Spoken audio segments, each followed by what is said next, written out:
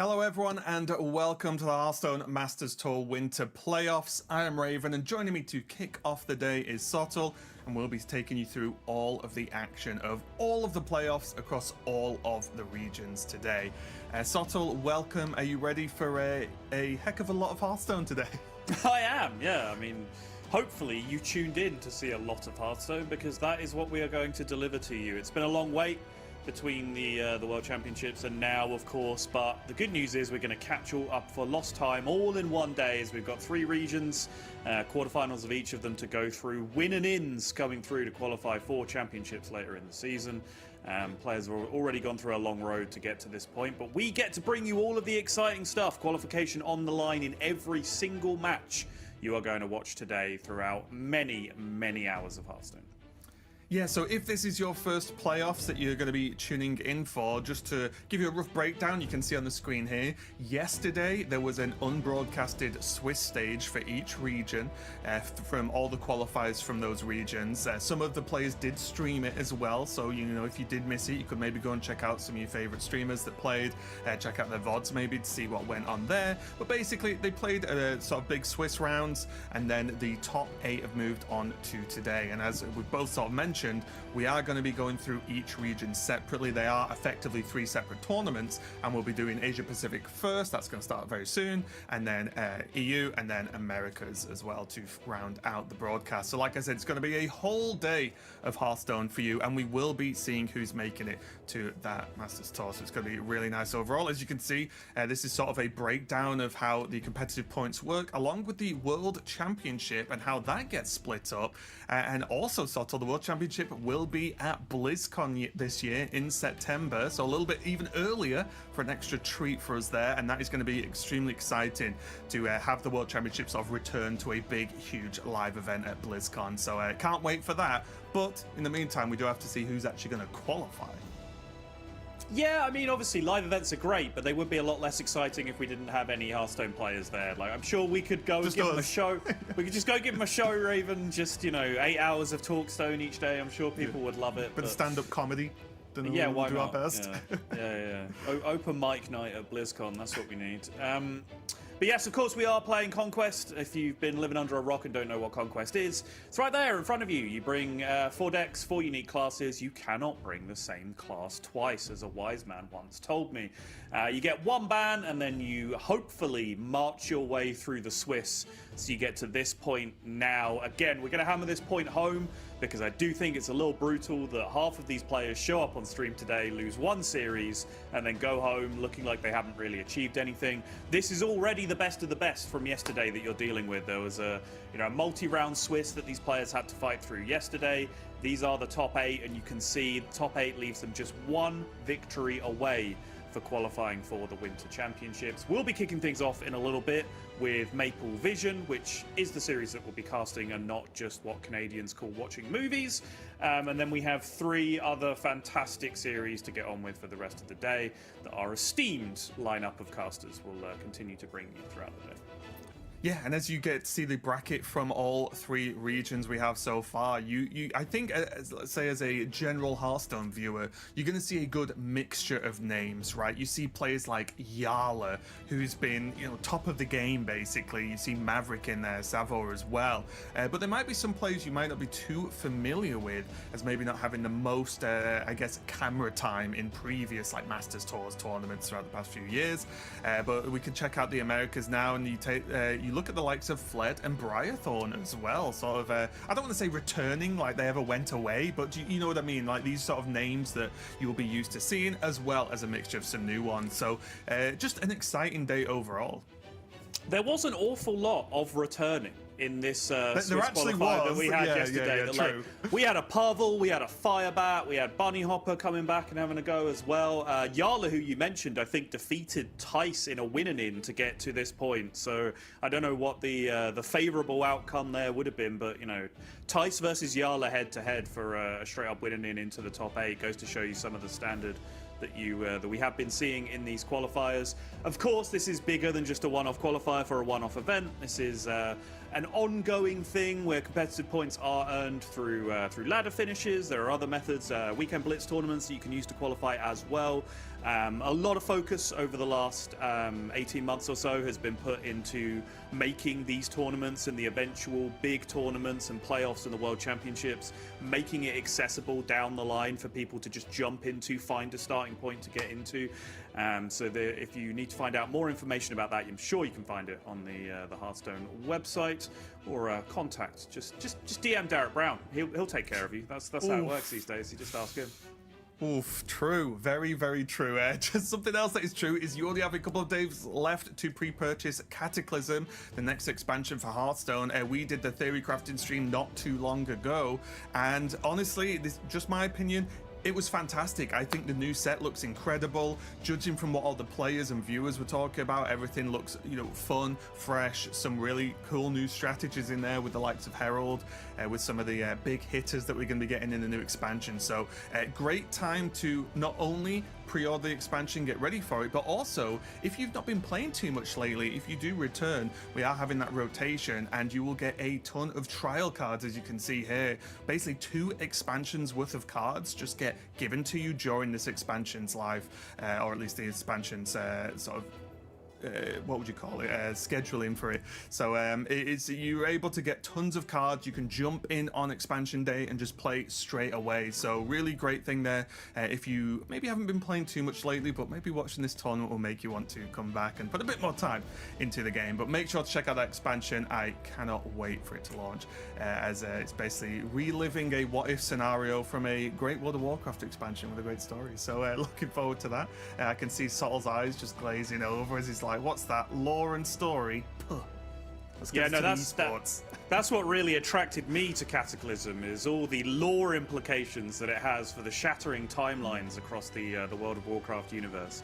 I had a great time with theory crafting as well. I echo all of that, but largely just because the cards look sick, the game looks different. Those are things that you're generally interested in when rotation comes around. So, job done from my perspective. But I think you're absolutely right with where you ended it, Raven.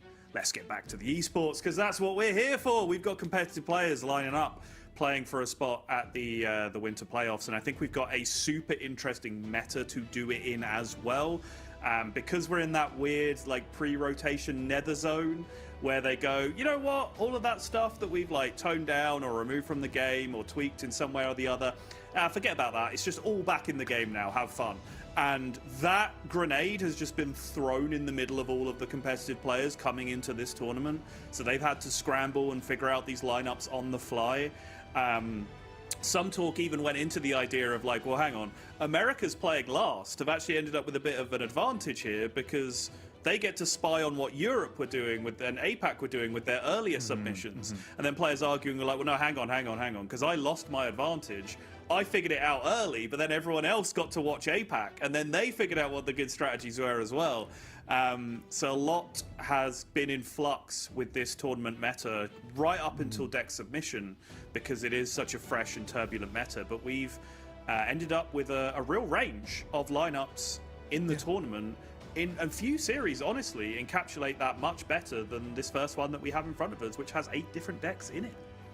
Yeah, I do think it's no doubt maybe more stressful for at least some of the players who prefer to play much more settled metas and put a ton of practice, countless hours into certain decks. But I will say, as a commentator and spectator, this is fun, because there's just gone, hey, by the way, here's a meta, you've got a few days to figure it out, and then play in a hugely important tournament. Go. And just to talk about the point about the submission sort of time splits between the regions, there is also an element there where seeing other regions sort of play or submit first might actually be a hindrance in some way, because you might second guess yourself or change your thought, because it's something I know I would do. I'd be like, oh, wait a minute, I wanted to bring this, but now this is looking good, should I change? But if you change, you've not prepared properly, you've not practiced properly, and also you might change and it end up being bad, right? So it really puts the players in this awkward situation. So it's going to be exciting now to see the players that came out of the Swiss on top with these lineups, see how they go for the rest and who can really make it all the way. But you are right, players. Oh, sorry, I was deafened for a second. Same, Very different yeah. lineups for the players, but we were talking about this before we started, of course. But it does feel like one player is the slightly more aggressive player, or has to be more aggressive, and then we have one bringing a bit of a slower and more controlling lineup. Yeah, and I do think that segues quite nicely just into talking about the bans.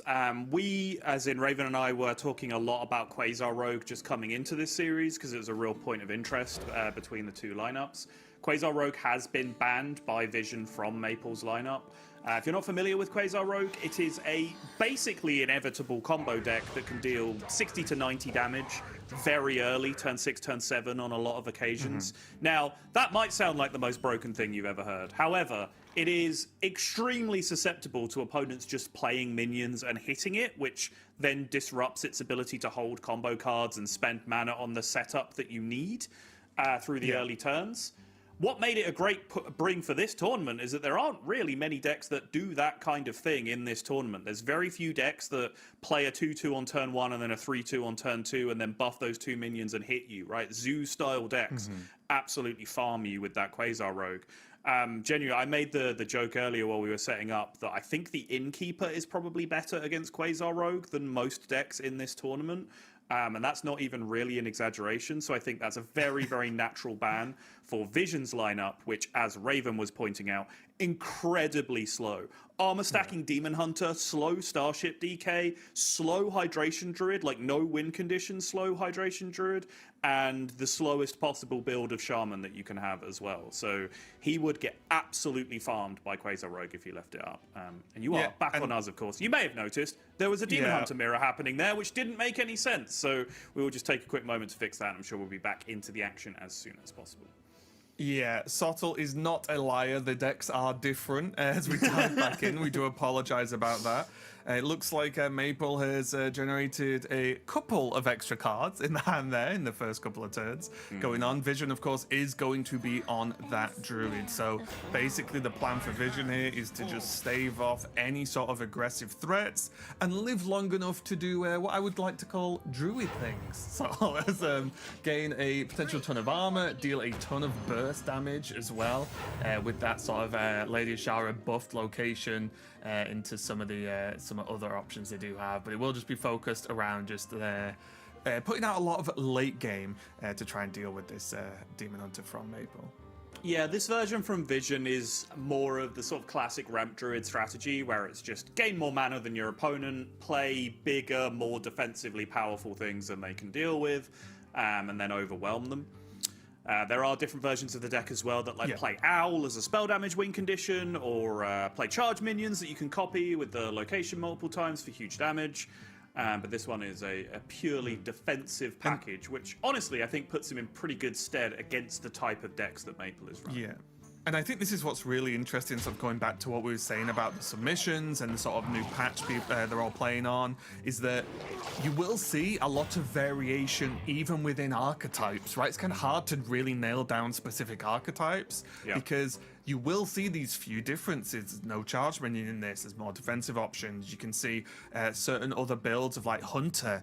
You say Discover Hunter, then you have to say, well, which one? Right? So there's a lot of these sort of tweaks and slight differences in the deck lists themselves, even within those archetypes. So pretty interesting overall. Vision so far off getting the cube though, and getting some levels of defense down. Does have the Time Reaver in hand as well, which is an extremely powerful tool in just basically just putting a stall on any minion-based aggressive board, or potentially helping clear a board as well.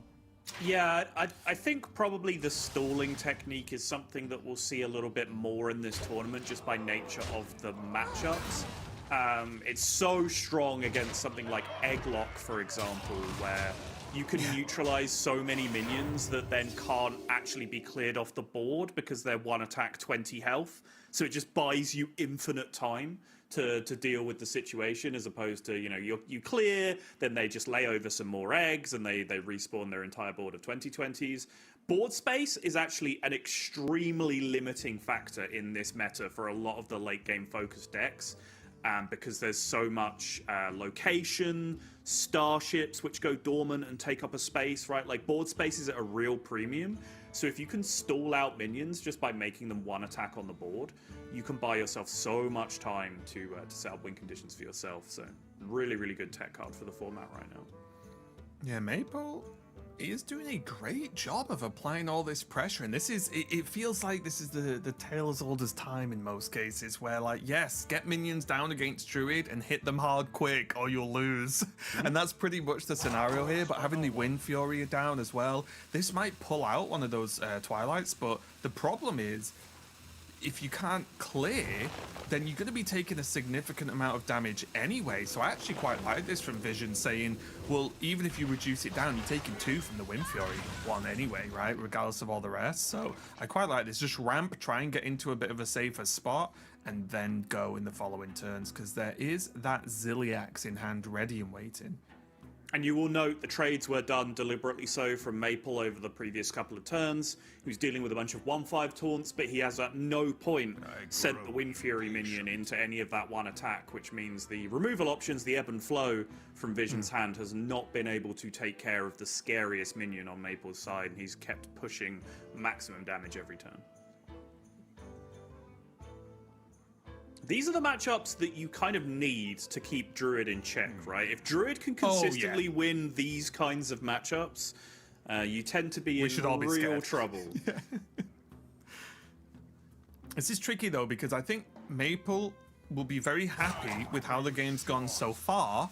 However, he will know that the Druid's getting to a point where they can start doing annoying things, right? Yes. Start gaining armor, healing, putting up even more taunts. So the trick is, how do you maximize not only the board, but how does he envision actually ending the game if those things happen? Because if they don't happen, he just wins, right? It's no problem. But if they do happen, what is the route to victory? Because this is probably the single card he didn't want to see, right?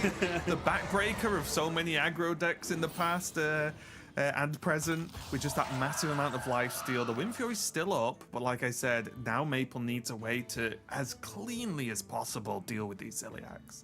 Probably somewhere in the future. They are traversing the timelines now, after all. True. So, yeah, at the point now, literally anything is possible, right? Because any tense in which we speak is justifiably correct, because time travel is involved now. Yep.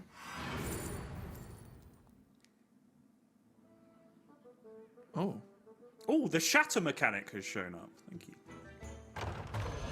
Yeah, this is going to be quite powerful, though. The Kindred being huge. active, the perfect response to the Ziliax. The tiny reaction from Vision was so great there.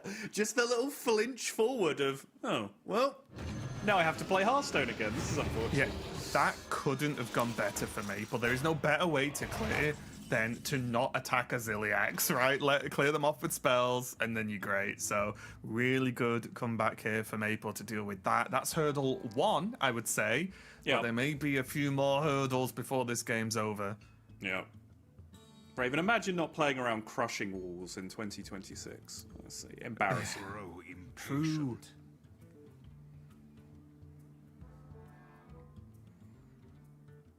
Vision already got massive healing off the copy Ziliax. Sometimes you will see the individual poison Ziliax, what used to be the Unkilliax, but is no longer as unkilly as it used to be. Just purely because it's an individually stronger minion to come back from Hydration Station if you go down that line. But obviously you can see generally Lifesteal copy Ziliax is so much stronger on the turn you play it in most situations these days. Not necessarily true with the amount of Giga Starships that you see around, but in general against the kind of matchups that Vision's going to be playing in this series, that Divine Shield Lifesteal Rush copy Ziliax is a great choice for his deck builder.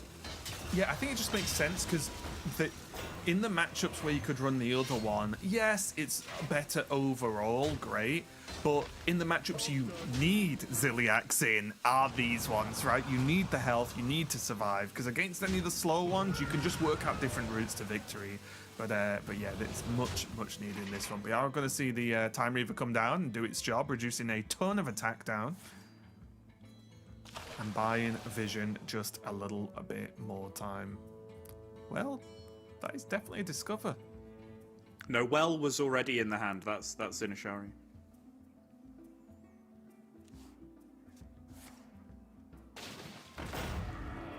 You can't no-sell me this early. No. I'm sat thinking, I just don't know if that's good enough. I expect so much from you. Me just saying well is crazy to do. It was a 6 out of 10. All right, that's fine. It's just because I know you can do better. That's why I was sat thinking, do I want to pay this off? Well, Raven's hit teacher settings now. Like, yeah, exactly. The only reason I'm so hard on you is I expect so much of you. Yep. I genuinely did hear that a lot while I was at school, to be fair. It's also, to translate, I am punishing you for being good. Yes. Yes.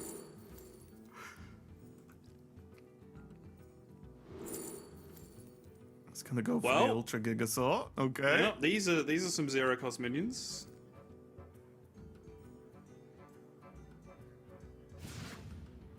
I was going to say, might actually be Rush. You've probably got enough big stuff here. You're just looking for something to have a little bit faster impact on the board, which, yeah, this all makes sense to me.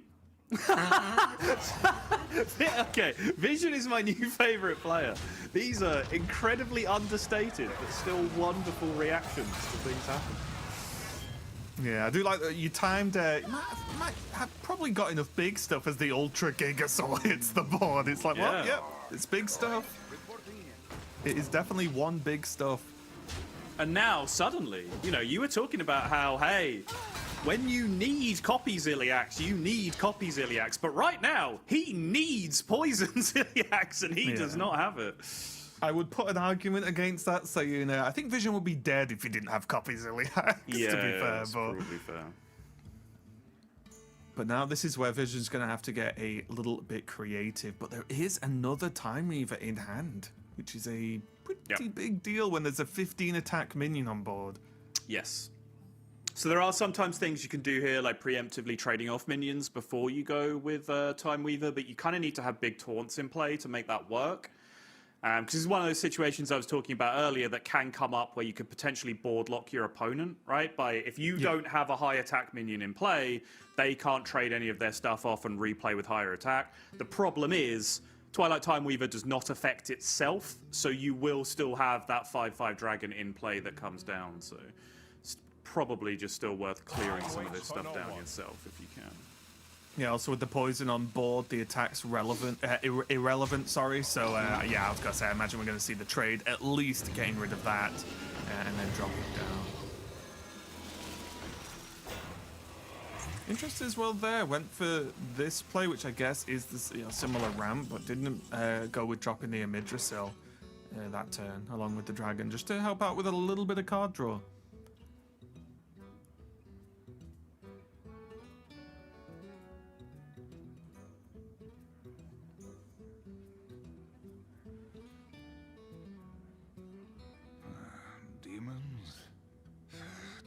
Has also been fascinating how location heavy the game is right now in this current meta too.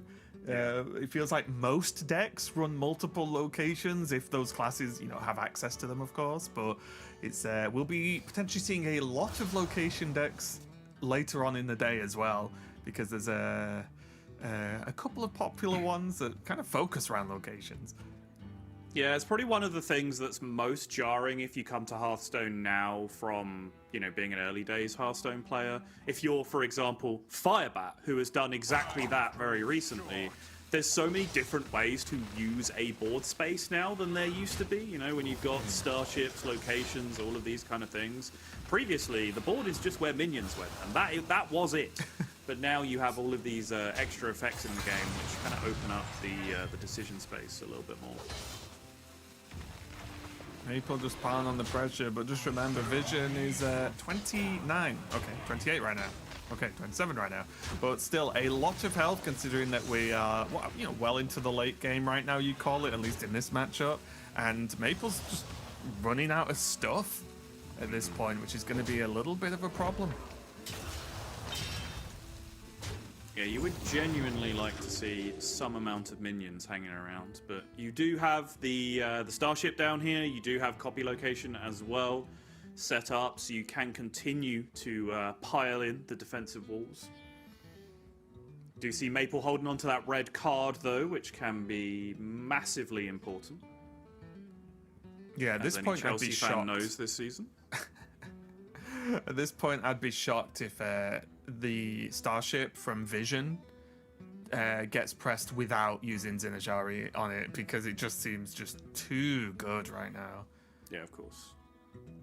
I mean, if you're good at the game, you just play the well and then click it and then win the game instantly off the spells. That's I've seen that happen to good players, you know?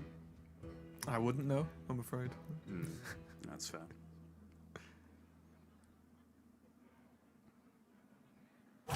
Vision taking his time now. Probably just looking at which location to play. Okay, he's gonna go for the ship.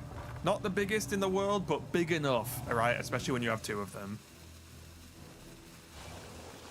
And because you have the copy relatively secure, because even if your opponent red cards one of them, you would hope that the second one gives you enough defense that the first one can then come back to provide a relevant amount of defense for you in the future as well.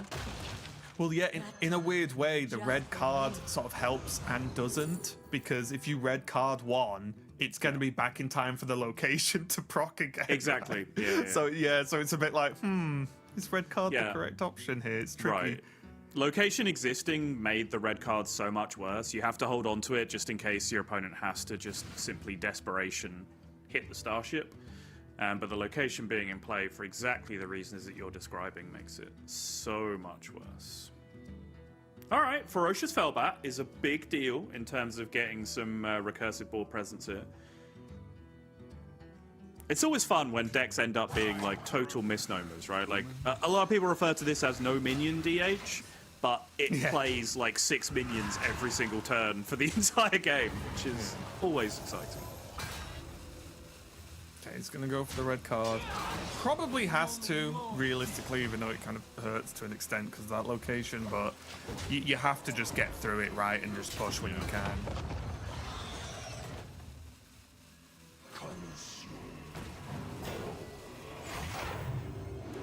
Has any soul fragments? No, it does not. Simply a 4/5 taunt. Oh, so many good defensive tools still left for Vision, though. There is a bob off the top. Plenty of mana to get the Amidrosil cooking as well. Gets a lovely one drop off it.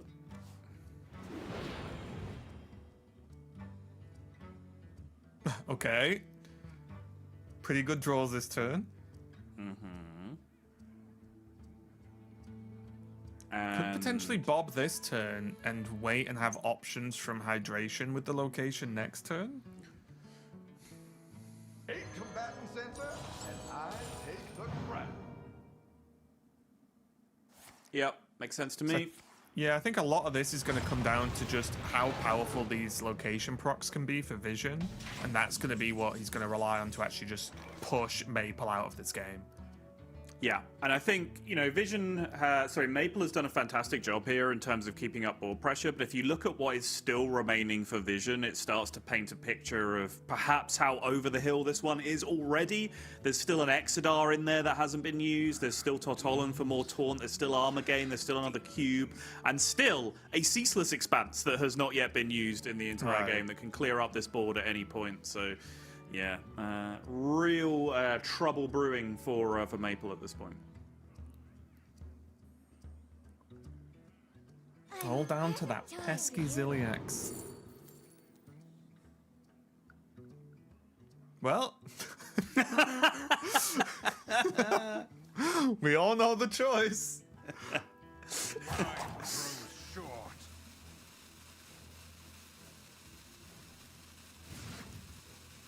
Fair enough. That's right.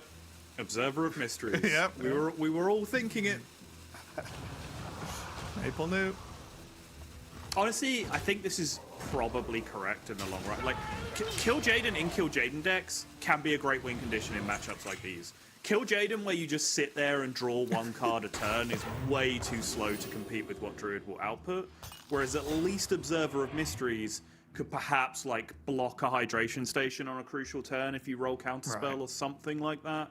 It's not going to work out, but I do respect the pick for Maple because I just don't think Kil'jaeden had enough time to get rolling.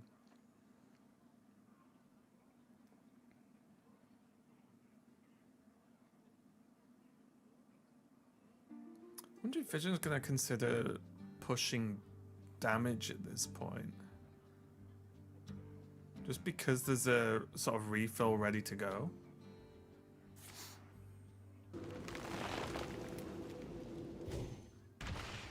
It's like popping the Fellbat here. Go Bob Hero Power into the Taunt, send the Slither Spear into the remaining 6/2. And then you can just drop the Ceaseless, full clear, drop the station, full board swing, copy something from the hydration station. Yeah.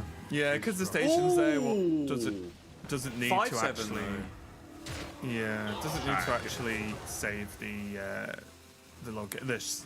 ship, because it'll just get pulled back anyway. Yeah. Yeah, now Vision's just saying, look, if you can clear this, fair enough, but you probably can't. Yeah, the Dreadlord coming out from the Fellbat there was probably the best outcome for Maple, but still no big deal at all for the Power of Vision's turn overall.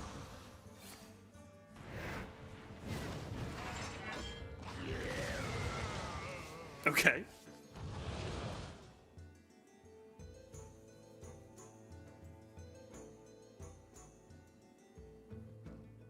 Yeah, it's the problem of Vision's just got to the point now where not only is he defensive enough, obviously with 27 armor and full health, but also now he's aggressive at the same time. And this is what you talked about earlier with like the sort of standard approach to this ramp-ish druid, right? Or, hydration druid, whatever you want to call it. Like, you don't do anything overly flashy. You just say, I won't die. And then I'll get to a point where I'll just overpower because the sheer quality on a card-by-card basis late game is just way better than most opponents. Yes. I think the issue that you could potentially run into in a tournament lineup like this with Vision is if you do run into other druids who are running Owl or running Charge, those games resolve down to fatigue, but your opponent has, 80, 90 burst out of nowhere that you don't have access to, and eventually that's going to break the fatigue situation open against you. But in terms of playing against faster decks than you, yeah, certainly it would seem that having this slimmed down version seems to be the most effective.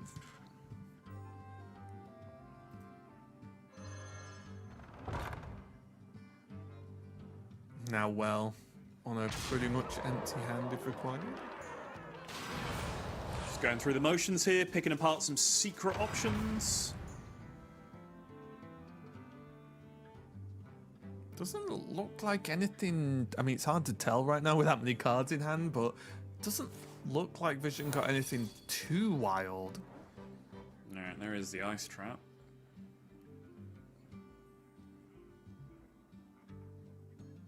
I mean, you've got to find something in here to spend your mana on, so anything that deals damage to face is probably reasonable. You don't really have board space to play with to do anything else. I mean, even replaying tracking's probably fine, isn't it? Who cares, right? It's 2 mana, still got plenty left over. Yeah. Take care of the 5/1. You've got shield block if you need it, just for extra security. What is your wisdom? Sure, yeah. Master for battle just to get a weapon. That's a 3 mana deal 4 there. Yeah. Not bad. Hey, Light's Justice with Druid Hero Power is broken, right? I don't know if I'd say broken in the year of 2026, but I accept your point.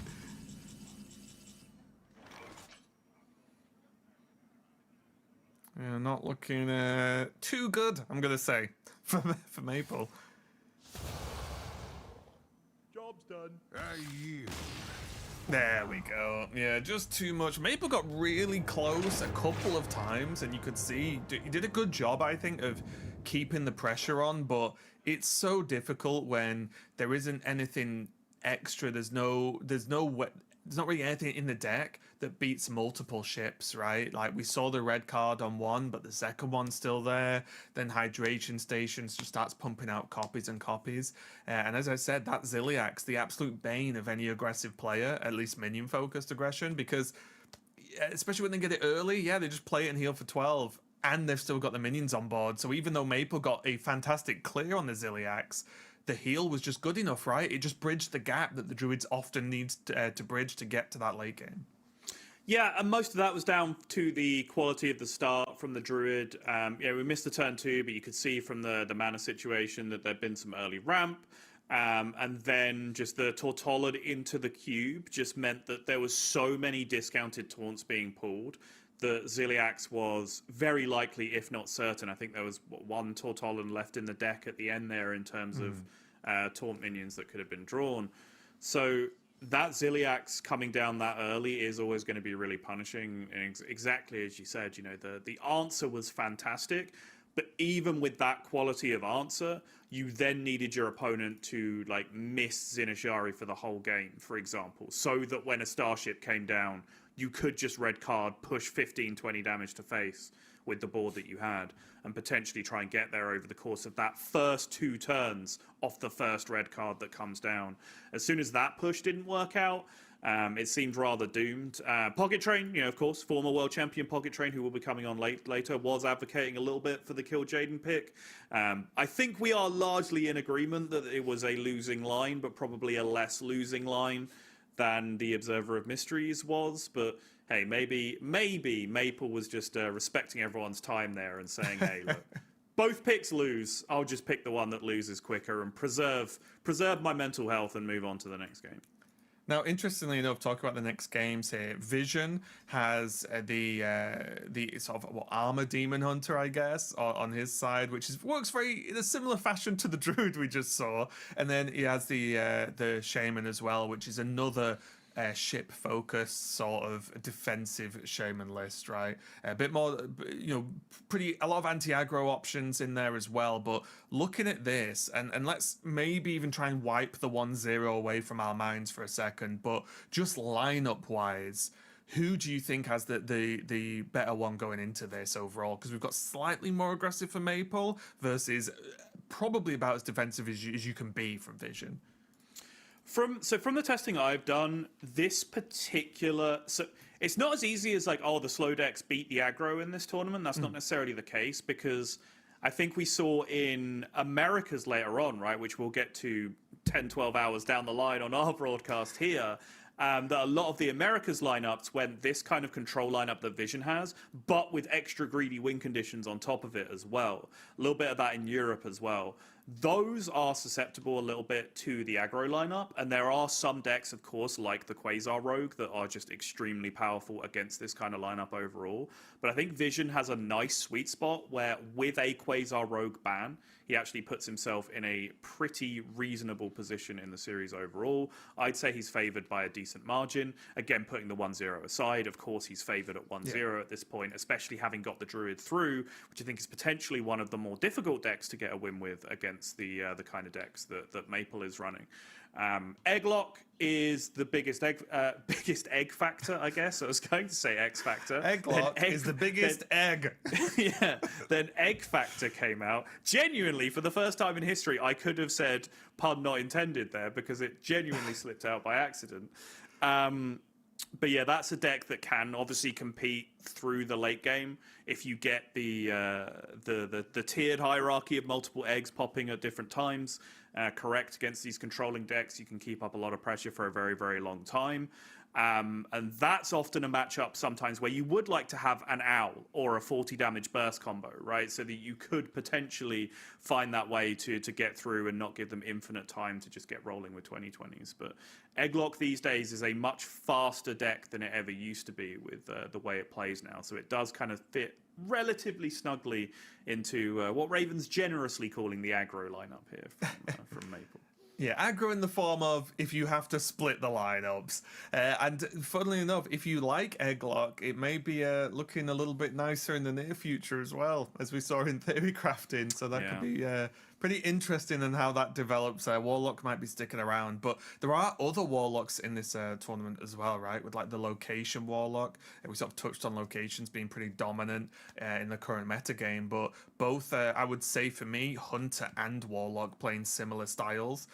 in terms of that sort of heavy location with the Zerg locations in there to really boost out those giants early. So we'll potentially see that a little bit later. I think we are just waiting to see what deck Maple's going to lock in. It does look like we're going to get the Shaman from Vision here. So we've not, obviously, first match of the day, we'll be seeing, feels like we're going to see a good mix of things throughout the course of the whole day across the 3 tournaments, so that's going to be great. But Shaman is a deck that I think, at least from what I've seen, that has a lot of representation on ladder, but not as much in this tournament, I don't think, from at least from what I've seen. Even looking at the Swiss, it wasn't really the go-to for at least a decent chunk of these players. Why do you think that is? Because it looks like it should be good, and we all know how good it was sort of way back when we had the Starships first come out.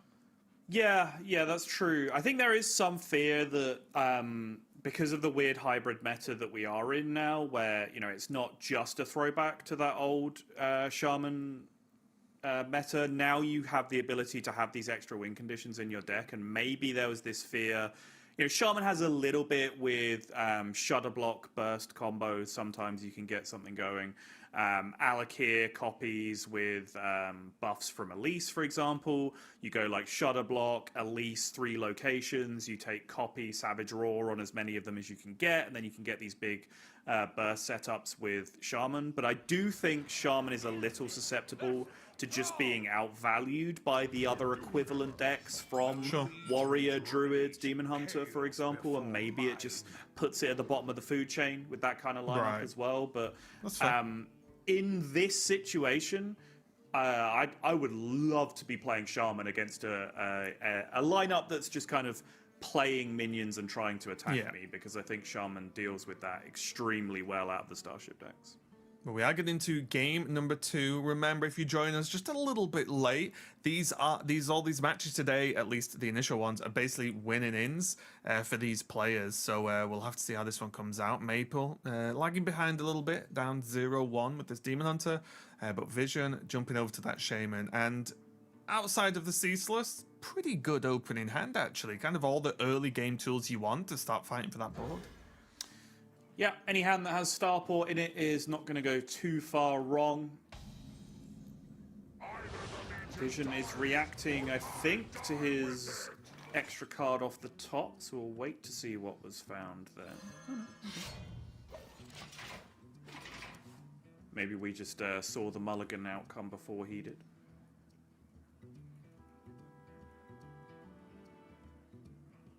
Well, here's the interesting bit. Is this just going to be a tempo shard? Is that going to be held?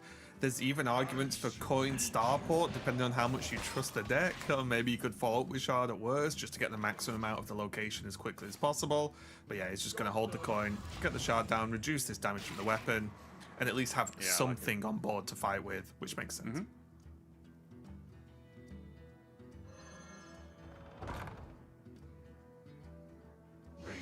This is where things can start to get tricky, though, like already for Maple. Because if I was Maple, I'd be like, wow, this has started off as badly as it could.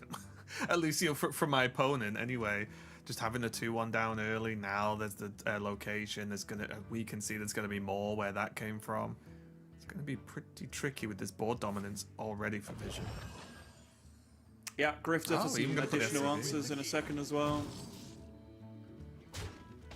And the discount already on the Starship launch, meaning that Maple could be up against a big Starship very, very early on here.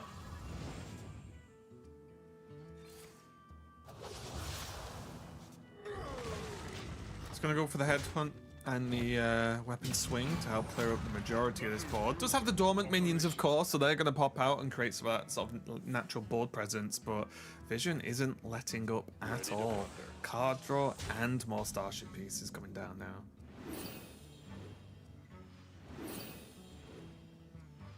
Oh, and there's Missile Pod in hand as well. Really nice one to have against these sort of minion-focused decks. Just doing that extra bit of damage on play.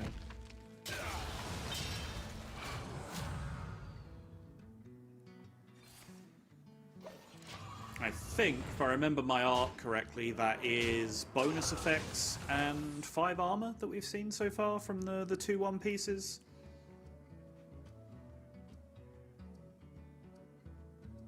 I thought there was only one piece.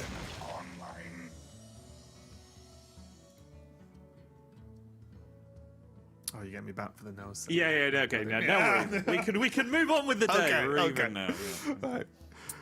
That's all things should be. Okay. Liftoff again, coming down. Plan on even more pressure, keeping that card draw. Shaking the head from Vision, though, not hitting exactly what he wants to hit from these card draws. Yes, Vision, as for myself, big shake of the head as soon as he saw Raven. So this is how it's going to be, is it? I just hope I've two. got that right. I'm pretty sure that's Raven, but it's been a long time since I've had to know the Shaman Starship pieces. Demons.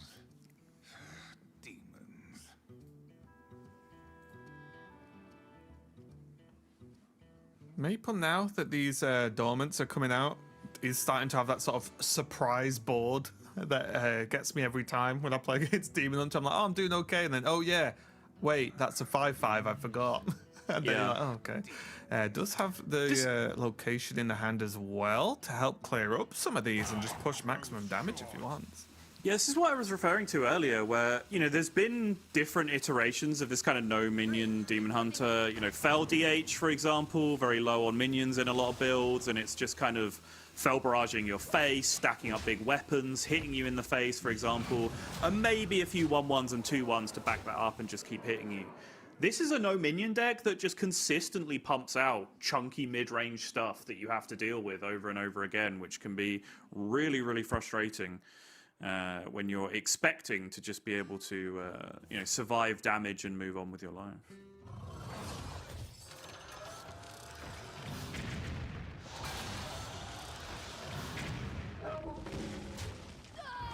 Now getting the 2 missile pods down, going to help clear up a lot of that. And now very quickly, even a medium starship is looking dangerous because we can see Reyna in hand as well, right? So that can really push out some games if you go starship into Reyna and then just pile on the pressure from there. Yeah, especially because you now have the AoE plus bonus effects combo stacked up in your starship, so you have a very good chance of hitting the poison AoE clear. So even if Maple does stack up a board, you can just launch starship, and very good chance you just wipe. And of course you get to do that all again by relaunching with Jim and so on and so forth. Like, Maple's going to need to stack up a lot of damage very, very quickly. I don't think board is necessarily going to be the way here. Just wants to try and potentially smash a lot of damage to face and maybe leverage that red card to push through a starship if the board doesn't get cleared, but that is a big if at this point. Yeah, it almost even feels just like a equip weapon, swing weapon face kind of scenario, doesn't it? Just do absolute maximum. It's going to go a little bit slower.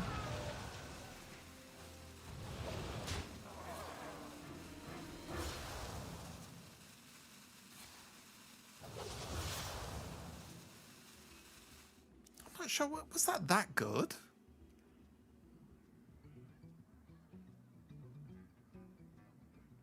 I don't know if getting the weapon equipped and just getting both swings out of it ever felt a little bit better. Maybe you just want the crewmates in hand to just do some stuff next turn, sure, but I'm just staring at all these starship pieces and the fact it costs 1 to launch. I'm feeling very fearful if I'm Maple right now.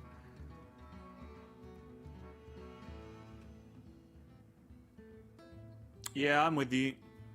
I think Maple will probably feel like he can leverage the red card a little bit, but making sure that he can rebuild a board after one gets cleared, perhaps just thinking that straight up damage does not necessarily get there at this point. I'm even wondering what a sort of tempo hex looks like for Vision here. You just hex the 5/5.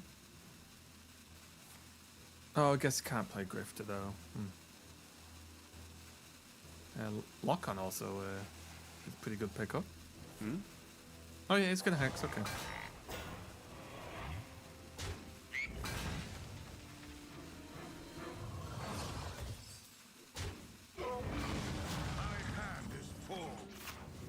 Ship down to 0.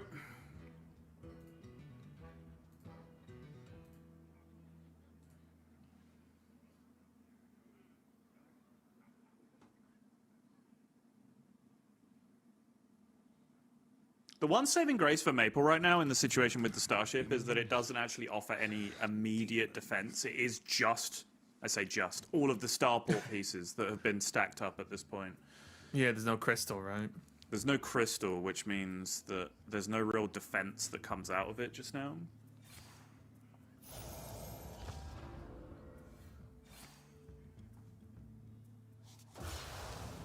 Science reporting in. There we go. Yeah. Going to go for the big 4/4 board, and he's just going to say, I hope this board sticks. Second time in a row, by the way, that I believe he's played the crewmate card, which summons a demon between the two crewmates. He's played it with exactly 8 cards in hand, and even though the demon comes between the two crewmates, it is the last thing that happens on the card. So he's actually just saying, I have no interest in that demon, thank you very much. Please just leave it alone. I only want the two crewmates. Do not fill my hand up with random demons. Yeah. Deliberate point that he's trying to do, but this is very well navigated in the end here from Vision.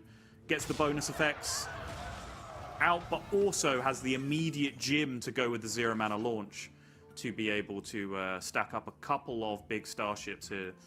Only one taunt, though, coming out. Yeah, only one Not an taunt, enormous amount of defense.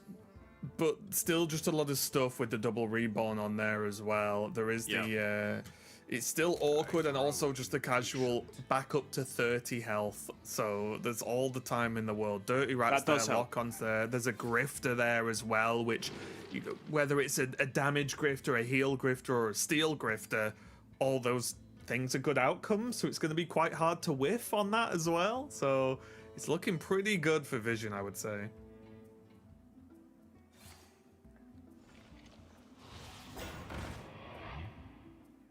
Okay, Maple just going with, I want maximum stuff. Time grows short.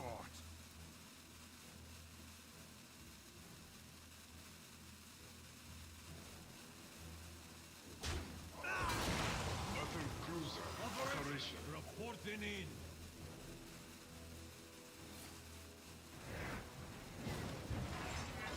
You're going to use press to clear off the reborn version of the ship. There is still the other one, and it does have Wind Fury, so there's not a 0 amount of damage coming out next turn from Vision, right? Like, I don't know.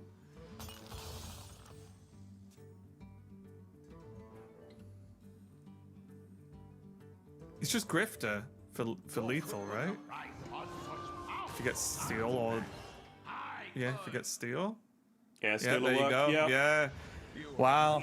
So it was only the 2 starships, but the Wind Fury plus the 9 attack was enough. And Vision gonna go up to a 2-0 lead. And I will say, it looking to be quite a comfortable lead as well. These games have felt very in control for the vast majority of them. As I mentioned, Maple is arguably on the more aggressive lineup, but it's not really a aggro lineup, right? There's never been, oh, it's turn 4 and Vision's on 5 health or something, right? We're not on about stuff like that. But and I think that is the difference, right? The aggro decks, at least from Maple, are more aggressive, sorry, and not maybe aggressive enough to overtake these when you look at the likes of this Shaman, this Druid, and we're going to quickly get to this Demon Hunter, which are all hyper defensive, but still have ways to end games when they need to. So looking pretty dangerous here for Maple Sottle. We might have our first top 4 player very, very soon. Yeah, I think to be kind to Maple here, it will always look this way, particularly in competitive environments where people aren't just going to give up. When the more aggressive decks, you got me doing it now, when the more aggressive decks in the series fall over, it always kind of looks like they got pounded. But there's always that little crux in the game where you're like, okay, if the control deck didn't have this particular answer at this point, then I just win, right? But once you get over that hill as the control deck, it suddenly looks like you're just completely overwhelming the opponent. And there were a couple of crucial moments. Firstly, the Druid start in the first game was so strong with the ramp into Tortola and into Cube, which then discounts Ziliax, and Ziliax carries the game from there. And certainly in that one, I think Maple tries his best there with the crewmate setup. the Dormant on the 1/3 to limit the AoE that comes out from the ships as well.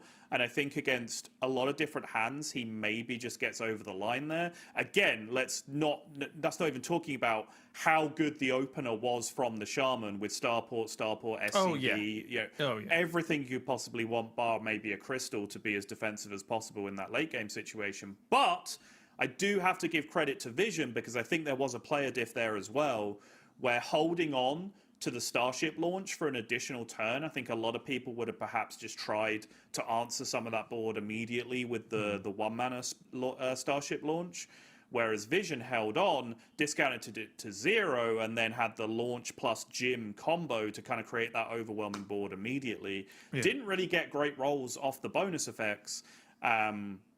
Kind of would have preferred maybe Lifesteal Rush. Poison AoE obviously was fantastic.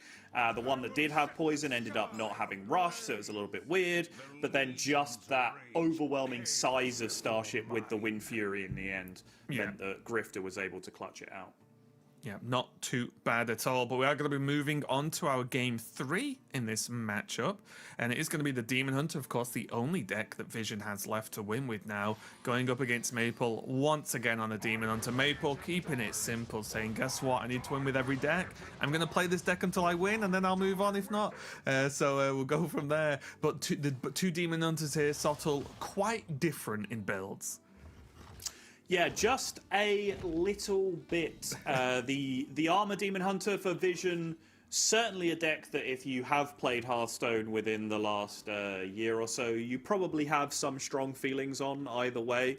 You can't necessarily love every deck that gets brought back in this kind of post-rotation melee, but certainly the deck does have a lot of fans as well, because some people just enjoy putting up impenetrable walls for the opponents to have to dig through. Yeah, I have strong feelings about this deck, but I won't go into them on this stream. It can feel like bash your head against a brick wall, almost literally, going against this deck. So Maple is going to have to need very clear and strong and decisive turns, and it is going to be one of those turns, I think, that we've seen Maple attempt in previous games, where it's going to be, okay, I'm going to push early damage, and then a red card is going to carry me to the win, right? Like, it's going to have to be one of them, because if you delay or your push gets just slowed down a little bit, this can spiral out of control. The Vision could get over 100 armor easy, right?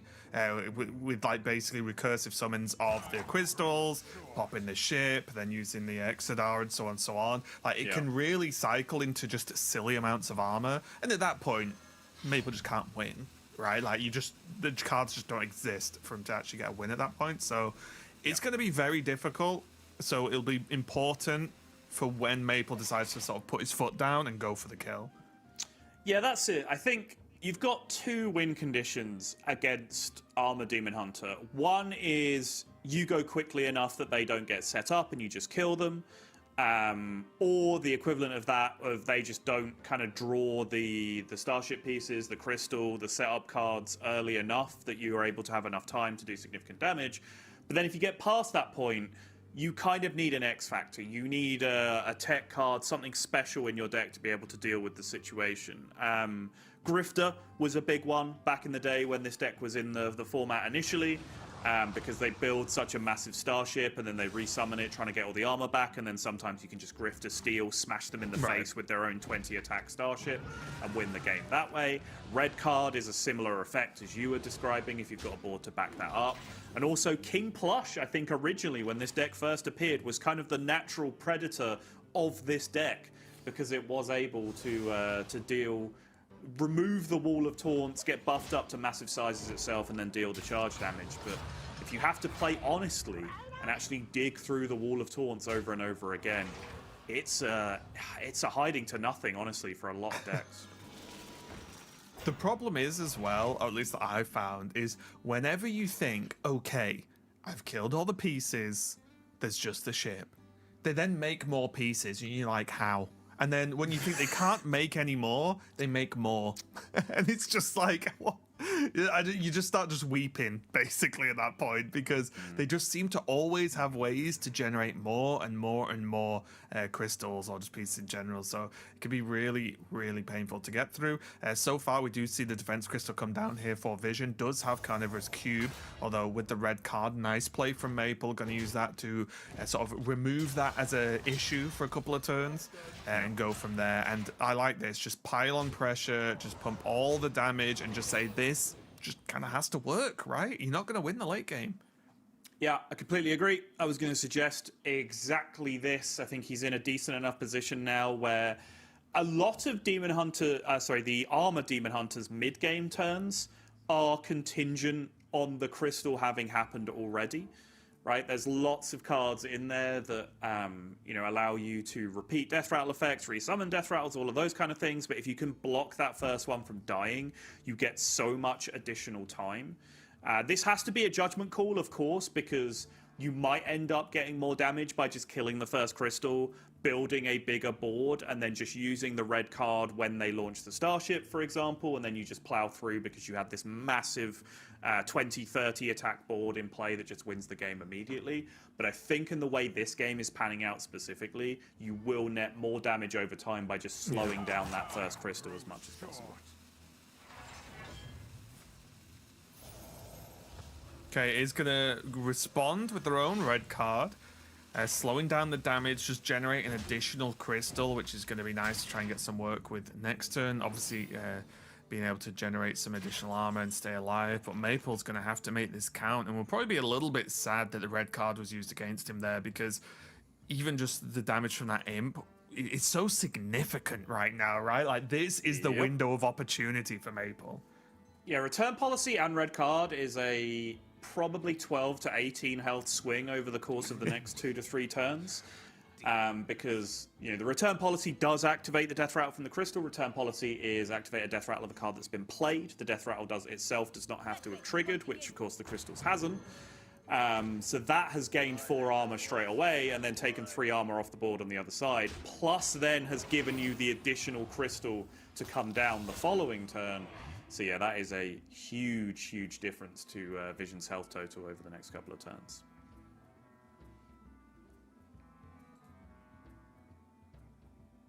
It looks like he's going to go for the cube as well.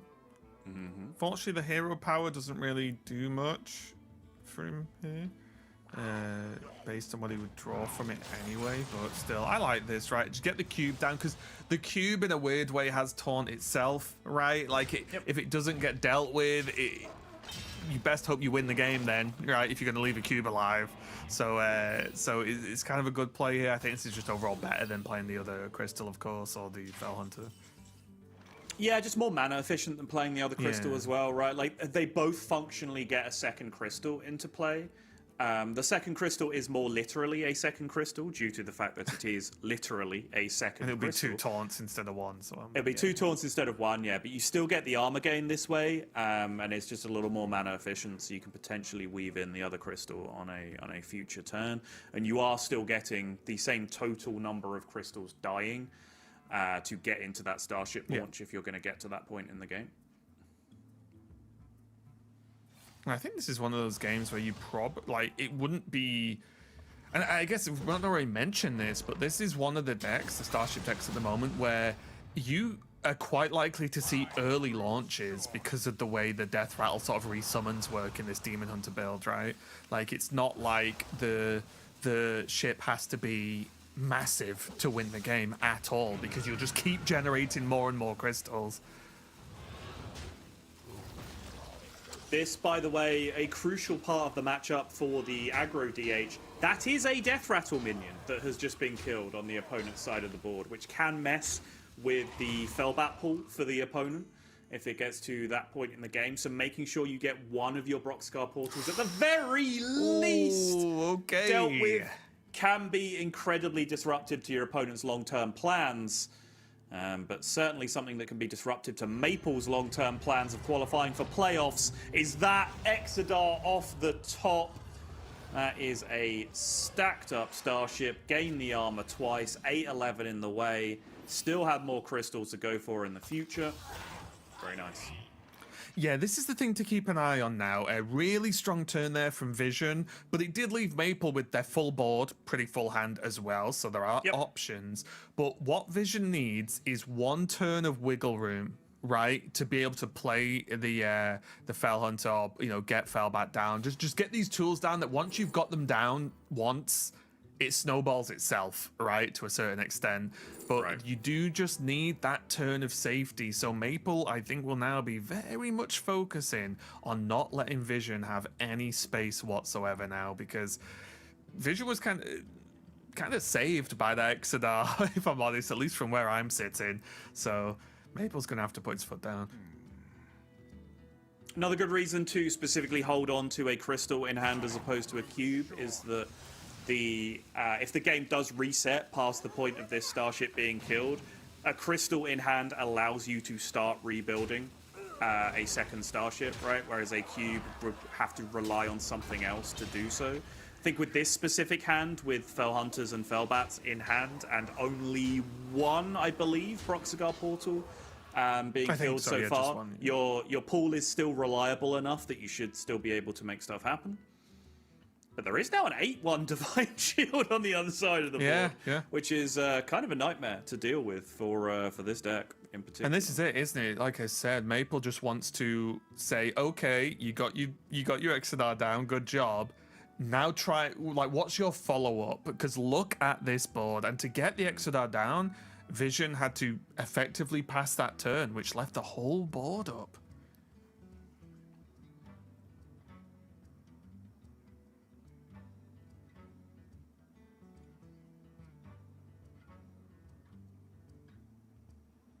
At this point, does Vision just bite the bullet and say, I'm going to get hit really hard next turn?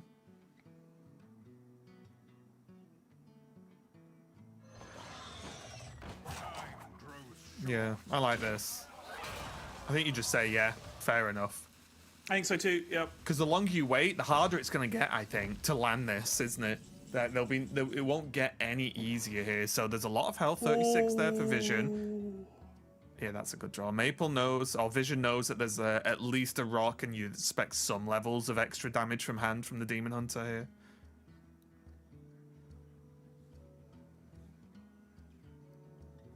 I grow impatient. Oh, that red card is such a massive draw. Yeah, that is basically shut down the turn from Vision previously, right?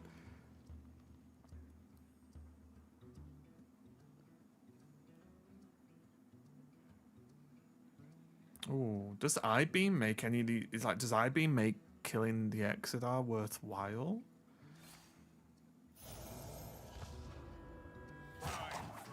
Oh, gonna do it this. Okay, this is kind of nice. Yeah, I actually forgot about the portal. Yeah, this works really nice.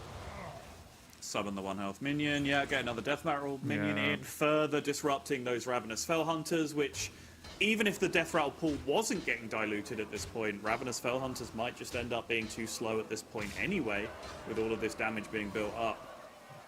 And Vision, who was looking like it might be a quick and smooth 3-0 just a couple of turns ago, has not had the follow-up. And is that back-to-back warp drives after the ship has been launched? It is.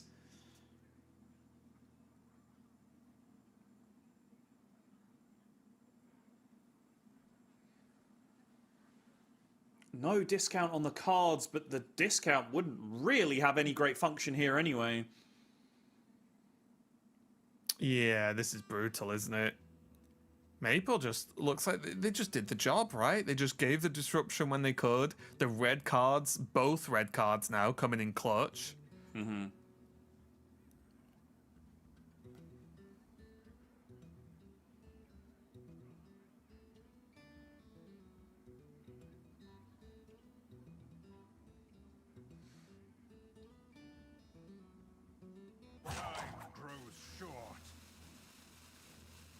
It was tricky as well. Vision went for the armor from the Exodar, which I think was correct at the time, of course, but it's that sort of, oh, well, if you went for the ship pieces instead, this could have been a bit easier to put some like taunt walls in the way, but then you would have been more susceptible to red card at the time, right?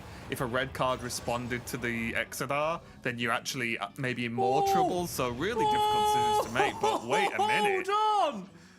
Where did that return policy come from? Rips the second warp drive into the return policy, and suddenly the two starships out of nowhere could have turned this final game on it. Well, have turned this game into a final game yet again. Yeah, I'll be honest, I wasn't even thinking about that at the time. I was more looking at like Vision setup.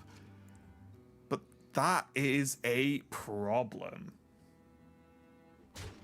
It's beyond a problem. I think this is potentially an absolute disaster because now we're in the rhythm where the Fellbat is going to wake up on the following turn as well. So you do not have long to be able to push through these taunts. And the problem is as well with the armor that you're going to gain. There's also just a Crystal and Fell Hunter in hand as a follow-up turn, right? So there potentially is now that wiggle room to have the slower setup turns because of what's happened with these ships now. Maple might not have an option, but he's got to be careful here with all of these rush tokens trading in. Yeah, that's too many. The Ceaseless is playable. And that is probably game over from this point. I'm not sure that even needs the qualifier.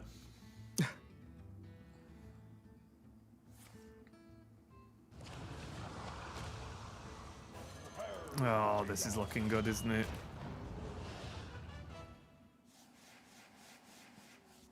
What's the maximum they can do here? Yeah, okay, yeah. Gonna finish with the crystal? And I will bring destruction. Two more starships back from the Ceaseless Fellbat. Arcanite Defense Crystal down to complete the wall. Fellbat's not even... Fell Hunters. It's the second time I've mixed those two cards up. Not needing to come down. All of the disruption for Maple for nothing. And that second decision to go digging yet again with the warp drive and pick up that return policy has paid out massively for Vision. It looks like he is going to be going through this one 3-0. But we've been burned before, Raven. I grow. Yeah, and like now Cliffside's just not going to do anything. And there's just no way out now, right? If we're looking at the rest of the deck that's left over, there's just nothing there, or at least nothing remotely in hand that's going to get him there, right? It's just too much.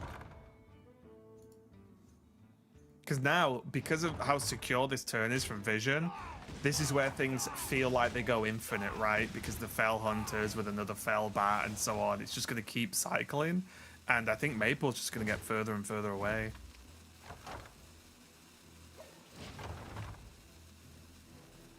Vision now looking pretty happy with this outcome. I think if your opponent starts trying to chip at you with 1/1s at this stage in the game, you're feeling good about life. We're looking at 18, 21, 22, 23. Is that it? 25, 26? Is that exact? Yeah. Yeah, I think so. That means Vision is going to be our first player through to that top 4, at least on stream anyway. So congratulations to them. Really good series overall. And like you said, maybe there were moments that looked closer than the score would have you believe. However, I do think Vision felt pretty solid overall and clearly pretty comfortable playing that lineup, you know, the sort of slower late game defensive decks, and it seemed to pay off. Even though that last game especially, I thought Maple was about to begin the comeback, honestly, because that got so close. Yeah, I think he had a genuine one-outer at the end. He assessed his options for the whole turn, and he went fishing, and he hit it. Really, like it's one of the tighter 3-0s that you will see. I do genuinely think there were moments there where, you know, Maple was pushing the boulder up the hill and was mere feet away from the summit before it all came crashing down and flattening him towards the end. Vision, I think overall, played well. Couple of questionable turns, as there always will be with decks that have that many slow intersecting late game options as well in the Druid games in particular, in the Druid game in particular. But I think a great way to kick off the tournament so far. Obviously, there are many hours of Hearthstone still to come, but we've at least dipped our toe into the warm pool of variation for this tournament so far. 8 different decks in the opener. We've got different decks coming up as we progress through APAC as well. And then as we get into Europe and Americas, as we mentioned before, those regions really iterated on what APAC were doing. They started to try and counter what APAC were doing later on, so we then get further variation going out throughout the day. So, I think if you are watching with us throughout the entire day, you're going to watch all, 14, 16, 18 hours of this, then, God bless you, well done, we'll be here with you. But if you do dip in and out throughout the day, I think you'll be getting a real nice variation, a real good smorgasbord of all the different things that are available in Hearthstone right now as we head into Cataclysm and Rotation coming up soon. Yeah, as Salt said, we've got plenty more coming up. We are going to go to a quick break while we set up the next match for you, so don't go anywhere, and we'll be right back.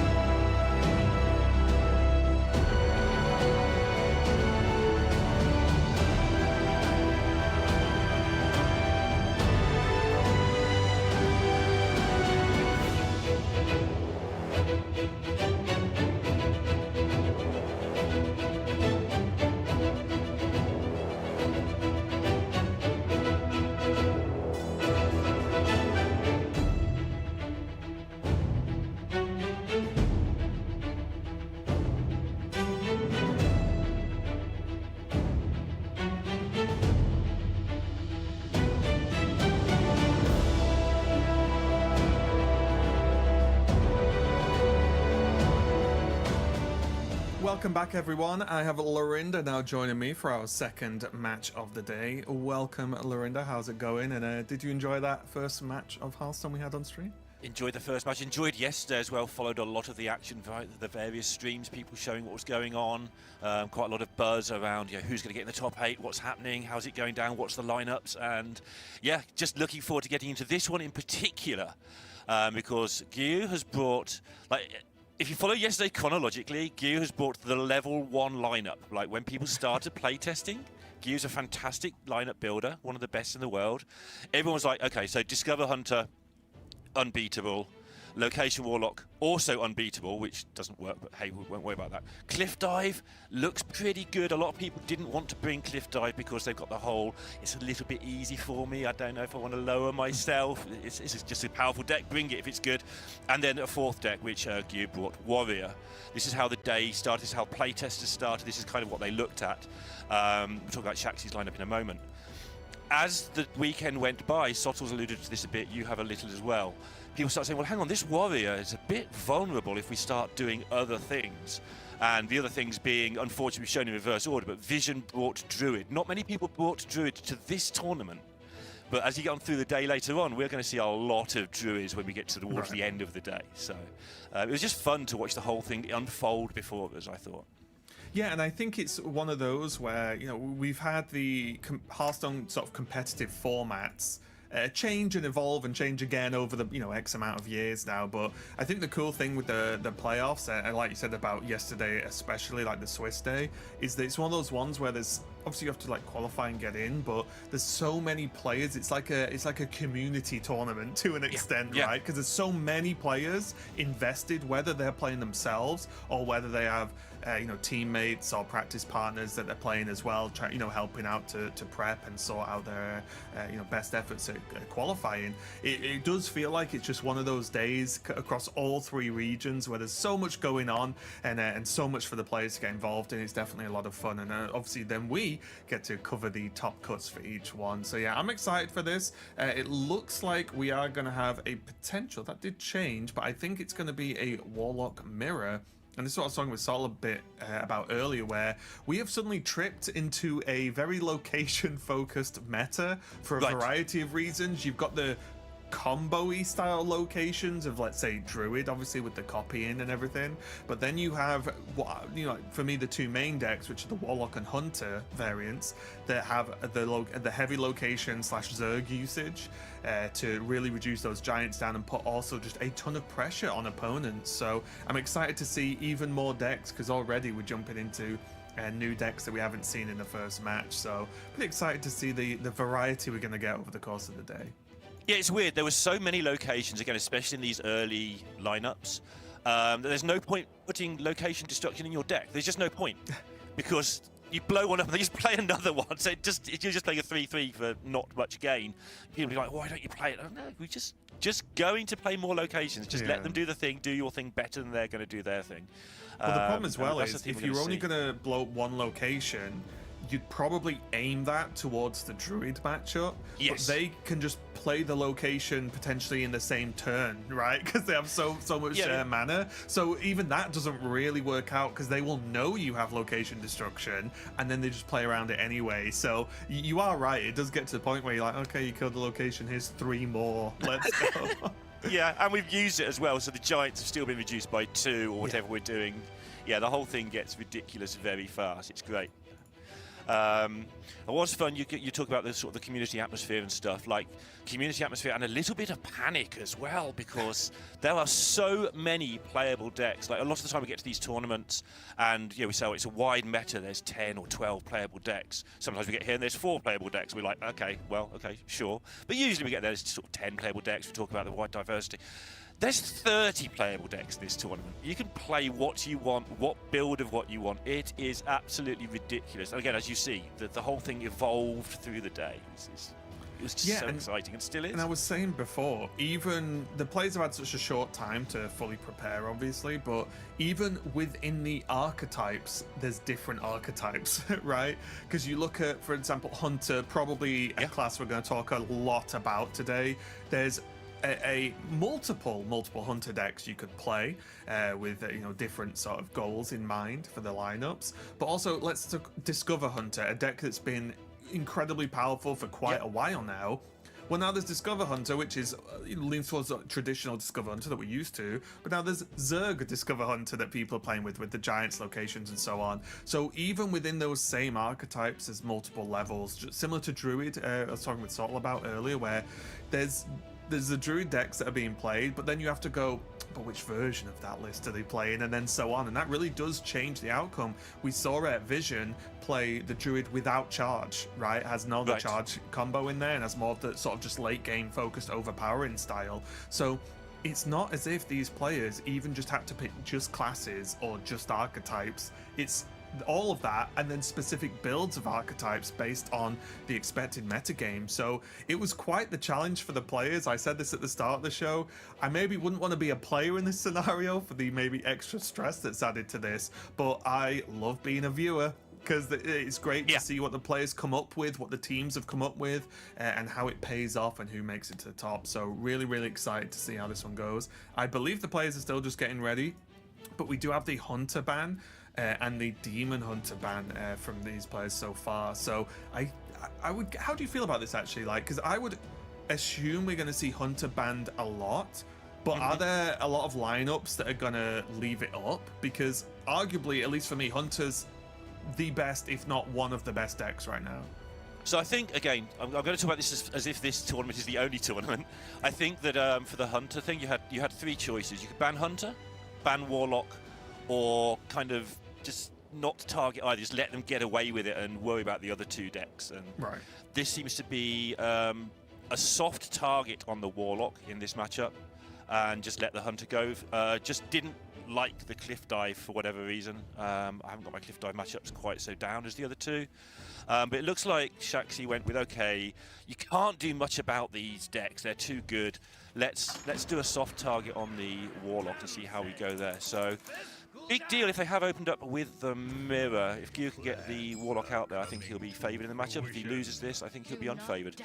Strong opinion, go 1-0 up or 1-0 down, favoured or unfavoured, but that's where I am on this one. Okay, well, looking at this, we are going to have the Warlock matchups here. Just checking the opening hands, but both decks, at least a quick glance, as again with a triple region tournament today, we've got a lot of deck lists to look at, but at a glance looking extremely similar at least. I think there's potentially is that like a Hellfire difference or something in here, but anyway, minimal differences so far. But overall, how focused are the players just going to be on landing those locations? Is that the sort of the base level win condition in this matchup? Whoever gets them down quickest to then proc the Giants? Yeah, get your 8-8 down and hit them with it, and then hope that's enough. There's ways around it, obviously. Get your caverns down, make more 8-8s, but yeah, 8-8 to the other person. You can see they're both keeping the Dryads in their opener to fetch the Giants. Gyu has the Nidus Worm, which is going to fetch, presumably, a good chance of another location, good chance of getting those consumed as well to maybe make 8-8s. There's very few, I think it's 7 Zerg cards in these decks. 2 consumes, 2 of each location. Kerrigan, I think that's right. I might have missed one. Oh, the other Nidus Worm, I guess. And yeah, just hit him.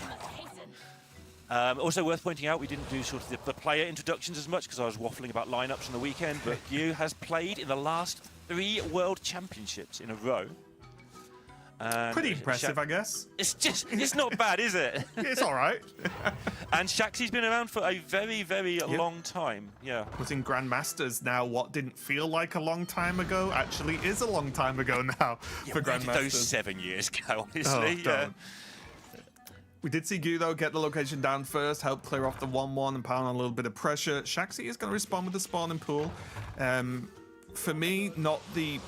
If you had to pick which location you get in this scenario, I think Gyu's slightly ahead here. Being able to potentially generate the additional 8-8 later on with the Ultralisk Cavern. But still, any location is better than nothing, because Shaxi will just be trying to keep up with Gyu now. Yeah. The Dryads fetch specifically either one of your 2 Giants or your Ceaseless. So Gyu having both of those down with the locations. Specifically the locations that are making 8-8 as well. Absolute nightmare for him.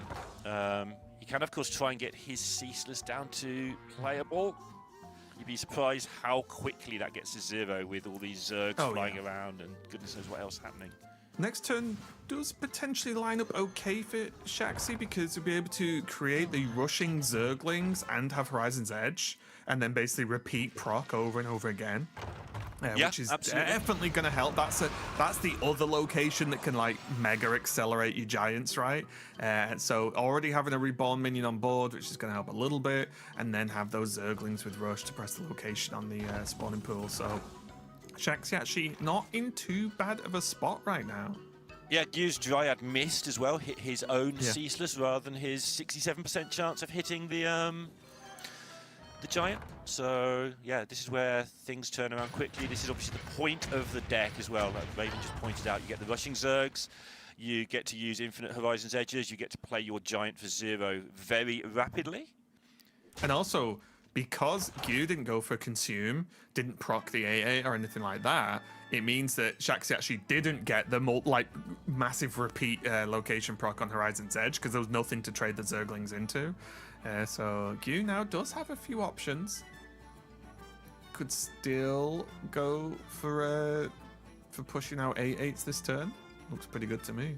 Yeah, he's also just got to think about it, right? Because Shaxi is down to 19. Horizon's Edge can do 15 in some situations as well. Like, suddenly there's a lot going on. It makes some 8/8s, make Shaxi worry is probably the best. Yeah, and he can do it all, right? With Hellfire, yeah, there's so much. Just land Horizon's Edge and still proc everything.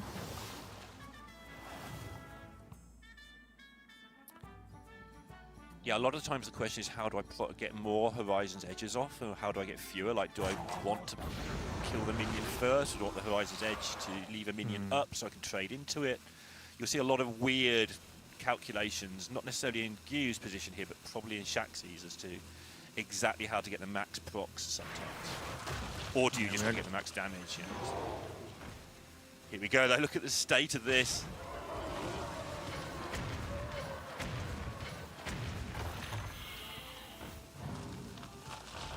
Plays the Zerlings to defend from the other Horizon's Edge, obviously.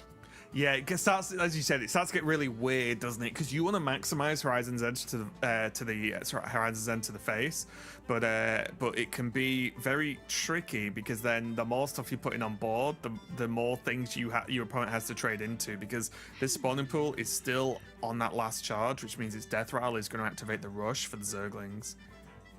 Yeah, I think Shaxi's just got to work out all of his mana here. I think you probably start with that table flip. Yes, I would guess so. But if there's you've got table mana left flip, over, there's even think... Corpsicle, right? Yeah. There's table flip, Corpsicle, and then you've got double Zerglings can go, right? That's yeah, and you've got to decide whether you want to. If you've got a mana left over, you can squeeze in a tap as well, which is what he's done. Yeah, so this will reduce the amount of Zerglings that can be played now, right? Yeah. I don't know if the... It's the same. It's so hard. You've got to work out when you want to Corpsicle as well. You know. Yeah. In advance. It definitely gets tricky because then you have to like, well, what are the odds on this hitting that? This doing this? It can get a little bit weird. Yeah. It looks like he's got. Okay, this is fine. Yeah, this is fine. Fine though. But yeah, this is fine. But he's gone through the Horizon's Edge. He's only got one giant, and Gu now has his own Zerg turn. He has his own 8/8 coming with Rush from the other location. He probably has a good chance at lethal here if he can order everything correctly.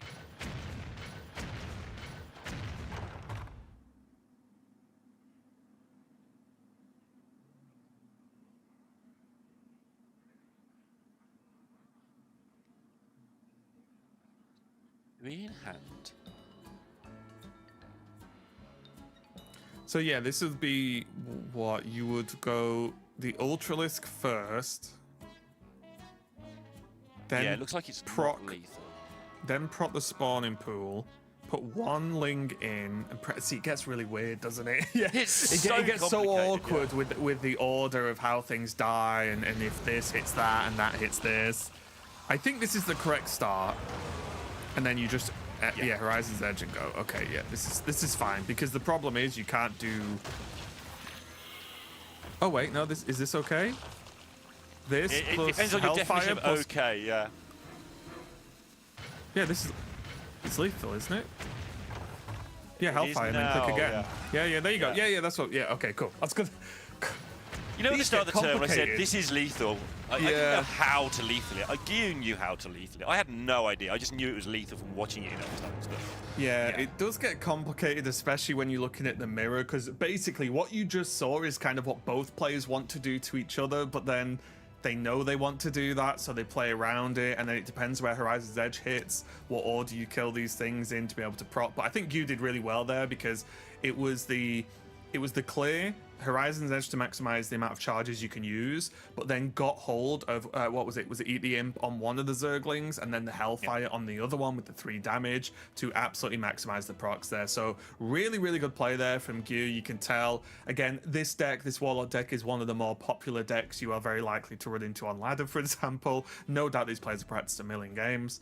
So yeah, those sort of interactions is something you figure out quite quickly that you need to know, because that's how you win games with this deck, right? You want to absolutely maximize damage because it looks really strong, and there is Kerrigan in there as well for some extra push. But outside of that, there's not much else the deck has, right? You make your giants, you push with your locations, you might have Kerrigan stuff. That's your lot to win every game with. So yeah, some really good control corpsicles there thrown from Gyu. in. But, Yeah, a couple of that's more for the corpsicles longer too. games, yeah. Yeah, so really good start there. Taking a win with the Warlock Mirror. Not too bad at all. And it looks like Gyu's going to jump over to the Hunter. Yeah, let's have a look at Gyu's Hunter. I And it's like, think, right, which Hunter? It's just the regular Discover, right? Yeah, because it runs Precise Shot. yeah, this is what I'm going to refer to as real Discover Hunter, because I'm a Not snob fake when it comes to Discover my Hunter. Hunter decks. Yeah, none of this Zerg nonsense. Just good old Hunter with Precise Shot, I think, is where most people settled eventually after removing sort of Incendious and Bob and all the other expensive clunky stuff that was in the deck. Precise Shot's a bit weird because it costs 2, but it pushes 5. Sometimes you just point it at their head. You don't need to do any clever discovering. You can reduce it sometimes. It's just the card of choice to add a bit more damage to the deck. This is an aggressive deck. It's not a combo deck. And then in response, though, if you were here watching Vision not too long ago, we are going to be seeing this Armor Demon Hunter from Shaxi. So this is going to be... It's probably the complete opposite scale of what we expect, right? So you're going to see maximum defense go up against what could be argued as one of the most aggressive decks in the game, right? Even though it looks slower with all the Discover, you are just blasting your opponent in your face, so in the face over and over again to try and just end the game with a lot of just direct spell damage, or spells 2 damage phase. Yeah, I think this might go in 2 phases. I think we'll see Gyu try to just win the game, which is what people try and do when they play Hearthstone. Quite early, remove some board, hit Shaxi very, very hard and very quickly.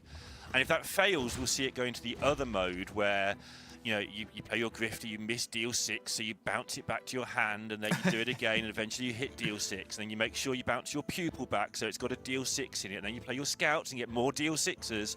And then you play your Niri, and you point as many deal 6s as you can at your opponent's face until hopefully they explode, or they don't, maybe, depending on how much armor they've got. So I think we'll see both versions of that happen here.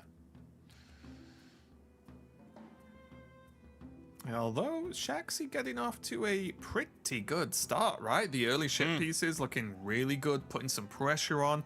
Gyu's going to now have to defend a little bit, because it's always a weird one, right? Where when you think of the starships, it's like big, massive ships, gaining tons of armor or having tons of value in them, which is true. But also, if you just play out those things on curve, you start to see a bit of a problem, right? Because you can just overtake the game early. Very similar to when you look at the Death Knight builds of Starship.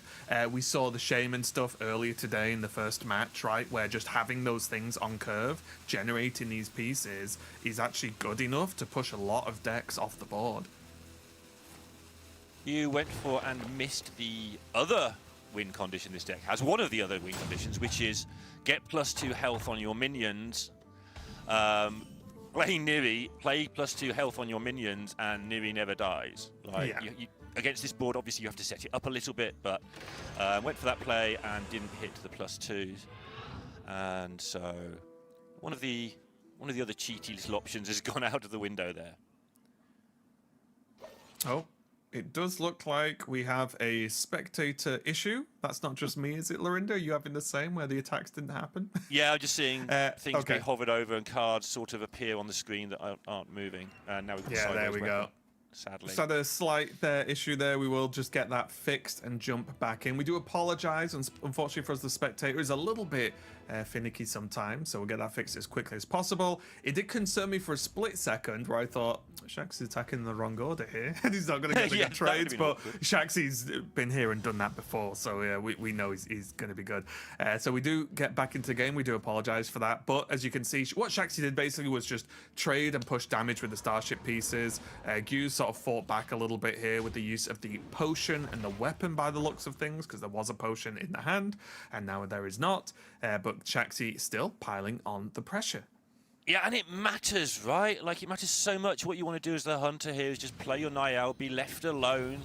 You know, Let me just do my stuff. It's like Yeah, in just- fighting games when your opponent it's just better than you and they just keep hitting you and you're like, no, let me do a combo. Let me Wanna just best stop play- hitting me for a minute. Yeah.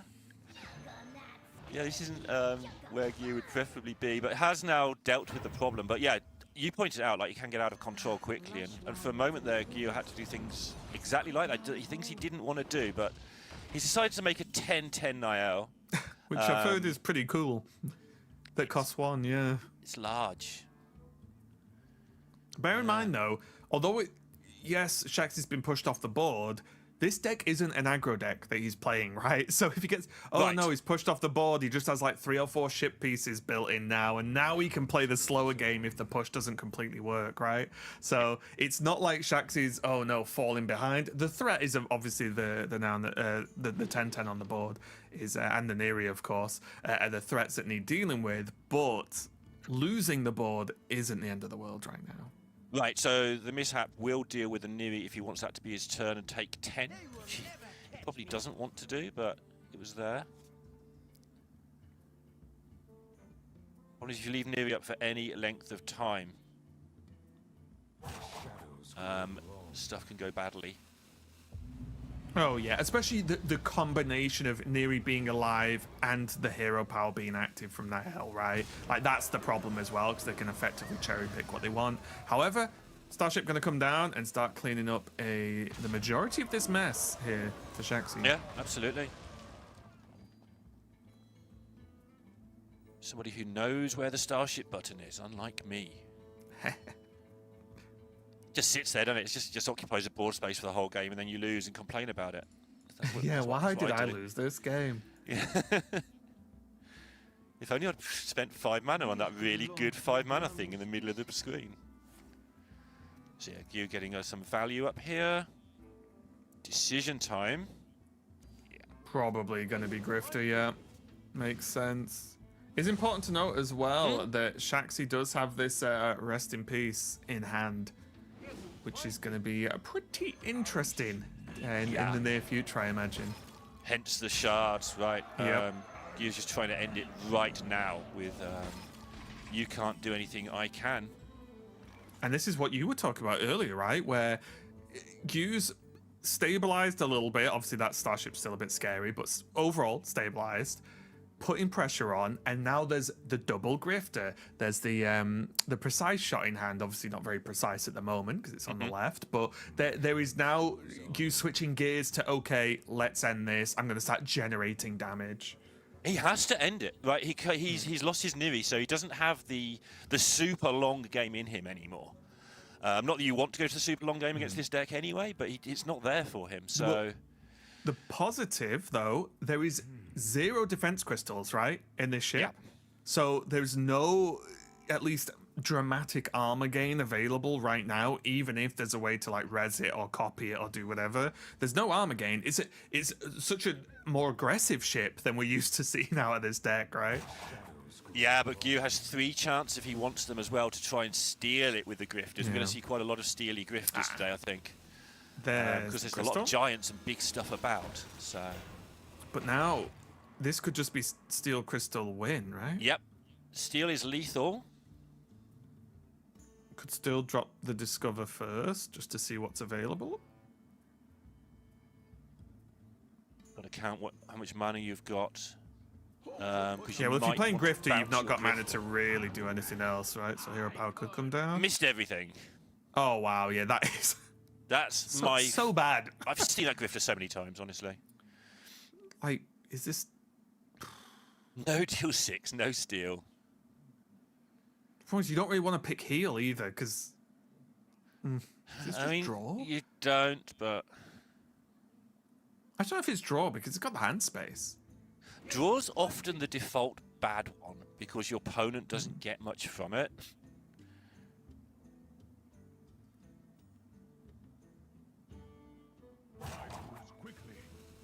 Oh, that is so brutal to just miss as hard as you could possibly miss with a Grifter. Is he going to bounce a shard, do we think, and freeze the... Yeah, I can see it. Again? That's what I'm going to do. Because Yeah, I got like another go next turn with the Grifter again if you do this, yeah.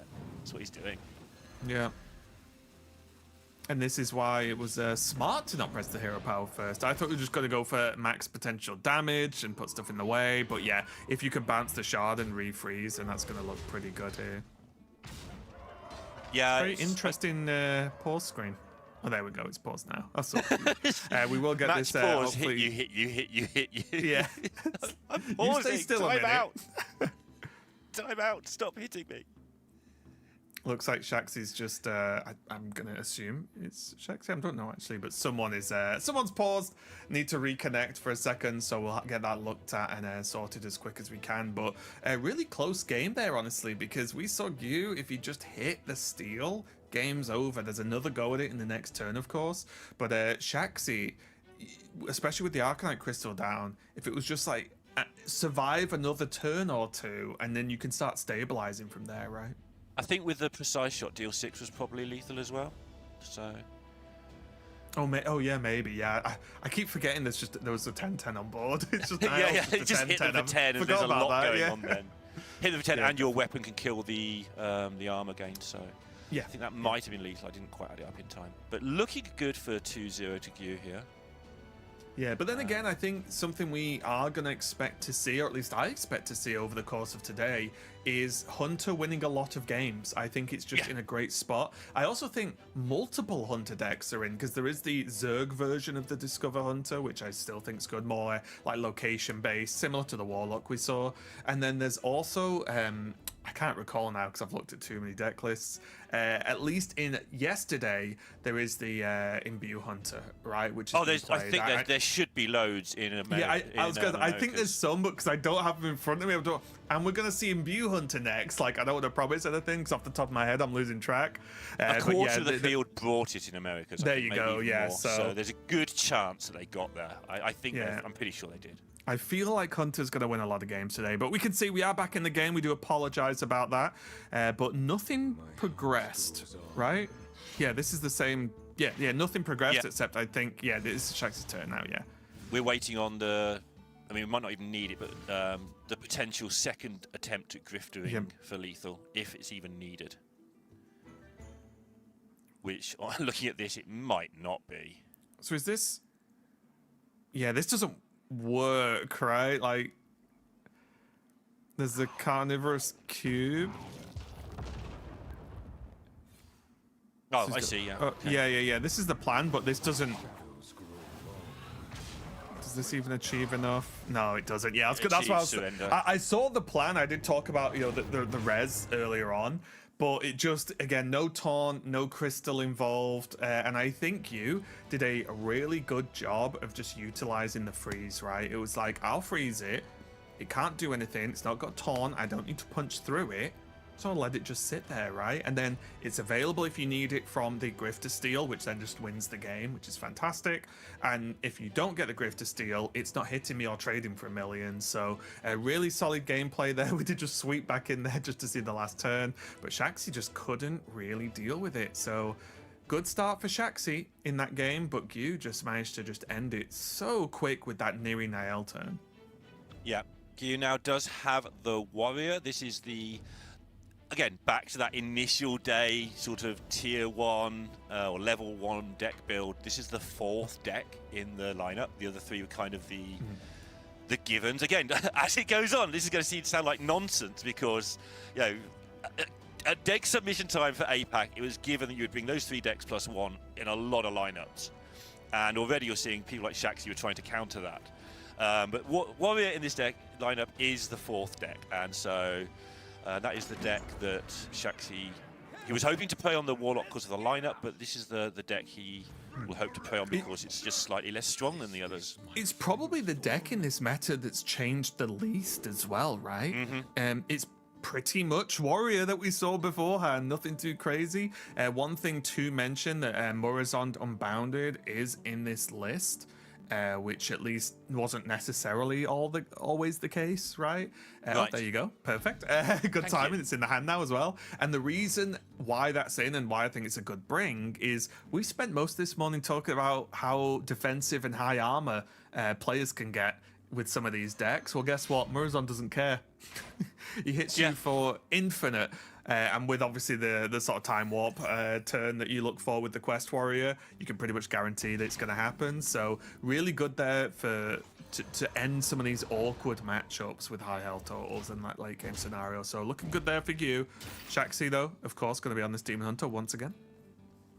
Yeah, this could go long because the Warrior might not kill him, and then he might have infinite, and like you say, then no one cares because of the Murozond. The thing that mainly changed in this lineup was the Chemical Spill Tortola is back. Yeah.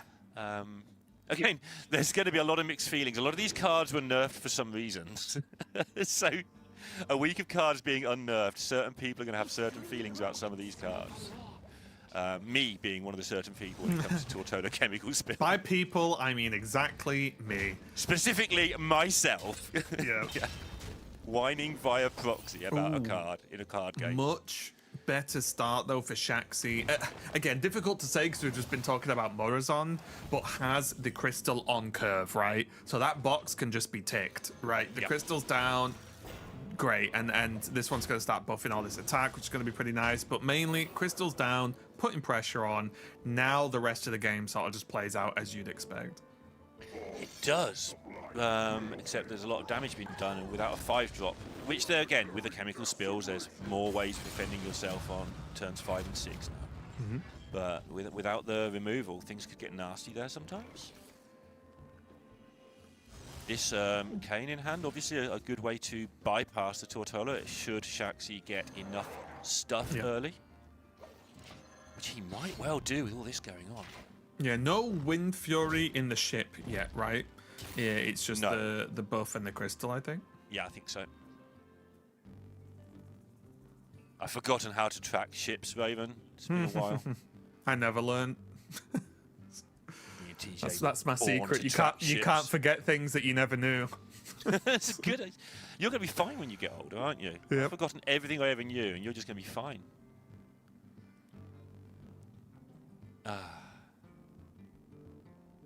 Yeah, Ham looking like the straightforward play here. There was the armor option with the Crocs, but not really too relevant. Chomp in the second crystal. Okay. Yeah. We do have to count lethal every turn. It's not lethal. Can confirm. Trade into cube, not the end of the world. Yeah, that seems like the play. But it is interesting because Shaxi does need to be fairly aggressive, right? Because you just can't win the late game because Murozond exists. I mean, your ship does get super big. Oh, yeah, that's what I mean, though. Like, Shaxi can't do the armor thing, right? You can't rely on the armor thing. You can in other matchups, because Demon Hunter's armor can go so high because they just endlessly generate crystals. But you can't rely on that in this matchup because of the double turn Murozond from Gyu. So it is something he will have to be aware of. Now, obviously, I'm saying this while Shaxi's pushing Gyu up down to 16 health, right? So he's very aware of playing aggressive. But it's just something we need to keep our eyes on as the game moves on. Tons of armor gain now for Gyu. Yeah. There's so much armor, oh my goodness. Yeah, and card draw as well, if he goes for the Crocs. Box into For Glory.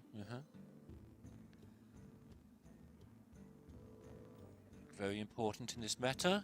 Stops a lot of big stuff from doing nasty things, especially Imbue Hunter.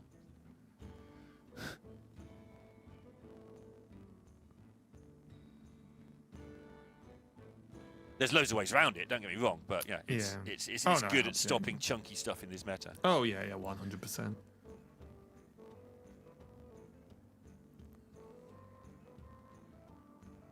Yeah, you just take his time. The problem here is you can't do everything, right? You've got to just take your pick about what exactly he wants to achieve here. So he's going to go for the card draw. I like this because I think if you went any other way, like next turn, there's nothing else to do.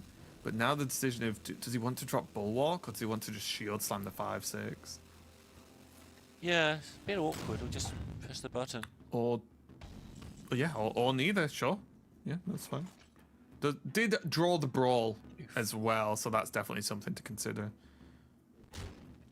18, 19. I think there's 20 damage there or something.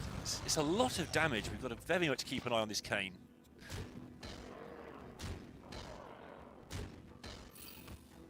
And that is one thing about this meta. There's a lot of games that look like they're going to go for ages, and a lot of them do go forever.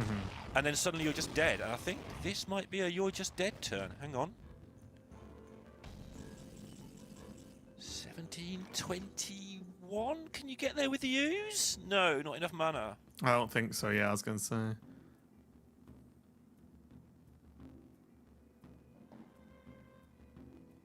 And here's a bit of a tricky one against Warrior, isn't it? You could say, okay, well, Exodar this turn and Kane next turn, maybe. But Warrior has the removal to just delete a board, so you can't. It's so hard to build up over the course of multiple turns. Yeah, they've got Zilliaxes, and now they've got hydration stations. Well, we're going to see a lot of hydrating today. And we're going to need to be hydrating, because we're going to be here for 12 matches, and it's only the second one.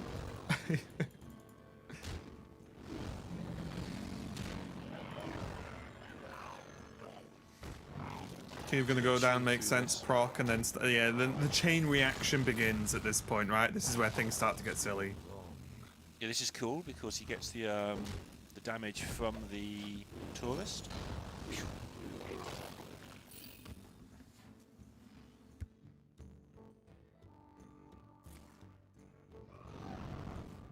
My goodness.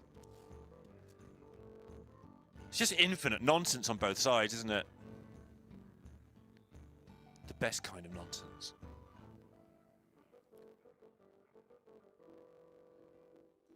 How do you even structure these turns? Like, work out which resources you need to save and which ones you can expend is really tough sometimes in these warrior decks.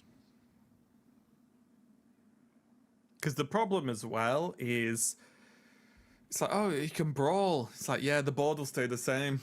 Yeah, So I won't have anything what does anymore. that do? Yeah, brawl is just likely to lose you the board instead of gain you the board. Yeah, it's so weird.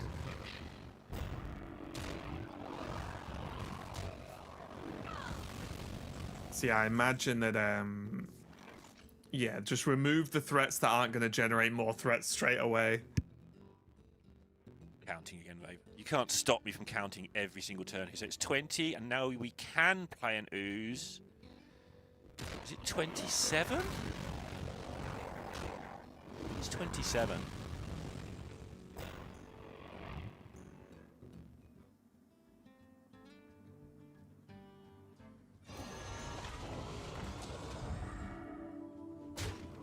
It's so frustrating, isn't it, against Warrior sometimes, where you're counting every turn and you're 5 off lethal or 3 off lethal or 1 off lethal, and you know that you can't just do that because they'll just be on 30 again next turn, and you won't have your stuff anymore that you've got 1 use of.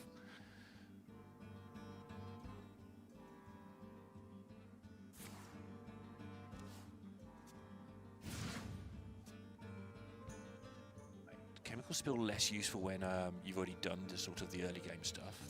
Yeah.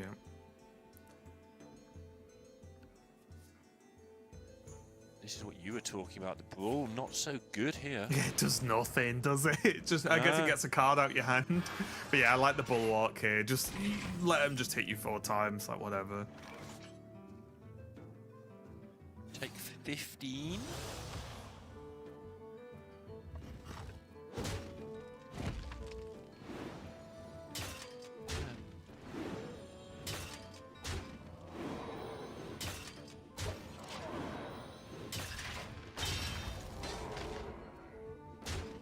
Can't do that again next turn, though. That's a lot of stuff.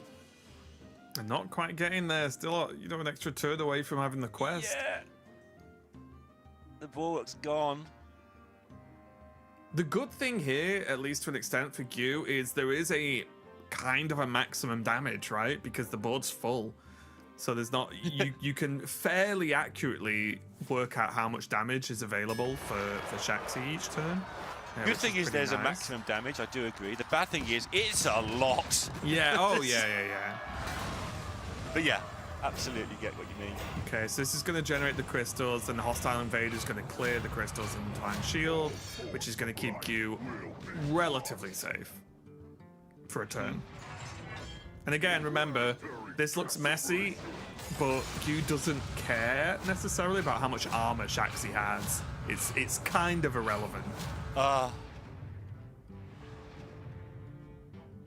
What he really needs right now isn't that. Is this? See, I don't know what the ship's at, so I've definitely not been counting. It's at large. The ship, I don't know if it's lethal, but if it's not lethal, I'll tell you now it's close. It's 1 mana off, right? Oh, just shooting. No, there you go. Yeah, that's what I mean. Yeah. 34. So I was just trying to work out oozes. Yeah. Oh, right, no. yeah, this is just kill them. Shoot the guns. Yeah. It's got to be easy. Yeah, of course, yeah. That's why I was saying, like, I didn't want to say it was lethal, but I had that sneaking suspicion that there was 8 million damage on that ship, so really good game there for Shaxi. Fighting back now, getting a win there with the Demon Hunter, which is huge. But again, it's one of those tricky ones where there was enough damage pushed through early, and because Warrior can't accelerate to its end game, because its end game is fixed with the quest, that's a real problem, right? It can't do what like Druid can do, for example, where say, well, I'll ramp and then I'll start playing the things I shouldn't be able to play now. Warrior really needs to sort of just wait it out, and that's quite hard to do when your opponent just has infinite board presence regardless of pretty much anything you do. So good play there from Shaxi, bringing this back a little bit, but Q has still got 2 more chances in this match. Yeah, I think the Warlock matchup is roughly 50-50. I think people say it's Warlock favoured, and it might well be, but it's one of those sort of, sure, it's close matchups.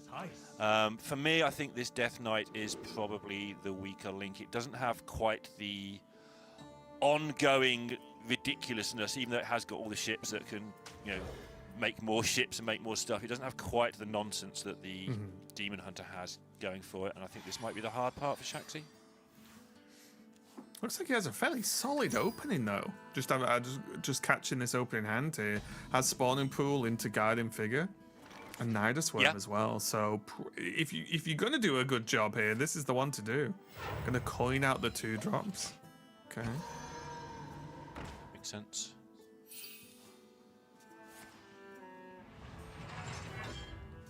Yeah, gonna pile the pressure on. Doesn't really need the coin for anything specific, especially with this hand. 2 drops and an Nidus Worm, that'll basically sort you out for the foreseeable future here. Yeah, Elise there as well. Significantly weakened Elise, but still good. Going to be honest with you, Raven, I think I can probably only name like 2/3 of the Elise changes. I just remembered it was a lot worse now. I think the main one is copy on 1 doesn't exist. Yes, right? that's the important one, yeah. And then raptors, you just summon less raptors, right? Yeah. On the big ones. So I was amused that the 10-drop raptors were reduced, because you never got all 6 on the board anyway. It was never in space. But yeah. Yeah, I think that's probably at least the most common ones you'll see impacted. Okay, he's going to curve very smoothly into an Arcanite Defense Crystal here. Q does have some way to fight back with this 3/5. There's Chemical Spill available. Yeah, there's a lot available here. Go for card draw instead. Yeah, his hand wasn't doing much, was it? Yeah, that's fair. He kind of had the board under control to at least some degree. So he took the chance to get the drawing while he could.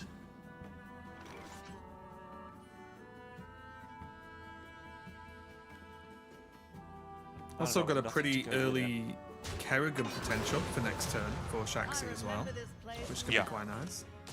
It's shocking, isn't it? You see Kerrigan at 6 mana in most games. It's like, what is happening? She's quite good at 6 mana. She's quite good at 8 mana.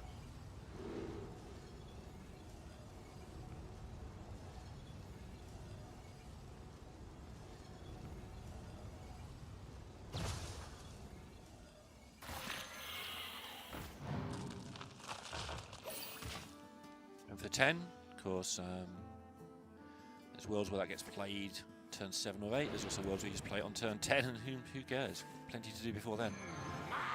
Yep, and there's the Tortola. Coming down, going to cause a bit of a problem here for Shaxi. Going to work out a good way to hit through. Something he did very well last game, actually, was get through the Tortola. You know, I was sitting there counting Kane every turn, and Shaxi just sat there and went, well, I can get through this Tortola. It's going to be fine. Yeah. Reps of this matchup. Obviously, one of the other things about this tournament we haven't mentioned much today is these players only have to play one match today. It's winning into the Masters Tour. And they've known all night, the best part of 24 hours, they've known what their matchups are going to be. So they've had a good time to practice these exact lineups against each other. Which I like. Yeah, I think it's the it's that balance in these types of tournaments where day one during the Swiss, you're gonna run into what you're gonna run into, right? It is what it is. But then when you make that top cut, it's sort of more like refined. Of like, okay, yeah, here's your opponent, or here's your potential next 2 to 3 opponents. Yeah. Those are the lineups you look at. Hyper focus on those, right? Yeah. So I like the way it does test sort of both sides of the coin in that instance.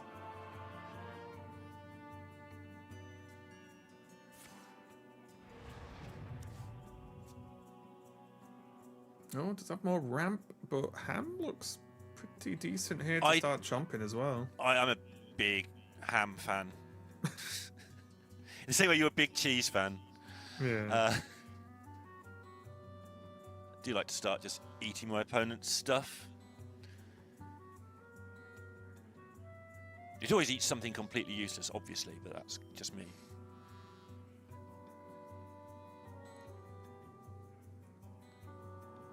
This Brawl Tortola synergy doesn't seem very good, has it, in the last 2 games? Yeah, like Brawl, I don't think it's ever Brawl. I think it's working out if it was ramp or not, and does ramp get them to anything decent? Yeah. But I don't think it really gets them anywhere that's needed right now or next turn specifically.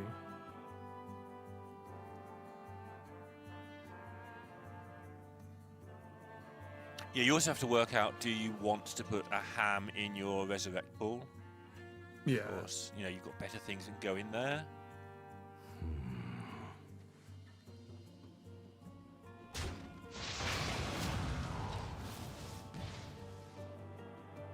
Also a little bit tricky as well. A lot of the times you'll see these players not playing Kerrigan on curve, because a lot of the time you actually want to like play Kerrigan, summon the queens, and then play maybe some Zerglings and then press hero power, right? And just to try and push a decent amount of damage.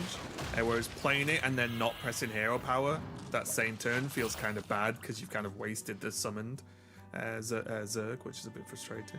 Yeah, not so much against Warrior, but sometimes your 2/5s might actually live for an extra turn as well. Yeah. So you don't really want to play them into a board. So I like cards like that you can play it now if you want, but should you? That's kind of the essence of a card game.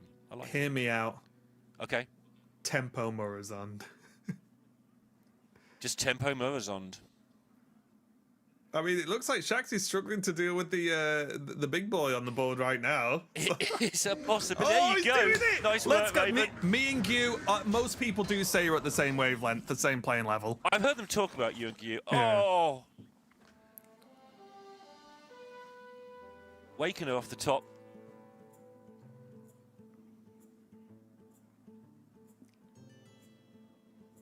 That's a lot.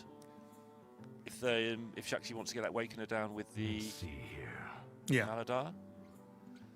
And Trust got to do all the Just say, you get it wrong, you die. Yeah, yeah. Oh, it is tricky, isn't it? Oh. There is threads. What does threads achieve? Threads probably does enough, right? I mean, Right. yes, probably, but also... Like threads. Oh no, okay. So hang on, what are we doing? Summon a copy and discover a spell. Oh, okay. It costs 7 less. Oh, Gotta go. suffocate. Okay. Okay. That worked out very well, but I think it could have gone very wrong. There was always a threads in the bank, I think. 1, 2, 3, 4, 5, 6, maybe. Yeah, I wasn't. I didn't add up the threads too quickly, but there's threads, and then Kerrigan could deal 3, right? So threads would need to do 5. Yeah, it might not have been enough. I respect it though. I respect the tempo Morazan. Yeah, it worked out well. So obviously the brawls are better in this match than in the previous one because you haven't got infinite lineups of. Because it does something. Yeah, it actually clears some minions off the board. Instead of the, oh, I brawled a full board. There's still a full board. Which doesn't quite normally work out too well. Also, as well, important to note that whilst Morazan, very cool, I wouldn't say needed as much in this matchup. And I do like the play though, I must admit. Because if that just doesn't get cleared, which you could say it's fairly, was difficult for Shaxi or should have been difficult for Shaxi to clear, Q just wins and it's just done. 3-1, right? So I definitely like the play. What do you think of this play? This is why I'm so bad at Warrior, by the way. Well, just float 5 when you're going to take 1 million and you've got a brawl in hand because you need it for more important things. I get it. Oh my God. I think the thing here is you sort of take 1 million.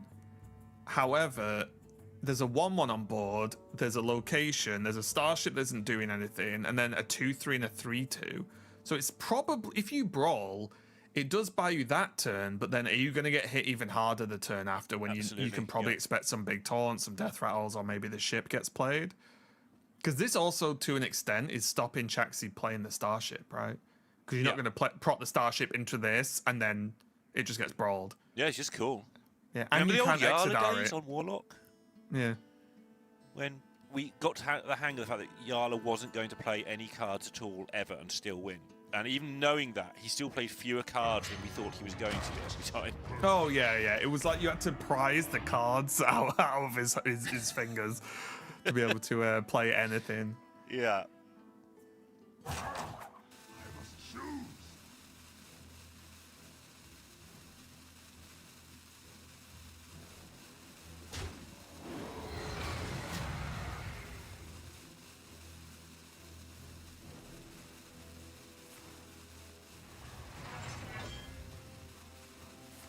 Okay. Still on 32. Yeah, I think Gu wants to be able to use the brawls and maybe shield slam with the Crocs to be able to survive that crossover turn of getting quest activated and then building up for the lethal turn, right? He just still needs the tools to survive, and those boards in the past 2 turns were about as light as the boards are going to get, because now we see that there's the massive starship, going to redo all the pieces, going to go again, has the location open as well. These are the big boards that now Q needed to save an answer to. Yeah, and it's fascinating, isn't it? The totally different style of playing, even though you're still playing lots of starships against the same deck that you were just doing a minute ago. Like this time you go for repeated starships. You don't need a massive one that kills your opponent. You need several kind of big ones that are going to be repeatedly irritating because of all the annoying death rattles that live in those starships.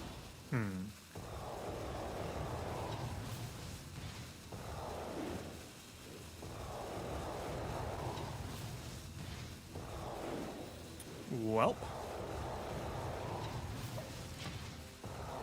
Oh, what a load of dung. Does Q even need to brawl anymore? I don't know. Probably, but yeah.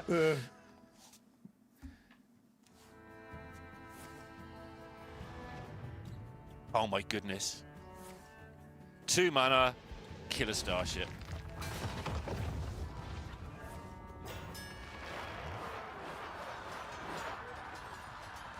Gonna get firm the brawl.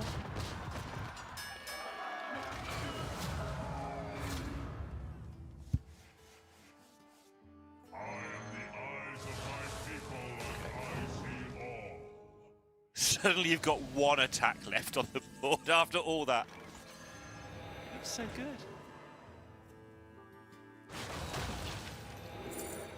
Yeah, not looking too bad.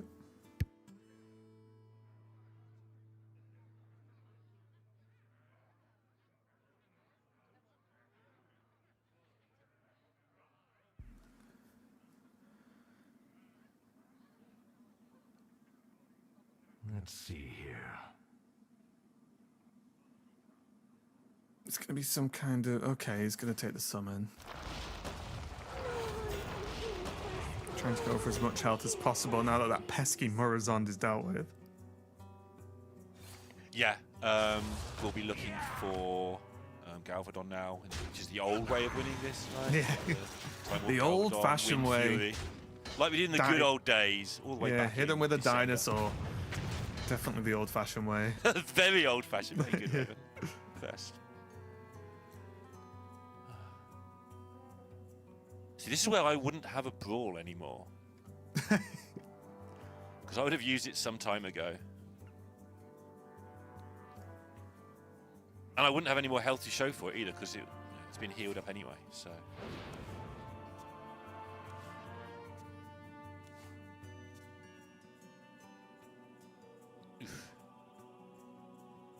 Yeah, not the end of the world, because there is still the brawl to buy that 1 more turn, right?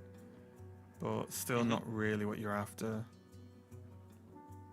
And you are on 42, and they've only got, 26 or something on the board. These numbers are too big. Remember when we used to be able to count the damage on the board by just saying, hey, there's a 4-5 and a 3-4. That's 8. Kind of. This is 7, but we won't worry about it. Yeah, it's close enough, right? Yeah. Oh, Whereas another now, bomb. You could be out by 15 or something. Oh, good pickup for next turn. Yeah.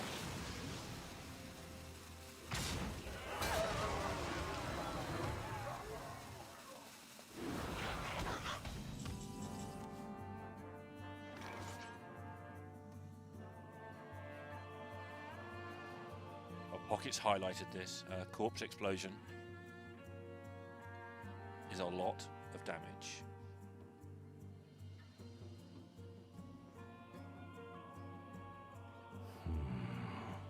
Yeah, that's true, isn't it? Yeah.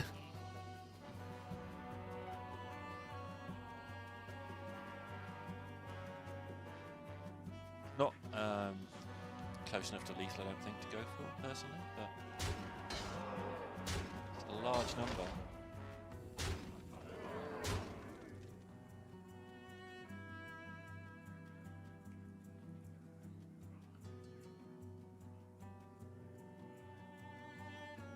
It's counting. Hurry up. 2, 3.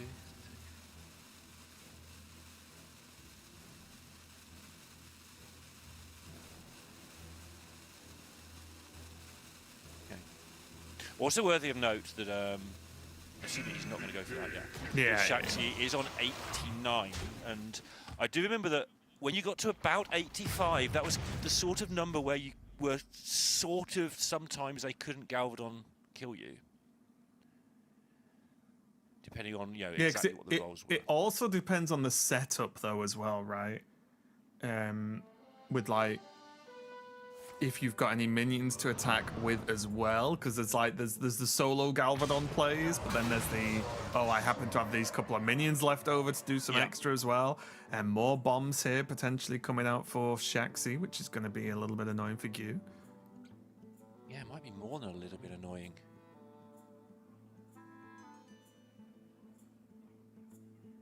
There's a Bulwark available too. It's not the end of the world. Got some bombs. So Fiora's goggles, okay.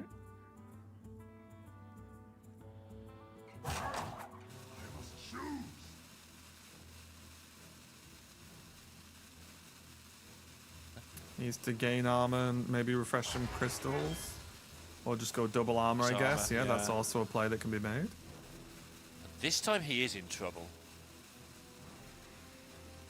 Gain 10 and get down. Could just. Oh. Oh, okay.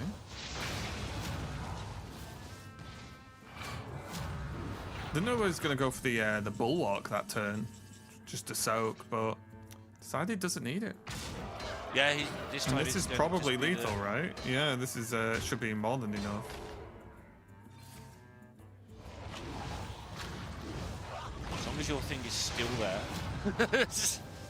Yeah. Haven't accidentally blown it up. Everything's fine. You go, wait, why can't I click it? What's going on? Yeah. Oh, there's also, yeah, the more bomb shuffled in, so even if it was a slight miss on lethal, somehow could have been the old bomb off the top to win, but it's not going to matter as we see this pop off. Stop. Yeah, got it done.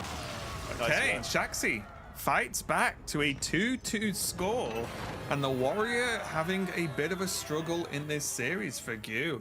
And I think this was, to an extent, at least, you know, what I gathered from players and just talking to everyone yesterday, of what we sort of expect to see a little bit. Warrior does not feel like the strongest thing in the meta right now by any means.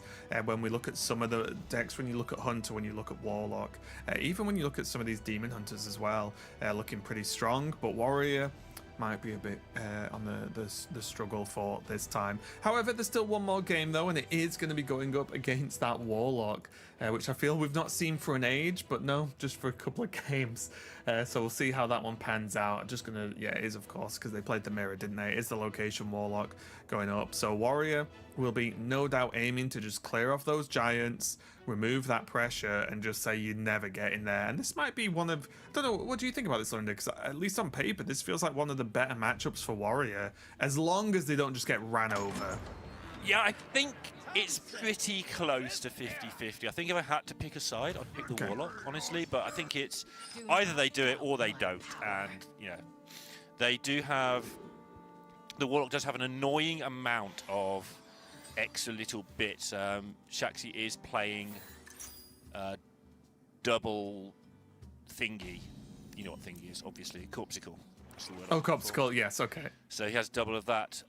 So a little bit of extra long-term damage there as well. He also has a really good-looking start here. He's going to be able to get both giants a lot of the time, or one giant and his Ceaseless. He's got a lot of presses of the buttons. He's got Eat the Imps. He's got the two important locations as well, I would say. Yeah, Zerg, yeah. Horizon, Also, so much.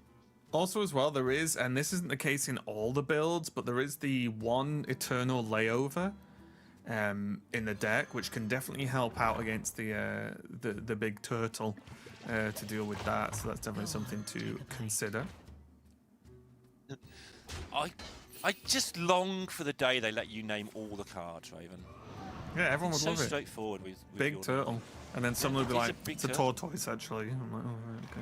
Yeah, they would. There would be tomato. somebody on the team every time, wouldn't there, that would do that. Well, actually, it's a hedgehog. Coin into Horizon's edge. Just going to pile on maximum pressure here. And again, just pressing locations as quickly as possible to get this out, since the 2/1/1s on board are very likely to draw the giants. Yeah. And Shaxi's able to eat one of them next turn, if he so desires. Yeah. Which will give another press on the Horizon's edge as well. Yeah, Shaxi going to force the issue now, though. Does get the imp. Which is good, because there's an element where Gu just says, I'm just not going to kill these 1/1s, so they can't draw you the giants. So that's pretty solid overall. Obviously, Eat the Imp's going to help out with that, and even going to commit a Corpsicle. Sure. Ooh, hit Ceaseless, though. Yeah, I think it was worth it. Yeah, it does get one giant out. Could have got both, which is a huge deal, right? Gu's on 18, by the way. Yeah. He's been hit with 2 1/1 Zergs, I think. I think no matter how many times I play this deck or any deck that includes the card, but the damage Horizon's Edge does is absurd, right? You forget every time until it happens. You go, oh yeah, I've just done like tons of damage with this thing, either cleared boards or just piled on damage to the face. Yeah, now of course this deck, as they thank you, Shaxi, the scrapbooking student as well. Yeah. Somebody's just have a line of these Horizon's Edges. Probably won't happen here because it's only got 2 charges left. But sometimes you have a line of these with like 4 or 5 charges on each one, and they're just pewing away. Yeah, and this is the tricky bit, because now 0 pressure outside of the location, popping, for 3 or whatever, right? Yep. But 0 pressure, and well, what's the follow-up, right? Like, yeah, you can make another location and hit again, but you gained 11 armor, remove the board, and now has the likes of Crocs, Brawl, has Tortola, has Bulwark, and outside of the Giants and summon, and obviously there's the Ultralisk Caverns, but they don't have charge or anything, so they're going to be a bit slow to get going. The deck's not got that much, right, at this point? It sounds a bit silly, but no, if everything gets cleared up, 50-50. like, yeah. He absolutely needed to win that 50-50. This board would have an 8-8 on it, in theory, if he had won that 50-50. Would make the things be looking very different, or at least Gyu would have less resources in hand. And now, all these locations get a bit scary because Tortola's on the board, right? So it's like, do I want to press these? Even though my whole deck is built around it? Because it doesn't need to press them anymore. It does have Consume now, so it could go Ultralisk, click, consume. Yeah, I wonder if we'll see that. We might do. I mean, what else are you going to do, right? Yeah. Like, without Eternal Layover, you can't do anything else, I don't know. Like, you've got to hit through this somehow. Giving it one turn to... Yeah, probably just wants to be hit, knowing he can be healed anyway, right? With the Consume, so... kind of irrelevant. Yeah, one more turn to maybe have a look for a layover. Also gives him a chance to get the student down and copy one of these locations. Yeah, there's just stuff he might want to do.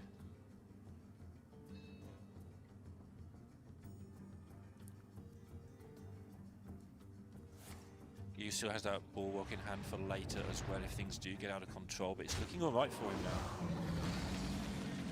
now. Yeah, armor's going up. More defenses available. Could even just press the button this turn if you didn't want. I guess he's wondering, when do I ever actually play this Bulwark if I don't play it now? It's not that great now, but my next few turns are sort of 9s and 8s anyway. I was just thinking, do you just wait till the Horizon's gone? Yeah, I would want to wait. It's just a case of, and I think he wants to wait, but do you ever play it if you don't play it now? Because the game's probably got 3 or 4 more relevant turns left. And you're playing and that's the tricky thing, right? We're talking about this, and the Bulwark might be completely irrelevant this game. Yeah, it might only so defend 3 just chuck damage it or in. something. Yeah. No, I'm with you in terms of the resource preservation. It's just a case of when's it really played. All right, here we go. This is what he was hoping to get off the top. The extra 8/8s is important. Obviously. State the obvious contest winner. Okay, can guarantee clear this off now. He's going to do it this way to get the 3 extra damage to face. Oh, okay, yeah. Oh yeah, you can't use the thing to trade, yeah. The death rattle goes off, yeah.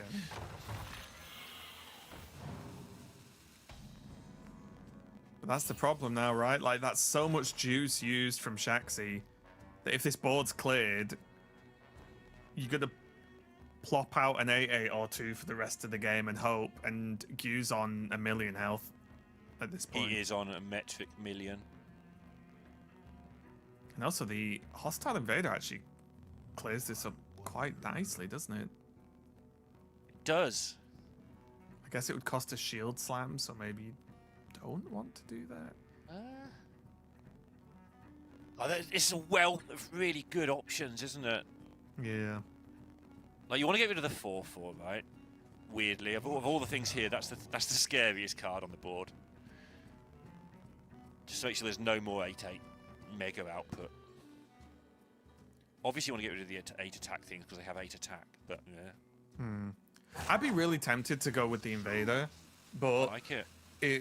it does eat a lot of removal. So yeah, maybe Brawl Shield Slam's better than Invader. Shield Slam depending on what lives, of course. Yeah, depending what lives. One of the Giants, okay. And if this happens, you probably Yeah, just get rid of it. Yeah, because there's limited resources available for Shaxi now. I think the biggest question mark is Kerrigan that Q has to think about. Yeah, there's also this Horizon's Edge with double scrapbook student available now. True. Obviously not immediately, but that's a thing he can do over time. Not that he has a lot of time, but you know, that's a potential 45 damage in Horizon's Edges. True. Going this way allows him to get 2 8/8s, so nice.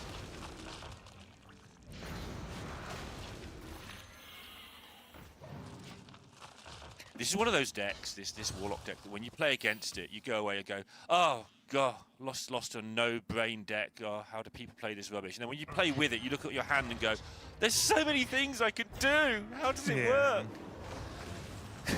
Yeah, it's definitely tricky. It's also the deck. You look at some of the turn Shaxi's made, and you think against a lot of other decks, you'd have just won. Yeah, right? 3 times. It's just that Warrior specifically just has those tools to just deal with like early threats. That's all.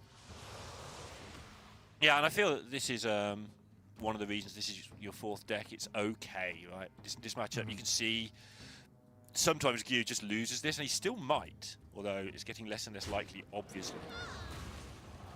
But you can see how much the Warrior can deal with something that's just a tiny bit slow to set up. But it's not done yet. Oh no, Shaxi's still doing a really good job of holding on. I think the second generation of the Ultralisks, and then obviously getting Kerrigan, this is now going to get the Lava that can get, you know, whatever to deal more damage with the hero power. There's also the Ceaseless in hand for Shaxi, so the Ceaseless Horizon's Edge, for example, that can help pump out even more damage, like straight to the face. So there are options here. The game isn't over, but it's one of, like, every turn is like, well, if Q just clears this, it's fine. Yeah, it's getting harder and harder to do. Also, just checking, there is only one hydration station in Q's deck. I wondered why we hadn't seen it much yet. There is just the one, which obviously is limiting him a bit. But he is down it into to existence there. yeah, no cards in deck, which is always a good spot for this Warrior to be as they approach their quest turn as well. Did talk about this earlier with Sottle as well, but the Ziliax choice, Gyu is using the solo Ziliax, right? So that hydration station's potentially going to pop off harder than it would against just the double Ziliax that a lot of other decks play. Yeah, we need to keep an eye on that nice through the day. The Ziliaxes have been very varied.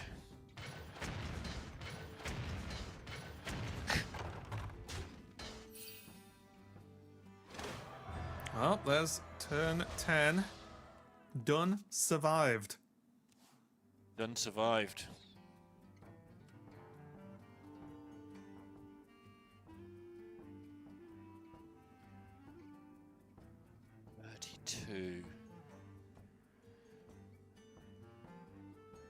The cool thing here is for Gyu, sorry, is that there's not that much burst damage available from this deck at this point, right? There's the Mystery Zerg, which with Hydralisk, for example, could do some extra burst. There's the Hero Power, which you can roughly calculate, and a Corpsicle. So you can you can just calculate, oh, will I die this turn? No. Fine, move on, right? So it's not too bad. There's no like massive surprise factors that I can think of anyway. Yeah. With no rushing Zergs to be able to get like a million shots from your Horizon's Edges as well. To get to where you have to sort of kill your own things, but yeah. It's still very irritating, right? Because over and over again, these turns, You know, Shaxi can clear the board at any point into a hero power, into drop a load of, like you say, mystery Zergs, but they're still there. He's used a lot of removal.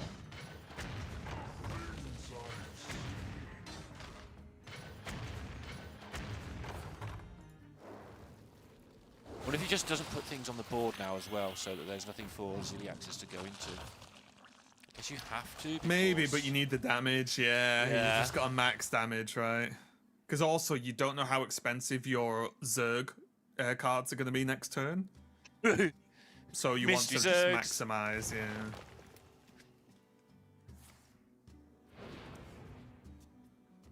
Oh, well, that's a good card. Yeah, I'll have 40, thanks. Yeah. And the 8 health on the Amara anyway, right, is pretty nice. Like, anything to soak damage is quite nice. And that's enough, yeah. Shaxi calls it, knowing that that's going to buy Q enough time to get to the end state and finish the game. So huge congratulations to Q there. Shaxi did his best, was nearly on for the comeback. You know, well played overall, I think, but Q just got there and was just too secure and sort of did what at least I've seen the Warrior do against the Warlock. As soon as they don't get the Giants just thrown out super early, like double Giants, if the Warrior can hit that removal, the game can slow down just enough that the Warrior can just sit on top of it. So pretty solid overall there, Lorinda. Yeah, and Gyu goes to another Masters Tour. Just expected only at this point. Came 5th on points in APAC this time around. Just only it? 5th. Yeah, just the 5th place. God, what rubbish! He's so past it. But yeah, he gets through the playoffs convincingly. Really, I know it's a 3-2, but it's yet another win for Gyu in a tournament. Yet another great performance. So And plus all the Swiss from yesterday, of course. Yeah, obviously, this Swiss, we've got to keep reminding everyone. Shaxi, Gyu, all these players you see today have been through 6 rounds of Swiss to get here. The vast majority of them went 5-1 or better. Yeah, really, really strong performance overall. So again, congratulations to Gyu. We are going to go to a break while we set up our next match. So don't go anywhere, and we'll be right back.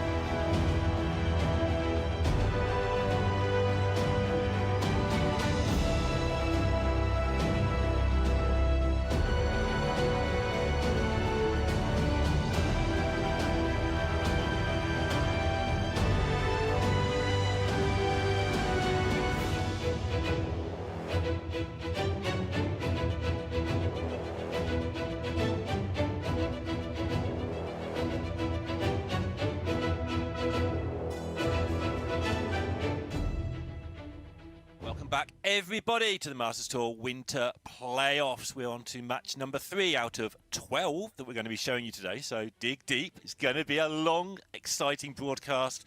And so just calm the pace down a little bit. We'll have Pocket Train. How are you doing, Pocket Train? Hello. Great to see you here. Former world champion. It's got to be said once per broadcast. It's done. Never mention it again. Yeah, okay, good. Otherwise, I was going to have to fit it in somewhere, and that's never a good look. Yeah, I'm really excited for this one. The playoffs always really, really fun. Like the MTs themselves. I've never played one of these playoffs myself. The MTs themselves, an exciting tournament, but I love the playoffs. Like, it's a big, more community feel. You got such a variety of different players, like distinguished players that we've seen compete over and over again, and also some new faces. But these two in particular are absolutely no strangers to this stage, which I just noticed before we came on air. These two are the 2 winners of the first APAC playoff from last year. So they've been here, done this before. They've been in this exact stage before, and they both won. But today only one of them can do that. That's a bit rough. I guess, we've got to sort of set the story. A year later, they're going to battle it out to see who's the playoff master. Oh, yeah. Both pretty good players over their time as well. Suni made a top 8 in Masters Tour Seoul in 2019. Oh, wow. That's a long time ago, by the way. I don't know where those years went. We mentioned this earlier. It feels like yesterday. And Kwangwoo did actually manage a top 16 at Masters Tour Sunken City. And, of course, played Masters Tour last year with that playoffs we talked about, blah, blah, blah. But they've both been around a lot longer than maybe people realise. Yeah, I mean, both of them have been fairly close to Worlds before. Like, this is, if you look at it, I was thinking, this, if you look at this stage right now, this is sort of like the halfway point to Worlds if you look at it in sort of match wins. So on average, you kind of have to win 5 matches to get here. And then if you win 1 here, 4 at the MT, then that's Worlds. So, not many players can say they've been this close before. And these guys... it's their second bite of the cherry. Hopefully they can go one better this year after just missing out last year.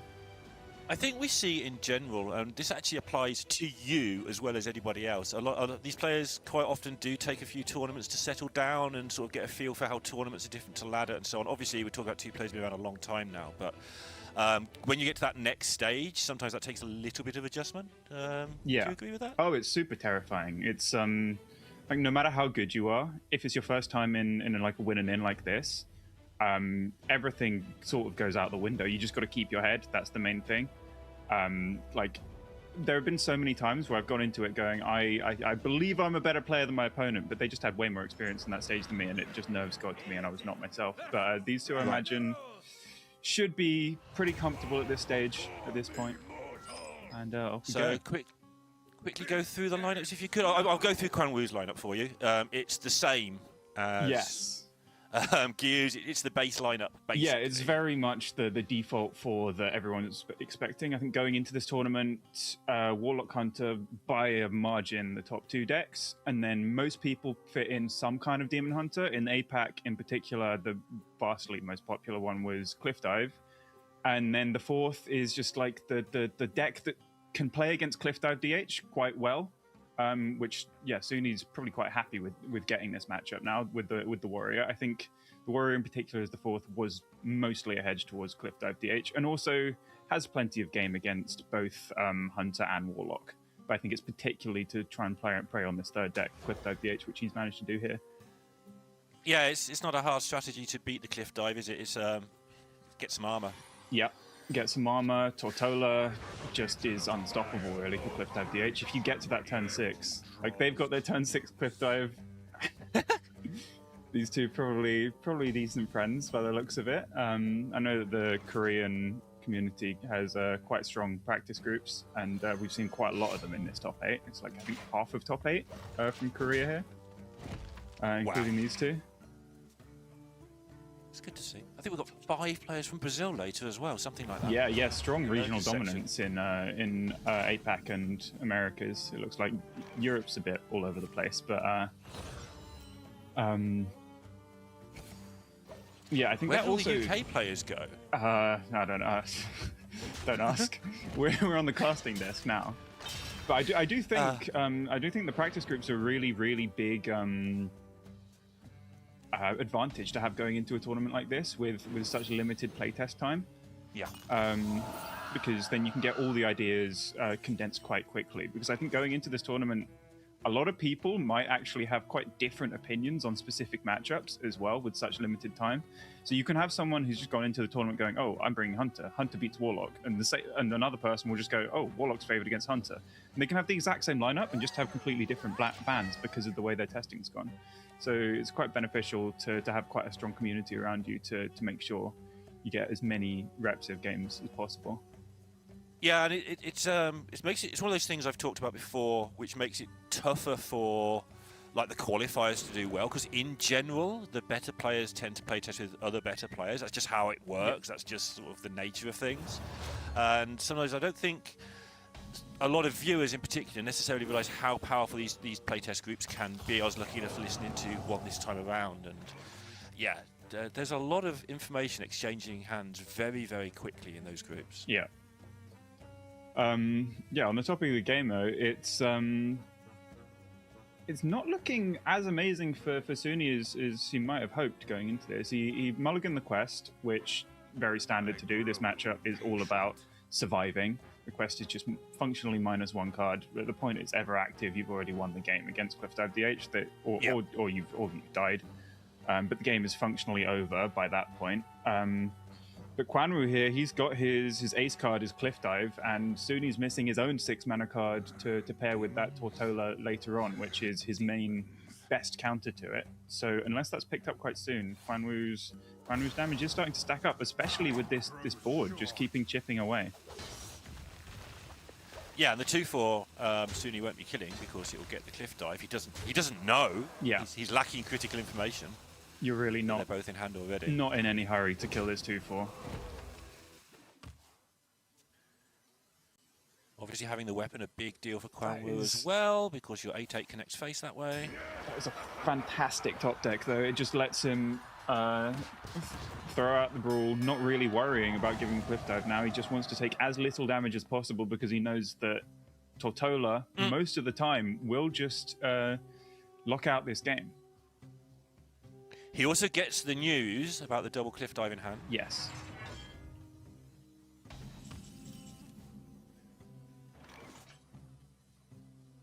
Tortola just locks out the game. It's so silly. Here's my 1 card. Boom.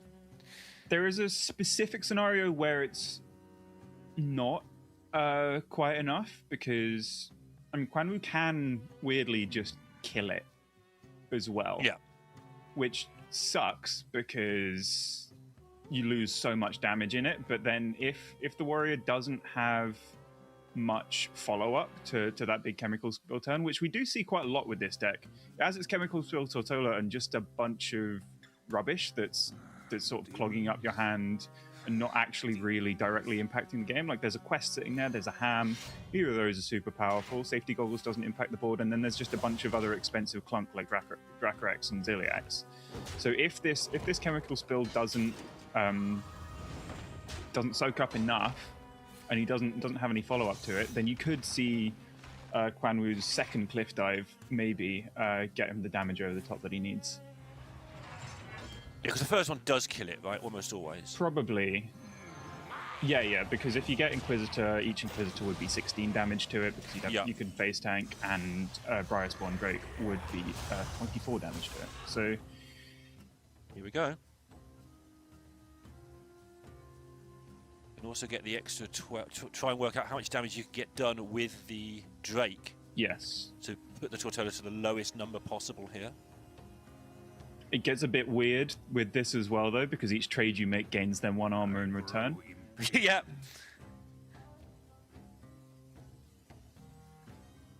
I'm actually surprised he doesn't know this. He probably does. He's probably just double checking. It's very counterintuitive. It feels a bit weird. He could have potentially traded the 3/3 in, because that does net a tiny bit more damage, but also at the same time, that makes it a bit more vulnerable to hostile invader. Yeah, you don't have a 3/3 anymore, so Yeah, if he traded first, you'd have a 3-1. But then Invader plus no spell trigger clears. It's a very real turn that they could have on turn with 7 mana, just Invader hero power. But the scenario you said where there's just no follow-up. Yep.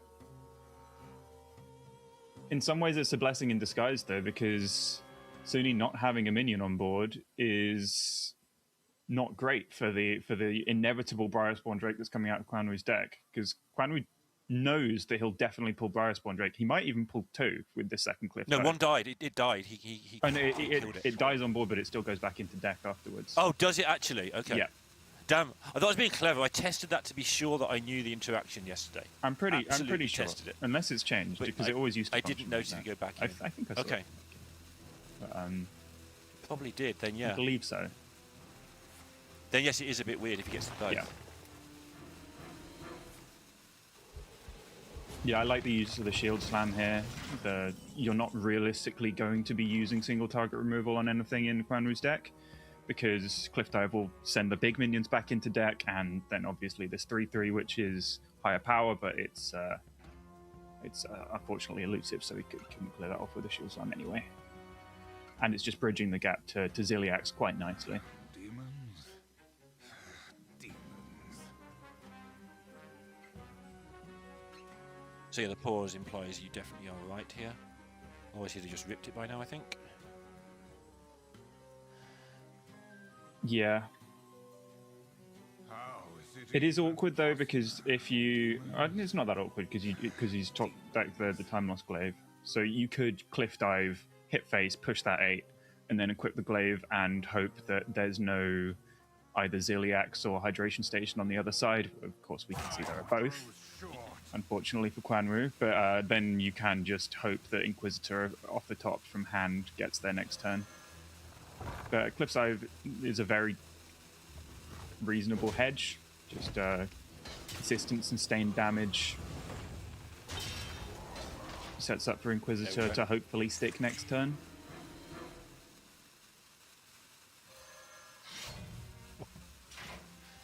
I saw him sit back, it wasn't being played. I'm like, I hope that's the spectators. Okay, and it was, obviously. That's the turn you suggested, and it's all... Now you've just got to wait and see. And from where he's sat, he's like, oh yeah, my opponent's taking a while, that's good news. Yeah. Now it's bad news because your opponents work out which of their wonderful options to use.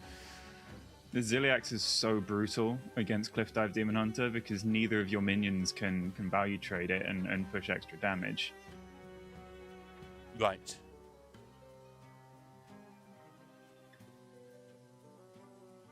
Get very lucky with the sigil. I think, yeah, that partly might be why he played the cliffside here, to hopefully push through the Ziliax. I think from Quan Wu's perspective, that there is a world where he can kill through Ziliax if he top decks the Broxagar portal to send Briarspawn Drake into a 1 health minion and push 11.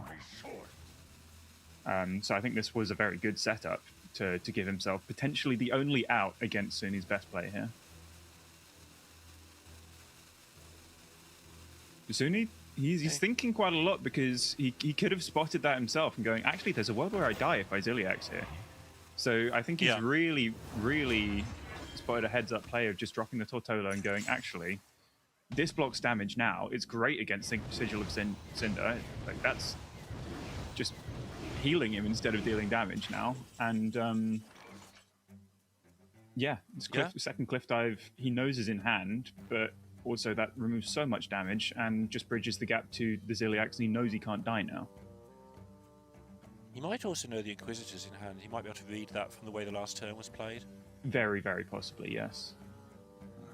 There was a lot of sort of weird turn last turn to make sure that 1-drop weapon got played at the end of the turn, whereas normally you just have a hero power if you needed it anyway, so yeah. He won't know for sure, but I have an idea. Crucially, though, much like Gyu in the previous series, Sunni only has the 1 hydration station, so there is perhaps a world where if Quan Wu gets through this Tortola, he gets through the Ziliax, and then he can maybe sustain damage for the rest of the game, because Sunni does run out of stuff a little bit. The quest hasn't been played. And right. Demon Hunter can do some some interesting things with the get a demon from the past. You've got Broxigar.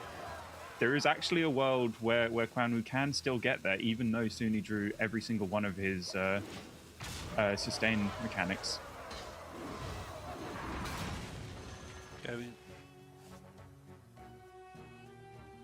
Still not sold.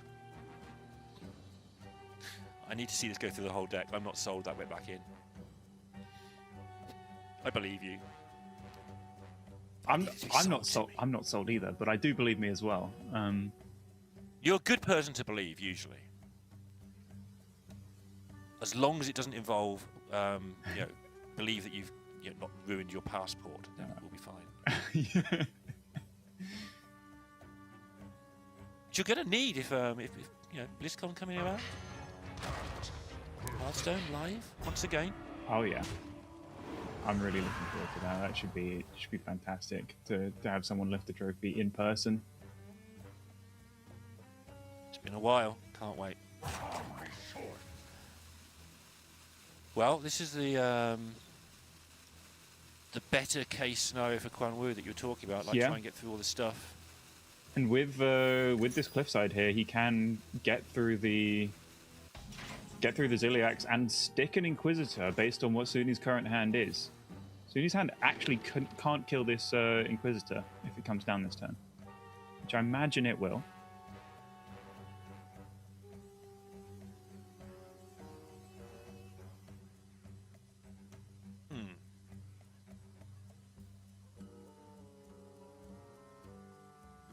I grow impatient. Suni actually really quite needs the quest, I feel like, now. Because Quan Wu's deck... It's a long way off, isn't it? It is ages off, but Quan Wu's deck might actually weirdly have more value than Suni's at this point. So strange. I am glad that the first game that you get to cast, this year, is started off with you always throw the quest because the game is over, and it instantly just goes horribly wrong for you. Just looking at the rest of Suni's deck, he's got Bob. He's got a couple of hostile invaders. Then apart from that, he's got Shield Slams, Unleash the Crocolisk. He's got just some removal. So he might struggle to keep up with Quan Wu's consistent pressure every turn now. Might see a Broxigar in 8 turns' time. Yeah, he's got the time for it, for sure.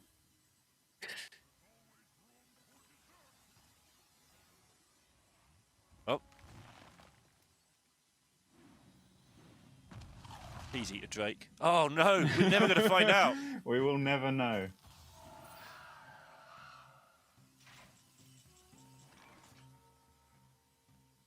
Wait, actually, I think I was wrong.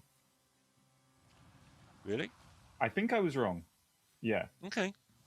I've changed my mind. I think I was wrong about that interaction. It definitely used to work that way, and my head's just stuck in the past a bit. Drake did get changed multiple times because it worked in very strange ways at times. That's for sure. Okay, That's so definitely I have an a thing that excuse. happened. CCG as well. That's actually a really big deal here. The pressure's not letting up at all. I think Quan Wu might be getting there over the top, even though Suni drew the perfect response to his primary game plan in this matchup. Yeah. But it's just I thought this was over very early. Yeah. I must admit. I think if there were 2 hydration stations, then this probably would be over. But the fact that he only runs 1, and with what seemed like a very heads-up play to stop the only way he dies that turn with the early hydration station, missing the value of resummoning a Ziliax and perhaps a Ham as well, less importantly, may have actually swung this game into Quan Wu's favor. That's actually silly. Yeah.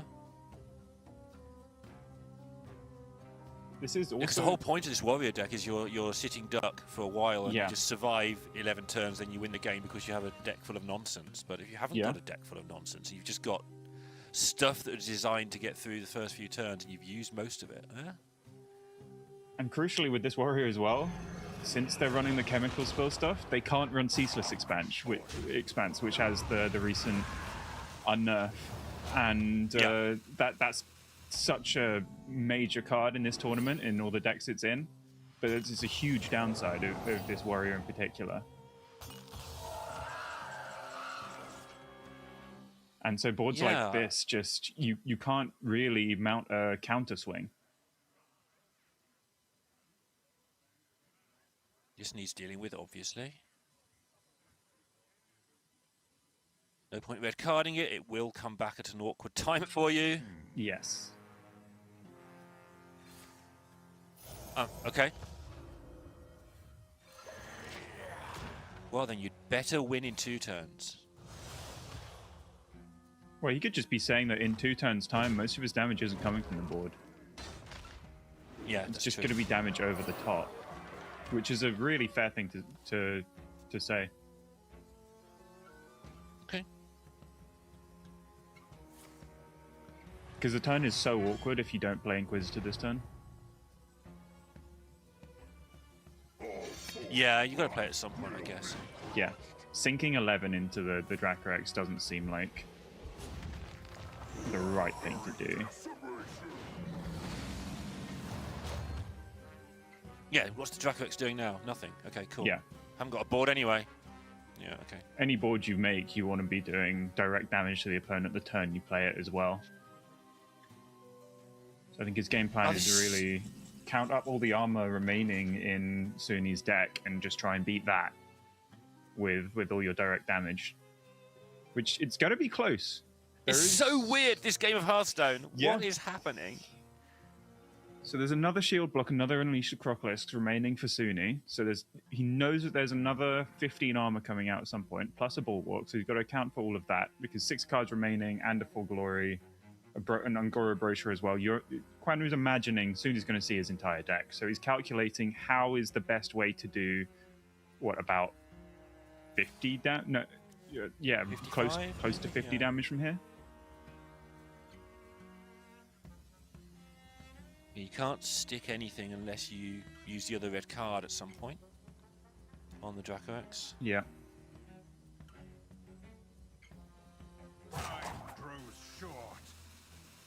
When do you want to play your priest? This is really tough stuff. Like, when do you want to play your priestess?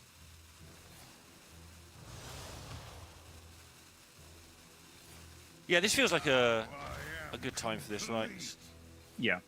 Dracorex is waking up, so you're not really inclined to make a board. So you do the sort of inefficient bank the damage turn now.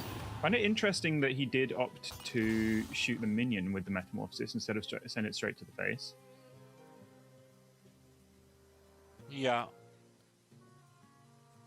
The So I Metamorphosis... can clear the board. This sigil will do good damage. Yeah.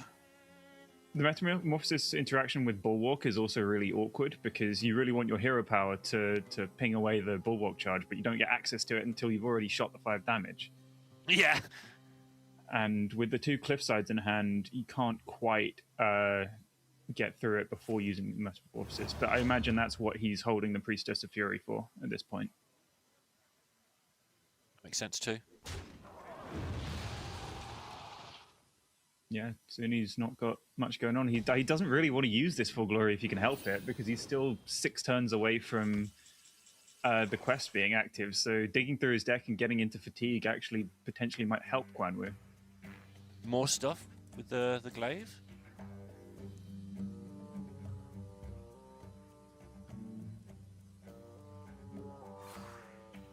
I am struggling to see enough damage for Quan Wu. I can see it, but I'm struggling to see it really happening. There is also the fact that Suni is running lower and lower on removal. There's a brawl. It really is, yeah. There's a brawl, there's a hostile invader, there's a Bob. In terms of things that impact the board, that's it in his entire deck. Okay. Quan Wu potentially just has 1 too many threats remaining. Oh, so that's the other reason he's got to hold the Full Glory on top of what you just said anyway, then. He needs something for the hostile. Yes. He can, weirdly enough, because he's floating so much mana, just play a hostile invader, and I think you can just throw a chemical spill out with no minion in hand. just just a 6-mana chemical spill that does nothing, which you're probably allowed to play, but you might not be. But...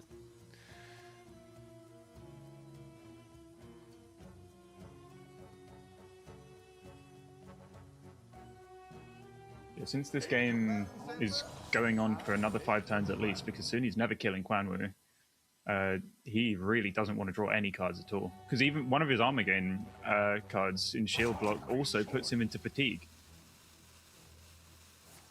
Yeah, he's thinking about getting some resources from... Yep. He needs Bob. something. He can't use that to freeze. My blades will sing. I'm not sure I've ever Oh, seen no. this matchup go this way. This feels like, yeah, Twilight Zone nonsense right now.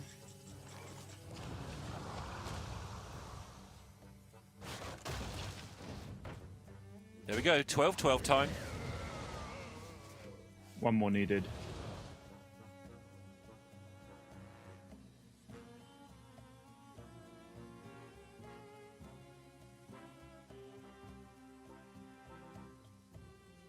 Yeah, the demon from the past. Yeah, I think this demon I want to see the roll. is very important because Quan was also running low on value himself. So Yeah. if Suni can do as much as he can to the board without expending this brawl, then he can maybe just about outlast the damage, I think is his plan. Like brawl away and then end the game with you have the last threat, which is going to be hostile invader ideally. But if he pulls the trigger on this brawl, then that just gives Quan Wu license to do absolutely anything he wants on the board because he knows that Suni can't clear anything. Okay, yeah. Manages to clear this up, get everything to go face from the priestess. Yep. Oh, He's also keeping 1 minion on board. So Suni can't brawl this away without throwing down Yep. his hostile invader.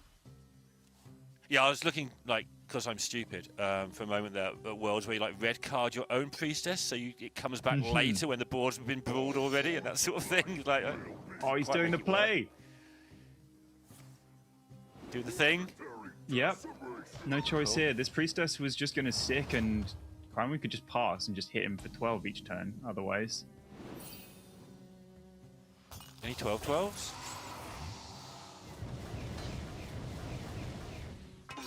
Oh, got him. Nice shots.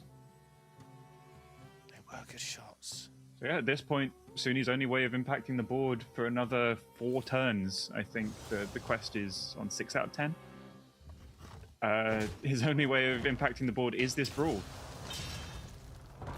So Quan Wu's going to do what he can to force the brawl out of hand while also maintaining threats in his hand as backup, I believe. Or not, he can just play it slow as well.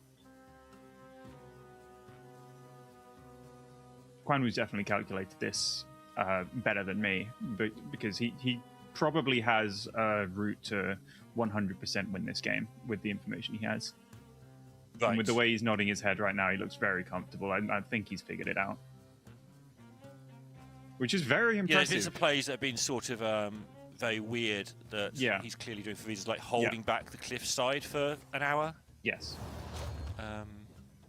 Because wanting to go 1 minion at a time because he knows the brawl's there still.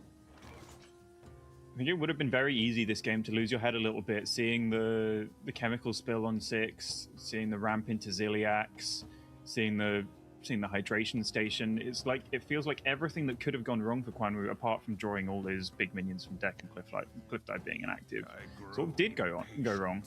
But didn't matter. He spotted that Suni's deck doesn't actually have great ways to sustain itself after that hydration station's gone. Eat the imp.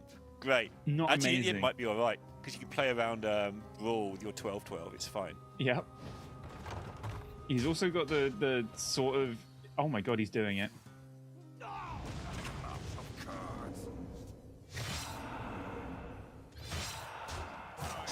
Really wanted this. Oh, this is... Oh, it's lethal if he's quick enough. Yeah, it's just lethal.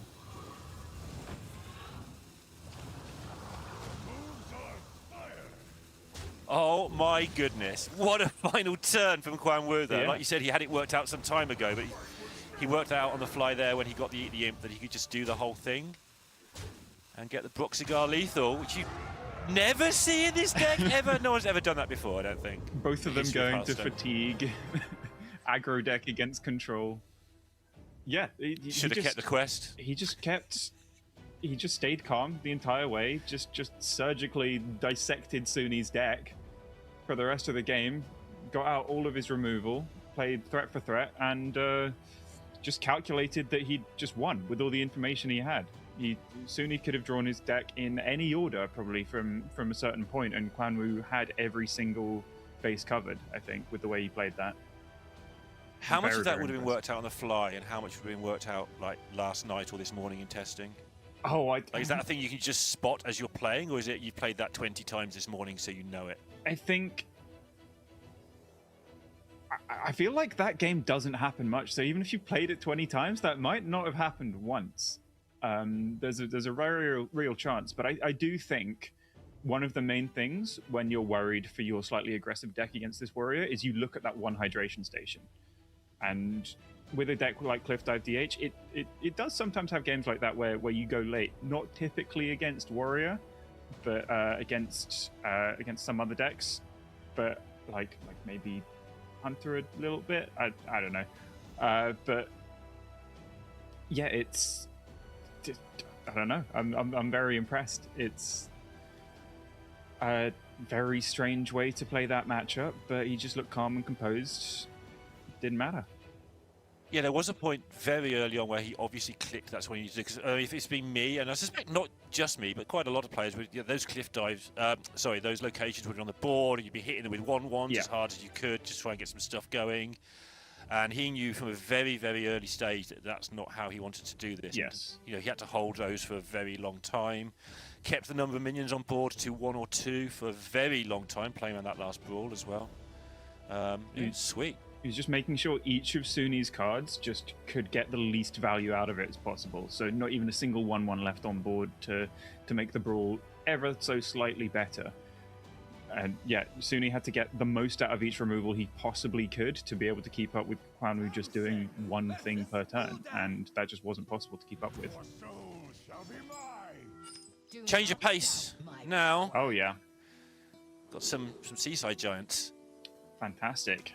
Yeah, I'm a big fan of this Warlock mirror. Actually, I think it can be very interesting. A lot of people boil it down to whoever goes in big 8/8s wins the game. Yeah, job done. That was my boil. But down. I think there's actually a very interesting dynamic with 8/8s. Don't stick that much in this mirror because of the way that the decks are constructed. Like one of the players' 8/8s has rush, so they can immediately trade in. The way Table Flip and the rushing Zerglings and Horizon's Edge line up with a board of 8/8s, it's actually not that hard to clear a lot of the time. So a lot of the time this matchup can come down to damage over the top after that from Horizon's Edge and Corpsicles and Kerrigan. So the early 8/8 wave is definitely plan A, but you do need to have some sustainability instead of just going all in and, oh no, they cleared my board, I lose. Why are you wearing a t-shirt that says definition? He's out. He doesn't rule the world, he came second. He came second, yeah. Nice though. Superb. This is quite a nice hand from both players. I think Quan Wu's got all the location clicks, but Suni's got the giants, and not quite as many location clicks of his own, but probably just about enough to get these giants online on turn 5 or 6.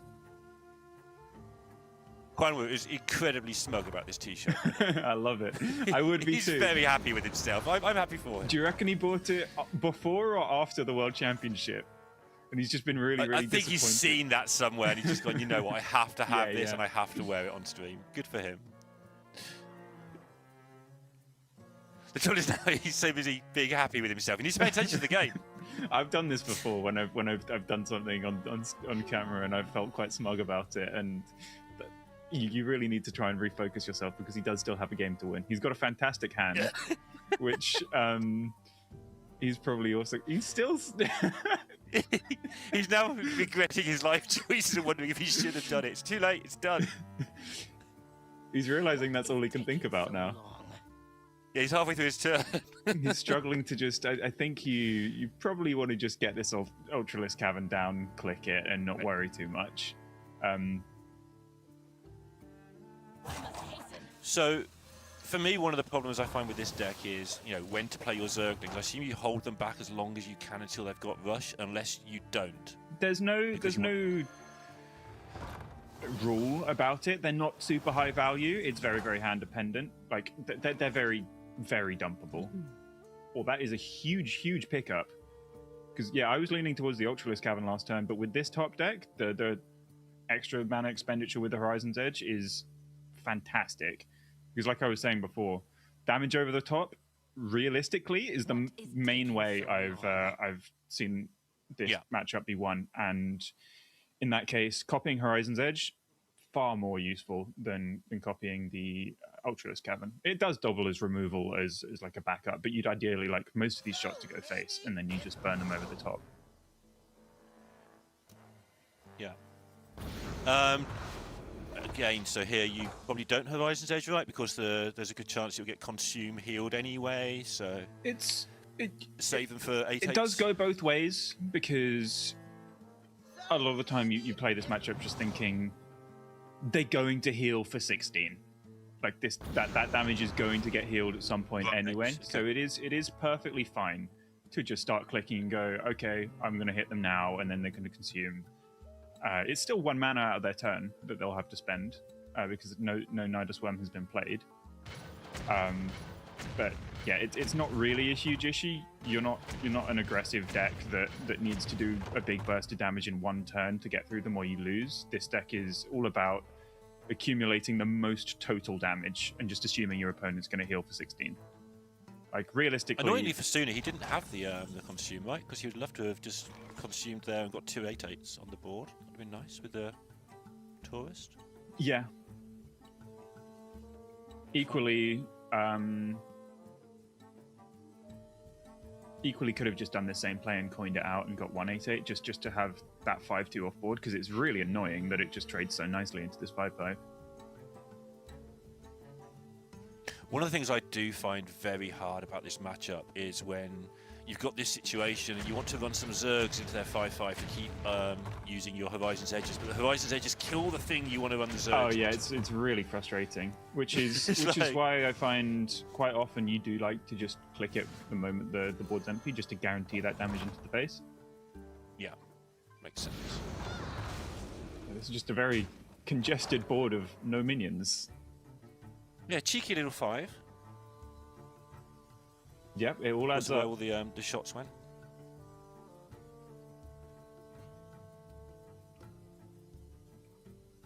So I brought this up earlier, like modern Hearthstone now has so many ways of putting things on the board that aren't minions. Yeah. This is absolutely taking that too far. Stop it now, lads.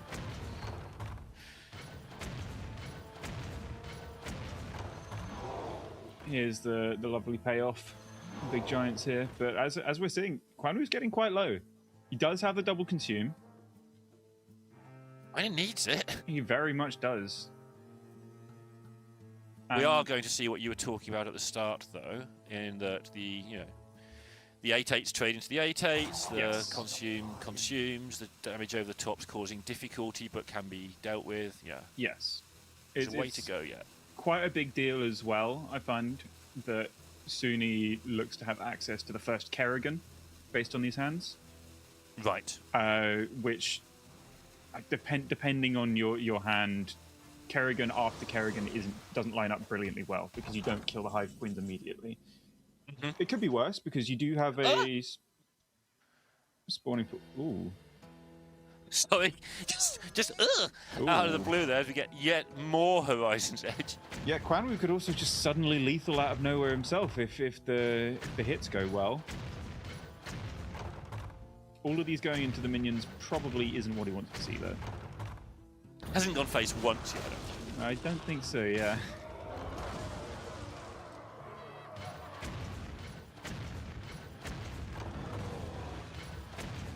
So much for putting your 8/8 into their 8/8. Just Yeah, this is tough though because there are 3 Horizon's Edges on. Oh wait, no, never mind. I'm. It's lethal. It's Yeah, lethal. it's just lethal. The imp got there. Yeah, for some reason I didn't see that in hand.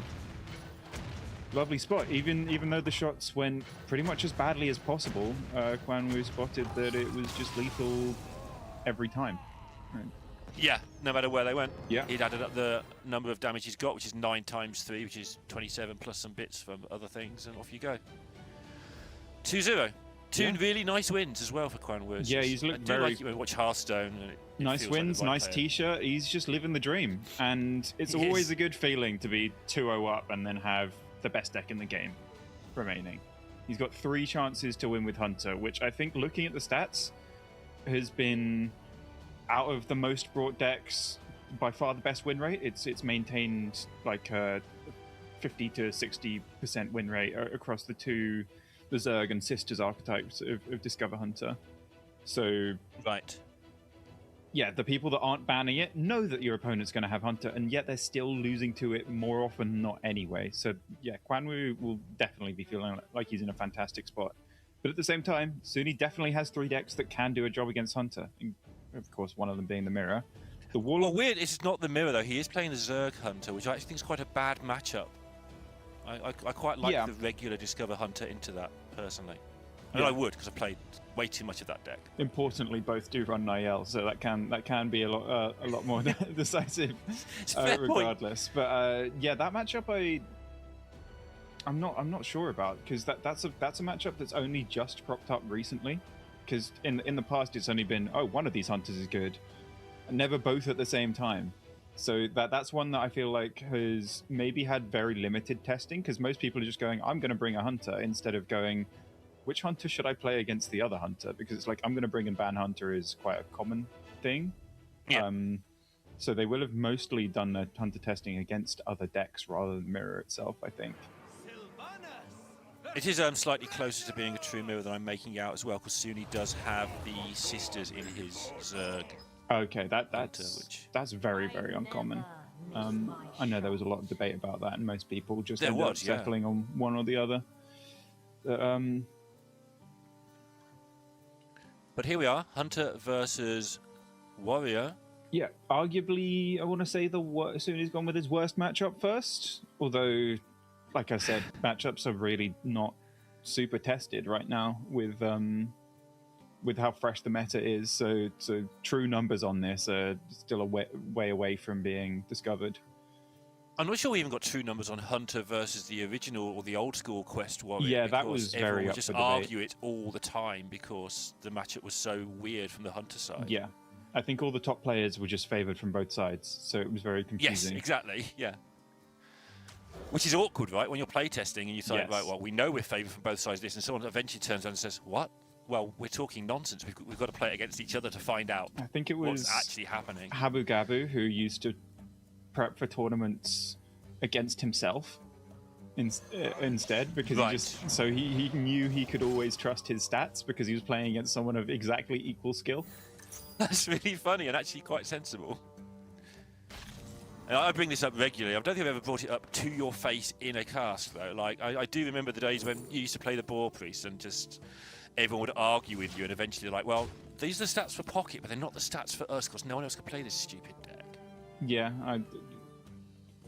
I think a lot of the time in Hearthstone, you just got to trust yourself. Like, you know what works for you. Sometimes you'll be wrong, but when you're right, that makes it all the sweeter.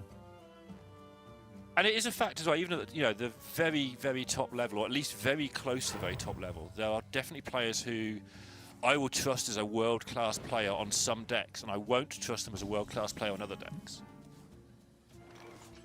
It's very interesting here that Suni chose to... Like, default, you want to go, I want to play New Heights. I want to get the ramp sooner rather than later. But with the way that his hand was panning out, he knew that he was just going to end up playing All-You-Can-Eat the turn after and float 1 mana. There's nothing Warrior does with 1 mana, apart from Shield Slam. He has no armor anyway. So it's quite a heads-up play, I think, to coin out the All-You-Can-Eat just to guarantee that he's getting 3 draws, because it prevents the downside of top decking Tortola or Ziliax the following turn. So I think it's quite a nice little optimization there from him. I'm Udo has put out the board that you really don't want to face as Warrior on turn 5. Yeah. It's just little things that don't seem that important, but the damage really, really stacks up. Warrior, for a control deck, it takes so much damage in the early game. Yeah. Because it has great removal obviously- tools, but just it doesn't have loads of them, so it can't really afford to throw them out everywhere. 5 health really annoying as well when you're dealing with the hostile invader. Yes.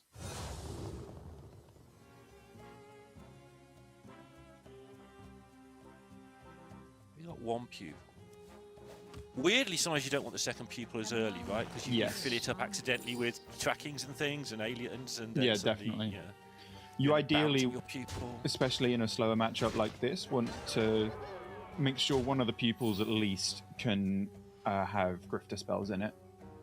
Ideally, deal 6, of course, to pair with Neri. But yeah, if you draw the 2 pupils early against Warrior and then just fill them up with random nonsense, then there's a chance that no matter what you hit off Grifter, your damage won't get there. But this board itself, with the way this game's going on, is doing the business, because Suni can't really deal with it unless he just throws out this brawl, which you don't really want to do just yet.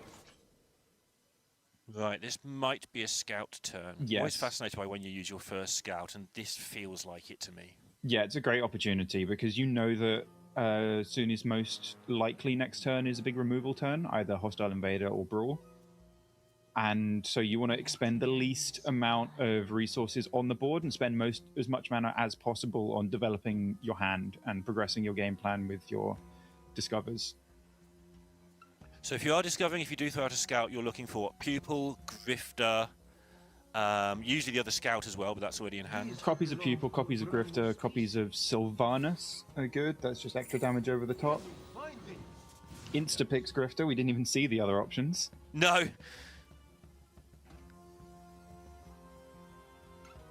So that will mean there is another bird watching inside this Pupil if he wants to play it as well. Does get a bit awkward with hand space. I think he would mill a card if he plays it.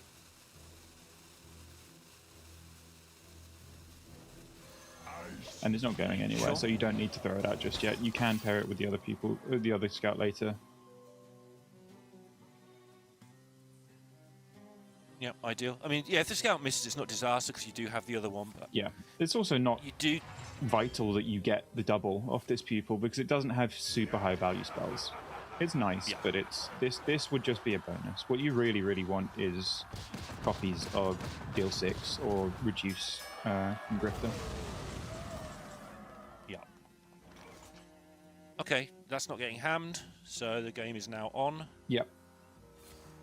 So a lot of people here would want to play the Scout with Grifter as instinctively, but if you miss on Deal 6, then suddenly you've just used your Scout for no real reason. Yes, yeah.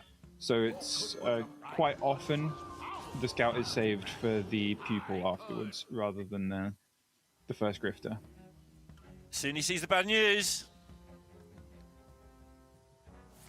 He knows he needs to start tanking up as fast as possible. And this Nerf Revert is huge in this matchup with the alien encounters going to 2-5, because now Hostile Invader, which was a great clear before, just leaves so much attack on board. And honestly, like I'm sitting here going, okay, so might play the Pupil, bounce it, put the deal 6 in there. We've got the Nivy, we can get maybe a deal 3 from Mixer. He might just be dead before any of that. Yeah. He might just be dead next turn at this rate. Like he's so low from the early damage that he couldn't deal with. It might not be a sit and gather game. It might just be your dead next turn game. Yeah, if this Grifter wasn't so buffed, he could have just dropped a Dracorex and cleared up this board, but that's not a possibility. He does also have 10 cards in hand, so this brochure, which he'd probably like to play out and a lot of the time draw into a 5-mana chemical spell and just plop a Tortola on the board, which Hunter can't really deal with. That would have been ideal, but it just halving your chances to draw it doesn't seem great with that many cards in hand. I think he a lot of the time would have just thrown that out if he had one more hand space. You're looking for Sylvanas. Probably take the Pupil with deal 6 in hand. Yes, I would Could take say the so. Brewmaster, but probably take the Pupil.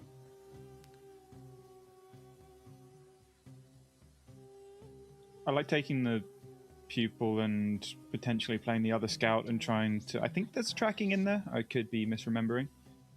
And looking for like a parrot sanctuary maybe to just cheat a little bit more mana on your damage turn with Neri so that you can fit the pupil in more easily and get more copies to deal 6. But he also does need to find a way to chip away at this bulwark beforehand. Yeah, I think he was looking for Sylvanas here, right? Yes. That's what you tend to use it on. I have no time for Ugh. These are a bit yuck. Greatest. Although Champions of Azeroth is hilarious if you get Bran and multiple copies of Sylvanas. But he didn't choose to go for it because that's a bit of a unrealistic game plan. Terrible mixologist. Yeah. Right, have some stuff.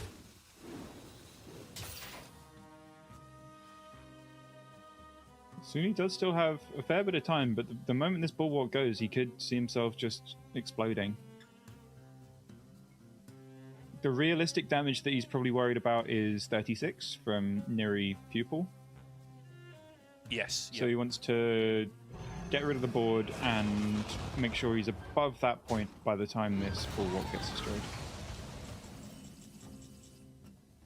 Yeah, a bit more than that these days. Maybe you're looking at sort of 39. There's usually a little bit of extra flying Yeah. about, but yeah, 36 is the first port of call. And see where you're at.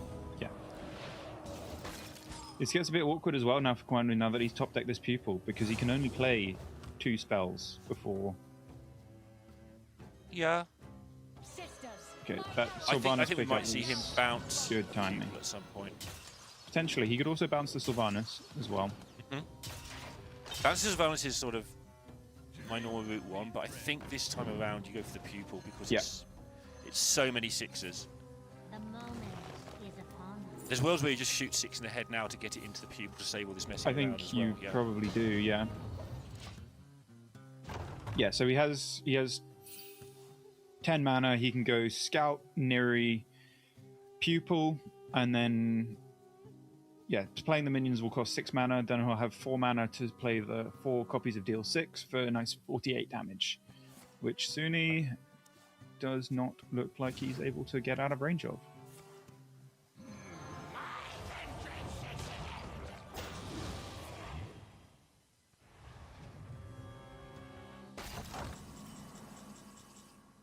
Yeah, and that's lethal. Quan Wu is a pretty stylish set, honestly. Yeah, 3 very impressive. tidy games of Hearthstone. Particularly the first game, if you didn't see the first one. Definitely worth a look, but also, the next 2 games were both very smooth. As you say, very impressive. He's back-to-back Masters Tours. Well, back-to-back years Masters Tours. Yeah. He's won the first playoffs twice in a row. And he's back to being smug. I love it so much. Oh, that's amazing.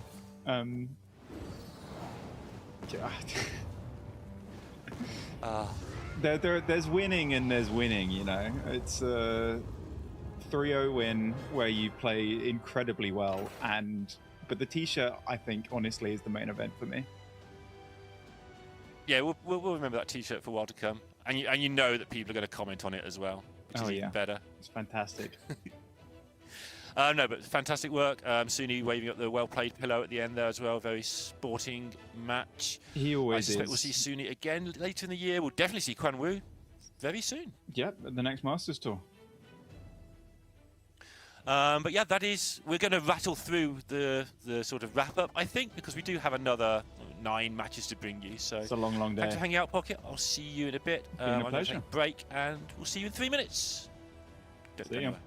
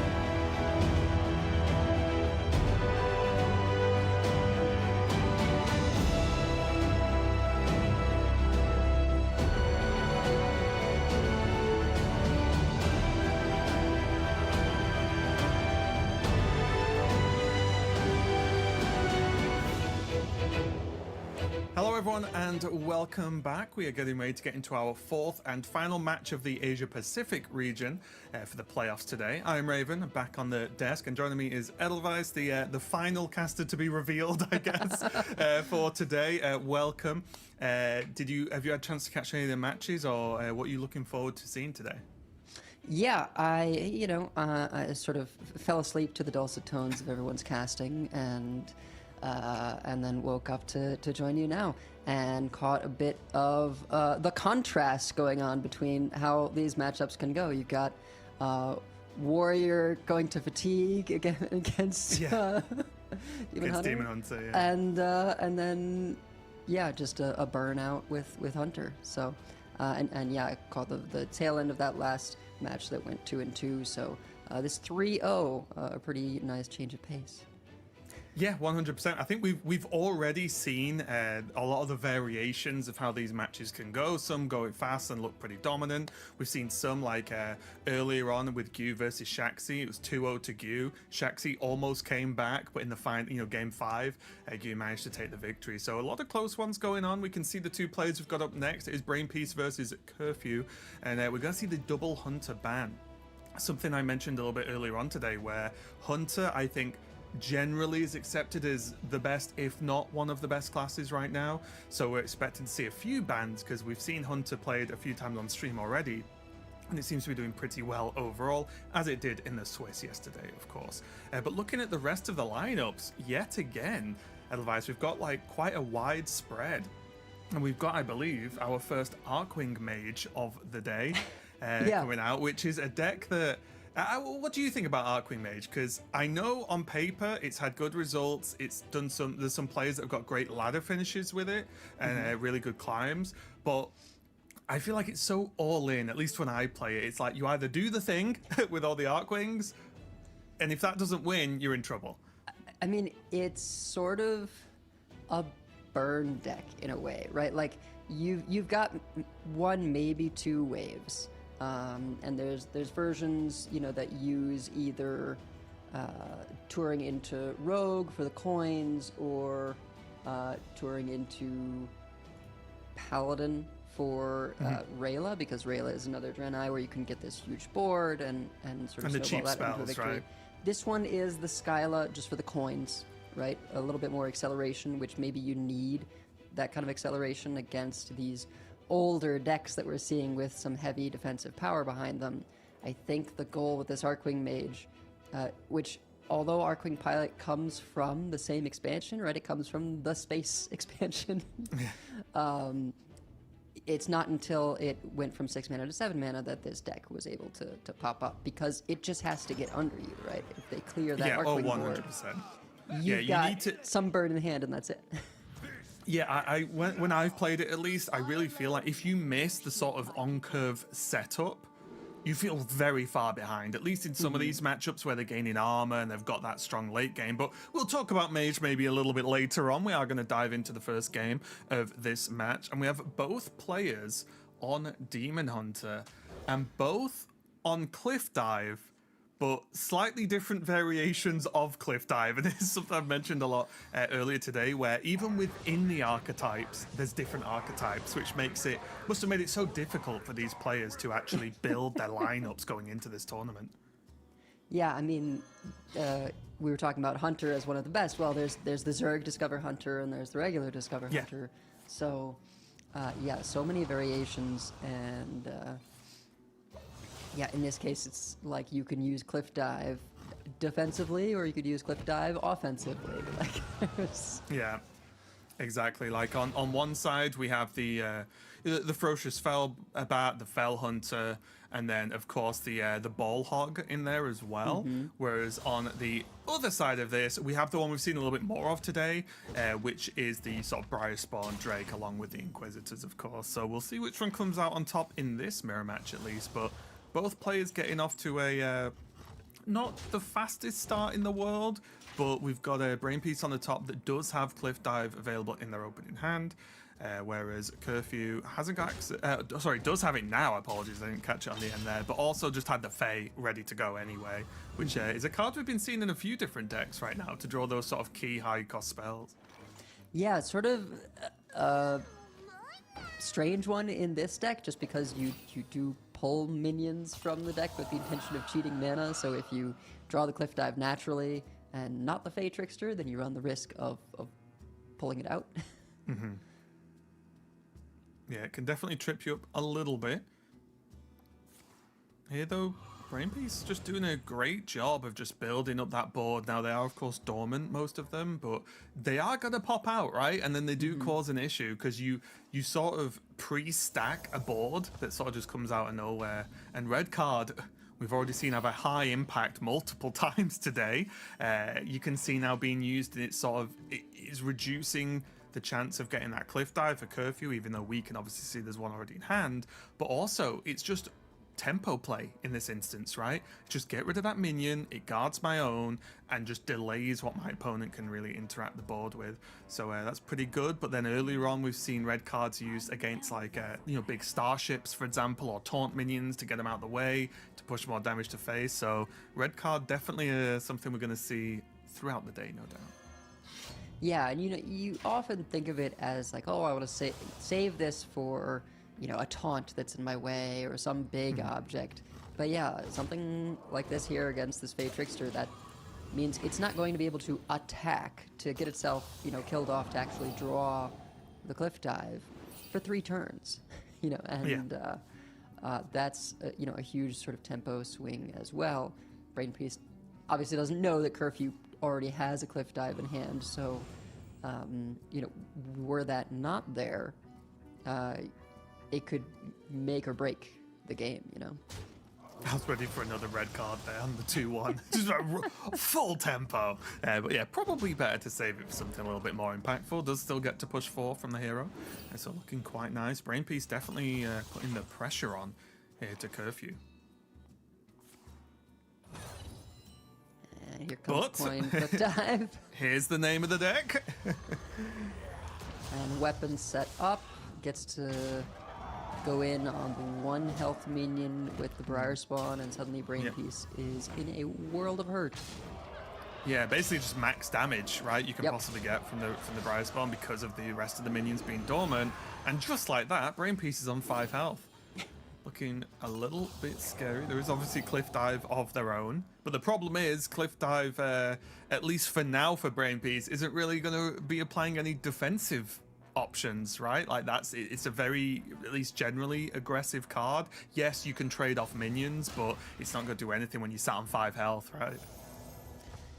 Yeah, and it's interesting, the switch to Ball Hog over what we had been seeing with Blob of Tar, which of course now is too expensive to resurrect from the Ravenous Fell Hunter. Ball Hog the lifesteal is great, but there's no taunt. So it's and no matter what, you really want to be cliff diving out the Fell Hunters rather than the Ball Hog itself. You only get maybe, to maximize the value. You get maybe like 6 lifesteal if you can run the Ball Hog into something and kill it off. This is also tricky though, because the lifesteal on the weapon as well.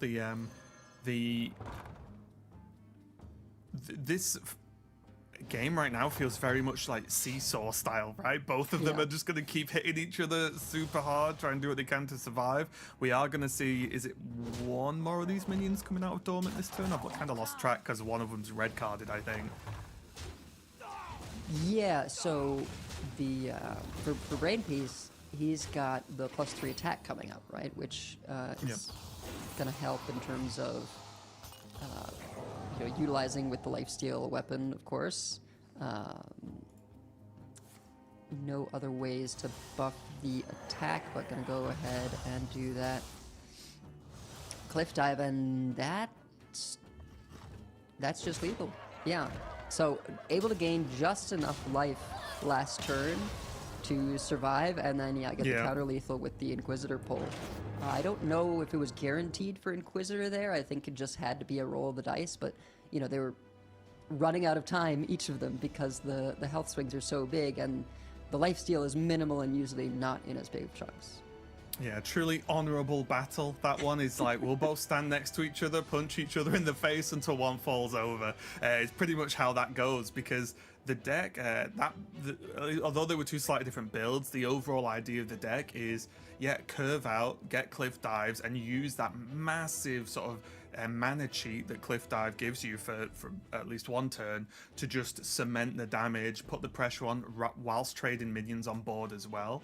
And yeah, when that's pretty much what both decks do, guess what? Whoever hits harder wins. So we are going to see a very quick 1-0 lead going on there.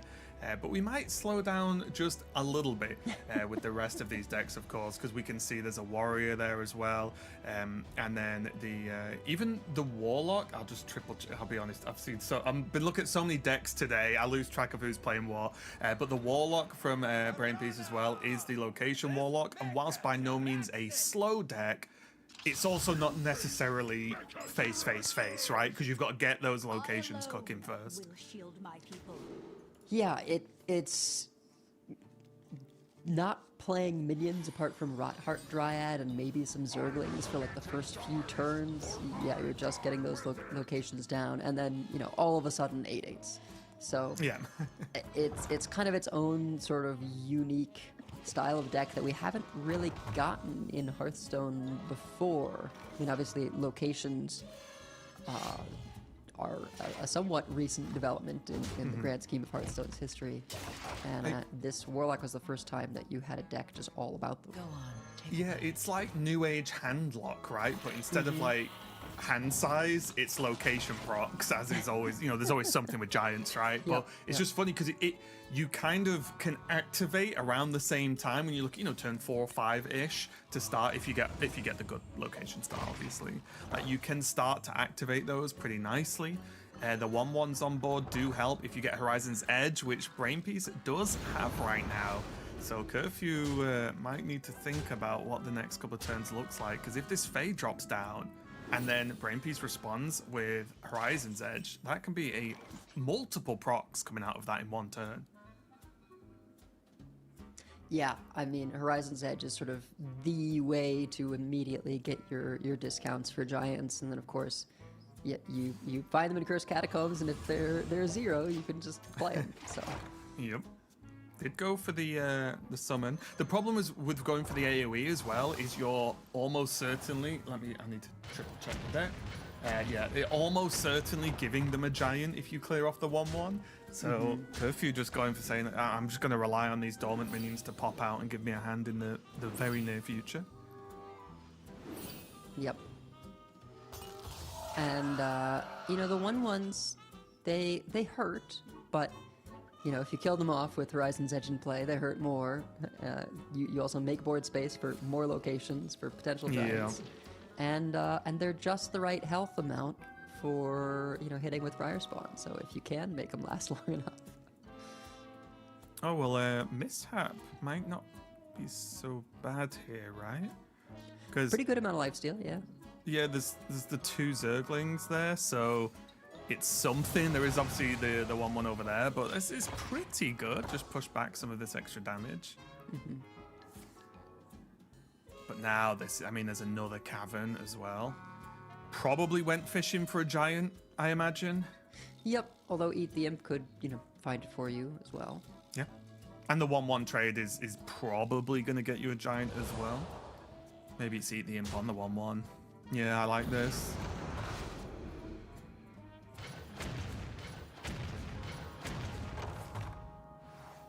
Yeah, click the Horizons, get to go again. Oh. That's rough. Double miss, and now Horizon having been used several, not worth copying. I guess these are temporary, right? So it's got to be Rotheart Dryad and just go fishing again with Eat the Imp. Yeah, I think so. The only other option is, depending on what they wanted to do with the turn, you could just throw a scrapbook away. But yeah, I agree. This just seems a lot better.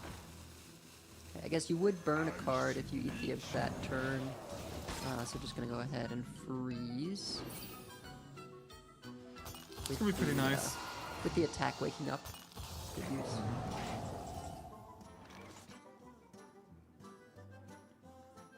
also going into that coin turn, right? You've got to expect the coin cliff dive is the worst case Yeah. scenario, and so freezing attack going in delays a bit.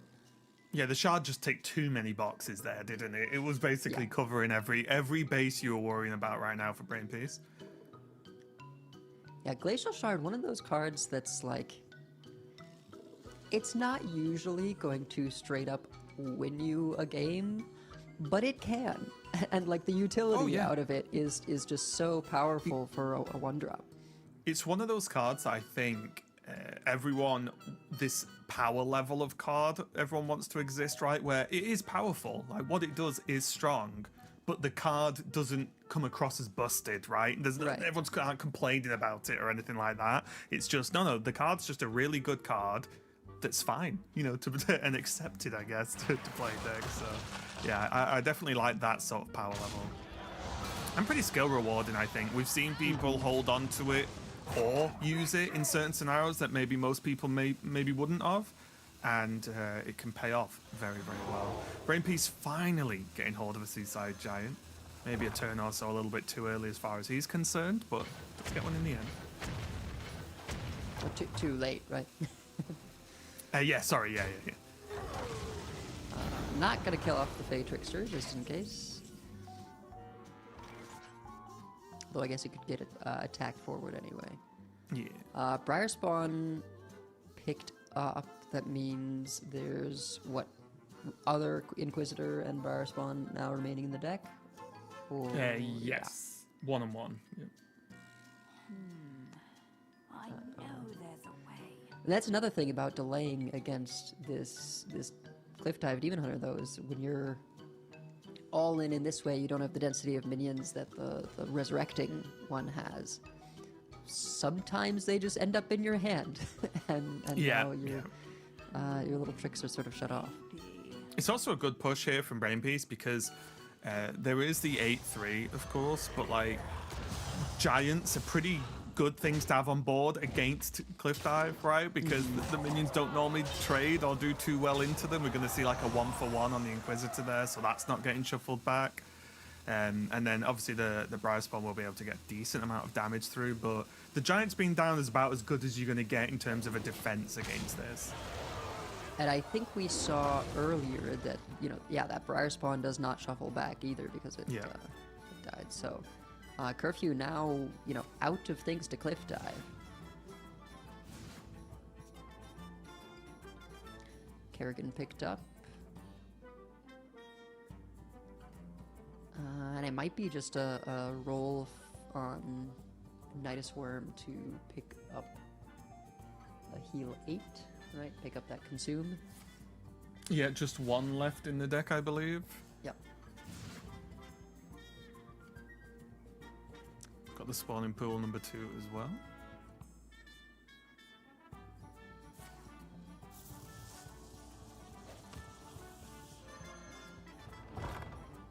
And sets up Looking quite pretty nice. nicely with the Tourist next turn for a couple of 8/8 rushes.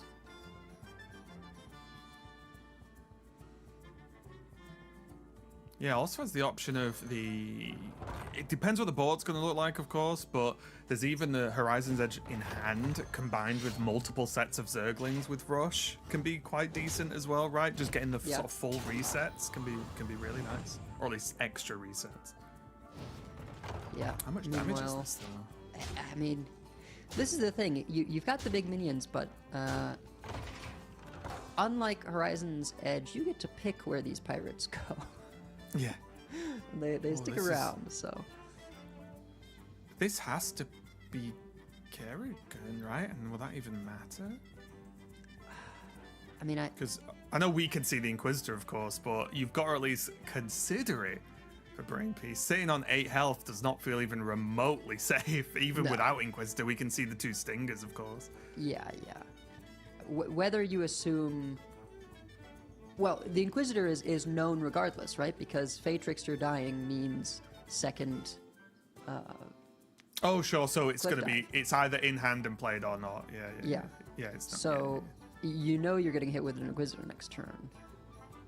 Whether or not there's a Briar Spawn, you don't know. But I think you have to play the Kerrigan, or else Yeah, you're just dead. you just need the health. And you hope there's no Briar spawn, right? 'Cause, Yeah. Yeah, you cooked anyway. If yeah. if there's Pride Spawn coming down, because you can't also stop the 2/5s from being on board, right? So Right. that's a lot of extra damage as well. And it does work out for Brain Piece in terms of this turn with Briar Spawn in hand. I mean, both of them in hand, really. Yeah, Inquisitor is not enough to finish the game, and Curfew's going to have to clear up the 8-8. Sorry about that. Yeah, My Bagel dog's thinks so going as well. crazy. Yeah.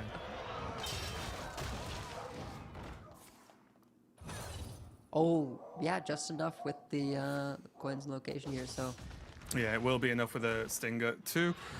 Plenty of damage coming out there. So Curfew is going to even it up 1-1 with a pretty aggressive push from that Demon Hunter. Yeah, I mean, these games just, lightning fast. And, I imagine we will see things slow down a little bit. But, yeah, I love this Warlock. I know that, ended up losing that game. But it's just such a different way to play with all the locations and everything. I hope that in the future we get, something else like that.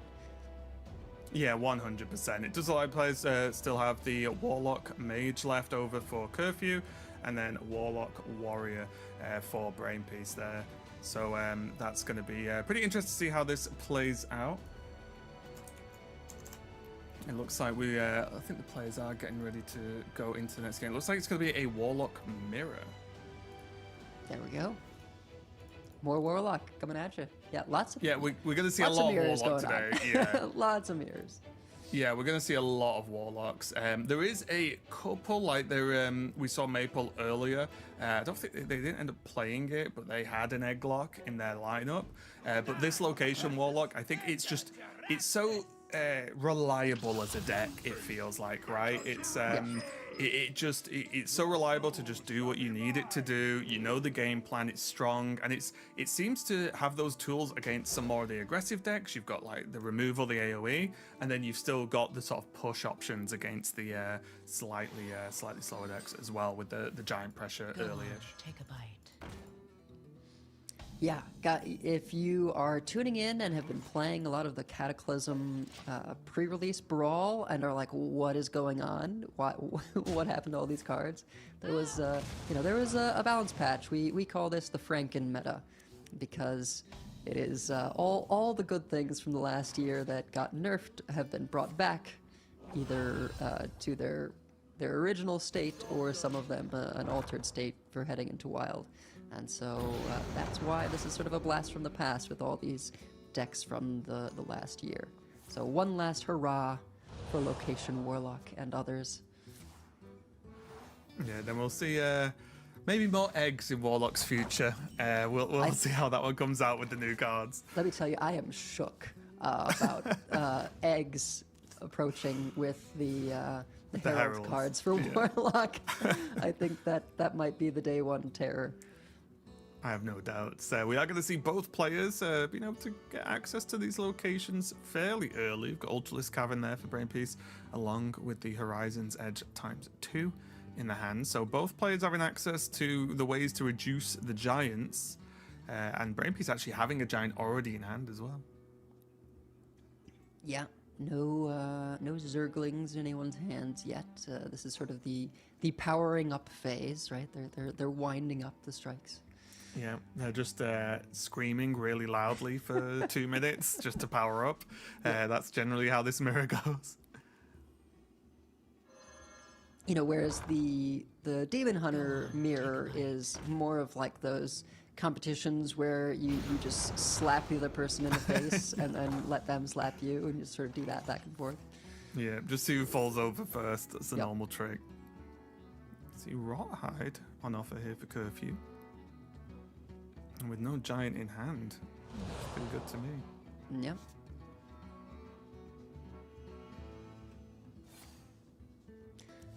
I love all the ways that they've come up with for targeted draw now. I think there's ways you can do it where it's too much, but just each class having their sort of different things that they're allowed to specifically draw, whether it's warrior drawing taunt minions, or in this case the Rot Heart drawing something expensive. I feel like those are the kinds of things where it's like it's not just draw your whole deck card draw, but it helps with Unless you're rogue, but Well, yes, any other class. unless you're rogue, yeah. Yeah, any other class. Yeah, completely agree. Even with certain things like you look at Hunter with Discover, instead of drawing tons of cards, you can discover the one sort of, and then you've got like be specific draw in certain decks as well. But yeah, it's cool because it can just keep it feeling powerful without it running out of control, right? Which is the tricky part. But Brain Piece, you generally do want these Horizon's Edge down, but again, the problem now with clicking it is, I guess this is going to happen either way, right? Just got to think about, does he want to trade a 1/1 first? Just to make sure you can get rid of the Rot Heart and draw. I can see it. Yeah. No, risk it for this. I guess. We're fine. Yeah. The problem is the Giants are they going to be too far away? Oh, you can just do it that way. Yeah, if it works out, it works out. I was just thinking I think you probably do want them both, but I guess worst case, if they don't press Ultralisk Cavern to not kill you 1/1, that's fine as well, right? So I guess it was going to happen either way anyway at some point, so not too bad. We did see Curfew pick up the Ceaseless off that though, so okay, there we go. So that's going to be both players effectively having access to Double Giant. Yeah, Ceaseless is sort of the earlier whiff, but discounting a lot faster than we've seen lately.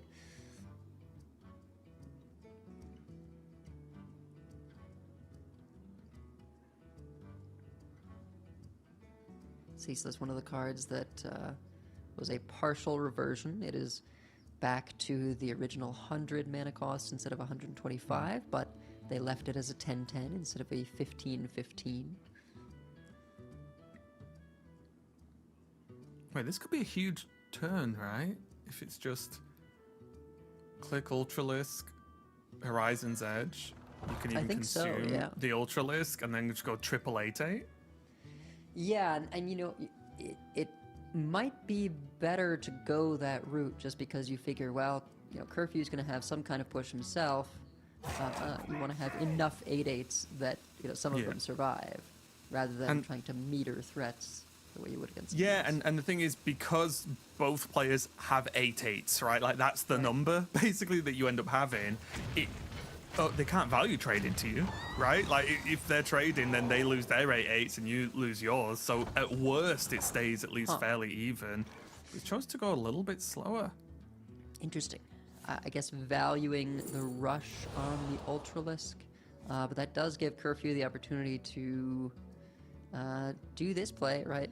Scrapbook the Ultralisk Cavern with one durability, get immediate value out of one rush trading in and the other for pressure. Now we've got to the stage where we're just going to slap each other in the face because it's just going to be okay. They'll make the 8/8s, one trades in, then Brain Piece will play the 8/8s, then one can trade in. Yeah, until nobody has 8/8s anymore, and we're fighting with Kerrigans and then we play rock paper Zerg scissors. minions. Yeah. That's how we decide the end. Although getting the 5/5 down's not bad, right? Because it's like, yes, it can be value traded into, but it's a sort of an extra minion, right? Because already about this matchup, we talk a lot about just the Giants and the Ultralisks, but having just an extra thing, whether it's Zerglings or the 5/5s or just anything else, maybe from Glacial, like that could help across the course of a whole game, even if you just use it to push a little bit of extra damage. Yeah, Curfew says, none of this half-measure business. I'm going all in. Show me what you got. Yeah, because the problem with taking it a bit slower is that your regular Giants don't have rush, right? So your response is a little bit harder unless you can also do a double Ultralisk turn, which is maybe now possible for Brain Piece. Yeah, I mean, ability to do so with Dark Marrow or Scrapbooking Student, I would be inclined to go Dark Marrow here. Yeah, because that's kind of all you would use Dark Marrow for, whereas Right. Scrapbook you can use on Horizon's Edge, for example, right? Yeah, I was wondering if this is what Brainpiece was thinking about, though, is just picking up that other Ultralisk Cavern to make sure you've got it going. So we'll do 2 more AoE with the 2 Ultras. And now, suddenly, I mean, you have to rely on these... Oh, hitting the right place. There is a consume for the Ultralisk Yes, that's true. Cavern if he really wants to be set. Yeah, Yeah, which is just like, yeah, let's just get rid of him. Yeah. And just a double tap on the Horizon. Do the trade first to... It does get weird, doesn't it? Me and Lorinda were talking about Yep, this yep. earlier, where it's like, wait, what order? Do you trade or do you click? But if you click and it's the minion you're going to trade into, you can't do that. But then you can potentially miss damage. And so it can really mess with your mind, especially when you're dealing with like a lot of different minions. You've got different ways to deal damage and 2 Horizon's Edge. Gets really funky sometimes. And yeah, now Brainpiece, having used mostly Burn to clear up that board, right, and Table Flip, rather than his own threats, does get to keep an 8/8 left over. Yeah. While queuing up, second Ultralisk Cavern. So I think, well spotted there to sort of turn the matchup around and try and sort of win on a resource level. And I wonder if this is just a good time to like tempo Kerrigan. Yeah. Because you've got an 8/8, you're easily winning on board. Your Horizon's going to come up next turn, and then you'll just have the two queens, right? Which will then give you more options next turn with more minions. Yeah, I mean, they kind of have to be dealt with. Yeah. And Kerrigan is really difficult to play a lot of the time, unless your opponent has a perfect three health board that you're going to wipe. It feels pretty slow sometimes, right? Because it feels much more of like a value-based card than a high-impact turn you play it kind of card. Yeah, and Curfew, may feel pressure to just Eternal Servitude for the clear.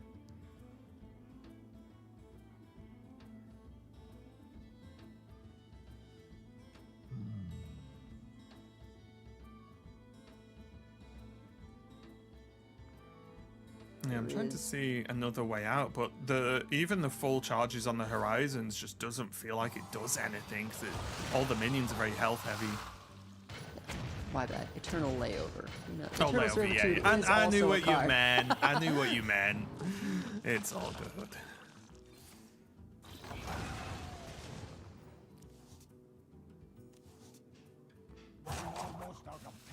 This is where the deck can get a little bit tricky, right? Like, yes, you've got damage from locations, but if you look at Curfew's hand, there's not tons going on, is there, in terms of how do I win this game of Hearthstone? Yeah, and 5 cards remaining for Curfew. So, spawning pool, that other Ultralisk Cavern, but since it's not been queued up already, gonna take some time to make use out of that. Table Flip, Horizon's Edge, Kerrigan. So, I think it's like there's tools there, but they need some of that charging up time, and Curfew hasn't got that time right now. Yeah, and Curfew just used to consume on the Horizon's Edge just to heal a bit, right? And just get some kind of health back. So even that is going to struggle, make the Ultralisk Cavern even worse. And Brainpiece has worked it out. Oh, it's enough, yeah, lethal, Excellent yeah, use okay. of Ceaseless here, right? Kill your stuff off, reactivate Horizon's Edge, and then use Corpse Skull and the Hero Power. Yeah, just pound on the pressure. Yeah, not complete lethal, but the health Close differential enough. here, tells a certain story. Curfew has to Yeah, because freeze. yeah, it's pretty smart, right? Because even if Kerrigan comes down, the damage, like, it's so expensive to play, which is what I was talking about earlier, where it can be hard to actually just play out. That you'd need, like, Curfew would need Kerrigan plus something else. Obviously, only 4 cards left in the deck, so it's likely. I think Brainpiece will expect Curfew to have everything. That's kind of where you get to, right? Of like, well, if my opponent's barely got any cards left, I'm just going to assume they have every card left in the deck. Yeah. But it's probably going to have to be Ceaseless Kerrigan. Well, it's either Ceaseless Kerrigan or Glacial Shard Kerrigan, right? If you Ceaseless, then you're reactivating those Horizon's Edges, but you've got a 10-10 in play, which can maybe soak hits. Yeah. And the 5 healths on the Queens, right? Yeah.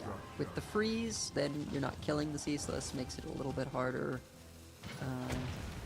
I think you go for the Ceaseless here because Curfew is on a clock and needs to Yep. win the game, so a 10-10 Right. will help with that, right? I think now we can see the Glacial Shard on Brain Piece's side, of course, but I think you have to just play to try and end the game quickly because Curfew could still just go down this turn depending on what Brain Piece has access to. Table Flip's going to be really nice.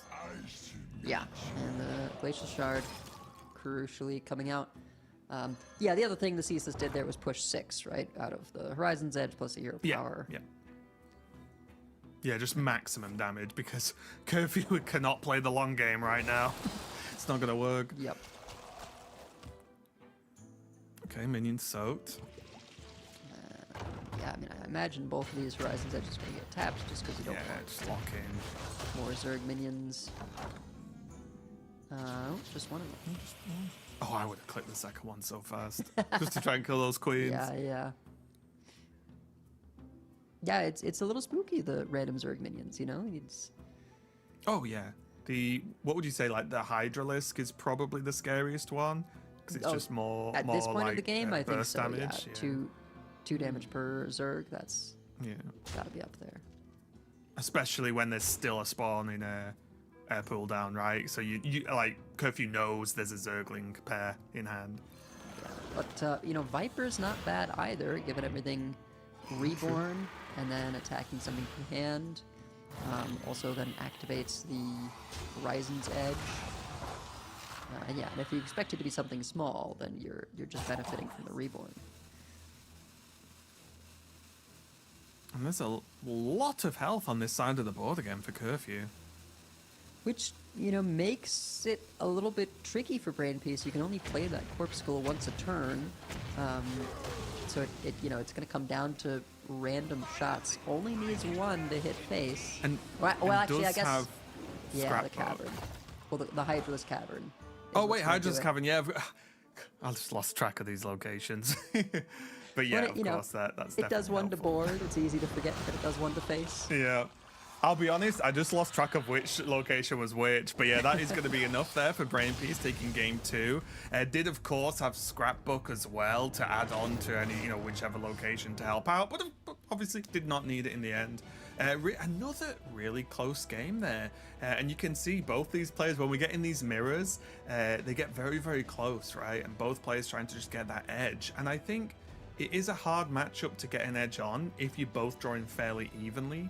Because you both got the ability to do the push, but as we saw, there's like limited pushes you can even do with this deck. You are reliant on the power of the damage from the locations, and then whatever turn or turns you decide to put some giants down, and that's like most of the way the deck works. But I think both players did a good job of landing the Kerrigan safely, because that helped them both get just a little bit of extra juice there.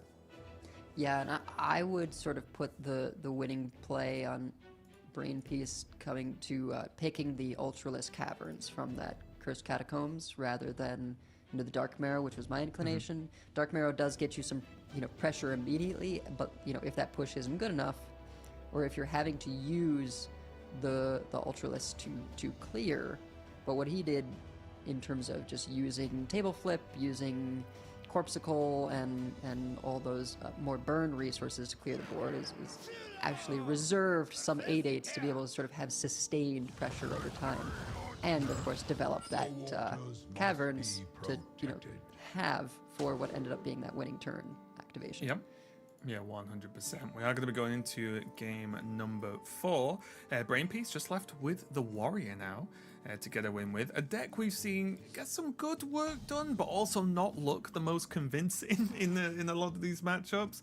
But it is going up against the Archwing Mage, Elvis. So this deck, as I said, is a very hot and cold deck for me because some games you feel like you're the most powerful, you play the most powerful deck in the world, and then some games you can just, you just feel like you're fizzling and actually achieving nothing. And this is another tricky one, right? Because in my experience on both sides of this, Curfew needs to just hard curve. Okay, Artifice is a great pull.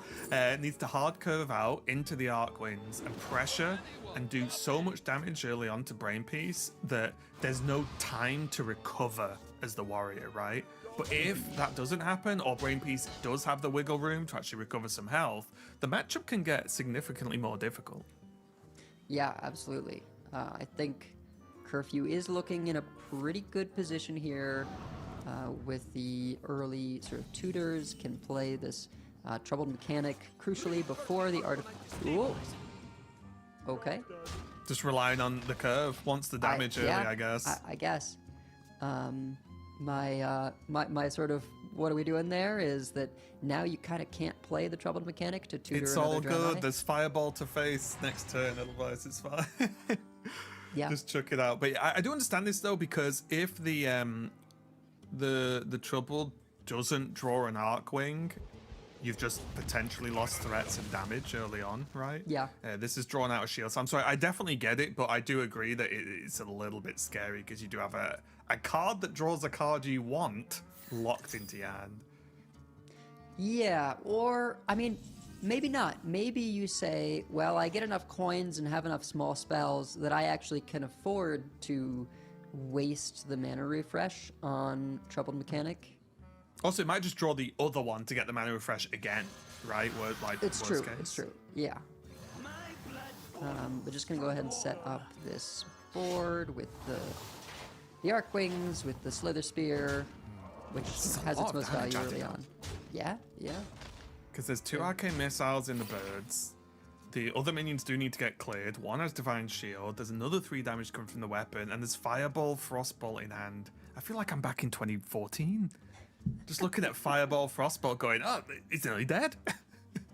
Not true, because it's against Warrior, but still. Yeah, you know, there's 9 armor to be gained visibly from the safety goggles plus the Ancient of Yore. And wait, Ancient of Yore, is that back to 5 armor or is that? No, that one's staying around. I don't think so. Yeah. So it's still 3. But yeah, you know, this is where you would want to get those Arcwings. And it's going to feel pretty awkward with this Troubled Mechanic in hand. That I do almost wonder if you just sort of eat the discount loss, figure that by the time you're playing the Arcwings, you'll have the mana with, you know, coins and stuff. Many choices. I'm not going to lie, though. Fireball, Frostbolt phase just looks very clean. It does look pretty good. Yep. It's probably not the correct play. I am with you. I think like even Troubled Smoldering is looking okay, right? I mean, it's not too bad, but well, I mean, you know, you'd love to wait another turn, but actually this works out quite nicely now because you get to capitalize on the extra spells being played for the Slither Spear. Yeah, so I'm gonna go ahead and do this. You lose the discount, but that's okay. Interesting. Gonna just save the O Manager, I guess, for the pop-off turn. Misses on the Arcwing, though. You know, good and bad. it still might be enough. We'll see. There is now. This could be interesting, right? Because there is Bob Freeze this turn, which means. Yeah. Not that you would ever get a big one probably anyway, but Arcwing isn't really going to pop off. But maybe the Bob turn needs to be next turn instead. It gets pretty tricky here. Well, you can Bob, and then you can coin Dracorex. True. Yeah, very true. Or, hear me out again, there is, like, can you do anything with new heights? So then there's coin Ziliax? Yeah. Just Like, that might play also Unleash, do, yeah. Lock the board, play the new heights. Yeah, because this also means the Draenei can't be played. Oh, I guess you can ping your own minion, right? It's fine, there's enough mana now, but it could just makes the turn a little bit iffy and then opens up potential for Ziliax next turn. I quite like this. Yep. I think it is probably going to be that ping into Artificer. watercolor artist doesn't have as much value now. I think, yeah, Curfew's debating, like, do I just go in on some spells here to effectively get spell damage from the Slither Spear? Yeah, I like it. Like, what? Is this Frostbolt or Arcane Missiles? Do you ever want it to not go face? I could argue no. So I just, whenever you've got the opportunity to slip these in, I think I'd just do it. But looks like he's decided not to. Yeah, I mean, I think the upside of getting like a full board of Arcwings is so strong. I think that's why, that's the reason for the hold. Yeah, I just think like with the Seabreeze Chalice, obviously if there's nothing to aim for, fine. But then there's Old Manager, Coin, and a Frostbolt. So I don't know. I think I would have took the 3 to face with the missiles, unless you're playing around a Bulwark. Maybe that could help as well, I suppose. Yeah. But yeah, these are always the most frustrating situations against Warrior, right? They fill up your board with Crocolisk, and then now they bob you, and you can't do anything. 8 combatant center, and I Yeah, it is very rough. And this is one of the problems, at least I've personally had with this deck, is if I don't, maybe it probably doesn't happen often enough for it to be a massive problem, but when you don't draw Arcwing, you feel really bad. Like, you can really struggle because it is so much like the core of the deck. Yeah, there's burn spells, there's minion pressure, that's fine. But the Arcwing really is what pushes the deck, of course, which is the name of the deck.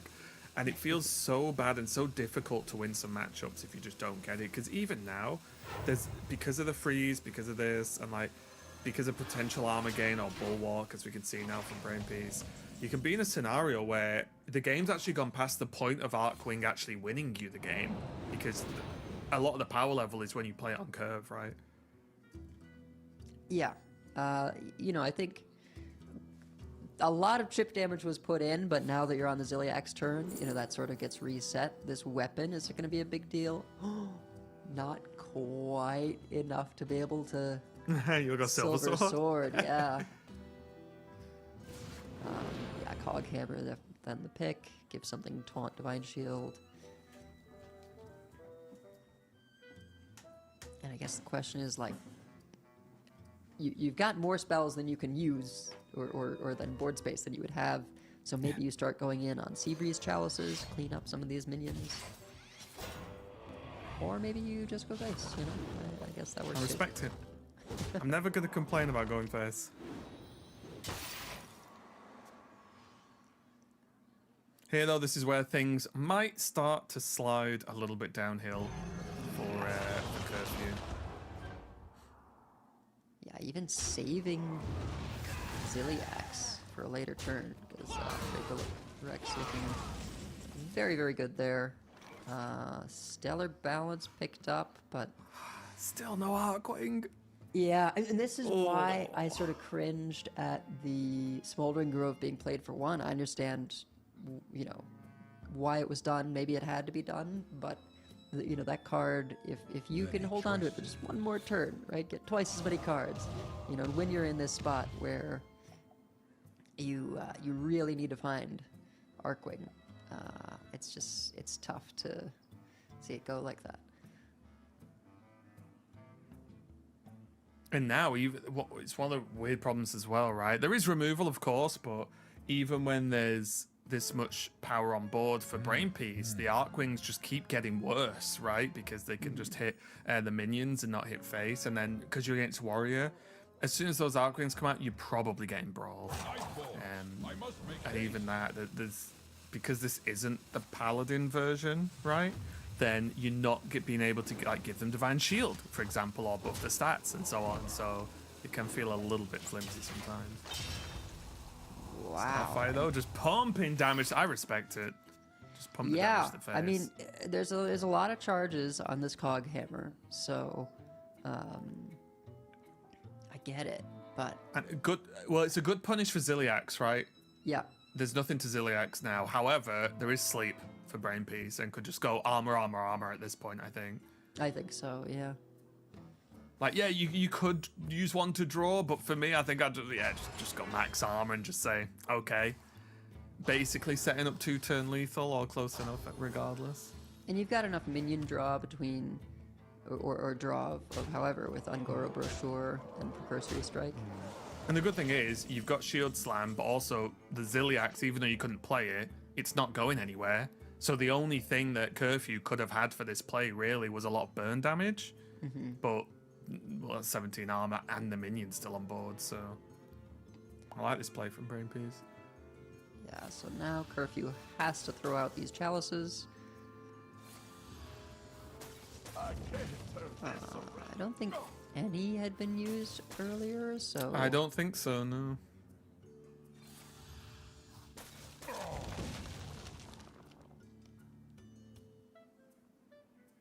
So yeah, you do need to either O-Manager this or get one Arcane Missiles shot to hit it.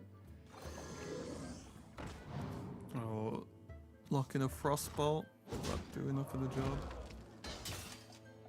Oh, we're just leaving Draco Rex now. Okay, I guess that works too.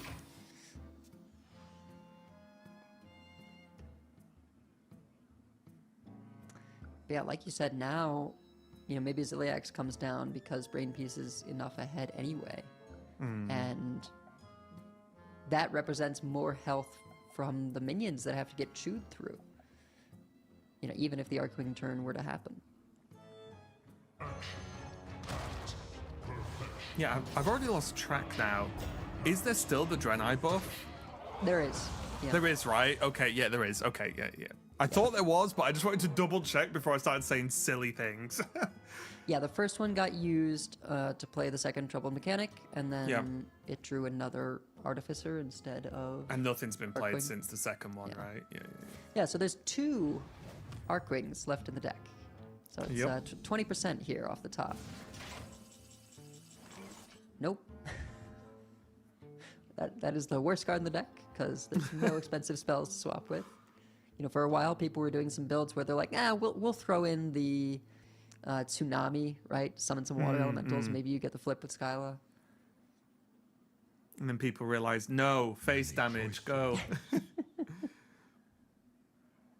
it's so rough here for Curfew because, like I said, the whole sort of core of the deck are those Arcwings, and I think he did a great job. Like, he got really close without them, and you just imagine one turn of an Arcwing push, and this game's changed, right? Massively. Totally, yeah.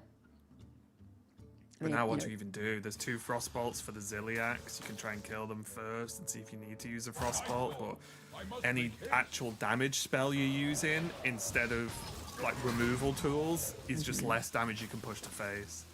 Yeah, I mean, the strength of the Chalice is that you can remove their minions from play while clearing the way for your Arcwing shots to go face them, right? You sort of convert them from minion damage into face damage through that process. Now they're all spent.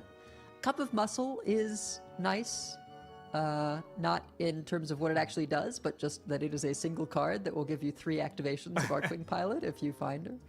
Oh, I just realized. Are we going to see Ham eat an Arcwing? We totally are. Where we're up to right now? Because absolutely. Oh, okay, it's going for Morazon. Yeah. I guess seeing all that removal, drop Morazon and say, "Okay, pal, go for it." Like, don't blame me. You don't even need the infinite damage. The 8/8's enough at this point. You always need infinite damage. Oh, missed again. At this point, I think you just have to chalk it up and say, well, we go next. Sometimes that your deck just laughs at you. I don't think... I guess you do still have the refresh, so... Yeah, you've got refresh, you've got coins, you've got... 1 mana arcane. I think I still maybe like this better. Okay.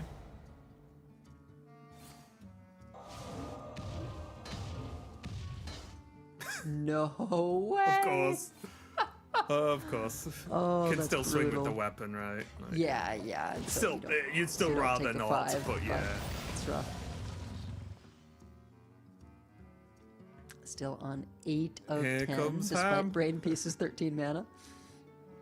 Yeah, I mean, it's gotta happen now. Yeah. Right? Draw 2 spells, get some more ramp. Why not? Yeah, this is going to be a mental breaker, this one, isn't it? If yeah, see, Curfew knows. Just looked away. The So only don't minion you, in the don't deck. you eat. Oh no, okay. Okay, There's- okay, got away There with were it. a Got few away of the early game ones. So now we have to Stellar Balance and Starfire the Ham. Yeah, there's 1 watercolor artist and 2 Arcwings left now. Portal away from paradise. Okay. Okay, This is pretty clever. good. Although actually, I won. Oh, okay. So we just saw there that Cup of Muscle is playable even if you have no minions in play.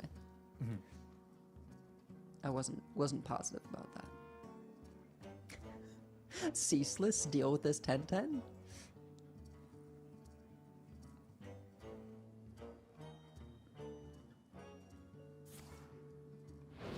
Yeah, just having a quick look at what's left. There's not that much left, right? There's a Hostile Invader, Safety Goggles. Nothing too crazy right now left in the deck there for Brainpiece. Yeah, I mean just drawing through to sort of maximize once the quest comes down. Not that that's really going to be necessary. I feel like Yeah, this is so nice. this now, unleash yeah. ceaseless play is nail in the coffin. At this point, I think Curfew just wants to sort of get rid of all the bad luck.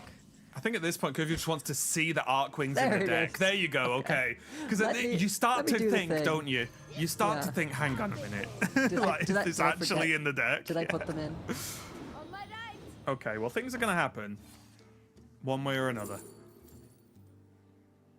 On my right. Tell you what's I- not going I to don't happen. think I don't we're think playing that that Acupuncture's Starship getting played. Yeah. On my right. Wait! Picked the wrong starship piece. We could have been hand buffing the biopod. Oh, the biopod. or the Death Knight one. Curfew actually picked the one that doesn't benefit from hand buffs. Like, yes, this can be the biggest if you fill your last board space slot, but I mean, no brawls have been played, and your opponent's deck is gone. It's okay. There's another Arcwing coming off the top next turn. Yeah, I think you had to pick, if not the one that summons a large minion, probably Biopod, rather than this. Like, this is bigger, but you... I suppose Curfew is saying, well, I'm going to win the brawl with the 13. Yeah, true. I'm just thinking, like, is there... Wait, there's... Okay, I'm trying to work out what he's doing here, because, like, is there a world where this ever becomes a problem? Probably not, right? Because I'm thinking Arcwing plus all these spells are basically playable, more or less. But yeah, it's probably going to be fine, because these minions will soak a decent amount anyway. There's enough armor, and yeah, it's not really a problem. There was just a moment where I was like, what if Arcwing comes off the top? No, And it didn't no. anyway, so it doesn't matter. Wow. Unfortunate showing here. Yeah. Do the honourable thing. tough. Moonfire Acupuncture itself. But yeah, a little bit unfortunate there for Curfew. A real shame, I think, because even with that just one turn, the Arcwings looked impressive, and I think Yeah. Curfew did a great job of hanging on and trying to just give himself time to get hold of the Arcwings to pressure. But Brainpiece just kept control of the scenario and really cashed in on the fact that Arcwing just didn't come out, right? There was no turn 6 push with Arcwings. Therefore, he could take it a little bit easier, put a little bit more pressure on, and just set up, because it's rare that we see a warrior draw their whole deck before the quest's even complete as well. Like, it's not something you see Yeah. too often, because he had the freedom to draw a little bit easier as well. So yeah, really good match there, and congratulations to Brainpiece, the last player from APAC going through. Yeah, and you know, if you're Curfew, I guess it's brutal, right? The reason that you don't concede for so long there is because, well, this is my only shot, right? Like, Yeah. if I concede, then Brainpiece immediately takes it and qualifies, and I'm out. So, you know, that's why you hold on for, you know, some last hope. And just gonna have to hope for better luck next time. You know, I mean, that's often how it goes with these tournaments. Is like it's the intersection of, you know, yes, playing your best, but trying to line that up with getting luckiest. Oh, 100%. I don't think any player who's won or placed highly or whatever in any tournament has ever said, oh yeah, I had zero luck and still won, right? Things have to go your way a little bit. That's just how these games work. Regardless though, that is going to be the Asia Pacific section of the day done and dusted as we've rounded up those 4 matches. But we've got plenty more where that came from. We've got Europe coming up next and then the Americas later on today. So stay tuned because there's tons of Hearthstone coming up. But don't go anywhere. We'll be right back.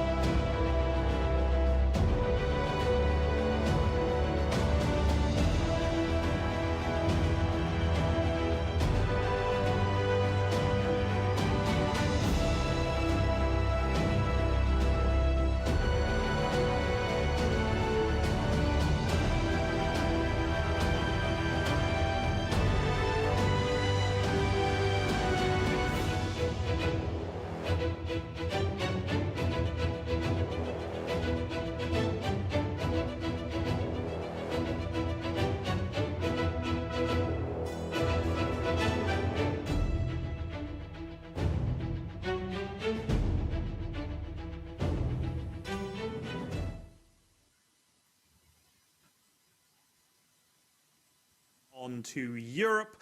I'm joined once again by Pocket Train, former world champion and all-around fantastic guy, although you have to say it quietly because his ego does get out of control. But we have a fantastic series lined up for you between a long-time member of the French community, while not, of course, being French himself, every Hearthstone caster's favourite clarification, Maverick, who is going up against Saver. But there is one other very interested party watching on this one that I think we have to cover before we get into anyone else, because Rex, who is a player that some of you might not have heard of, but is arguably one of the best and most consistent players in the world right now, has so far narrowly missed out on qualification for this championships through 3 different means. Narrowly missing out on ladder, tying with Gabby for the overall global point spot, having to play a playoff against Gabby, narrowly losing that playoff 3-2 to Gabby, and then coming 10th in Swiss in this tournament. But despite missing out by a narrow margin in all of those methods, if Savor were to qualify here today, Rex would actually get a spot at the championship because Savor, who is currently the EU points holder, would get a invitation through this playoffs instead, meaning that the points totals would pass down to Gabby and then Rex. If you followed all of that, congratulations. If you didn't, the short version is Rex will qualify if Savor qualifies here as well. It will give us a real little shake-up on the way that the point standings are going down, but we'll keep you abreast of all of that. Pocket, with the admin out of the way, we've got two pretty interesting looking lineups in front of us. You mentioned to me before that one of these you felt like maybe was your favorite lineup in the tournament. Do you want to talk about why that is? I think Savor right now feels like sort of the form player in the world. He's got 2 rank 1 finishes. He's got very, very strong opinions about things in the meta, and I think he's had a very, very good read on the meta as a whole. Like a lot of the 4th decks we've seen, things like Control Warrior or Starship DK, and Savor's gone a little bit anti-control with the Hydration Druid, his build of Discover Hunter. He's very passionate about Sisters being better than Zergs. It's usually people have gone one way or another, and he's gone Sisters, which have overall in all 3 fields performed much better. Armor DH as well, a nod to anti-Warrior, anti-Death Knight, especially the specific build with Kane and Ooze, a lot more greedy, a lot more anti-control.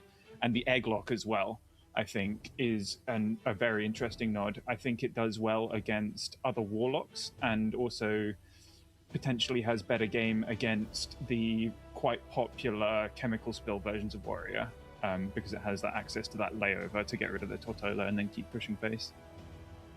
Yeah, definitely a lot of thought been going into this. Savor, perhaps the form player in the world, as you were mentioning to me earlier. Extremely accomplished player overall. You can see here, as we've been going through this, a little bit of a recap of what our day and what our weekend has been so far. These are your 4 qualified players that you just saw going through. If you have been with us since the early hours of the morning Europe time, you have seen those 4 APAC players qualifying, but now we're going to move on to Europe. And as mentioned, we are going to be following this opener between Maverick and Savor to kick things off.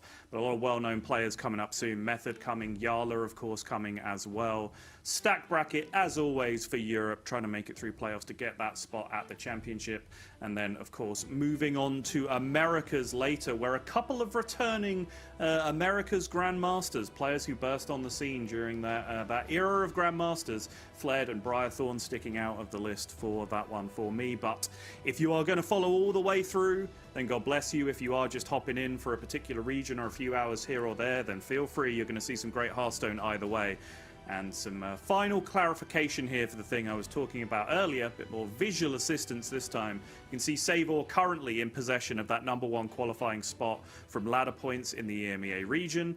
If he were to win this series now that we are going to cover, that takes precedence, because technically that happens chronologically first. It's a little weird, I understand, but that's how it's being passed down. So Savor would receive an invite to the championships as a winner of the playoffs, which means that EMEA spot would pass down to Gabby, who is currently in possession of the global spot, and that global spot would go to Rex, who has narrowly missed out on 3 or 4 different methods or occasions, depending on which ones you count. Last bit of admin that needs taking care of course, is Cataclysm coming up soon, which you do, I believe, have 2 days, just under 48 hours, to pre-purchase Cataclysm and, of course, take advantage of those trial cards that are coming in. A wonderful catch-up mechanism. If you have been away from Hearthstone for a little while, if you log in, you will get access to multiple expansions worth of cards, 1,340 cards in total that you will have access to the live period of Cataclysm, which is a great way to catch back up with Hearthstone if you have been lapsed for a little while. So make sure you do check it out, and we have a very, very exciting expansion in Cataclysm coming up soon. But we can focus in yet again on the series we actually have in front of us, Pocket. I want to talk to you about rogues. Yes. In particular, why they're getting banned all the time. I had Quasar Rogue in my opening series, which I think made sense to me, because I made the comment at the time, I feel like the Innkeeper is better against Quasar Rogue than half the decks in this tournament. Is Cycle Rogue kind of the same thing, which is what Maverick has brought here? Is it as fast? Is it as punishing? So I think if Savor had a bit more of a normal lineup, if you want to say, like the normal Warlock, the normal Oh, we're straight in. The normal Demon Hunter, like Cliff Dive, then you wouldn't be so worried about Cycle Rogue, but he has a lot more of a slower lineup that Cycle Rogue can prey on. So I think that's why it's taking the ban. Quasar Rogue fulfills a different purpose of just having matchups like Warrior where it's basically unlosable. So any matchup with a slow deck like Warrior just has no choice but to ban it. Because they don't want to just start the series one game down. But unsurprisingly, yeah, Warlock banned from Saber as well, because it feels quite a strong spot in the series. I think, I don't have a huge experience in the matchup, but from what I've heard from people like Saber himself, I think they believe that the matchup against the opposing Warlock as well is quite favored for the Egglock. So that's a really, really huge one to have as in your wheelhouse going into this tournament, because I think Location Warlock, looking at it, I think has played the most games across all 3 regions of any deck in the whole of playoffs. So if you've got a consistently good matchup against that, you've definitely done something great with your lineup. We are going to be kicking things off here with the Demon Hunter versus the Warlock from Maverick. Relatively timid start from the Warlock so far, as to be expected, but pretty smooth curve from Sabor, coining out the Dread Steeds, curving out into the Starship pieces here. Beautiful top deck, though, from Maverick, just in time. Curves very nicely into potentially Horizon's Edge into scrapbooking on either one of the locations, if he'd like. I find this matchup really interesting. I touched on this earlier, but with such small testing time, people have such different opinions on some matchups, because you can only have a small sample size. My experience of this matchup is I'm quite happy as the Demon Hunter, and I think it's quite good against the Warlock, but I know that there's the practice group that Saber himself is in. I don't know about his personal opinions, but most of that group had quite strong opinions that this matchup was quite good for Warlock. So it's quite interesting seeing how people might approach the exact same matchup with just completely contrasting beliefs. So I'm curious how this plays out as well. Yeah, no, I've found very similar prepping for this tournament as well. Is that, I've tested some matchups, I've played some stuff on ladder, I've come to my own conclusions, and then, talked to really good high-level competitive players about things, and they've told me things that were very much out of tune with my own testing, and I thought, okay, maybe I need to re-examine. But then I'll talk to someone else, and they'll tell me exactly what I came to the conclusion of my own testing, and then I'm extremely confused and don't know what to make of anything anymore. So I do think lineup building was extremely difficult for this tournament. Not just because of how turbulent everything was with, the reverts and all the cards being reintroduced in the little nether zone in between rotation, but also just because no one seems to agree on how any of the matchups go, which is kind of a very core function of deciding what decks to bring in a lineup. Yeah. I think this game's gone really interestingly as well, because do you remember Maverick played a Glacial Shard on turn 1? Yes. It pushed a tiny bit of chip damage, but now at this point, Saver had no choice but to play his Fell Hunter here. That's the only thing he can do to try and hope to stabilize in this game. But Maverick doesn't actually have a way immediately to stop this Death Rattle triggering and potentially letting Saver stabilize in this game, because this is how the Demon Hunter plays it. It's behind. Then as soon as these Death Rattles get online, if you don't kill them really fast, the armor just stacks up and they're just out of range, and there's nothing you can do. So Maverick really, really needs to pile on the pressure as much as possible and try and kill Saber over the top. And those hits, setting up for a Kerrigan lethal next turn, look like they potentially might. Saber needs to gain health right now, while also dealing with this board. And that does seem like an awful lot to do in this position. It's a great shout, though, with the Glacial Shard, because I think trying to beat Demon Hunter in general, if you're not just going to kill him in 4 turns, you do have to start to think about disruption for these slow Death Rattle effects. And Maverick's deck doesn't really have any way of doing that, with the slight proviso of that Glacial Shard, which can at least slow it down for a turn. Ooh. Yeah, this is ridiculous. I saw the eye beam and thought, oh, that's healing, and then didn't even notice that he's just immuned himself. He's just literally immune. And he's going to guaranteed gain another 8. Ah, yes. I wondered what the extra read was. Like, Savor moused over the card and read it again before putting it in play. I think just checking wording to make sure that he could also attack into the giant on this current turn and take it off the board. And now this is starting to get very, very awkward for Maverick. I know that some people have actually teched in Royal Librarian into their Warlocks in this tournament. Maverick's not one of those people. He's got Layover and Hellfire and Glacial Shards in the flex spots. But that, in this situation, would be super handy. Why can Face still soak shots when it's immune?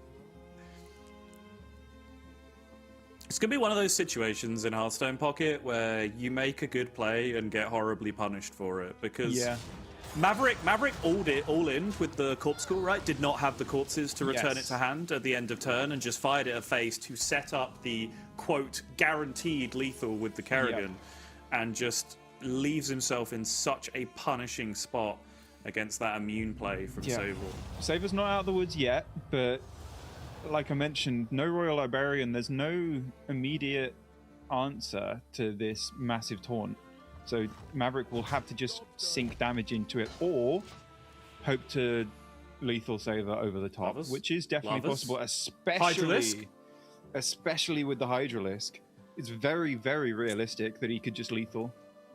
I love Sable's decision previously, by the way. I think Autopilot tells you to just hero power down the 1/1 there, but actually your health total behind the taunt is far more important than that 1/1, right? So preserving the damage on your face by not hero powering was actually very, very good there! Horizon's Edge! There we go.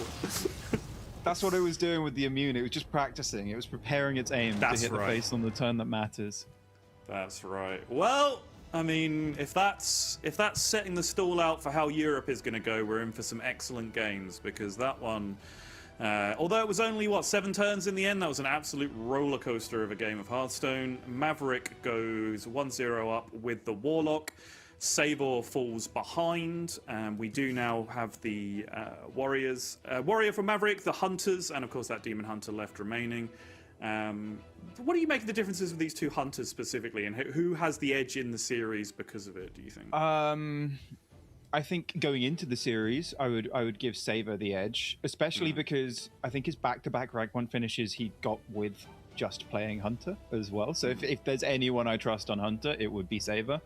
And he was very passionate going into this, saying, I think Sisters are actually better than Zergs. And I know a lot of his practice group kind of shot him down and said, there's no way that's true.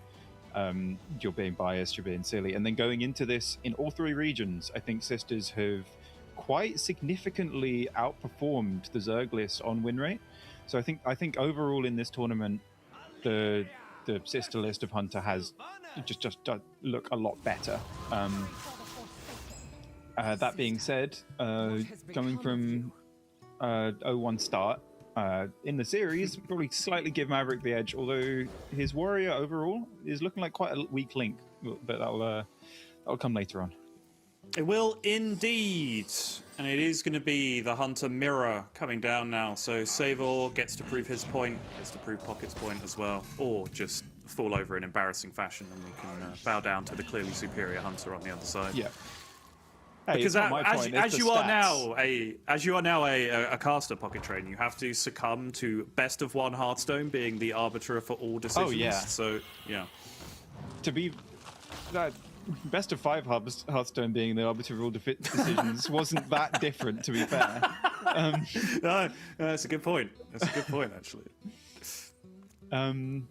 It's an interesting spot here because he could coin the Varisa, which, you know, you're falling a bit behind on board. You do want to fight back a bit. You don't want to take chip damage, especially against a Hydralisk deck. But it is quite awkward because if you coin that, your most likely turn next turn is just playing the bird watching anyway. Then you're floating a mana. You've used the coin. It doesn't feel great.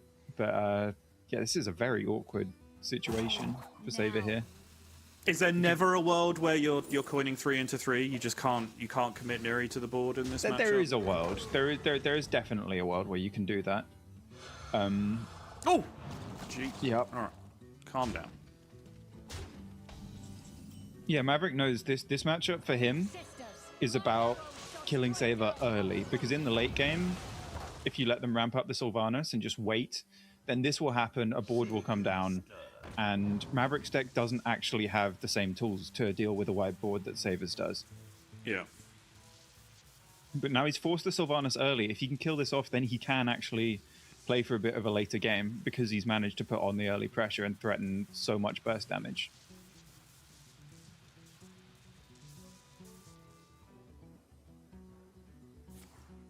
Yeah, sadly, killing this does have to be a priority because of the youthful brewmasters that have become fairly ever-present in the sisters lists for Yep. Hunter. This could belong to a brand new species. Now Savers identified that, well, there's a must-kill target on board already, so I might as well stick a scout on board and say, you got to kill this too. Also, he said, if I get deal 6, you're dead. And he got deal 6. Also, he said, I'm a rank 1 Hunter player. I've never missed a Grifter roll in my This is entire just life. So, what he does. yeah. Like I mentioned this a lot, but you get players like Gabby and like Fury Hunter that seem unstoppable because they just play assuming they're going to win, assuming everything's going to go right, and they look visibly offended when like when the opponent dares to make a good play or high roll in any way, or if in this case, if your Grifter were to give you the wrong options. Saber doesn't live in that world. He doesn't need to live in that world. He knows he's going to get the right one. But it is a real thing playing for, like, assuming things are going to go right, because you need to live in the world where you're going to get the right rolls in order to win the game. Yeah, I mean, yeah, in the same way that luck is just a thing that happens to people, right? Yes. Like, you will get lucky more often if you put yourself in position to get lucky more often. Like, you will also get unlucky more often because you're just putting yourselves in those positions more. But when they work, then the unlucky part gets deleted completely. So you just put yourself in a spot like this, you win the game on turn 5, and you go 1-1, you square up the series, your Hunter gets a win, you've completely deleted that first game from memory, and you're just rolling and vibing, and you are 100% back into this series. So, yeah, it is hard to phrase sometimes as a way that, you know, people don't think you're, like, memeing or poking fun at the variance in card games, but, like, that genuinely is a real thing. Like, you have to have the confidence to put yourself in positions like that over and over again. And it's nice to have a world champion to back you up on that, so that you know you're not just utterly talking nonsense. It's all a percentages game, really. The percentage there is 3 and 7. I instantly win, and then if you don't hit, there are other good compromises, and also you're not doing badly. Even if you got the worst 3 Grifter hits, you're fine in the game. You're still fine. Maybe your percentage goes to lower than if you'd made a different play. But if you add that, if you could take into account, I instantly win if I hit the 3 and 7, then it's just overwhelmingly, you want to give yourself that chance. Like, the game doesn't end if you miss. And it just, it's a little bit lucky, but not really, not massively. And it's a hedge against, like, other players not even losing. So I think it's a and good these spot. players are rattling through this series at a fair old pace, not just the speed of the games, but no one seems to be messing around with bathroom breaks, water breaks, taking time to decide what to queue. They are just jamming some Hearthstone, and we are straight back into this one now with the Demon Hunter coming out from Savor again. I was the complete opposite when I competed. I would take every single break available. I'd have a little break in between literally every single game. I'm always so shocked, in particular, when you get like the semi-final 2 winner, and we get word like, oh yeah, they don't want their 15-minute break, they're just going to play straight away. I'm like, why? Like, oh my god, just go away and have a breather, please. It's fine, we'll wait for you. I seem to remember I had a unintentional hour break after my World Championship semi-final. I don't know why that was so long and still, but yeah, the complete reverse. We had to build the anticipate. We knew that we were coming to the crowning moment in Hearthstone esports history, so we had to really build to the anticipation. The 15-minute 3-0.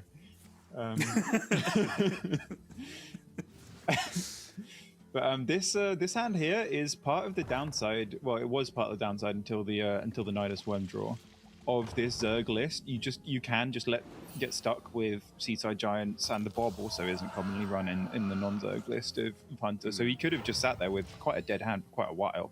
And I feel like Saver would have been feeling quite smug if he'd seen that. But the Nidus Worm top deck is making this hand look very nice now. Yeah, I think especially since, I mean, we're talking several metas ago at this point, but since Discover Hunter got slimmed down to such a tight deck, right, where it's not curving out into like the Elise Ziliax stuff that used to be played in there, the potential of actually hitting dead draws has all but disappeared. Yeah. So yeah, that is certainly a downside that comes with the deck. But generally, the tug of war with decks that do have dead draws like that is that they're more powerful when you do get the cards in the right order, right? Which is always going to be a mark of preference, I think.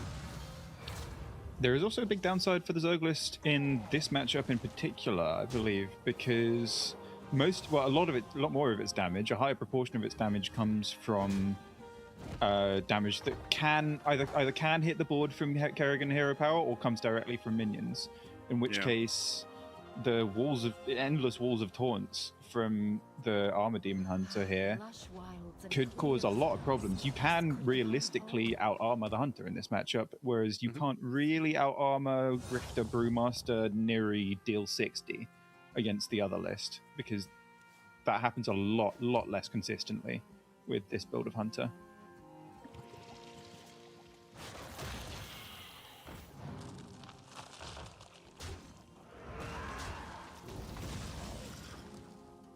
Quite straightforward, just play out your death rattles, get further and further out of range.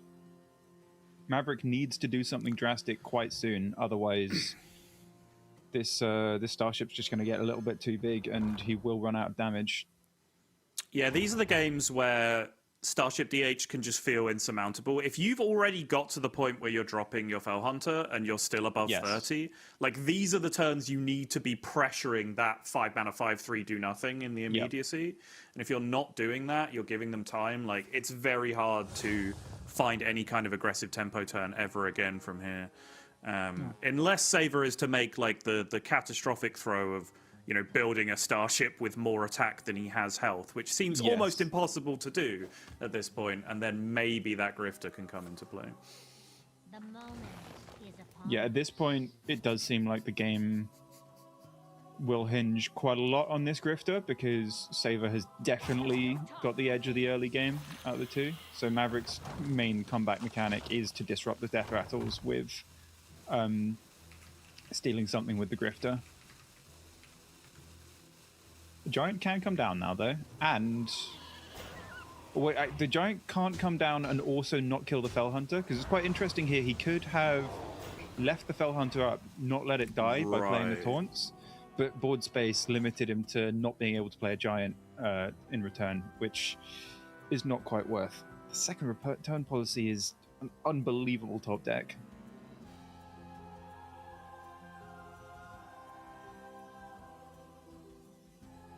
Yeah, because we talk a lot about how, you know, impenetrable these wolves become for Demon Hunter, but there is also the flip side of that, is that they're really not good at killing minions on the other side of the board either. They do just kind of have to put up more and more blockers every single turn. They're just extremely good at doing it.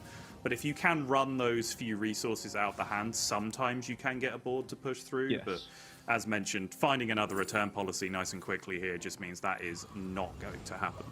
Yeah, it's interesting that he went for the warp drive instead of just immediately putting the taunts on the board, just to make sure that's done and in the ship. I guess it does give you a little bit like last game, a lot more upside to do something completely nonsense and just blow out the game by getting some key discounts, like he has got on this cube here. Like if he has time to cube a Fell Hunter, that will probably just end the game. And also drawing further and further towards Exodar is very important, because if this ship, pretty much the moment he draws Exodar, he can just make a huge ship, gain armor. Even if Grifter Steel is found, that won't be lethal, and then the ship is still there for Saber on the other side. And then that can just lethal Maverick on the backswing, potentially. Not to mention, of course, if he does have a ship with high enough attack that it would kill him with Grifter Steel, he can just Exodar launch it for damage and kill the opponent in some situations as well. Yes.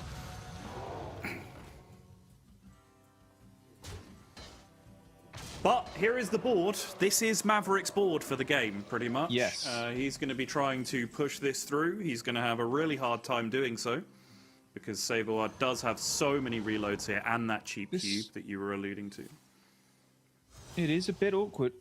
Oh, there's the Exodus. So the return policy should just about keep him alive, let him survive until the Exodus. If he didn't find that, though, there was potential that Maverick just trades down these minions, the board stays there, and then Saber's got no choice but to launch the ship and then potentially be at risk of Grifter. Although he does have the 3-mana cube, so he could have done like launch into cube just to instantly gain the armor and potentially stay out of range then. So yeah, I think Saber's set this up very, very well. And he's, what, 7 crystals deep after these two die as well? So yeah, it'd be an enormous amount of stabilizing armor. Yes.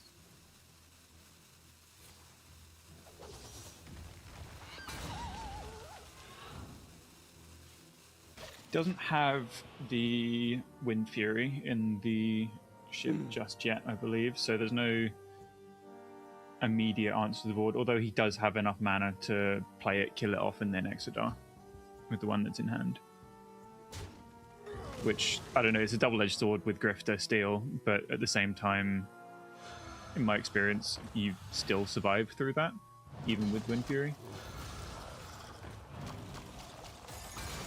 Momentary pause as they examine the double Hydralisk situation, but Yep. too many non-Zerg minions in play to really get anything exciting going with that. I am interested to see if he does put the Wind Fury in, because you can kill off both the giants with hero power, Wind Fury into the taunt, and then Wind Fury your ship in. But I think he's going to go with gain armor and then cube the ship just to make sure he's super, super safe. Get the armor, then the death rattle. Not sure what he's thinking about here. Same.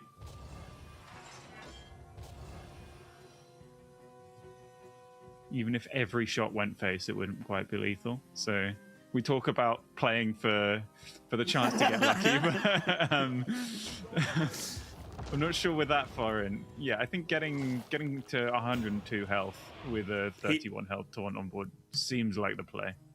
No, I'll tell you the out he was playing to there, Pocket. He was playing to the out where Maverick just concedes when he sees the Exodar, so he doesn't have to think anymore. Just you stop clicking buttons. Yeah. Yeah. That is typically the thing. You play maybe you didn't know there was another click. Maybe every time you played this deck, they've just always instantly conceded. Man, this Exodar card is broken. You I just have had play it that. and point it at a starship, and the opponent just explodes. It's I've incredible. had that with certain combo decks that are quite APM heavy and hard to actually pull off the turn, and I've struggled to actually practice it because people would just concede instantly, and then they wouldn't know that I didn't know what I was doing because they just already have exploded. Does get the steal. Yeah.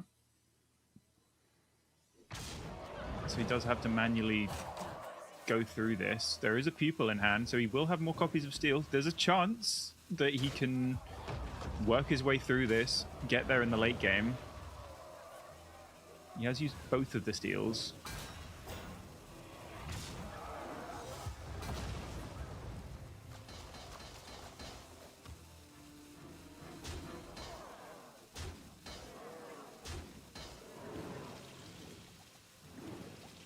Yeah, he kind of had to.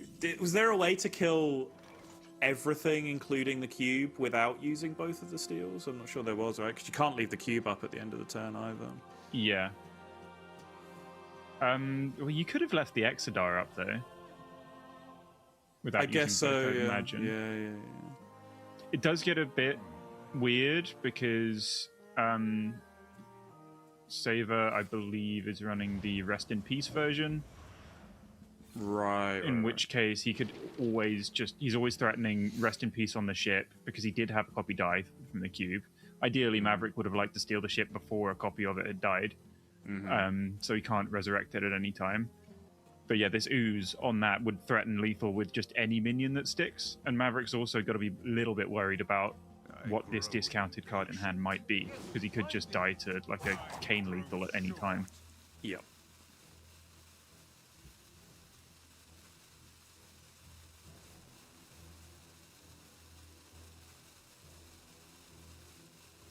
Well, the ship wasn't quite big enough. Now that Maverick's got all this armor, he's not really at risk of lethal for quite some time.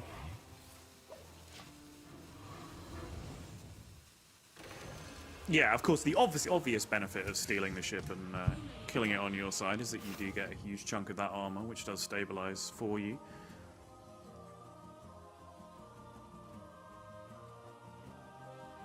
But I think far more important for Sabor to stabilize in this game than it was for Maverick to do so. And now he actually gets to play the late game, still has Fellbat, still has Fell Hunters, still has tons of juice to get these recursive layers back down. Yeah, I think deck for deck, Saber should just have too much and overwhelm Maverick. But Maverick is generating a little bit of value in his hand with these Hive Queens sticking every turn, seemingly. There's potential that he could do something with the +2 health and Neri at some point. Just build a board that is a bit too hard to deal with. Although Saber does run Ceaseless Expanse, and so does Maverick, I believe, which is actually quite a nice addition for this matchup compared to the Sisters Hunter.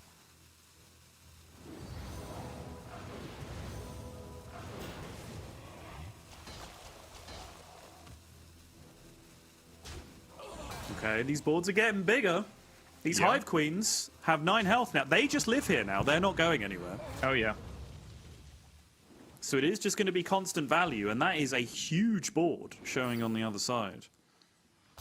Yeah, and it is a lot of damage. It does need to connect quite a few times, though. Saber's still... I mean, Saber's safe enough to just throw down the Fellbat. Although there is a little bit of an issue with that. Because Maverick does still have a Steel in the Pupil. And Maverick has had a massive starship die. Yes, correct. So... And Maverick has not diluted his pool with a bunch of other Death Rattle minions that could not be the starship when it comes out of the Fellbat as well. Yeah. Although, so Saber, I think, for the most part, until he sees an active Ceaseless in his hand, has to be worried about that. Because if Maverick were to steal his Fellbat and get 2 ships on his side, Saber does need to actually be able to respond to that.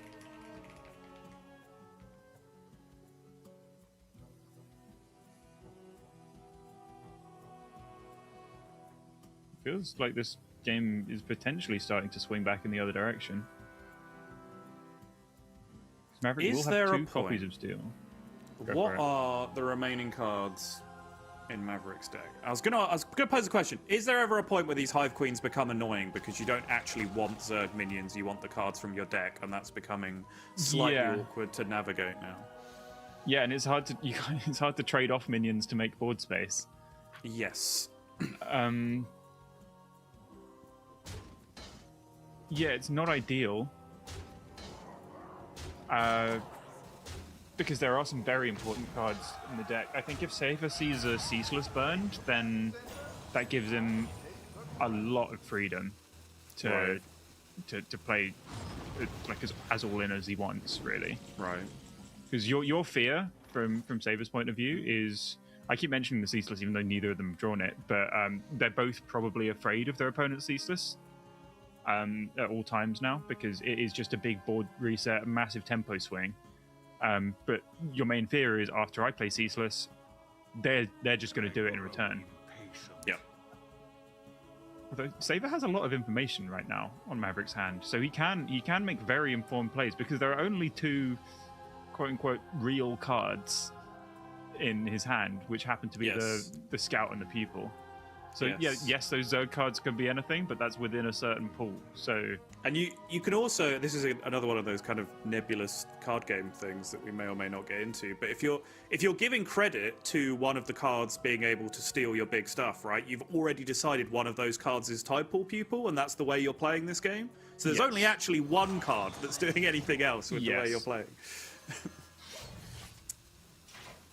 Yeah, so I think he's recognized odds of people actually aren't high, although I would imagine he will have tracked at this point that if one of those two cards in hand is Pupil, then it will have the steal in it for sure. Yeah.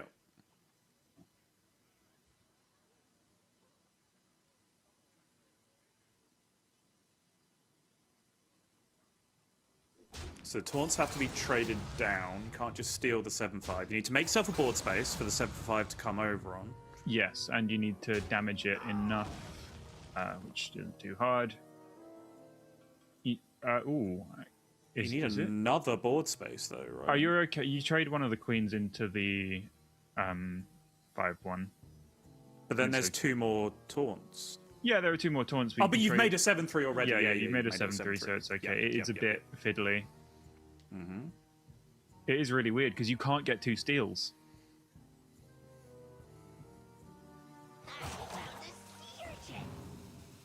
Oh, how is the rope here already? There is no way that was the entire turn. And this means, yeah, Maverick can not only not get two steals, but he can only get one ship in return. Yeah. Which means it's not going to kill Saber. Like even if Saber can't touch this board's not lethal, and then he can maybe launch his own ship and possibly stabilize.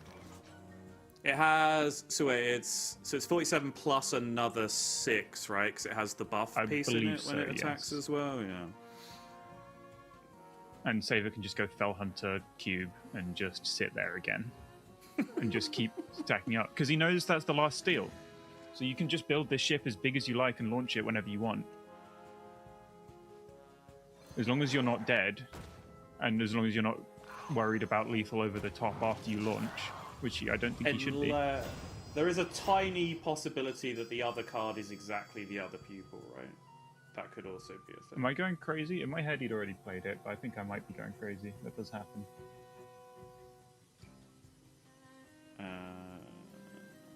Well, our incredibly reliable tool says that there's one in the deck still. Yep, I'm. Oh no, no, there isn't. Thank you, Hearthstone. Perfect comedic timing as always.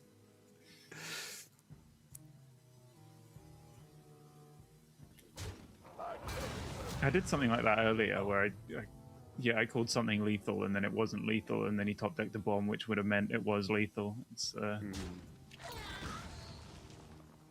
Maybe I've never been good. Maybe I've just always been unbelievably lucky.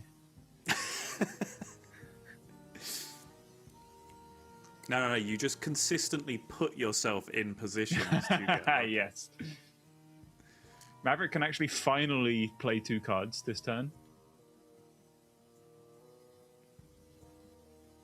Viper's always it used to be a scary card to play until I think he's seen pretty much all of the death rattle effects from Saber. So Viper's actually suddenly really high value because it's one of the scariest things against Armor DH. Like Dirty Rat historically was really bad against this deck because yes, you can hit an Exodar, but also you can summon a whole board of starship pieces with a Dirty Rat and just instantly lose. But now, since he's seen all the death rattle effects, Viper's getting more and more valuable. But he's just prioritizing the damage, which is very fair. You're not really in any rush to play the Viper. You're assuming that another one will show up as well with this many Zerg cards in hand. Chance.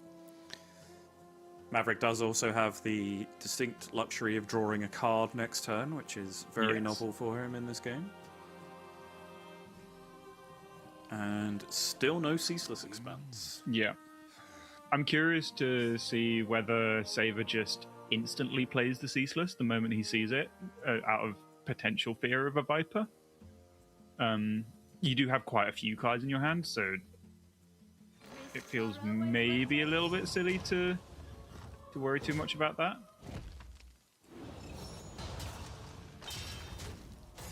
Lovely use of the tourist to prevent the damage. And that went face, didn't it? Yes, it did.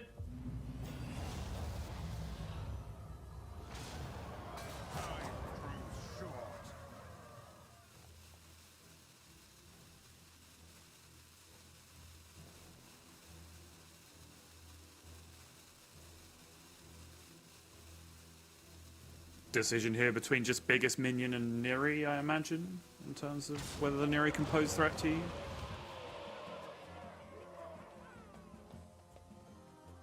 Yeah, well, there's not much left. There's Mixologist, and that's it left from Maverick's deck. I think Maverick ideally would have liked to see a tracking before he saw this Ceaseless. No, a bird watching. Sorry, there's a bird watching left. No tracking. So that he could have pulled 2 copies of it with Scout, because this Scout is doing nothing apart from comboing with that bird watching that's left in deck at this point.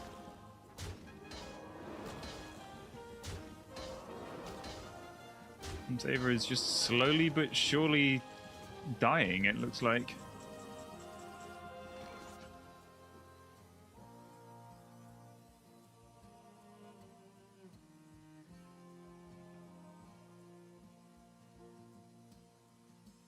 That is a huge pickup. It is, especially with the board full on the other side as well. Yeah, good point, because it would just resummon a ship. It would just, yeah, it wouldn't actually do an awful lot if there was a board space on the other side. Yeah.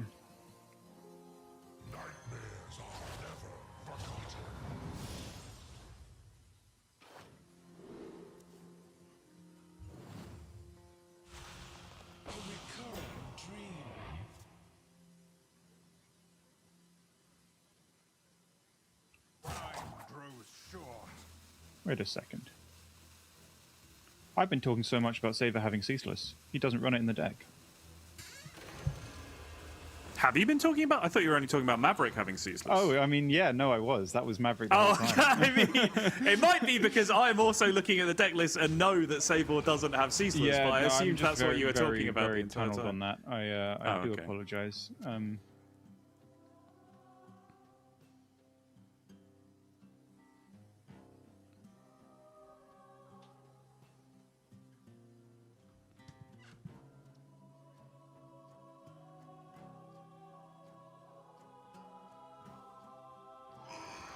So we are going to finally see the Viper. Yeah. Pulls a starship piece. Yeah. Ideal for Saber, but at this point, I'm not sure there's really anything left in his deck if this starship on board doesn't get there, which Yeah. it does sort of just lose to Ceaseless, I think.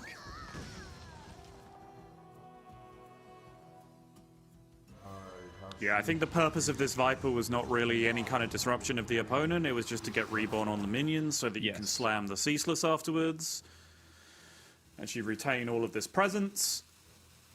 Because as we keep mentioning, Demon Hunter really, really bad at clearing boards. Partly, but of course, Pocket, because it doesn't play Ceaseless Expanse. Yeah, crucially, like we've been saying the whole game, there is no Ceaseless Expanse in Saber's deck, so he can't deal with any of the boards. Apart from put huge minions on his own side.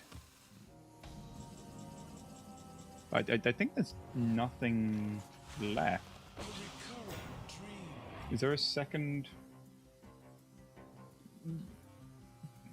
There's an issue with the tracker. That does appear to be incorrect. Yeah. I believe it would be Tusk Piercer, Rest in Peace, Paraglide, bottom 3.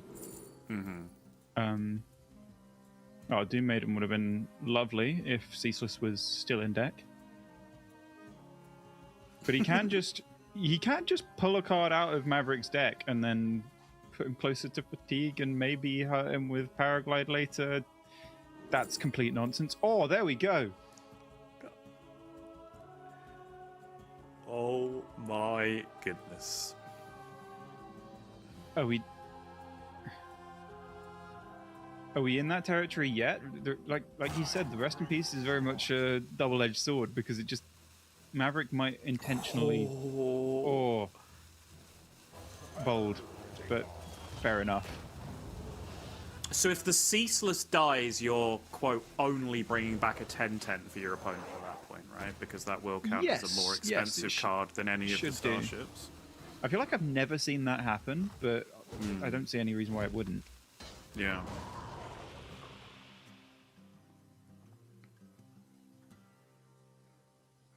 Yeah, so I think that's the game plan now. Kill the Ceaseless and then rest in peace. Hopefully just brings back 2 larger starship for Maverick to deal with. And then that sticks, you ooze it, and Kane for lethal. Yeah. Now, there is the slight spanner in the works of that game plan is that you are currently catastrophically losing on board. Yes, it's actually really hard to just kill this Ceaseless. Yeah.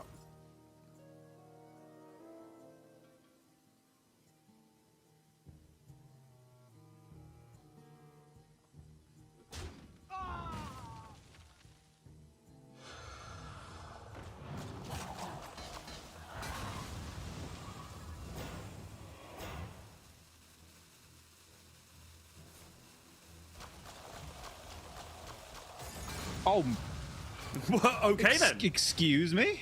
That was 8 damage, right? Was that actually just 100% on minions? All into the minions. Oh my god. That's not the first time we've seen that today. Quanwu did that with 9 Horizon's Edge shots earlier.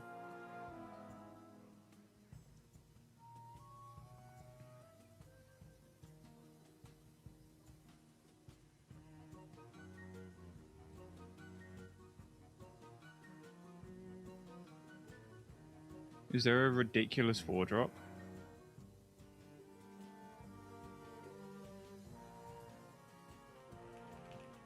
If there was Urel, which is quite a personal topic for me, then he could do like because that's been buffed. Was it an unnerf or a buff? But that's gone to 3. But if that was a thing, he could rush in and have the quality Libram and clear with these. That would be perfect here. But Urel's been nerfed to 3 mana, so it can't be randomly generated anymore. That's right.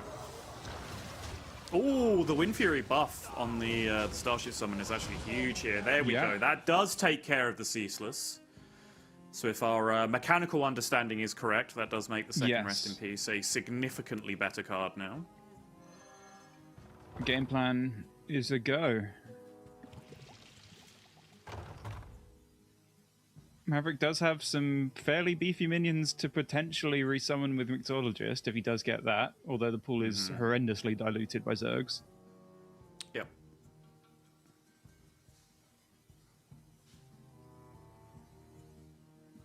For now, there is a fairly chunky board in itself that he does need to deal with, otherwise Saber's just threatening Rest in Peace Ooze lethal if he takes too much chip.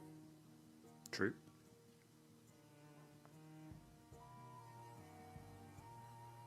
I feel like the Hive Queen has been dead for like 5 turns, and we still have not got through these Zerg minions in hand yet.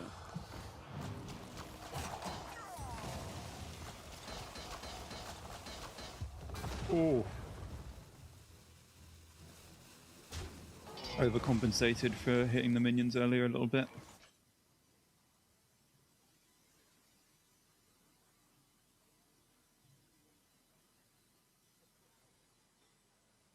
I'm curious to see if he just throws out this Kane, just to play for board a little bit.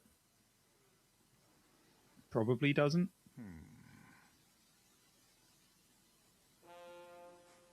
But it's always at risk of being Vipered anyway.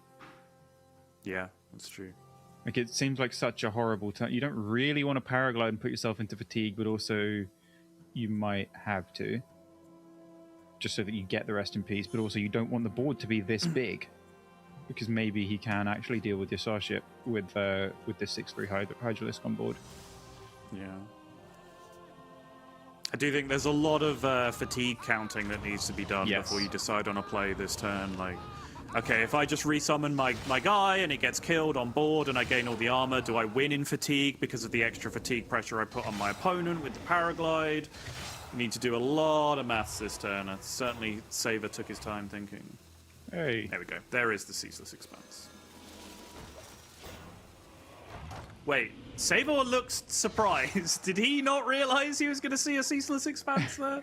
It's weirdly unintuitive, even though if you think about it, it's obvious. Because I feel like no one's ever seen it.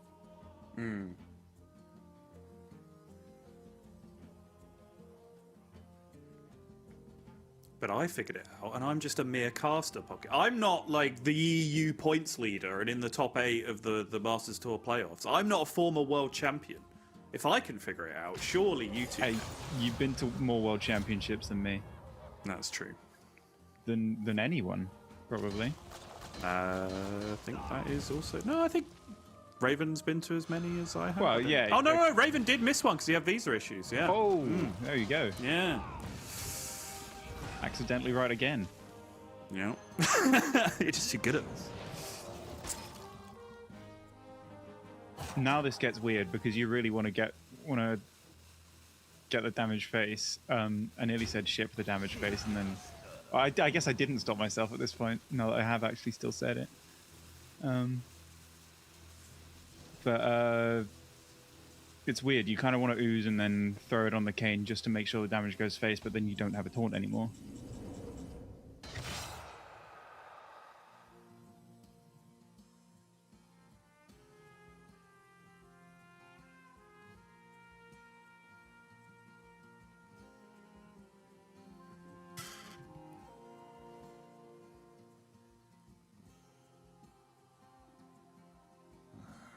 Tough spot to Saver because he really wants to get the damage face, but as it stands, this is just getting traded down on board, and he probably loses in a couple of turns to the added value of the Zergs and the Kerrigan hero power.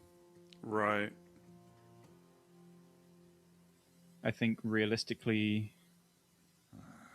I haven't counted, but I'd assume if he went ooze, Kane, and went face, he wouldn't be dead on the backswing. But would he have lethal himself? I believe he probably would. 26 twice. Yeah, 26 twice and a couple Tusk Piercer swings plus fatigue. I think.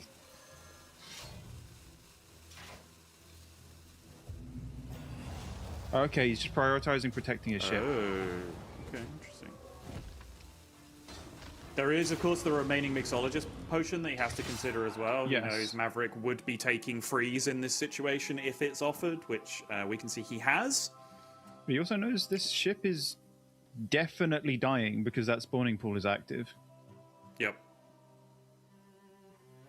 I guess there's 20 on board already, but yeah,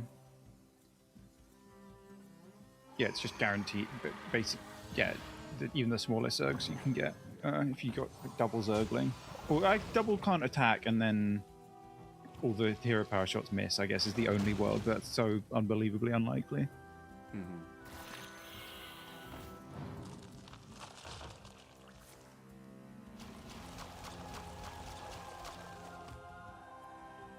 Yeah, I think perhaps the only way he could win was to go for the Kane 2-turn.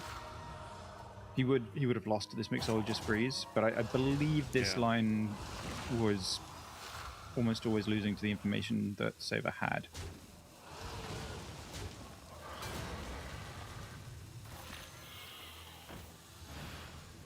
I yield for now. Wow.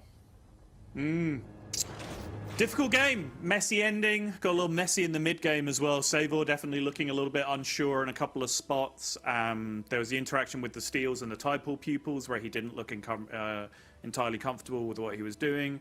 I'm not sure he'd 100% planned out the end game, even if he'd got his decisions right. I'm not sure if he necessarily knew what the game state was going to look like, and as you were talking about, did seem to make a play there at the end which just left him dead to no concealed information, like information that was available to him at the time. So yeah, tricky one for sure. Maverick goes 2-1 up in the series. Any final thoughts on that game, Pocket Train? Yeah, I know you think you might still be cooking over there. Well, the games like that, they do just go like that. because the longer it goes with Armor DH, people go, oh, it's such an easy deck. You play your Crystal on 4, you play your Fell Hunter on 5. And yeah, most people do think that. A lot of the time the game does go like that. You curve out, you don't get aggroed down, that just wins. But then sometimes the game just carries on, and then it gets very complicated, like we saw there. And you have to just calculate, oh, what do they have? What do they have? How does that exactly line up into what I have? And a lot of people aren't ready for that, because a lot of your testing games won't necessarily prepare you for that exact situation, especially in a matchup like Hunter, where usually, especially the Zerg Hunter, usually you survive their Grift to Steel and you just win, but you don't get outvalued and fatigued. But I feel like we've seen Armor DH get fatigued by Zerg Hunter today. We've seen Control Warrior get fatigued by Cliff Dive DH. It's just all going the complete opposite way I was expecting. But crucially, I think Maverick's remaining deck, the Warrior, is the weak link into Saver's lineup. So this series has a lot of legs still. I've just realised what it is, Pocket. We'll get into this game in a second. The Druid has come up for the first time, which we will talk about in a sec. But I've realised what's happening. This is all one giant Firebat tribute, because James Firebat Kostasic, another former world champion turned caster at one point, like clockwork, his favourite thing to do if you were casting with Firebat is get to a point where an aggro deck just clearly wasn't going to get more. And, you know, the face hunter up against the control warrior or whatever. And Firebat would pause in silence for about 5 seconds and then go, can we fatigue them? Every single time. Every single time while casting. So that is what we're doing. Firebat, who has recently returned to Hearthstone and, in fact, made it into this very playoffs that we went through on Saturday. Clearly, these players are giving a fitting tribute to the legend. Former world champions playing playoffs this weekend. That's right. Yeah, we had Pavel and Bunny Hopper in EU as well. Neither of them sadly made it to top 8, but it was nice seeing them they pop back for like a month, choose to compete a bit, and instantly they've still got it. They can still qualify quite comfortably by the looks of it. Turns out class is permanent. Talk to us about the Druid a little bit, Pocket. Now this Druid in particular, it's evolved quite a lot, because I brought a similar-ish concept to the World Championship, and that was a lot more of an anti-warrior deck than this one. This one's definitely a little bit worse. It's teched a lot more for, particularly it was expecting to feast on Warlocks and Cliff Dive Demon Hunters, I think, with this build, but it does also have the Dread Deserter in order to get there in these controlling matchups. It doesn't do great if your opponent's swarming the board early with little aggressive minions, because you do pass the first few turns. But if you get to your big hitters, you get your Zinna's Shari, you get copies of it, bunch of Stargrazers, loads of damage to the face, bunch of Dread Deserters getting bigger and bigger.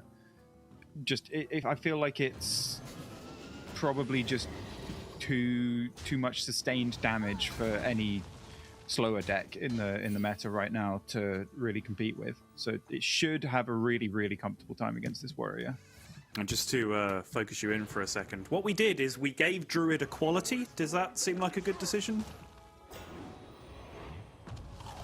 It seems fine. Okay. Okay, good. The thing is, they have equality, but it costs 6, and they don't really have consecration. They don't have consecration. Yeah. It did just look immensely powerful, hitting exactly Chemical Spill Torturn on the other side. But I was talking about this a little bit earlier in our green room. I think in this current meta, you actually see it used as the outdoor Peacekeeper option more often, because it's just so good at stalling boards and chewing up board space and saying like, oh, Egglock, you have like 4 120s on your board. Good luck ever getting rid of them, kind of thing. Just any Warlock and the quite popular Giant Zerg Hunter. Yes. It's just it's a really, really good tech inclusion for this tournament. And I got to be honest, when I saw people prepping this, I looked at the list and went, oh, I've never heard of that card. What does it do? And then they told me what it does, and I went, oh my god, you should bring Druid.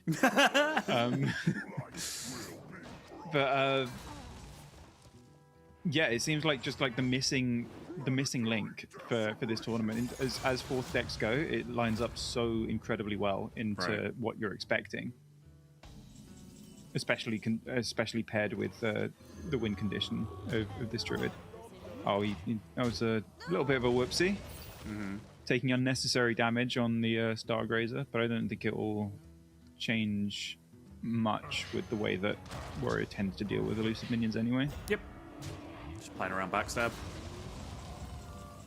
Crucially as well, Maverick did ham Saver's second copy of Scrapbooking Student, which is a very big deal because that limits his Inisharis to just the 2. I don't believe he runs Welcome Home in this list, so he is limited to just having one copy of a minion when he with Zinashari. There's no Renovator, basically no Renovators in this whole tournament, I think. None that I've seen, at least, which is also a great reason that people identified to bring this Druid. Yeah, saw a few while I was following along on streams yesterday in the actual playoffs portion, in the Swiss portion, but I don't think any have actually made it through. Yeah, this Dread Deserter, though, as a result, is a fairly dead card. It can do 12 burst, but 12 compared to a Warrior's health total is pretty mediocre. So the Zinashari, if it shows up anytime soon, which I'm sure Saver hopes it will, he's probably planning on pairing that with Hydration Station and Stargrazer to get more consistent damage and hopefully just boards too large for the Warrior to keep up with, like we saw with that Cliff Dive DH before. Just run them out of removal instead of burn them down. Right. Yeah, because it is truly exponential damage with Dread Deserter and the copies, every single piece you can cut away from that really puts a hampering on how much damage they can do. 12 instead of 36 is quite a big deal. Yes.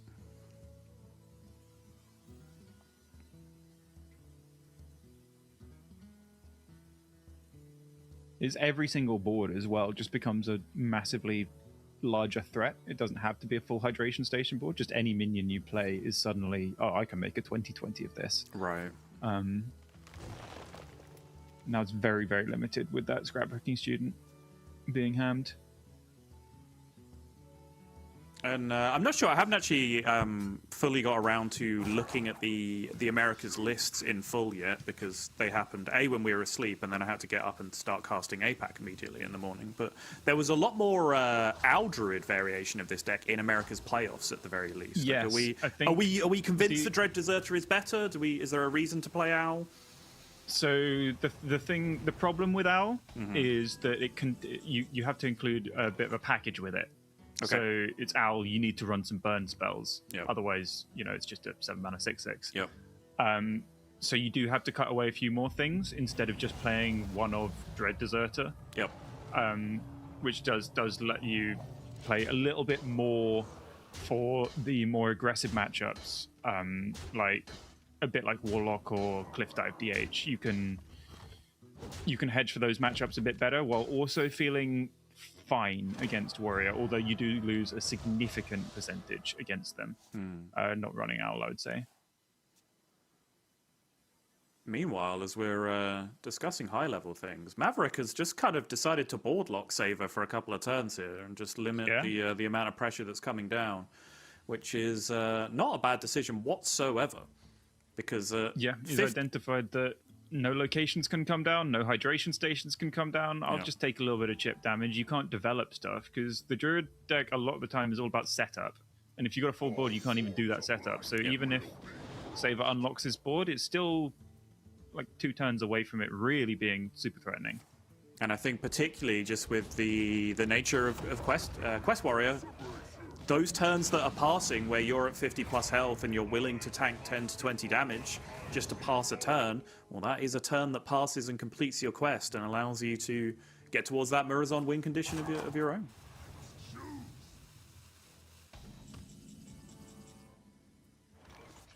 You a fan of Murazond?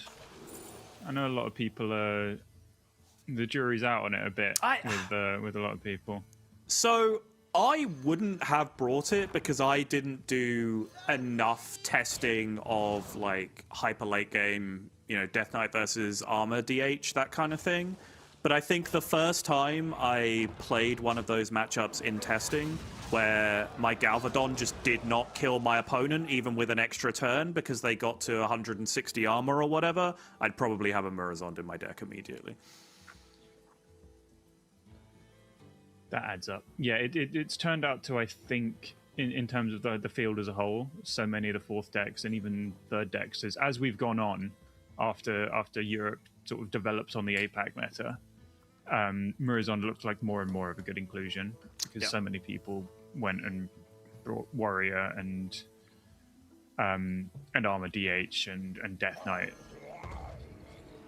Because it's Although not, it does seem a bit weird in the chemical spell lists because a lot of the time you can go Murazond Time Warp and then you just lose the taunt because there's no ceaseless. Yeah, true.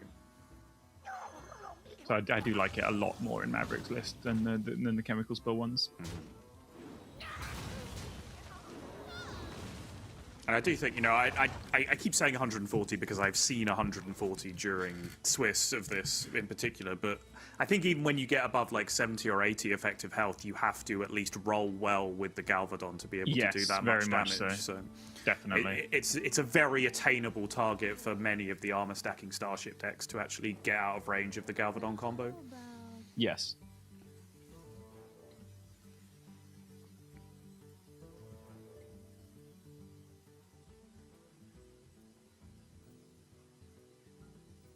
Wait, for some reason I said Maverick wasn't playing Tortolo, even though I knew he was. Yeah, it's better. Yeah, Murazond's better in the non-chemical spell list, but I also think it's necessary in this. I don't know. It was right in front of me, and I said it. Anyway, are you okay? Do you need a lie down pocket? It's okay. I'm going to have a long lie down after this one. Okay. I've got a long break next. All right, fine. Well, lock in then. Come on, what's going on? No, I'm here. I'm here. We're good. Okay. Yeah, Ceaseless on Saver's side is great here because he knows that Maverick just has the one-off hydration station like we saw earlier, so there isn't going to be another huge board after this that he really needs to worry about. But he is justifiably spooked and is copying the taunt instead of the larger minion because he's scared of Murazond Time Warp. I think that's the only justification for doing this. Yeah. I think it's reasonable, right? Your opponent has seen 5 of the rewards by the time they get to play their turn this turn, so it seems reasonable. Yeah, there's a strong argument to say, I'm going to play around it this turn, and then every other turn I'm going to have a hydration station taunt on board, so it'll be okay. I don't need to worry too much after this.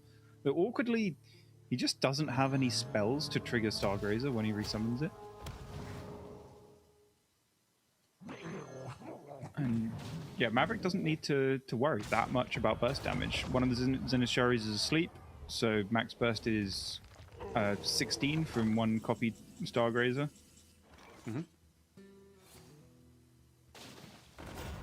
And the Barnabas coming out fairly early here could actually be relevant as well, just because that helps you get extra minions into play sometimes alongside your Murazond turn, which can chew through some of those taunts for you. Great with the time work. Yeah, you're not as limited if you can put down a couple extra minions with the Murazond. Ideally, you'd have the Murazond still in deck and get that 9 mana discounted, but at this point in the game, it's more often than not, this is the way it works out. And still 2 brawls remaining as well. This is the big difference between a deck like Control Warrior and a deck like Armor DH is we just watch Saver turn the corner. We're like, okay, I'm safe now. I've done the controlling part. I'm not going to die. I've resisted my opponent's aggro. But the deck still just doesn't have the ability to clear boards, which is what allowed Maverick to just reset and go long. Whereas Maverick is sitting there with a pile of brawls in his hand who can actually just continue to limit this. Just playing the Galvadon just to fight for board, I think, is really heads up because he knows that at this point he can just fatigue Saver. He doesn't really need to play fully for the Time Warp Murazond game plan. It's a little weird just watching someone actually pick adaptations instead of just clicking Wind Fury in all of the ones that are plus damage. Did he? Yeah, did he fully skip Wind Fury? Yeah. Oh yeah. I feel like, I think, I believe it was correct, but also it doesn't sit right, you know? It's like you don't know what you've got. You don't appreciate what you've been given here.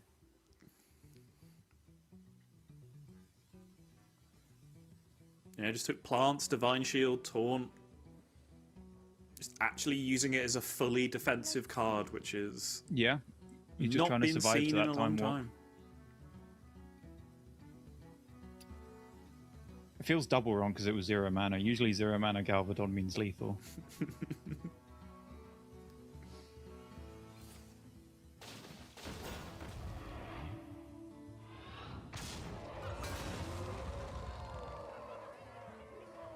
Still going for copying the crystal instead of the Stargrazer.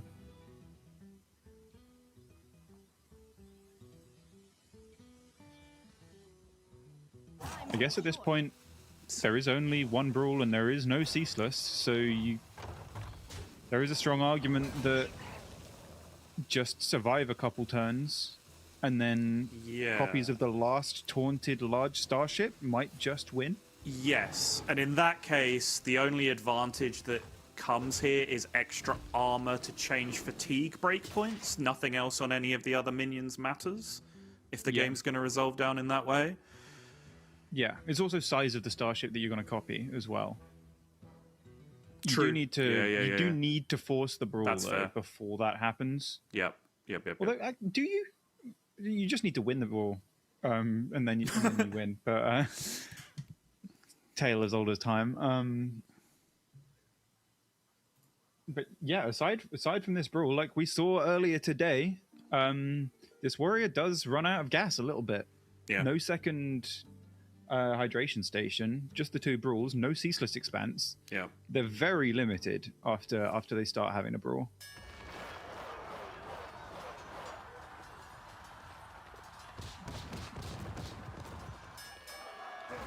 Oh, okay, wins the Brawl, turns it into a 5/5.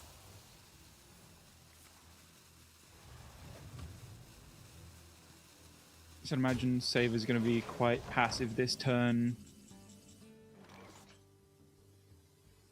Actually, no, he can just launch the ship because it can't die, and then do 1 copy and then have the second copy afterwards. Because if we are all in on that game plan of I'm going to die to Murazon Time Warp, I'm playing around it, then you do launch now. Yeah, absolutely have to copy it, yeah. The remaining quest rewards are Sulfurous, Time Warp, Nether Portal, Amara. So yeah, nothing in the deck whatsoever that can interact with this. Yep.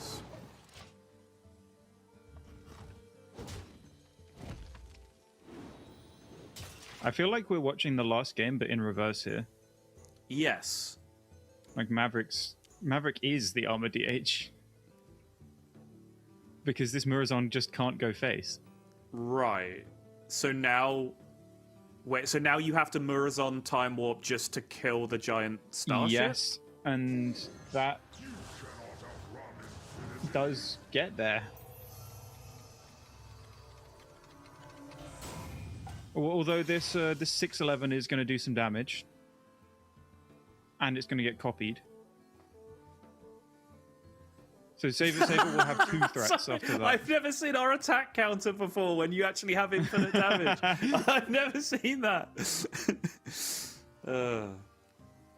It's good. I mean, we strive for a degree of accuracy here because the infinity is not actually infinity in the back end of the way things are being counted for Hearthstone. Did it just add 8 to the infinity?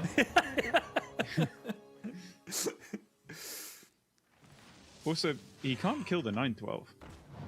He can't kill the 912, no. But he does have an endless supply of 5/5s. Yes. And is not dying to fatigue. That is also very true.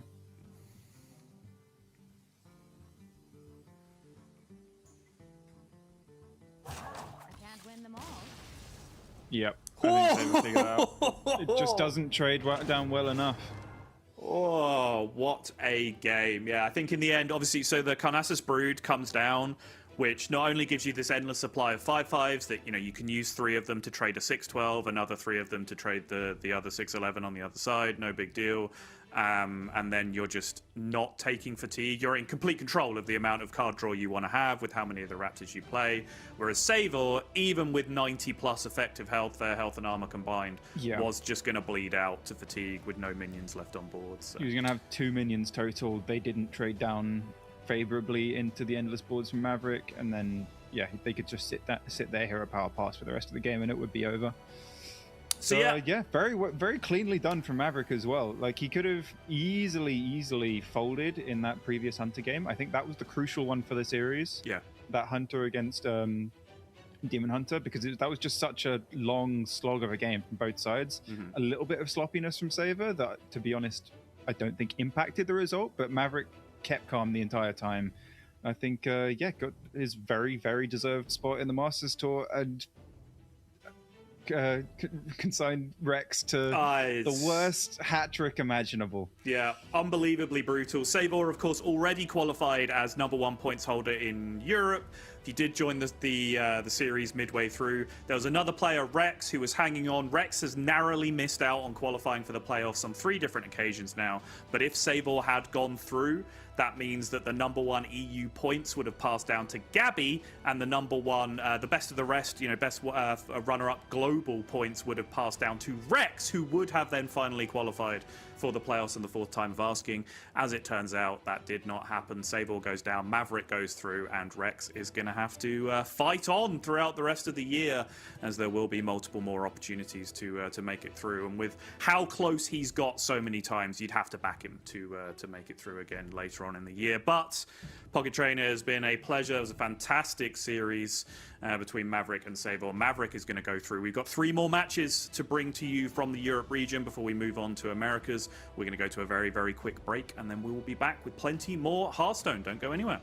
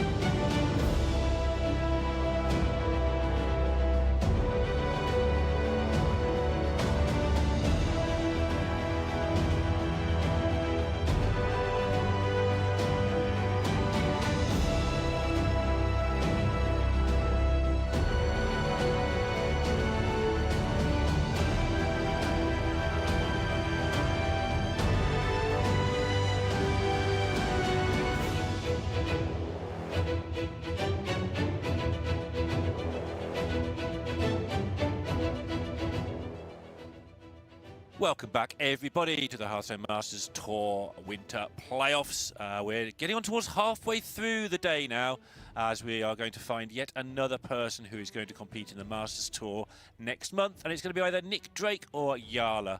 And Edelweiss is going to help me guide you through this match.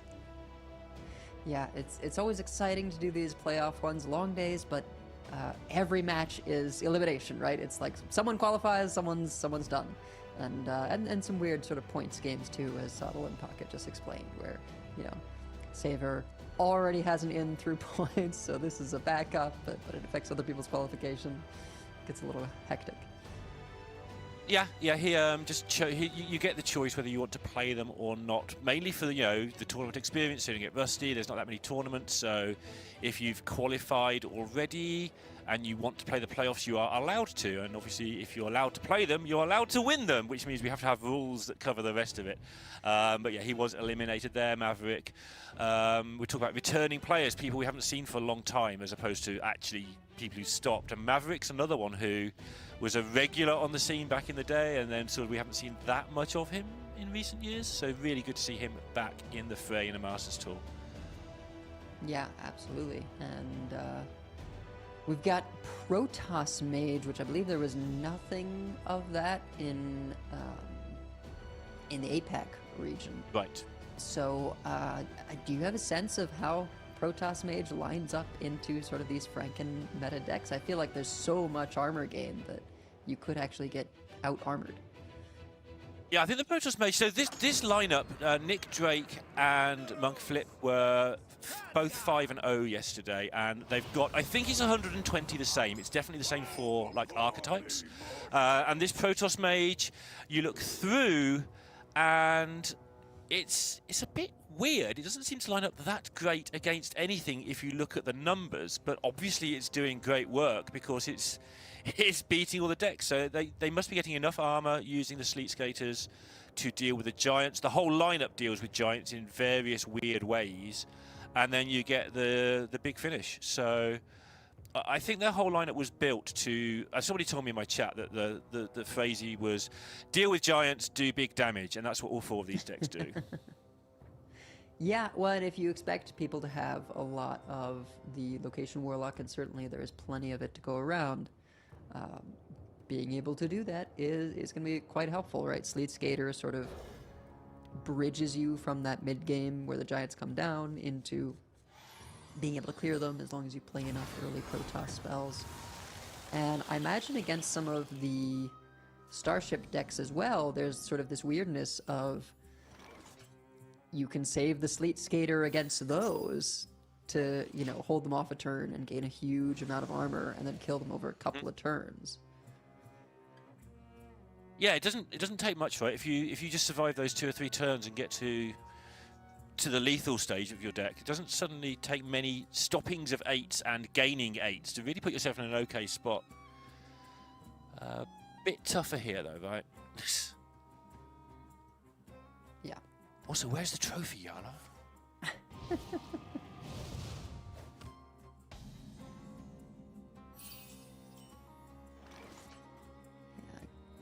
Nick opting for the just hero power there rather than throwing out Photon Cannon.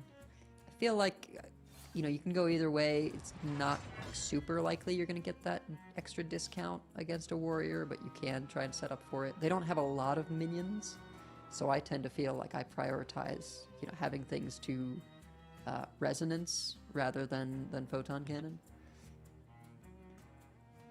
That makes sense to me. Just want to very quickly talk about Yala, as we haven't sort of introduced him properly yet. For those who don't know, Yala, for many years, one of the best players in the world, I think is fair to say. The reason I mention his trophy, there's always been a little bit of a meme that they won Hearthstone Global Games in 2017, I think it was, and he got infinite sort of top results in Grandmasters. I think he made 5 of the 6 semi-finals, getting through to Worlds several times. He has a World Championship runner-up. He has 2 World Championship top 8s. But the meme, because obviously it's a card game and sometimes things just don't fall your way, is he's never kind of won anything. He's won a lot of money. He's won a lot of pride. He's won a lot of matches. But yeah, he is here competing again. It's always good to see Jarl. Sorry for the introduction interruption. No, absolutely. It's, you know, we're sort of in that building up phase, right? And Jarla, a very measured player, you know, always using a lot of the turn timer, if not the full timer. And Oh, he likes a turn timer. He does like a good old rope, does Jarla. Oh god, what was that? Was it another German player who is also known for very much always using the turn timer? Bunny Hopper was kind of slow. No, this is a way throwback. That now, of course, I'm blanking on the name. Life coach. Life coach, that's the one. Yeah, very much that school. But you know, at least not having it burn out the full length here. And both players have access to their ramp, as it were, right? Jarla with the actual ramp, and then Nick Drake has double warp gate, which he can decide to start getting online when he feels ready. Soon, I'd imagine, by the look of this hand. Yeah. It's a tricky balance, right? Like, you want to get them down early enough to start tapping, right? Because you need a couple instances to reduce these colossi. But, you know, very, very different sort of colossus than we're about to have in Cataclysm. But, yeah, you also need to play your spells to charge them up, so... Yeah. With the tie pools, that's nice, obviously, just to charge them up that bit faster. We have to try and pay some attention to the damage they're doing. Obviously, it's a bit awkward to keep track of all of the spells. Yeah, I think, you know, Nick picking up that Flame Geyser is actually, you know, yeah, a little bit of damage, but also gives him a 1/2 minion, probably to kill himself with the Protoss spell, just because the Control Warrior doesn't have a lot of targets. What is the most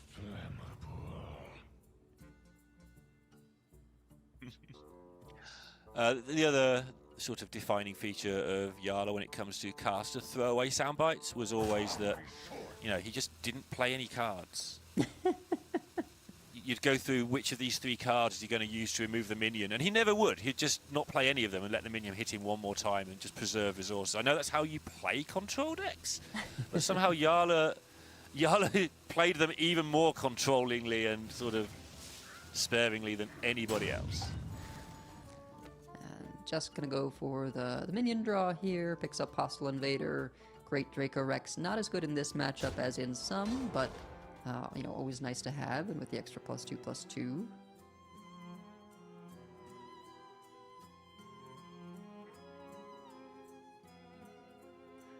You know, Jarla does recognize, right, that, like, well, you know, I can kind of take things a little bit slow. No, I don't want to take chip damage, but soon as I have minions out, then, you know, that's just an extra thing for Nick to target with his Protoss spells.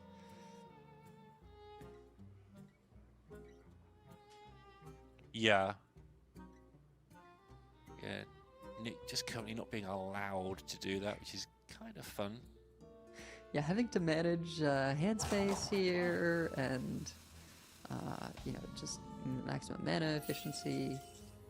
I might have liked to see the Flame Geyser come out just to have the 1/2, right? If you figure you're going to have to create your own targets anyway. Yeah. Yeah, it's a spending of your mana as well, starting to make some space, but... Such choices. Jarla's going to have to play a card soon. Or either that or just burn through his deck randomly, like, I don't know. See, seems unlikely that would be the line he goes for. But, doesn't seem correct. Yeah. I mean, it's very possible that we just see a shield block hero power here and, you know, wait one last turn.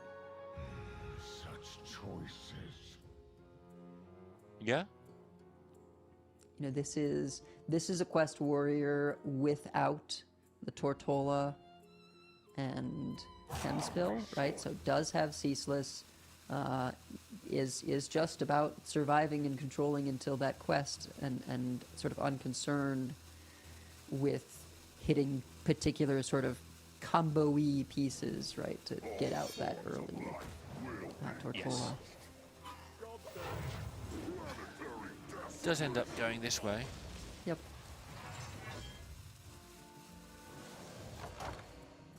Was wondering for a while there if he was just going to try and get his Ziliax down before gaining any armor at all, or something ridiculous like that, so that all the armor wouldn't be chipped away at ever, and then the Ziliax would heal him back up, and all the damage wouldn't count. Like just the sort of thing that floats through your mind when you're deciding not to play any cards. You have a minute and a quarter to think every single turn. But now here's the relief that Nick's been waiting for. Yep, finally able to use those Protoss spells. Coil can only hit minions, and Photon, you really want to hit a minion if you can to get the extra discount.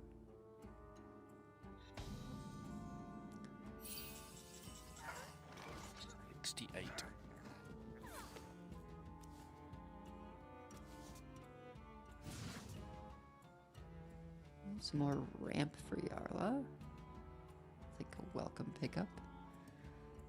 And not much else to do, so... Yeah. Yeah, he didn't even spend a few seconds to sort of take it personally that he has to float a mana.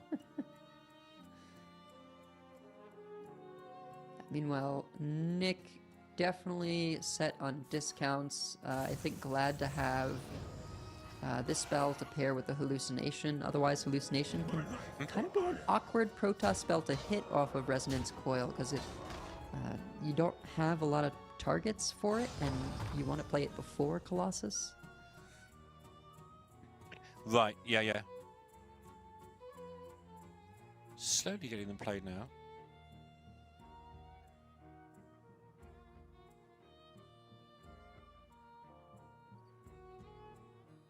Obviously not made that much progress yet.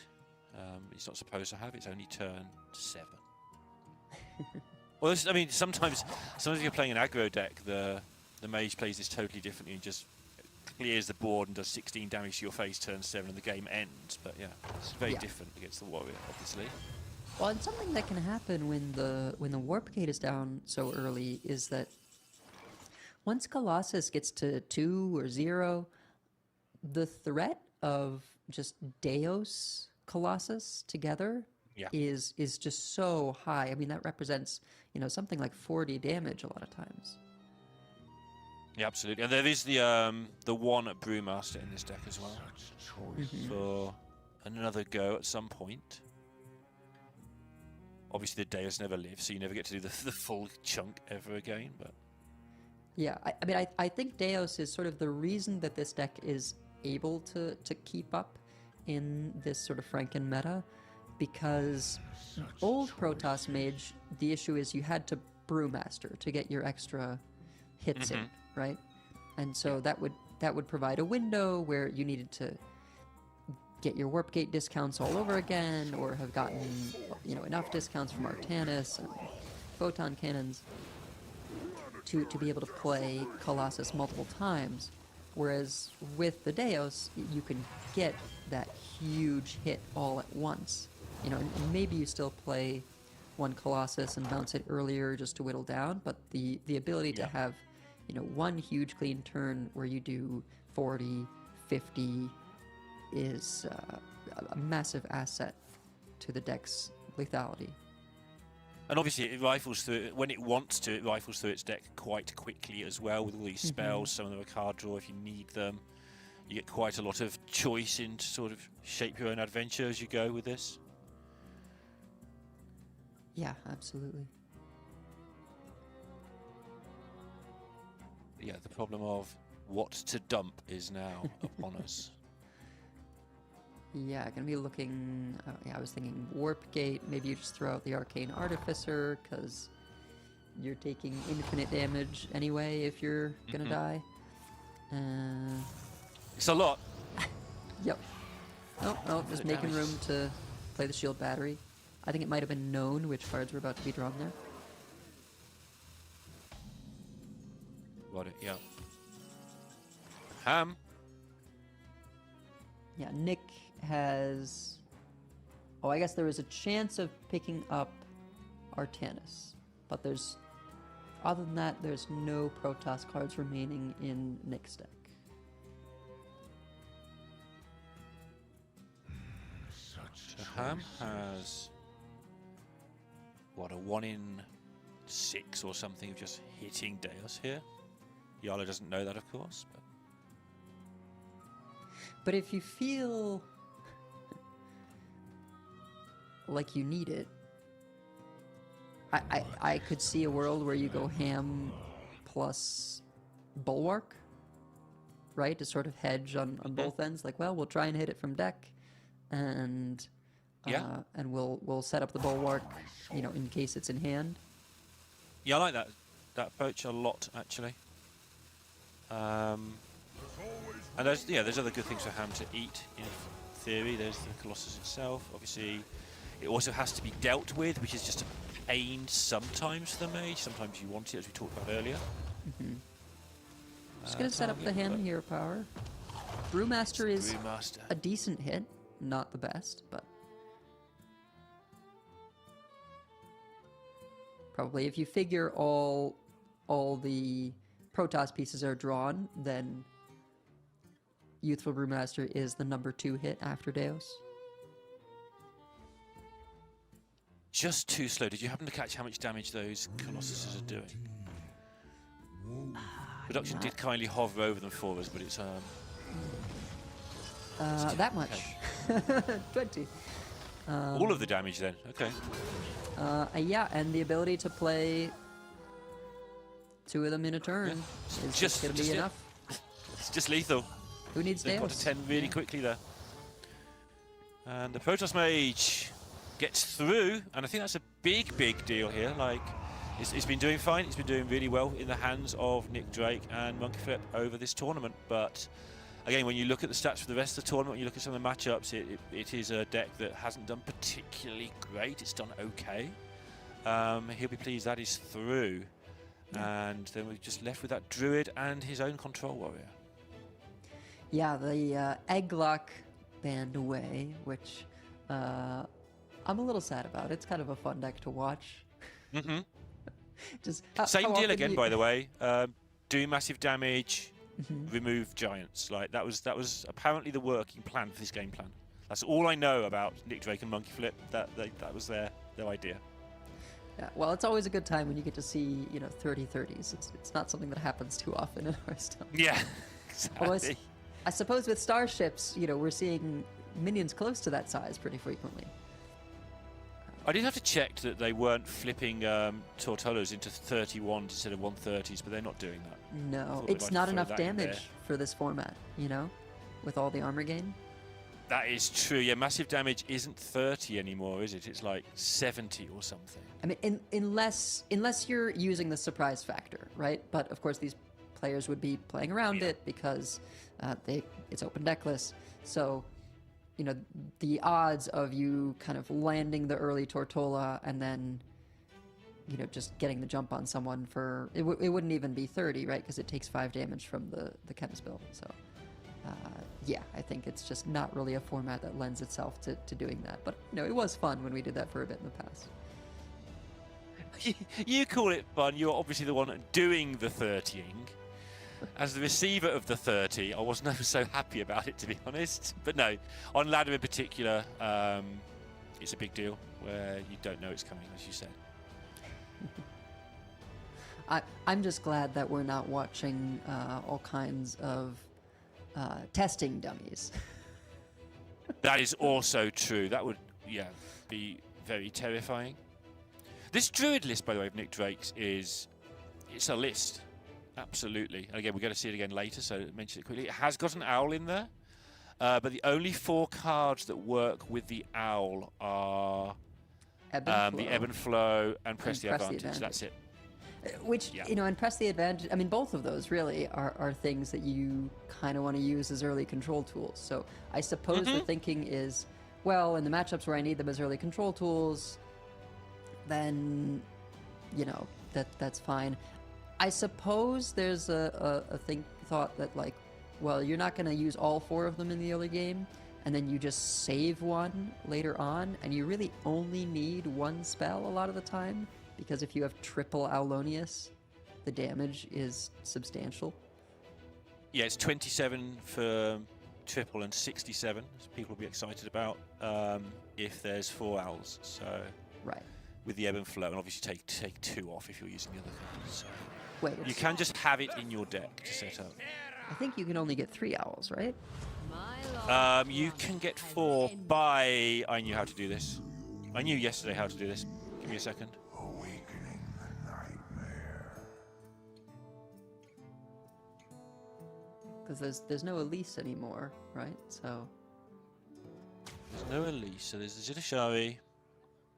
There's the owl.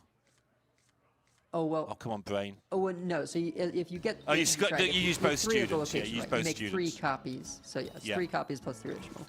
Is there Good. board space for that though? I guess so. Yeah, exactly. You have to set it up Yeah. correctly. You but need yes, you need to there have will a be. completely empty board. Apart You from set the it three- up the 3 earlier, locations. and then yeah. that's right. Yeah, then you get the 3. Then you get 3 locations. You play 1 owl. You copy them all. That, But in that's a like, game against a warrior where you know it's coming and you've sort of gone through all your other stuff, it's a thing you can Yeah, elect to I try. suppose.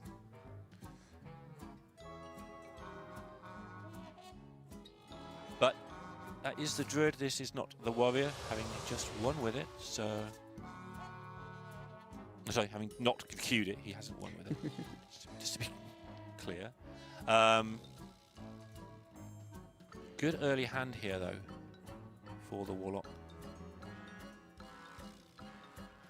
Awkward to manage, but if the Nidus Worm does hit locations, which it's got a very, very high chance of doing with this hand, get going with your Horizon's Edges, copy those. You can do a lot of damage very, very quickly.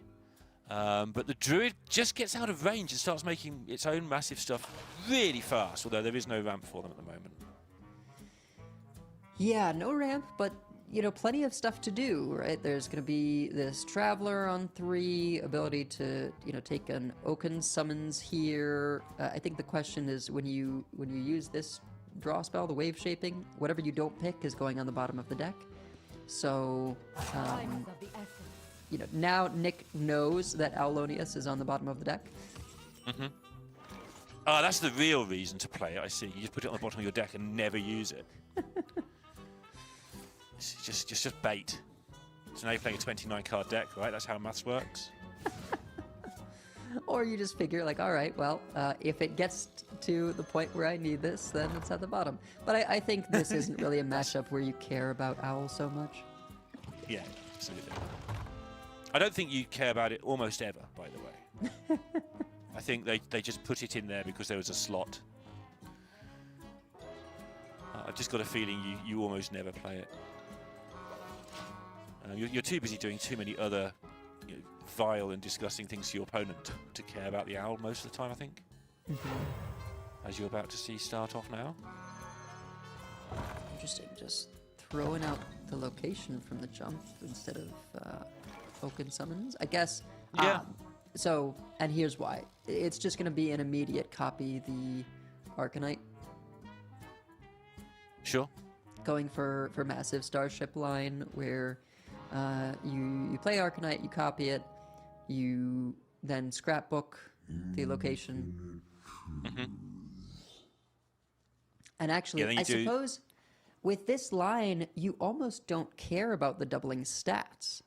And so this is a way that you can utilize, and I don't think this particular matchup it would come to it, but a way you could utilize the Aulonius more is you save Well of Eternity and Yes. go for, rather than having a bunch of because the owl also, you don't care about the stats on the owl, so like you can still have a bunch of copies of, you know, this location, so you get a bunch of owls. You don't care about their stats, and instead you up you've got Well of Eternity, which you also don't need upgraded, so you just never play Ajara. Yeah, I ran a few games of this yesterday when I saw this deck was doing well, just to make sure I understood the list a little bit. And what you just said, like, a lot of the time, you're just playing your good cards and having good interactions with them. You don't necessarily need... It doesn't need any one thing to happen. There's so many little things you can do that are just good. You're not overly bothered which good things you do. Took the 50-50 there, but again, they've got the other Oaken Summons for next turn. Choice to make now whether they want to just use it and get it used, ready for the second press, or whether they want to hold it back and for the scrapbook next turn. Depends how much damage he thinks he's going to take. Yeah, I mean, it's been a slower start for Yarla. You know, just now getting the Rot Heart to probably pull a giant. You know, there's always a chance that it pulls Ceaseless. Yeah, just gonna be on the safer side. Go for the copy here. I think because he really wants to play Student next turn. Yeah, absolutely. And also, you know, the slow start for the Warlock is a sign they've got a handful of things that are about to do stuff, because there aren't that many expensive cards, so you've got a reasonable read that this is the sort of hand that Yarla has. If they haven't been doing stuff early, then what are they waiting on? Well, it's probably some pop-off stuff. Yep, and not slow anymore. Horizon's Edge plus these Zergs, and the copy means that it's, you know, very likely both will be able to have something to attack into. Yeah, that's gonna be 2 Seaside Giants. Yeah, that's the thing we were talking about earlier as well. Just the maths of this is painful in terms of you want to make sure that some things hit face, but you also need your trades to work so you can open up the Horizon's Edge again. So you're constantly sort of trying to balance the board. You don't want to let their minions live, but you also want them there for a while. And Yarla's navigated that fine. And now we're going to see, can the Druid cope with what it's meant to do, which is put a load of stuff in the way of these giants and kill them over and over and over again. Yeah, Nick, I think, was hoping to get a discounted Stargrazer, potentially. Although, you know, even at 6, this is pretty early. You're not going to be able to get it out. It would line up very nicely, even without the spell burst of just, like, you scrapbooking Student here, and then on 6, you're able to make 3 Stargrazers. Yep.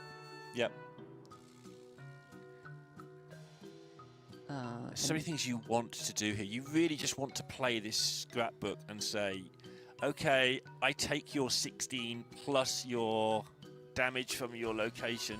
I think you have to. It's so painful. It's so painful. Yeah. It's doing it, yeah. I mean, I'm not sure you get another opportunity. And it just opens up so many plays. Now, there is only one Stargrazer, so that's it. No opportunity to get a 6-mana 1 off of this Traveler. I think it is just going to be Ziliax picked up, which will be slightly too expensive to play.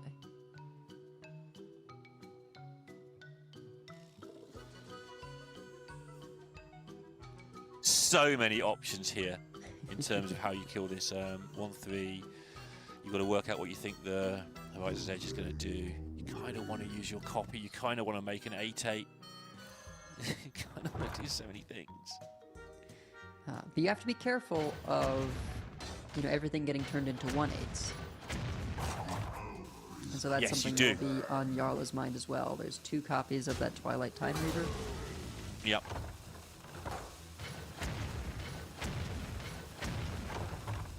Yeah, there's a lot of potential here, though, with all the locations. The Horizon's Edge could have even popped the the Tide Pool, but just gonna... Or not Tide Pool. Yeah, this board would really suck if those giants were turned into 1/8s with all this lack of space available. What's this one called? Spawning Pool. We've got Tide Pools, we've got Spawning Pools. Really, if you're a Drake fan, just I mean, there's only one. I guess there's potentially 2 No, yeah, there's potentially. Yeah, there's 2 Corpsicles in Yarla's deck. Yeah. I'd be tempted to just go for the Bob Freeze, and say, well, next turn I get a lot of Ziliax. You know. But it's also what reasonable about to go just full triple copy starship. this? Yeah. Yeah. You got Oaken Summons as well, but you've Nothing to pull. nothing to pull anymore, so pointless.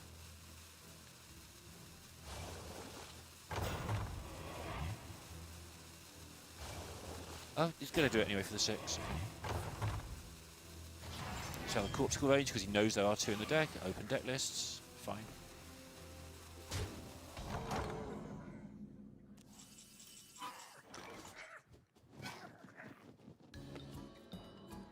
Yeah, I guess Now if you're what? if you're figuring the possibility of your board getting cleared here, then the 6 armor is more than, 4 armor and another taunt. Yarla has not got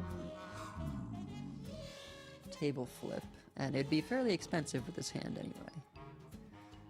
You can press the Zerg button, Kerrigan, and then see if you want to hit them for 16. I mean, I think, like, you're bummed, but this is still just the best thing you've got. Yeah. I think the concern is you only have board space for the 1 queen, and you've now lost your hero power up, so you're a little bit at the mercy of your top decks. Had the choice to make space for the other one if they wanted to. Had to give up the rush though, which would be a bad thing to give up, obviously. Yep. But you're getting this done before those locations reopened might have been in the plan. Like, it's just maybe you just don't have a chance against Ziliax, or you don't fancy it, and you just try and beat not Ziliax here. Yeah. Something that Nick could have done last turn is he could have traded the scrapbooking student into one of the giants just so it would be softened up. Yeah. And so then if you expect this particular play, then you get to clear a giant and the queen. Instead now just having to clear one of the giants. Yeah, it's a good spot. He chose to go face right for 5, just quite quickly as well. I remember him doing that. It's a good spot that kind of misses this clear now.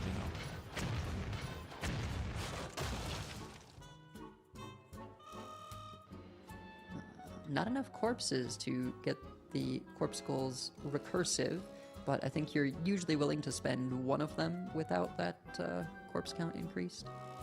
Yeah, I don't think you get to the point where you can sort of recurse 2 of them anyway, so I agree with you. You can just fire one into the ether. Of course, it's Yarla, so he really doesn't want to part with one, but he could if he wanted to. The only deck that was really able to sustain that for any length of time was the Quest Warlock, when that was a thing, where you're just, Yes, summoning yeah. like 2 to 4 minions every turn. God, that was a silly time. Yeah. I'm gonna do this for the extra hero power shots. Oh, just gonna go okay. ahead and spend both of them. All right. I mean, you're So is kind that of in striking lethal? distance, and you want to make sure that you are. Yeah, I think that might just be lethal. Yeah, it's got to be lethal, otherwise he wouldn't have Wow. wasted the. Yep. He would have made the trade to get the corpse back. So, nicely calculated by Yarla. That's why he's one of the best. Yep. Took his time, made sure he got all the Horizon stuff to work how it's supposed to, and made sure he pointed the corpsicles at the right place at the right time, because if you, and so on. He made sure he had all the mana available. The randomness of Horizon shots makes lethals messy. You sort of have to go, I think it's here, but let's see how the cannons fire. Yeah, absolutely. 1 apiece, and I thought that Nick Drake had stabilised there, but Yarla's push the turn before is what got him there, right? He decided, this is it, I've got to go for it. There's some things I can't beat, but any second now, Nick Drake's going to start copying big ships, and then I can't win. So he went for it just in time and got there. Yeah, because and again, I'm just gonna say that with the ship play that Nick went for, right? Then you just have to survive for the location to wake up again. You awaken your ship with all the Arcanites in it, and then summon the 2 copies, and that's probably lights out. yeah, if the corpsicles can't get there and the Horizon can't get enough face damage in, that's just about it at that point for sure. That Druid deck's going to be a lot today, like variants on the theme as well through the day. There's plenty of those to come up in Americas. We've got 2 of them at least in Europe, and I think that might be one of the more poor hands we will see. It did have the stuff, but it just didn't have No ramp. the cohesion, the ramp. Yeah.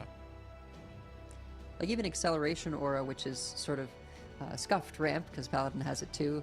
Like, you know, it gives you the ramp for the turns that count, right? The turns that matter. Yes. And I think, you know, that 1 turn of difference could have just totally shored things up for Nick. I think particularly when you consider that it brings you from 2 to 4, right? That you go, okay, turn 2, Acceleration Aura, turn 4, Oaken Summons, and, you know, there's a lot of 4s in the deck, so you really want to get started on those early.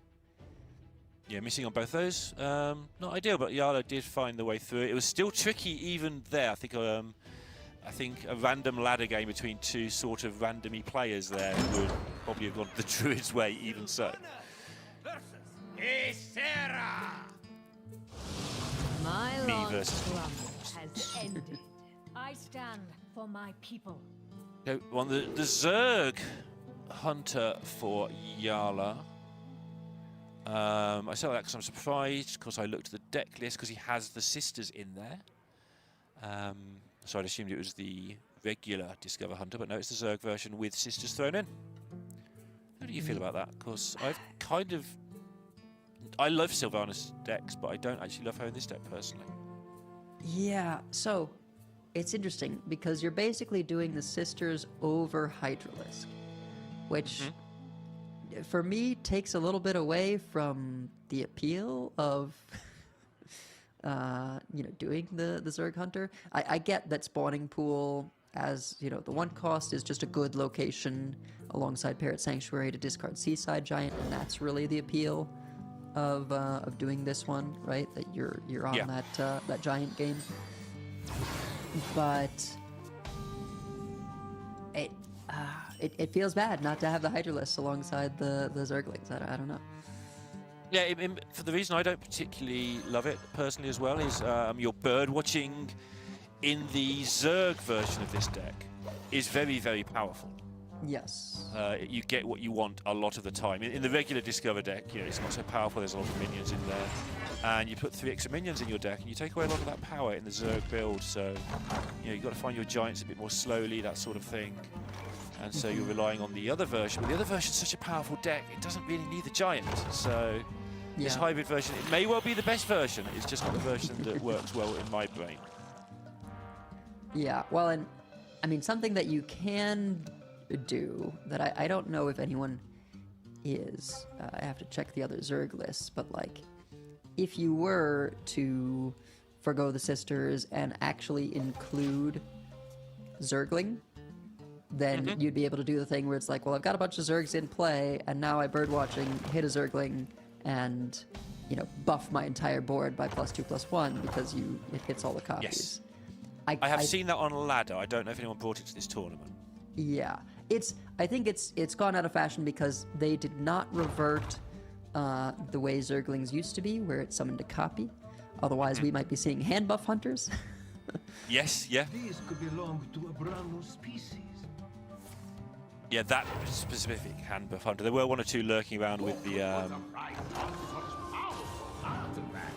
copy. I can't remember the name of the bear. The bear hunter, basically, where you just buff them, play them on turn 4, off you go. Yeah.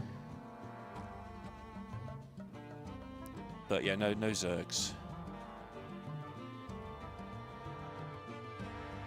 So yeah, it's interesting because it feels in a lot of ways like, oh, you know, all the old things are back. But, you know, there's still some differences. Not everything has been reverted, and, you know, some things are in a slightly altered state. And then, of course, there's, you know, other cards that are going to be staying post-rotation that, you know, have been nerfed and so are not being included in these things when maybe they used to be. One of the slight interesting things is Yala proves to be a liar before I say it, but I'm stupid enough to go ahead and say it anyway. In this particular deck is that Steel is one of the best grifter options as opposed to Deal 6 a lot of the time. They're still both very good. Yeah. But Yala obviously wanting that extra pressure right now from the tournament. Yeah, I think it's just he feels like he has to win before he'd have anything to like properly steal and run into. Yes. That makes And sense. a couple of the things have elusive anyway, right? Stargrazer you can't steal, Ziliax you can't steal, so it's really just about the starship pieces. Yep, sure. So I'm not yep shoring you, I'm just yep shoring all these rolls. Like 2/6 and 3/6 for 4 mana. This is the first sister, right, in Sylvanas, so not Yes. really one you want What to play roll early. should I make? A bit of an awkward spot. I think Yarla was really looking for, potentially draw 3 off of the Grifta just with the spot he's in.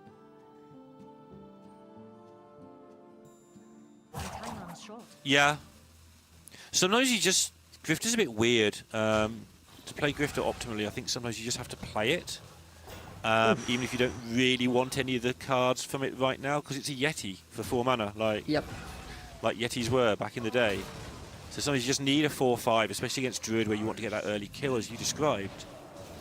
And then you look at the options and go, well, which of these do I actually want? And I agree that draw would be the one that he would want, but I don't think he was fishing for anything in particular. He just needed a Yeti. Yep. Brutal, rolling a couple of 2-power minions, one of which doesn't even have toughness to back it up. I think Yarla was hoping for something a little more aggressive there.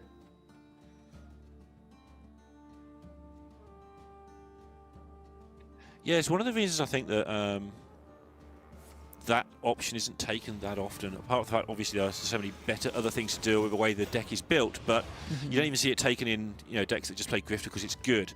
It's because the 4-drops are kind of poopy. They are not very good sometimes. I think after this rotation, they're going to be considerably better, but at the moment, yeah, there's a lot of range in the 4-drops in a 6-set meta, and yeah, some of them are 2-1 rushes, so...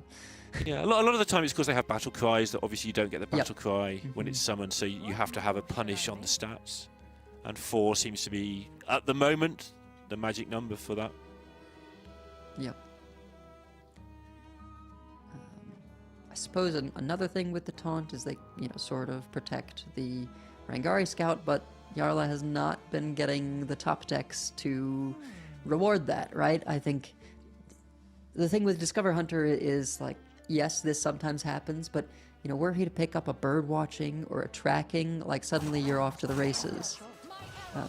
And now instead, yeah, just forced to play this Sylvanas because otherwise it's kind of hero power pass.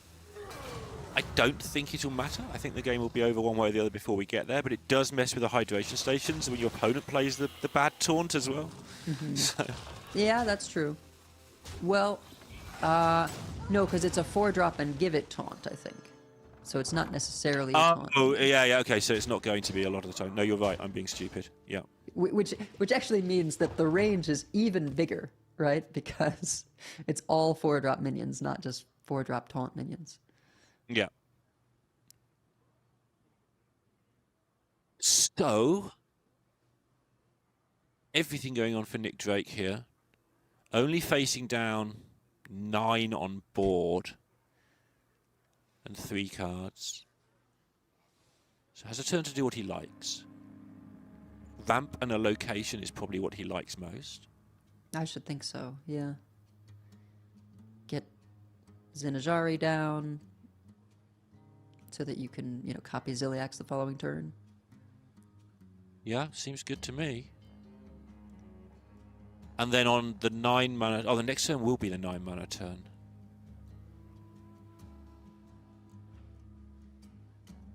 I mean, I suppose, So yeah, you wouldn't not have to use it. Ziliax. You could... are you thinking then copy the Zinajari and just make a bunch of defense crystals? Yeah, something like that in my mind Yeah. is how it works, but it depends exactly where you're standing at the time. Probably that. Because the Grifter's gone, so much of the pure danger has gone out of the deck. Yeah, absolutely. And you've seen a couple, whiff turns from Yarla. Oh! Ooh, that's a take it big back. deal. Grifter's back!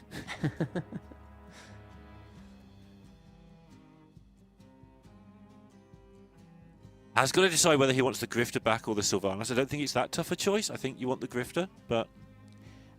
Yeah, I mean, you know, against something more aggressive, you would maybe do the Sylvanas, or maybe if you were, you know, closing out on lethal and you already had the other sisters played, but I think you've got the scout down, you want the extra value. Yeah, even gonna play These could belong this scout to a brand new species. to get 3 copies.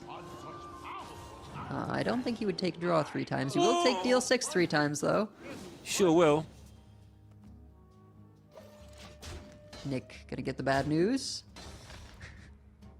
It is bad news, especially where he's sat. He doesn't know. There's been a card sat in hand for a long time on the left-hand side there. And that could very well be Nui. Yeah, gonna go ahead and do the option that clears some of the board. And you know, puts him at 30 rather than trying to load up on extra armor. copies and armor. Because the Arcanite Defense Crystals still have to die to give you the armor. Yes. So if there were a Neri in hand, and I suppose you never beat Neri in hand, right? Because it's just it's just 36. It's just 36, yeah. Yeah, you only beat that if you get the armor and then still haven't taken any damage, and you can't do that right now. Time is of the essence. I think I'm looking debating. at copying owls and how much damage you can do to one minion with that deal 6. Yeah, I You think can he's really hurt a minion later on. deciding whether to kill both scouts and Yeah. what to use, right? Do you use the deal 6 or do you press the advantage?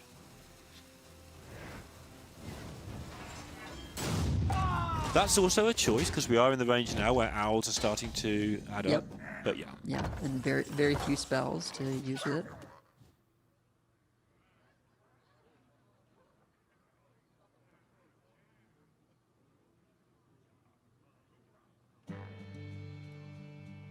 Another tough choice. Kerrigan does clear. Not. Oh yeah, with you give a queen rush. Yeah, for you sure. give them rush, yeah, and lose one of your things. You might not do it though. Yeah, it's not a Yarla play to do that, but you know. I want to say not a Yarla play. That usually means not a good play, because Yarla's very, very good. If Yarla wouldn't do it, but he does have a unique style.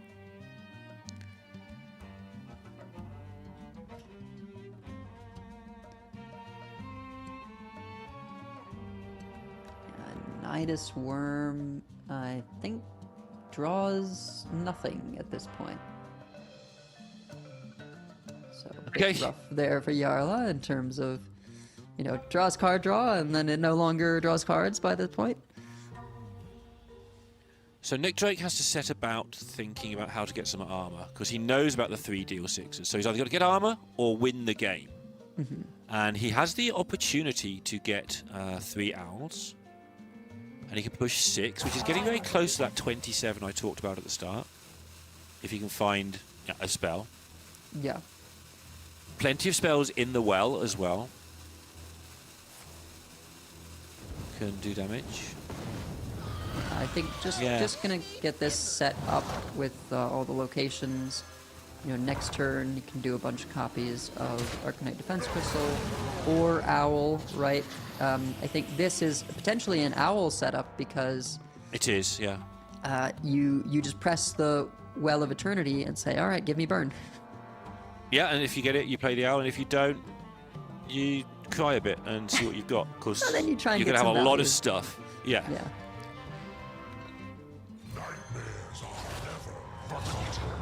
So it's actually very close depending on what this well gets. Have you considered more amulets? Pupil looks less scary when there's no Rangari Scout to back it up. What to choose? Yeah. I think he was hoping for just Neri to end the game. You know, I'd not this imagine turn, so, but next yeah. turn. I like ending games. So is this maybe looking for deal 3 and freeze, something like that? There's get deal to find 3. out. Draw a card is probably the pick. Yeah.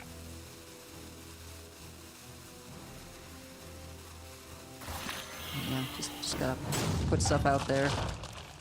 Right. Okay. What nonsense is going to happen? Well, I don't think we're playing Lady Azara at this point. How much damage does he need? He needs 30, right? 35, Well, there's 5 on board already, so he needs 30.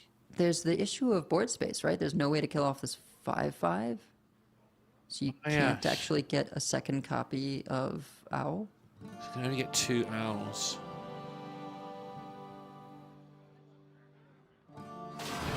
So let's see what the stuff does anyway. Oh my goodness. There's a bolt. There's a bolt. There's also a give your minions +1/+1 and elusive, which is kind of neat. You could just summon a couple things, refresh 2 crystals, give them elusive. There's card draw if he wants it in the vacation planning. Well, or the pre-Soli spell that I'm blanking on the name of.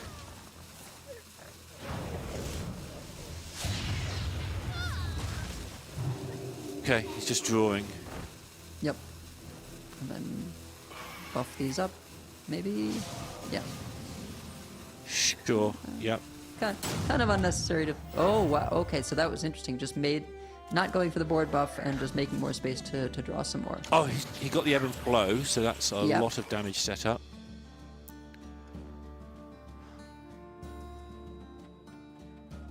Yeah, and Nick basically saying, well, we're gonna make this a damage race rather than me trying to, set up a bunch of armor, Yep. which is a bold move, honestly. I would guess next turn he's expecting to hydration station or something to get the Ziliax back. Guessing so, yeah. Unless he has enough damage with just ebb and flow, but I don't think he's there. I think he's going to be relying on another Well of Eternity if he's going for the Aulonius plan. Look. So press the right button. I can. So yeah, there's 1 ebb and flow left in deck out of only 8 cards. So the possibilities are there for 2 lots of 27 pretty soon. Lurker, pretty great pickup here for Yarla. Able to make a good sized board and try and protect that Lurker. Yeah, we need to be awake as well, actually, because the 3 amulets do represent 18 without Niri. Yeah, and so Nick Drake next turn, that's just enough That's unless what you're on Nick about, right? Yeah. heals out. Is Ceaseless active? I mean, there's second ebb and flow, but It's 1 mana short. yeah.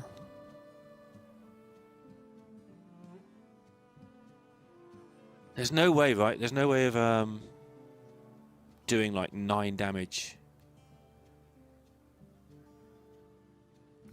I don't think so.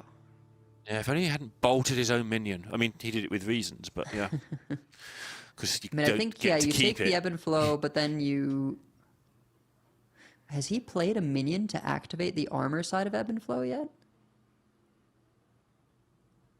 I don't know that he has. No, I don't think so. So I think you stay alive this turn and you win next turn in the world where you're not dead. That's the plan Right, here. but I mean, he has to copy the Ziliax, but there's just no board space. Yeah. So,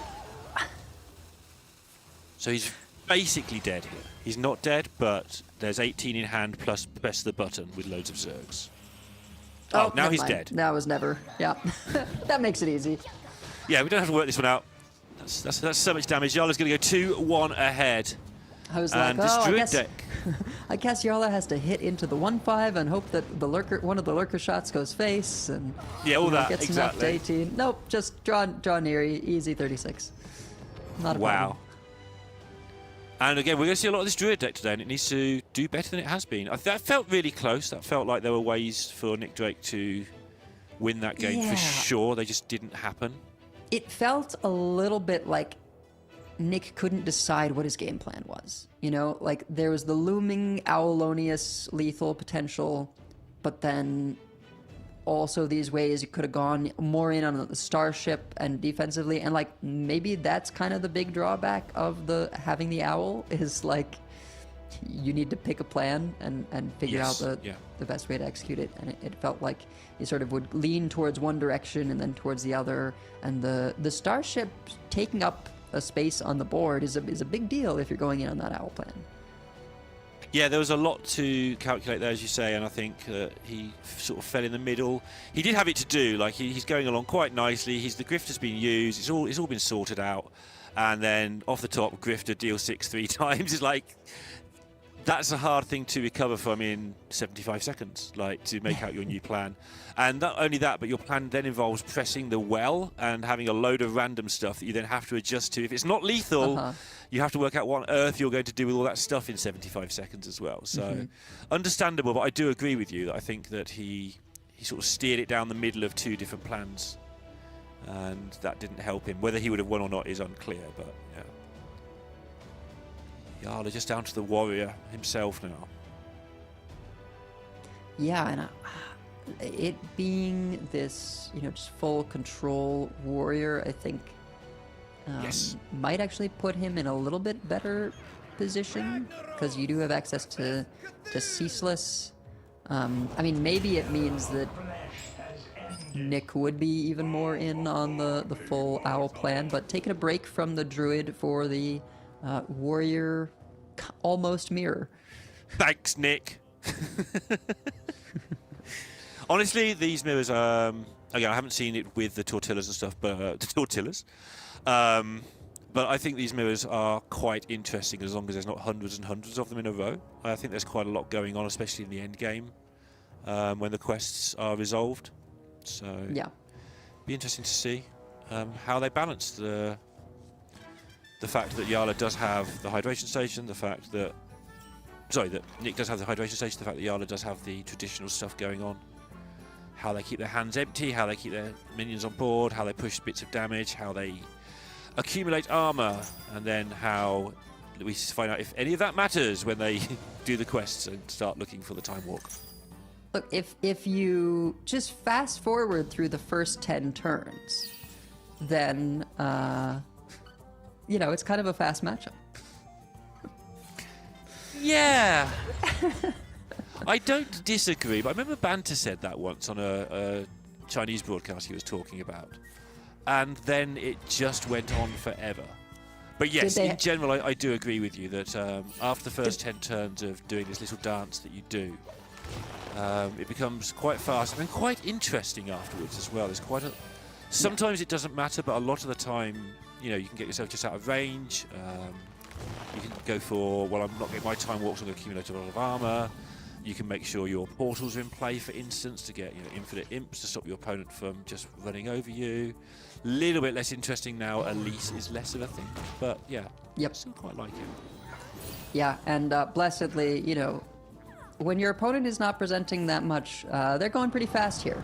They're going at a pretty steady clip, because I think they know there's only so much they can do in these early turns to sort of set themselves up. Nick is looking for Tortola, right, to do that with the chem spill, and that's kind of his big play. Jarla just throwing out the ham on curve, which is probably, potentially something we see from both. Ziliak's a decent hit. Big hit, yeah. Yeah, I've never seen Jarla play this quickly, even when the turns are sort of straightforward, so good to see. And this is actually really awkward. Nick, no way to remove, so Ham's going to hit again. His hits Bob, that's fine. Ham's going to hit again. It is now anyway, yeah. Jarla's only way to clear this is to Hostile Invader Precursory Strike, unless he wants to roll the dice on the brochure. Yeah. He might want to do that. This is a really tough decision, I think. Just going to do it this way, so he doesn't trigger the spell burst. Yep. Of course. There's the Tortola. All right, big hit. So Hydration Station is turned off for Nick. only has the 1, but now it essentially does nothing because there will not be a Ziliax, there will not be a Tortola. That reduces his armor gain potential and makes it really all about the regular stuff, the quest. Yeah, the quest stuff, right? Like who gets Barnabas down and is able to reduce what to 0, who finds time warp fastest. You know, I suppose in some ways, like, complexity is removed by the Murazond because you don't have to worry about, like, how much armor are you gaining. It's just who ramps the fastest or discounts, you know, the correct things and finds time warp to be able to do that play of Murazond time warp. Yep, and they both have it. I mean, I think most people do, but I always like to check. They both definitely have the Murazond.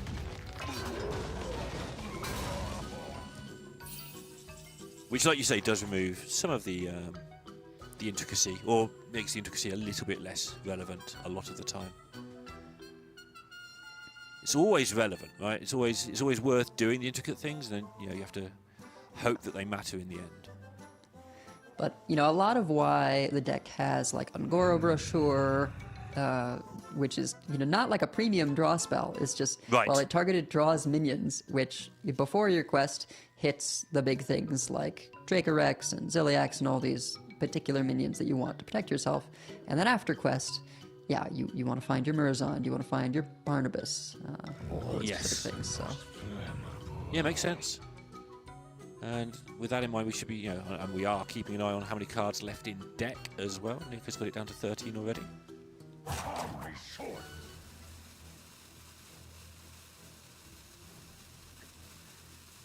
Fighting with the urge to waste mana versus, a minion that could be useful later being out of your hand. But I want to get the 8s and 9s out of my hand personally in these spots.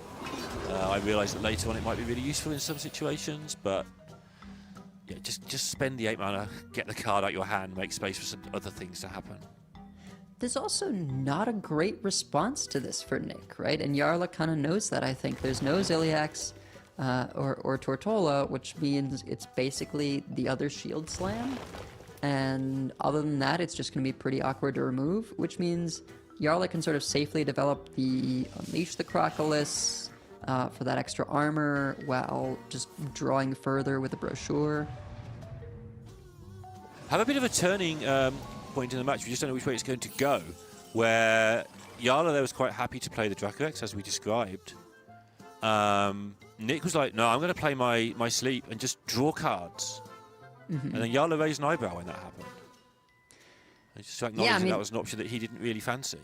Yeah, Nick kind of made the hand space last turn to do that, right? It's just like, well, my hand is air because, half of it doesn't do anything anymore. And he just needed to pick up a lot of stuff, and that's sort of the flexibility of Sleep. Yeah, superb card. I love Sleep Under Stars. Might be a little bit too powerful sometimes, but I played a lot of games of Druid with it in particular. Yeah, the versatility, the fact you can sometimes just sit there and gain 15 armor to buy a turn if you need it, or make mana with it, or like we just saw, get cards and mana and dumps things. Yeah, lovely.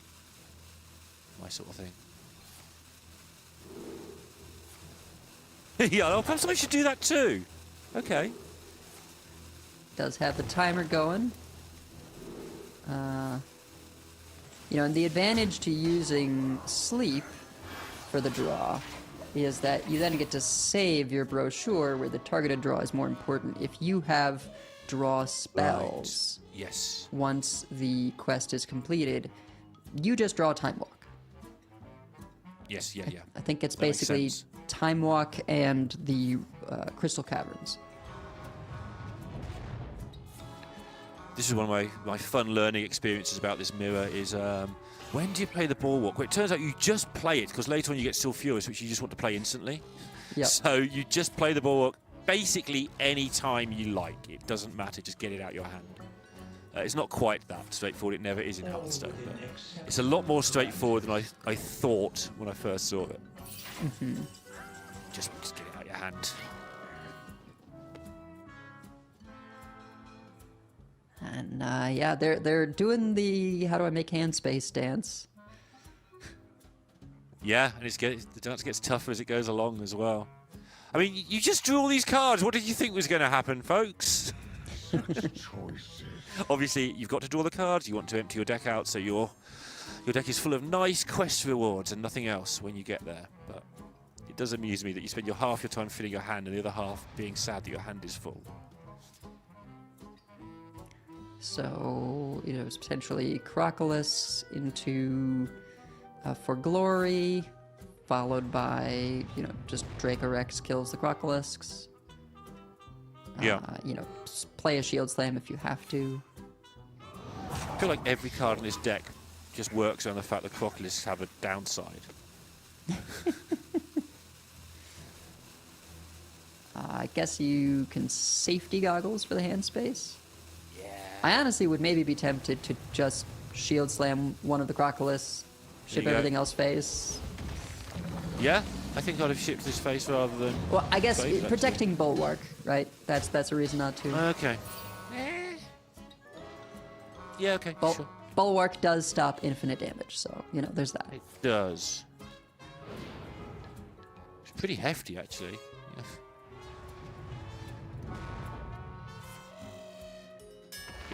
Draw. Giving your opponent minions. Works for me.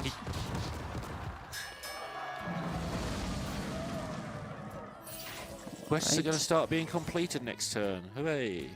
And really good to have New Heights in preparation for that. Mm-hmm. Just shy of enough mana to be able to play New Heights plus Ziliax, which I feel like would be, worth doing just to make things awkward. But it might be New Heights and For Glory. Yeah. It is really irritating. Let's see if the So there's a New Heights. remaining I cards think works you're right. here. So we've got for Yarla. It says there's no minions left. It's Shield Block, Safety Goggles, Brawl, Brochure. So, yeah, I mean, having access to all you can eat for next turn means that Yarla can pretty much guarantee drawing. Well, I guess it's between Barnabas and Galvadon, right? But it's a lot of cycle. It's always a big deal, what you get off those first two that the Barnabas just gives you, or not Barnabas, Yes, yeah. the quest reward just gives you. Don't actually know Latorvius. Latorvius is the name. That's it. I would never have got it, but I was saying that's it as if obviously. Yes, I forgot that this was an option, and now that I see it, I wonder if it should have been done earlier. Or later. Yeah. Okay.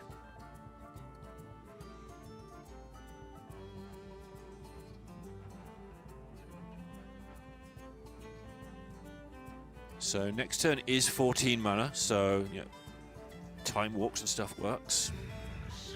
Yep. Keeping an eye on the ceaseless count. Is a thing for Yara here.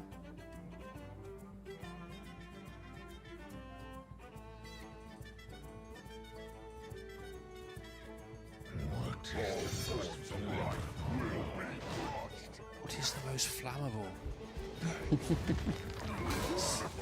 Never clocked that. It's kind of funny. Alright. Gonna go ahead and get those two. Right. There's Barnabas. Although I guess Barnabas doesn't matter so much when you've already drawn your Murazond, right? Sure, yeah, that's fair.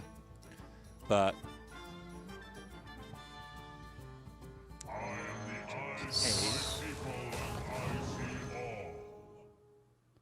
Time Warp immediately to hand. That's a big edge for Nick. And so Yarla's going to be protecting this Bulwark as much as possible. Absolutely. And meanwhile, Nick puts up his own. Will he swing? He might swing. He might swing. Yeah. Yep. Yeah, that's well, and I think that signals to Yarla exactly what's going on. And I don't think there's anything Yarla can do about it. Right? All he can do is try to win this turn, and he doesn't have the mana. Yeah, can he set up an old school lethal? Like he's got what?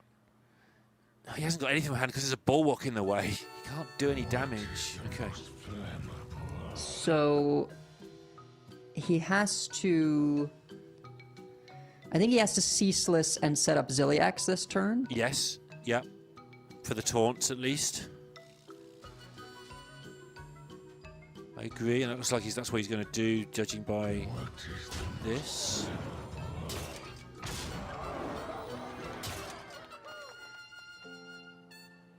Is there any way you can get rid of the next swing as well?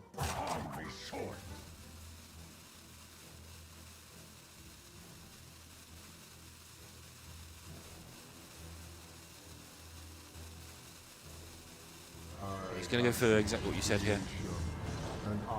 Yeah, and has to play the draw, and just hope that it. Whoa, whoa. Wait. Okay. I mean, I think he's just dead. I think he just dies. Yeah, it's just. Yeah. Mo's on time walk. Hit your last charge. Yeah. I mean, he did not know that there was a time warp. I felt that attacking with Nick's bulwark was pretty telegraphing. Same. But, you know, it's easy to say that when we actually have the time warp in front of our faces. Yes, absolutely. Yeah. And it doesn't have to be there. Like, Nick can set up to be top decking it as well. He doesn't have to have it just because he attacked. Like, he could be attacking in case he draws it. Right. It could just be, still be the right play. Mine has more charges and I need to reduce yours. You know, if I'm going to do this eventually, I may as well do it now. Yeah. Yeah. But I think that's going to be a tough one to be sitting on for Yarla. It is. And now it's back to 2-2. As if by magic, really. Came from nowhere. And it's going to come down to the druid, right? Like, I kind of fancy the druid into the warrior, I'm not going to lie. I kind of think that it just has so many options to do chunky damage, like the first 4 or 5 turns where warrior is weakest. Sure, the druid doesn't do a lot, but then the warrior doesn't. It deals with mid-sized things really well, but it doesn't deal with endless 8/8s and damage from hand, and then the owl's just sitting there waiting for you. And the warrior, I think, might have trouble against this druid. Particularly because, you know, the way this warrior is set up is to kill you with the quest, right? To kill you with Time Warp Murazond. And you must give the opponent at least 10 turns, right? Like, yeah, I think probably 11 or 12, because you just don't get your quest reward until that condition is met. And Druid can do a lot in 10 turns. In terms of their own especially as setup. it knows it's got 10 turns. It hasn't even got to panic. It hasn't got to try and kill you and hope it's got 10. It knows that the warrior, especially without the Tortella, like, nothing is going to happen. Yeah. Let's have a look if it's as easy as it sounds. Somehow it never is. Has ended. Bow before me, mortal!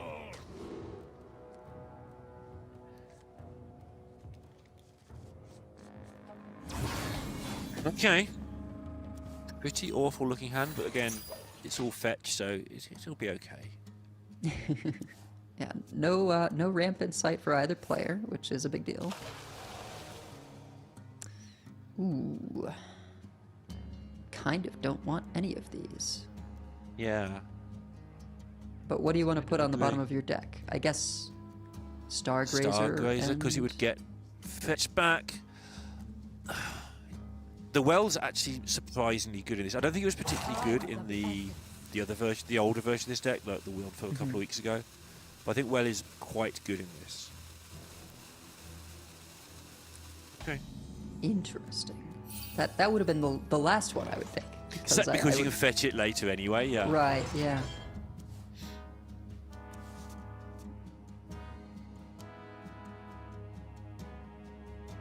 Okay.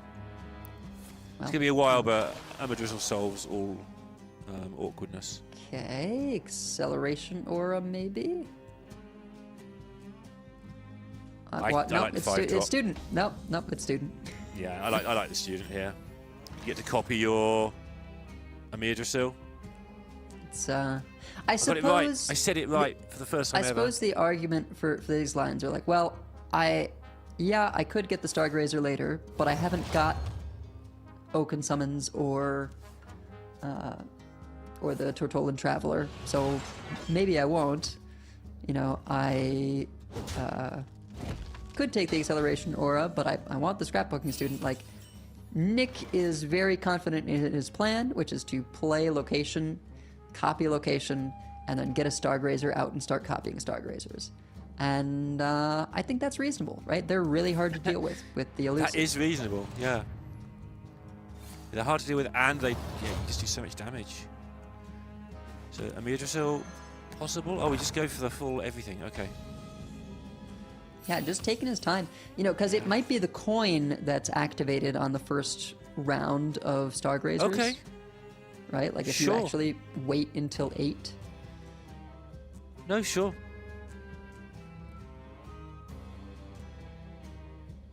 All forms of life will be crushed.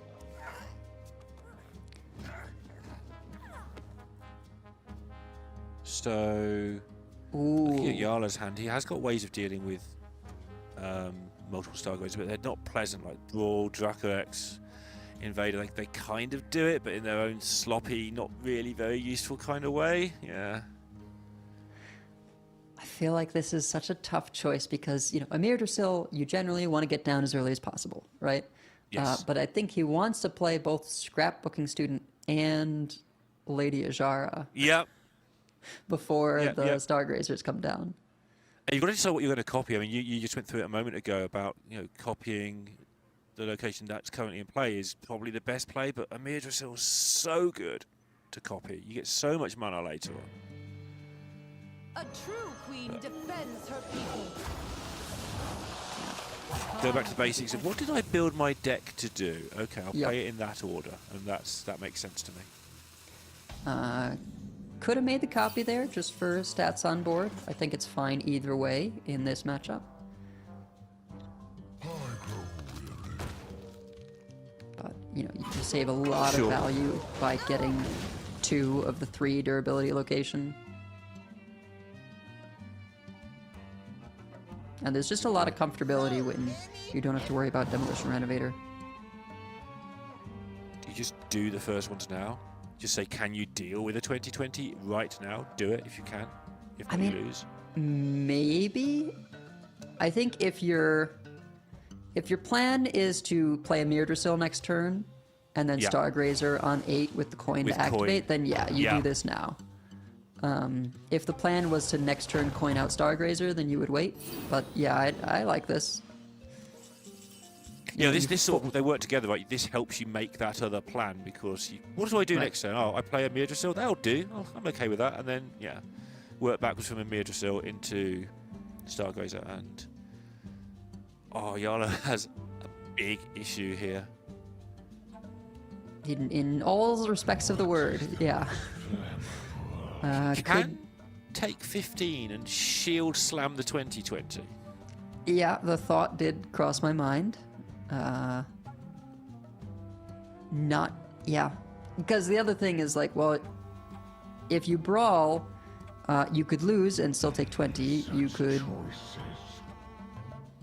take 10. You could take 10, which is not much less than 15. It's really about trying to hit the 5, and they're not great odds. So maybe just guaranteed take out the 20. All forms of life will be crushed. Yep, this works. Does. Planetary decimation. Take 15.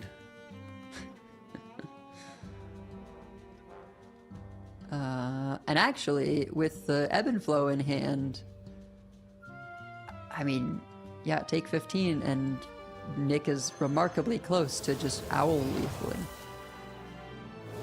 Yeah, this is the thing, right? There's so many threats in the deck. We've talked about the owl and all the nice things that can do, but it is backed up with other threats. It doesn't need to do huge amounts of damage in the world where 27 isn't a huge amount of damage, which is the world we're living in this tournament.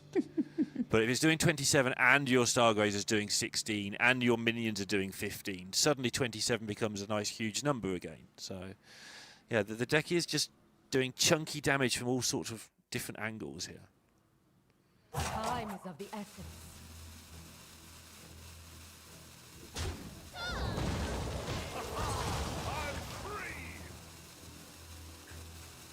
Sure. You're so burning a card, Nick. But I don't think it matters. You're okay with it. Okay. Didn't want to burn a card. Kind of like the Stargrazer double copy setup myself, but he's got a different plan.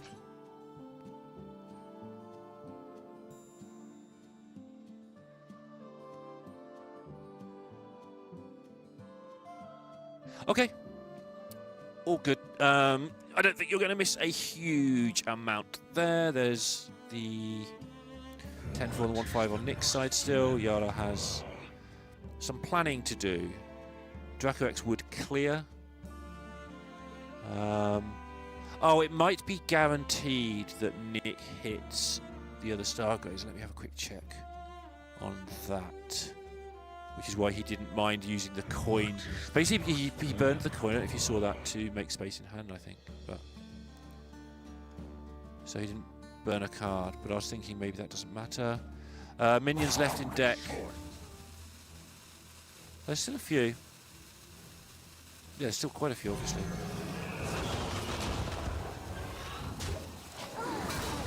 There's the defense crystals.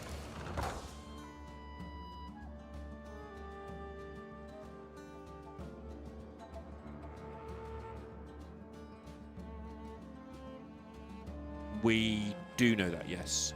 Well, you know that because you're smart and remember things. I didn't know that because I have a memory like a goldfish. Yeah, but I mean, this is just huge, right? This is what Nick was building it all up for, is make, 32-32 elusive, no more, massive armor shield slam shenanigans. Yeah. Because Yarla's not on the version with, cheating out minions, this is not the poison Ziliax, so there's no way to poison the 32. Still like the idea that I could do a load of damage with a coin here, but okay. Yeah, it's nice to have, right? That's an extra 24 that sets up nicely for. That sets Owl up or for sort of something. Owl in 2 turns' time, right? It feels probably worth burning a card, but yeah. Time to reiterate something that Sottle and Raven said all those hours ago, though. That these players have come through 6 rounds of Swiss. All the players you're seeing today have come Yeah. through 6 rounds of Swiss. If somebody true. does something a bit obscure on a deck that I don't know very well and they do, the chances are they're the one who's got it wrong.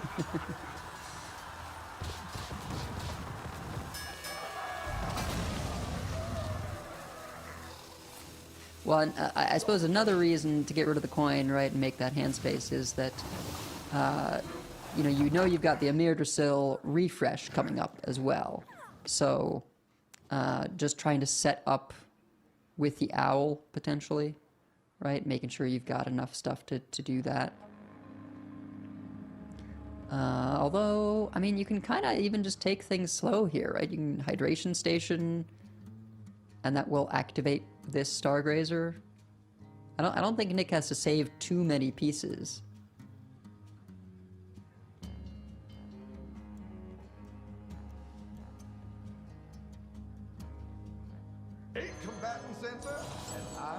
Yeah, that's fair.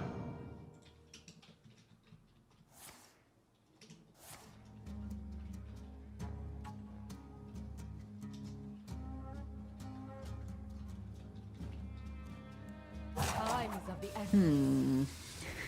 None of those are terribly appealing, but I suppose Nick wasn't really interested in particular option, just sort of making hand space and getting stuff on board. Yeah. This is definitely one of the most board space management decks I feel like we've seen. Yeah, absolutely. All the time it's like, well, how do I get my 3 owls into this? Oh, Double and press in hand is Yarla two knows there's 25s. more copies to come, so giving up this last, Crocolus brawl is not appealing. Only 12 damage out of Ziliax, though. Yeah, this is where we talked about the setup of this deck infinite times, but this is where you get to see the reason the owl is in there, because it's not necessarily getting the lethal on its own, but it's all the other things that are doing the chunks as well. Nick's only sort of hit Yarlo on like 3 turns in this game or something like that with any sort of force, and it's massive every time.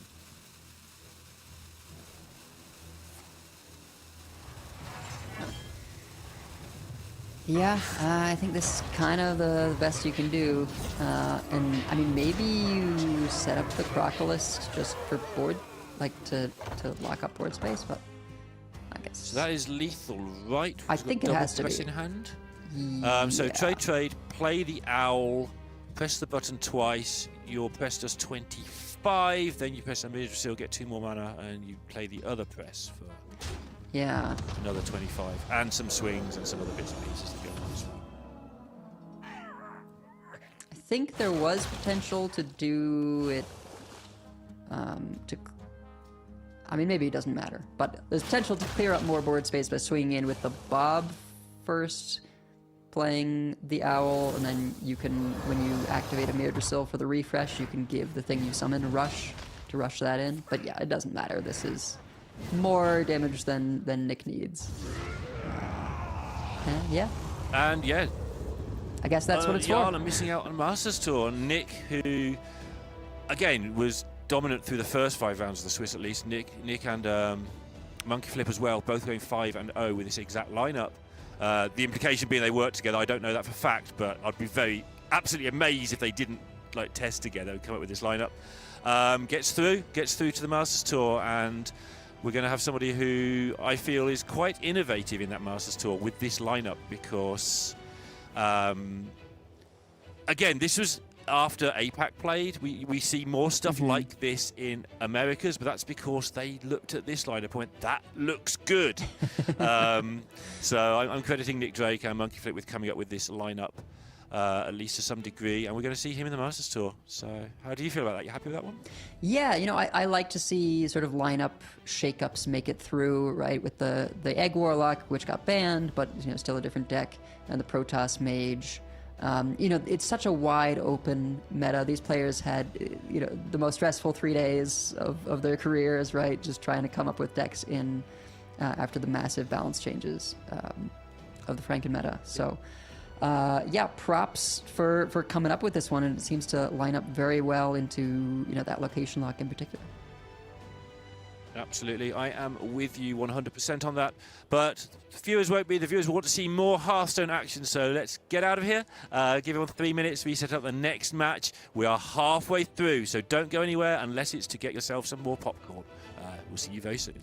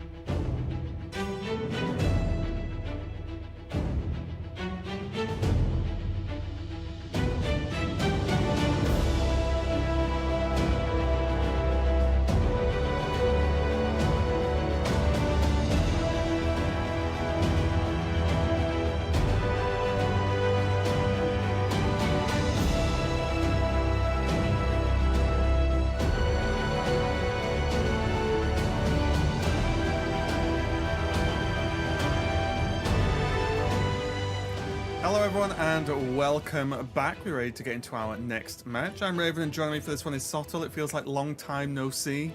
It's many moons ago we started the show with the first match. How's it going? What have you thought of the decks and matchups we've seen so far? Yeah, it's been a good day so far. Been a little bit of variation, as I mentioned in our opening series. We had 8 different decks. Then we kind of moved forward. We saw the core 4-deck lineup come into play that the meta's built around, at least in APAC and Europe, a bit more than America. So I think we're a little bit more reactive to what was going on earlier in the tournament. But now, honestly, stepping back up to the plate for us, we've got another couple of interesting lineups here. We've yet again got a Quasar Rogue lineup where the Quasar Rogue is getting banned, so we're not going to see it.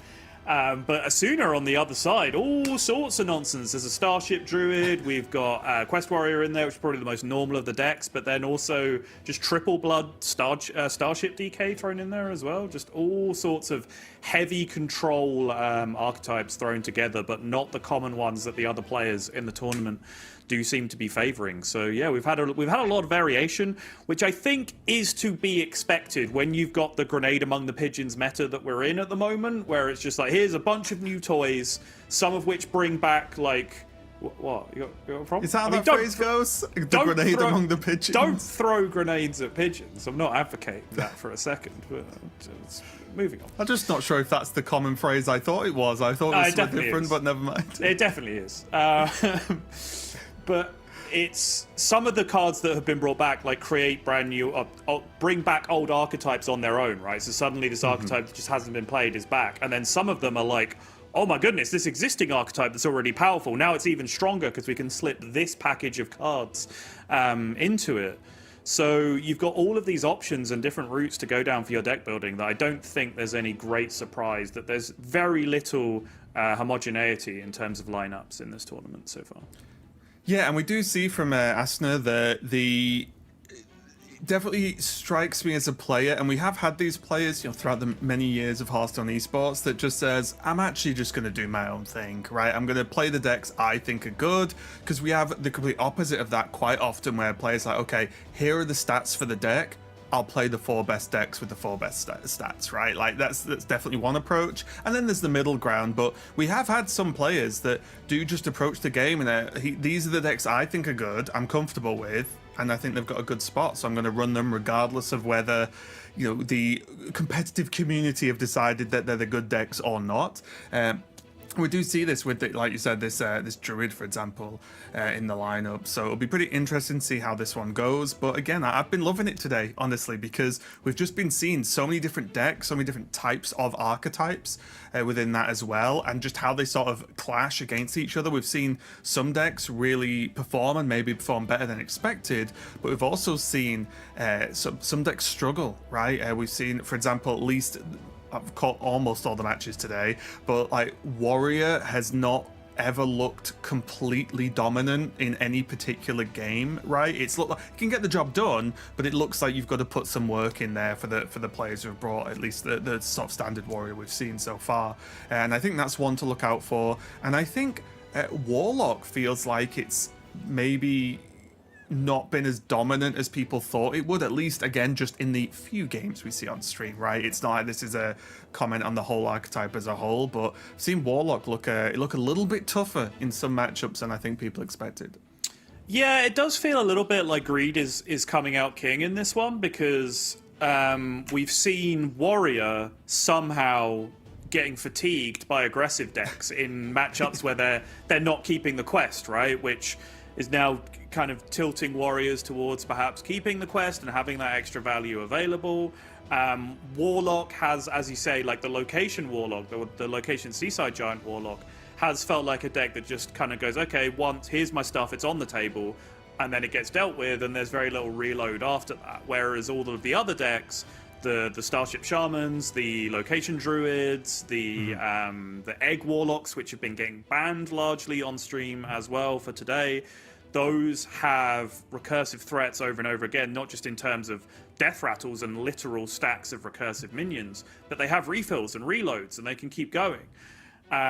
So it does seem like that's kind of the key right now, is either you're quick enough to cause some damage and can keep value going throughout the long term, like some of these spell DHs are successfully doing in some of the matchups against Warrior that we've seen, or you try and win the arms race in terms of greed so that you can outlast all of the other decks, which again goes to show with the variance that we have, the variation, that we have in the meta, because even with the rarer decks like Location Druid, for example, we've seen in multiple series disagreement as to what the win condition is, or whether you need a win condition at all, which I think speaks to the turbulence and the infancy of the meta, because in a settled meta, we would have gone through that whole process 6 weeks ago, right? And everyone would have agreed, okay, is it Owl, is it Dread, is it none of the above, and you just get there with stats, and everyone would have decided on that already. And there'd be one or two outliers, but generally everyone would agree, because the numbers have backed it up as to what the right build is to play. And then you might still get some variation based on meta reads for the tournament, but because this meta is so new, there's still, even on like an archetype where players are agreeing on 26 of the 30 cards, the 4 that are being changed still do wildly swing multiple matchups, 5, 6, 10% in one direction or the other, which is kind of crazy to look at. Yeah, even with Hunter, I think is one of the big ones as well. Do you run the Zerg? I'll put the Imbue Hunter over here for a second, but do you run the Zerg package with the Giants, or do you just run straight up Discover Spell Hunter to an extent? You know what I mean, right? So like, which one's the better one? Because the Zerg one is like sort of a newer approach with this meta, as you mentioned, when you get the older cards sort of rebuffed again and then put them with some of the newer stuff, it sort of comes together to make a bit of a new thing. But yeah, I think it's been very difficult for these players, but as a spectator, it's been fun to watch. All the different approaches and how they've sort of clashed and who's coming out on top. And I think by the end of today, we'll get that good sort of picture with so many good players, with a lot of these different matchups, just sort of what's looking strong overall. So that'll be pretty interesting. Although that is, of course, going to change in just a few days when the new expansion rotation comes out. So that's going to be pretty exciting. We are getting into game number 1, though. We have Asner up top, and then we have Method on the bottom here. And it is going to be the Death Knight versus the Warlock. Yeah, what are the highlights of the Death Knight? I mean, pick a card, honestly. Like it is as slow as you can possibly get it. You've got Remnant of Rage thrown in there, which was not a card I was expecting to see. High Cultist Heron, which is kind of a classic win condition that we've seen from the deck. With the Starship version, just so you can get multiple Starship pieces out of your deck, crash them into each other, they die immediately, they go into your Starship. But really, this is just an iteration on kind of the classic Starship Druid that we saw from that previous StarCraft meta. All relying on the combination of Guiding Figure and Soulbound Spire to be able to summon huge boards of 10-cost minions when you summon your Starship. And then on top of all of that, plus all the additional greed, plus the corpse explosions, plus the Threads of Despair for additional clear, there's just a natural kill Jaden in here as well, just to round it all out. So this is one of the greediest decks that you are going to see in the tournament. But honestly, with the way that things have been going so far, I think that leaves it pretty well placed. Yeah, because when you do look at all the tools it has and the removal available, you do have to think, okay, what's the plan for Method in this matchup? Because you would expect... How do I kill this again? I'm really because not quite sure. You'd expect the DK to be able to deal with a reasonable number of giants over the course of a few turns. Yeah. And then, yeah, that's... Sure, because the problem is there's at least a decent amount of healing in this deck, so it's not like, unless you rush everything out, you can hope for like Horizon's Edges to carry right and do enough damage. Now that could happen, but it's not something you're relying on. However, getting the double death rattle here with the Ultralis is as good as it's going to get for this early in the game, so the pressure is on Asner to be able to deal with these and not take too much early game damage.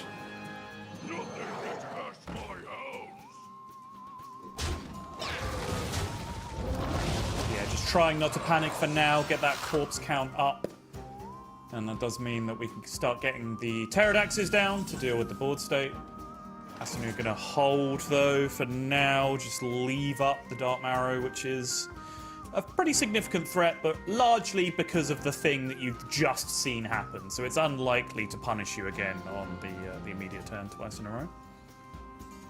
Yeah, and that's the thing, right? Like, I think I must act. sort of talk about what we were mentioning before about the matchup and how it works. Dealing with one of these Ultralisks is fine, right? Because if you look at the hand, as you said, there's ways to clean up the rest of it afterwards. And taking 12 sounds like a lot, but with this Death Knight, you can pull it back pretty quickly. Yep, Vampiric Blood, I think, a card that I didn't mention as well. One of the big reasons why you do specifically want to go triple blood. Vampiric Blood is a 3 blood rune card. Of course, one of the iconic Death Knight cards since the class's introduction into the game. Not always for positive reasons if you're the one on the receiving end of the massively stacked health totals, but certainly a big part of class identity to this point. Second Ultralisk Cavern is going to come down and help clear some of this up. Asuna is on 19 already, so relatively low. But even just dropping this Pterodax is looking pretty decent so far. Yeah, getting it down for 0, holding with the copy location means that you can 2 birds, 1 stone this turn and take care of not only the big threat to your health total, but also the big threat that would allow a second pair of giants coming down the following turn. This is an interesting choice, isn't it? Because you'd probably like lean towards Corpse Explosion naturally, but if you're taking care of this giant, do you ever look at Shadows? Because it's going to gain you corpses for the other Pterodax anyway, and after you see some of this clear, it's like decent to just put some pressure on. If Method has to Hellfire, okay, right. Yeah, I was even looking at the Dark Gift card as an option there. Yeah, as well. true. Definitely a decent set of options for Asuna there. Oh wait, you were 1 off, weren't you? For some reason, I thought the giant was on 5. It was on 6. Yeah, no, it doesn't quite work. My bad. We were 1 damage off being able to double clear.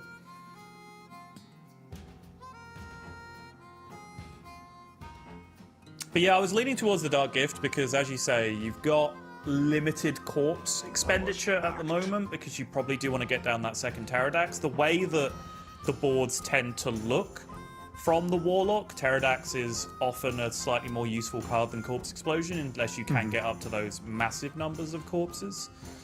But a 1 mana Corpse Explosion, I guess, is just incredibly powerful. Yeah. I'm wasting time. So I guess you've got this 1/1 in play that's going to go down as 6. You can always afford to hero power on the turn that you play the Corpse Explosion, which gets you up to 7.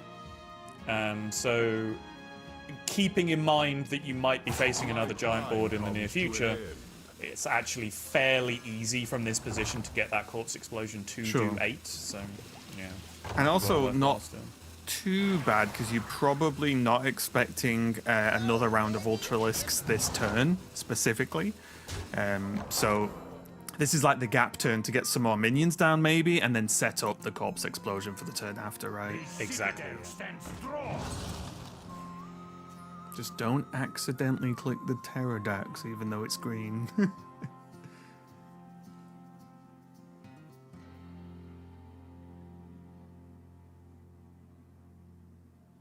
It is an ugly turn, though. No way to effectively spend mana at all here. Yeah, it can just hero power, take the 4/1, just leave the 5/5 on the board. Not the end of the world. Probably going to draw again off the Chill Fall next turn. It is the end of the world, Raven. You floated 4 mana that turn, because in 2026, hero powers don't count. We all know this. What if it's hero power as Death Knight with Corpse Explosion in hand for 1 mana? Nope. Will you make count. a single exception? No, absolutely not. Okay, what about Niall Hunter hero power?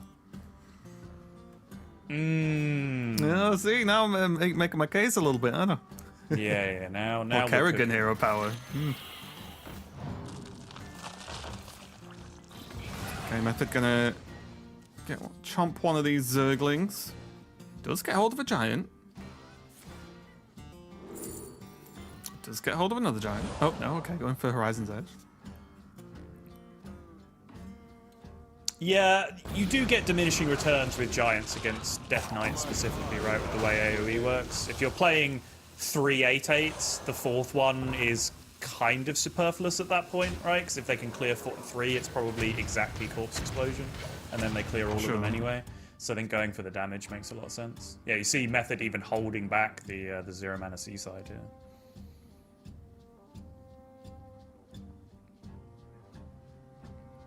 There's the Corpse Skull in hand and the Hellfire, which is important to remember. Not all lists run Hellfire, so that's a little bit of extra burn damage that's available as well, along with the Corpsicle, so that is something you can bear in mind. If this board isn't fully cleared, Asuna is in a decent amount of trouble.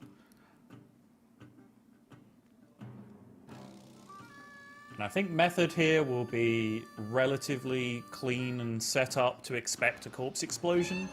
A 1-mana Corpse Explosion might end up being a little bit ugly. And on top of that, the lifesteal draw for the Nomelia with the copy is going to be worst case scenario, because that is now full detonation, full clear, full heal as well. Is this just another Corpse Explosion? Antonidas. No, Antonidas, easy. Oh, okay, sure. I was just thinking, like, if you get 2, yes, you can, do you or will you have the corpses? Sure, maybe, maybe not. But, like, are you ever losing if you've got 2 Corpse Explosions in this scenario with a lot of the 8/8s already gone? Yeah, you do have to remember you have other things in your deck that you put in there to spend corpses on as well, including another Corpse Explosion, right? So it does open up the world where your hand starts to get really ugly because you're just all corpse spenders, no corpses. So yeah, I don't mind picking up some minion generation here instead, especially since the hand is quite shy on things to just do proactively. True. I think I'm going to go for the other Horizons. Does get a empty board to push maximum damage from these. I say maximum damage, you know what I mean. Nothing's dying this turn, but maximum face damage. Location, location, location. That's what they keep telling me. And yet somehow I ended up in Manchester. How did that happen? You love it.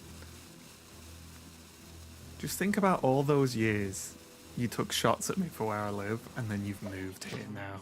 Just think about it. The Great North. It's the Midlands, really, isn't it? No, it's Eck. Is it Eck? He says, trying to sound as northern as possible for the first time in 10 years. I'll take that as a compliment if you think I don't sound northern, great. No, I do. It's just the rest of your family. That's the problem. Wow. What? He's so personal that got everyone? Jeez, just the family attack is crazy. Well, I do talk to various members of your friends and family now, so I feel like I can get away with it more. That's true, actually, yeah, fair.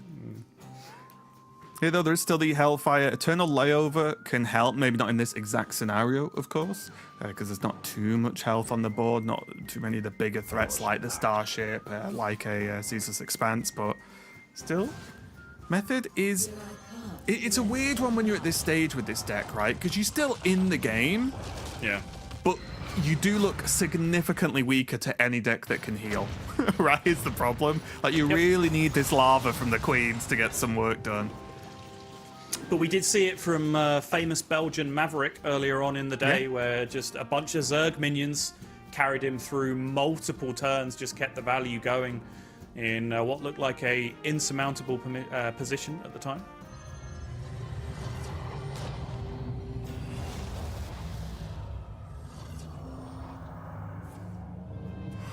Gonna get copies okay. Here, I imagine. Yeah, no, I like it.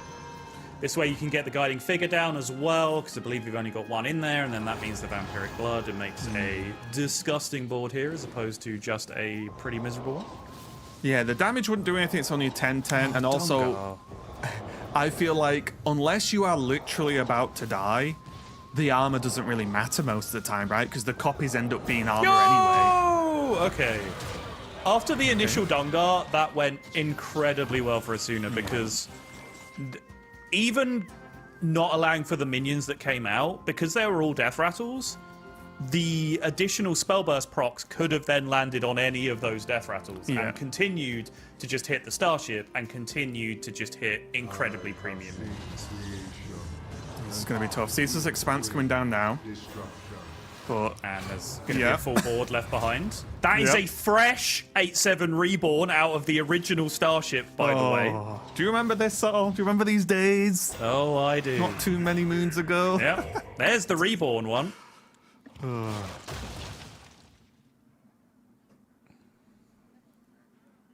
Now what?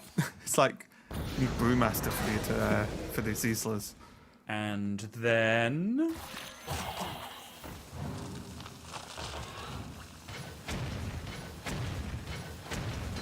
alright, we just got to dodge 2 more spawns from the reborn. Yeah, just Gonna keep go on max plugging rush away. Zerg.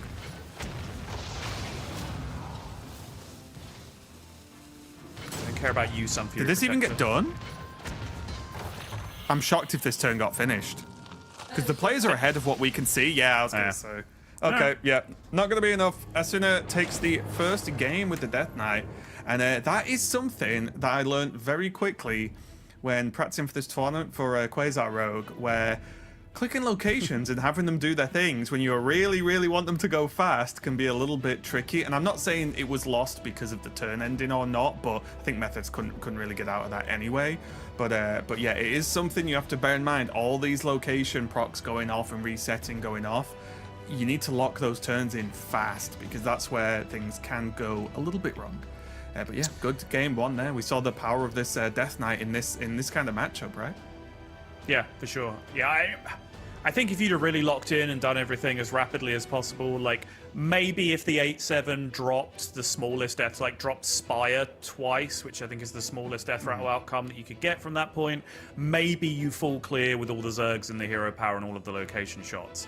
But then you've got no board, no location charges, you've used all of your Zerg minions, so your hero power doesn't do anything. Your opponent's at like 50 odd or whatever they were at the time, exactly. because all of the death rattles have gone off from the ship getting reborn and all that kind of stuff. So yeah, probably not going to be a great outcome for Method anyway you slice it there, but big victory for the Death Knight. It was real close though, like that big push initially with the Dark Marrow Double Giant, and then following that up, rationed out the threats really well, always had another wave of 8/8s just ready to come on the following turn. But the removal was just all there from Asuna. I think he was navigated really well through the first few turns, holding on to the Pterodax to get the copy with the location. Did have the opportunity to play it the turn before, but then doubled up, which gets you a bit of extra removal, bit of extra healing, bit of extra corpse generation as well, which then turns out to be crucial for the multiple corpse explosions picked up at the same time, and that vampiric blood to proc everything at the end and pull out a range. So yeah, really clean game for the Death Knight, but said going into the series, it looks like that these greedy decks are pretty well positioned, and that is possibly the greediest among all of Asuna's lineup. So no great surprise to see that one getting a win. Yeah, there is still the Quest Warrior, of course, and the Druid with the Demon Hunter, the Armor Demon Hunter banned out. But the Druid, again, arguably one of the weaker ones. However, because it's this Protoss Druid, there's actually a little bit more early game removal available, and that's, at least from what we've seen, the only real weakness for Druid, right, is if you can just hit them hard early. It's sort of a tale as old as time now, but that is the big thing, is can Druid get to that late game safely enough? But with this, like the photon cannons in there, for example, and a few of the other early game tools that they have access to, it might just be enough. You combine the early removal with like the Time Reavers that we've seen from other players, of course, today as well, and it's looking like it could be a little bit scary, honestly. For some reason, I feel like the phrase "tale as old as time" has been used a lot during this event, and no one's broken out into Beauty and the Beast yet, which I find a little surprising off the back of it, considering I must have heard that at least 5 times so far. But oh, really? Yeah, Protoss Druid, I think it was Pocket mostly that's been saying it. I don't know whether I was going to say, this might have been the second time I've said it, but I don't think so. I think it's the first today. Okay. But yeah, Protoss Druid has tickled my interest specifically. Again, just finding a way to take the location druid archetype and make it even greedier, which is generally seems to be the way that Asin has gone with the lineup building for this. Very, very interesting. Like you said, there is a little bit of early removal in there, but then there is all of that just extra late game packed in as well, because anytime you're leaning into starships, you're then playing Exodar, which kind of exponentially increases your threat generation in the late game, because in slow matchups you can always just go for those 1-mana copies and go again with your big starships. Obviously, when you have a natural location that just copies things, where you don't have to rely on Elise, especially after the nerf, that plays very nicely with starships as well. I think just a lot of people are put off from Druid in general because the Druid individual starship pieces, just people don't see as much value in them as some of the other ones. You know, Death Knight in particular have always just seemed to have the most appealing package of class starship minions to throw into this kind of strategy. But if Druid gets rolling, I can really see it running away with things. But looks like we are going to go to the Warrior first. And this is a pretty defining matchup of the last couple of metas, honestly. Yeah. It is the Discover Hunter versus the Control Warrior. Yeah, and this is the sort of standard Discover Hunter, right? You would say none of the Zerg shenanigans, I believe. I'll just triple check. Yeah, it is just the standard one. Obviously, you've got the Windrunner Sisters in there, and the damage that can cause a bit of trouble for the Warrior, because time and time again today, we've seen Warrior, it gets low, and then goes for a recovery plan, because a lot of the time, things like Ziliacs come down, or just taunts in general, but Hunter's ability to say, oh, that's fine, I can just burst you for, you know, well over 25, 30 damage from hand, then that can be a bit of a problem, right? Because suddenly the taunts and the interactions that you have there don't really matter at that point in the game. Method just weighing up the implications of a turn 1 Ranieri Scout, which I think is very worthwhile here. Not something that is going to be killed on curve, and you do have your natural curve into bird watching and tracking if you would like it. Ooh, now your curve gets very interesting.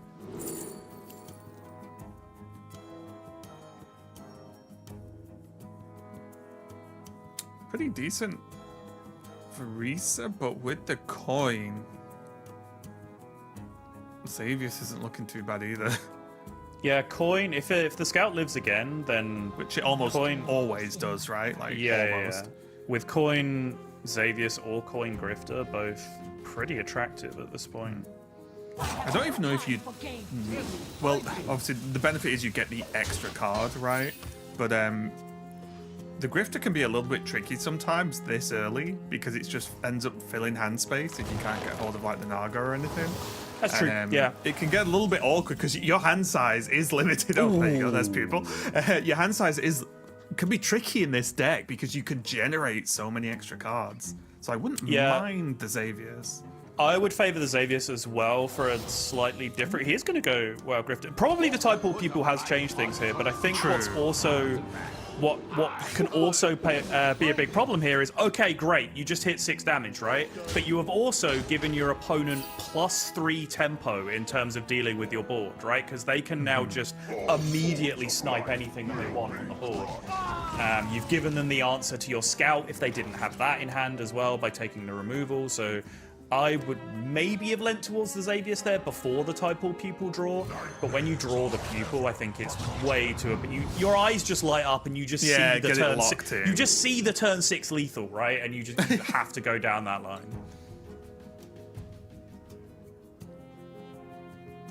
This is also. Oh, okay. I'm not gonna lie. That Brewmaster had charge, Sol, and you've already got a Tide Pupil in hand. You've got a Tide Pupil in hand, right? You could maybe do something weird with that, like bounce it back and just reduce it again, depend if you just spread out your deal 6s.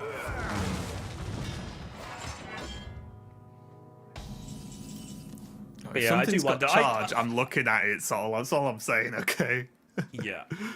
So with double Pupil now, I think Method is still massive favorite in just straight up going down the burn route with the 6 damage. But I would like to go and re-examine the game where, you know, you have multiple 6/5s and like more of a tempo-based minion Dark Gift in play, and you haven't given your opponent an incredibly premium bit of removal to use with the spell burst minion. Get him. You love to see it. You're locked in at this point, for sure. There we go. One of those, please. It's all coming together. This is like the dream. If you're a Hunter player and this is your opening, you're just feeling good about life, because this is about as good as it gets. I have no time for games.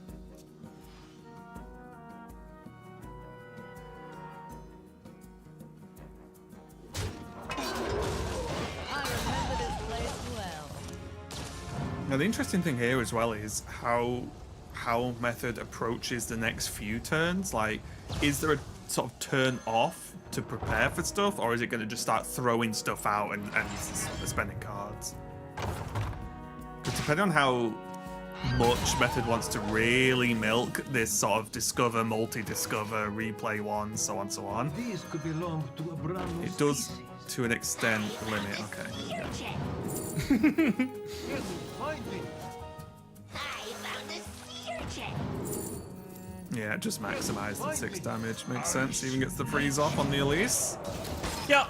Perfect And mana here's for this 8,000 following damage. turn. Yep. You have 3 mana Neri. You've got 4 amulets off the 2 scouts, off the 2 pupils, sorry. Perfectly sets you up for turn 7. I called it a turn 6 lethal that you see up in lights above you. Turns out that Method goes a turn slow and must now be immediately disqualified from the tournament. Yeah. Amateur. Yeah.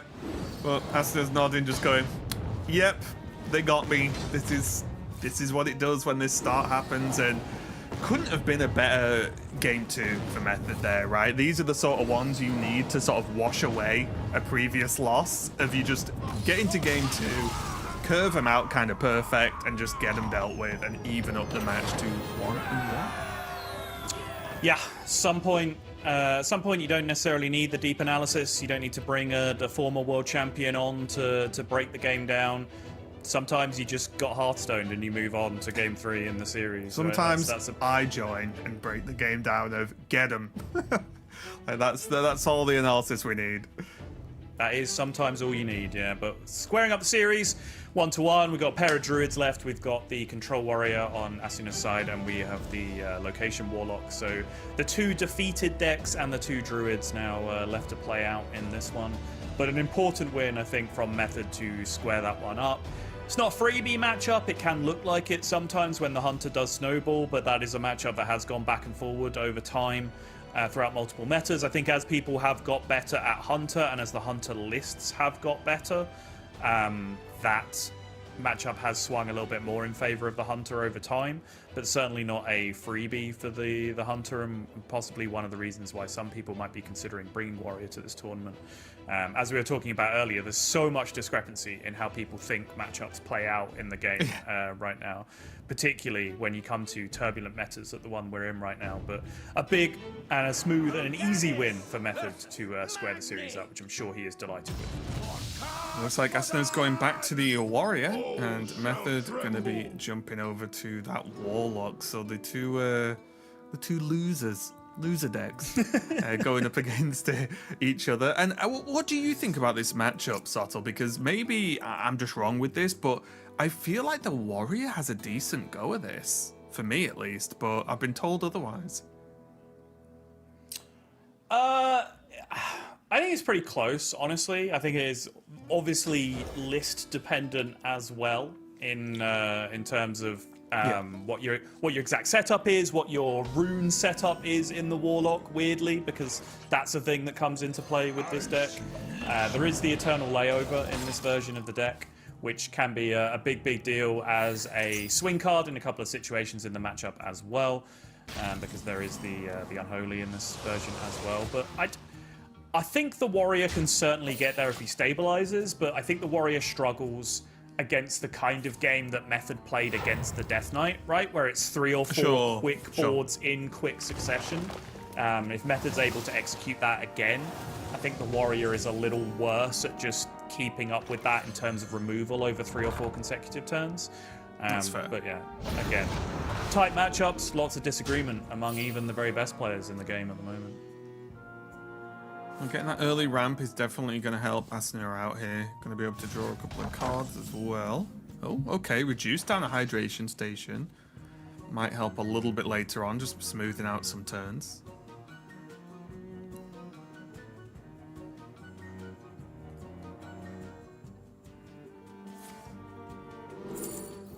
Bit of a tricky one here for Method. You might just think, oh, just play Horizon's Edge. Like, sure, just do it on curve. But the problem is then what's really your follow-up? Are you then forced into duplicating that location, or a location, should I say? Because I do like this Nidus Worm here. Just give yourself a few more options going forward.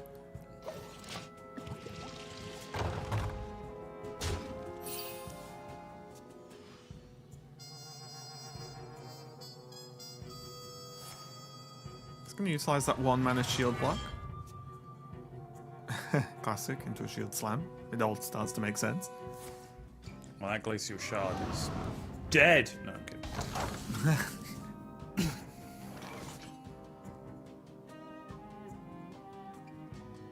Now with the Dryad, Method does have an option to at least start working towards the Giants.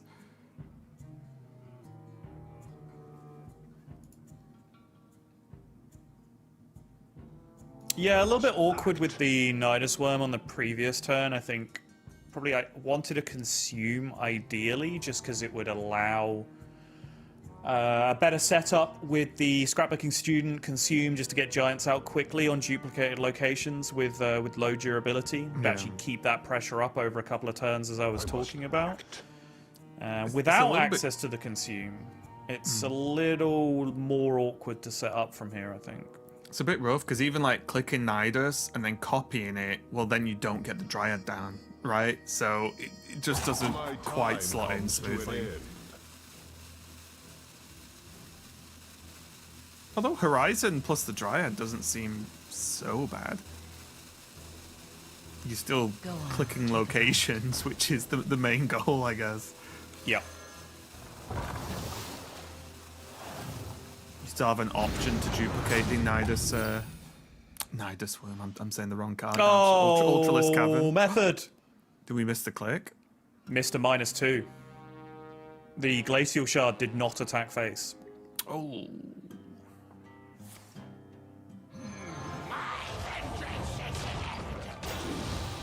I mean, the previous one was excusable, and I'll go to bat that turn was probably not going to go well whatsoever. But that is just straight up roping and missing damage, which can absolutely come back to bite you at this level.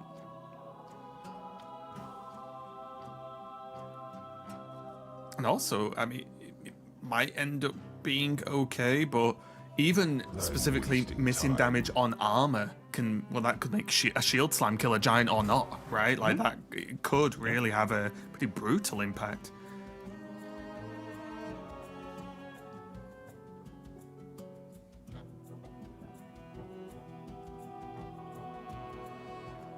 I must act. Drop that Eternal Layover, a bit of a wince there from Asuna. Knows it's in the deck, of course, but you just rather, that's like the one answer that's in the deck, right? Yep, that is the big advantage of having access to that card. In this matchup specifically, that is the #1 interaction that you want to use it for. Otherwise, you can get through it the hard way because 8/8s do trade very favorably into it for a few attacks, so you can get good trades through it, but it just provides such a roadblock for such a long time. And Method's like, just okay. tickles me. Go again, my friend. Go again. Yeah. And it is only the one layover. Yes, it is only the one layover. I thought it was, but wanted to just double check, so no chance of that happening again. And it is such an important card, such an important interaction in the matchup because the existence of this card is why, for example, a few turns ago, Method had the opportunity to just straight up go down the line of play Horizon's Edge on 4, copy it on 5 with the Scrapbooking Student, start going to town with the pings, right?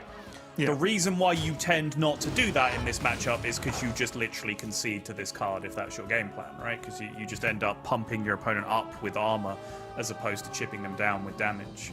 But having Eternal Layover, you're like, okay, I can go for minions, and then if it comes down to a wall, I can just use the Eternal Layover, I can push through, I can still have a board, I can punish. But then the fact that it just comes back again and you're straight back in the same spot has really just swung the advantage back to us.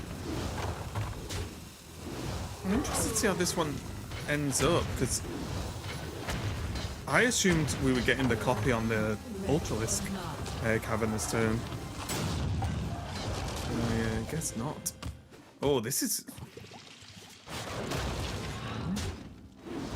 Did the last... okay, Oh, all right, no, okay. Yeah, this is Right, getting now, bad, yeah. Right, we're going to have a talk here, my friend. Yeah, too many slips, and that's a big deal. That's a lot of damage, and it's just simply still alive, and it shouldn't be. That's pretty rough. Yeah, not sure about this one. And these little windows we talked about, at least between us, we can agree the matchup is close. These are the sorts of things that will make the matchup a lot less close, right? If there's going to be slips.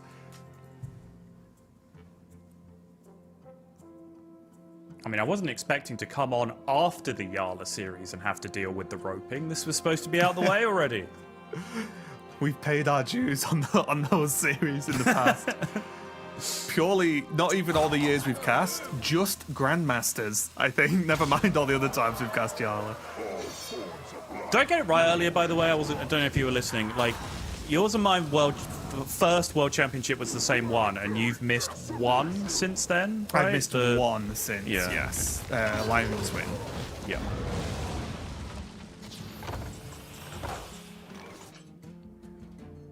And also, just want to throw it out there, wasn't my fault that I missed it. No. It wasn't my choice at all. I literally couldn't go. No, the talent manager at the time just rang you up and went, Raven, sorry, you suck. I've just realised you're not coming.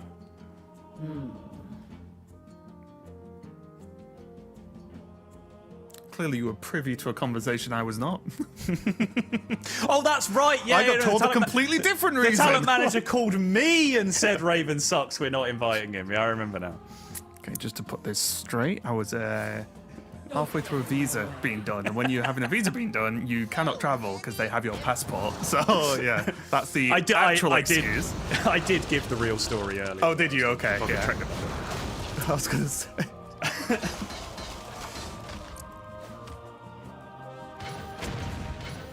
Okay, a lot of damage coming out now. There's the double Ultralisk on board.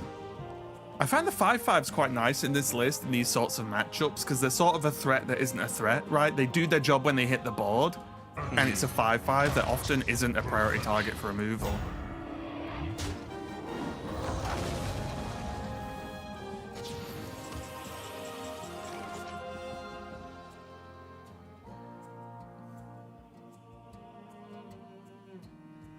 Slowly moving towards Ceaseless Expanse playability as well.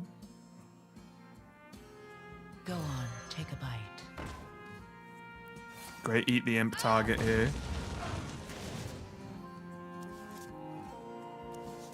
Wow, pretty good draws.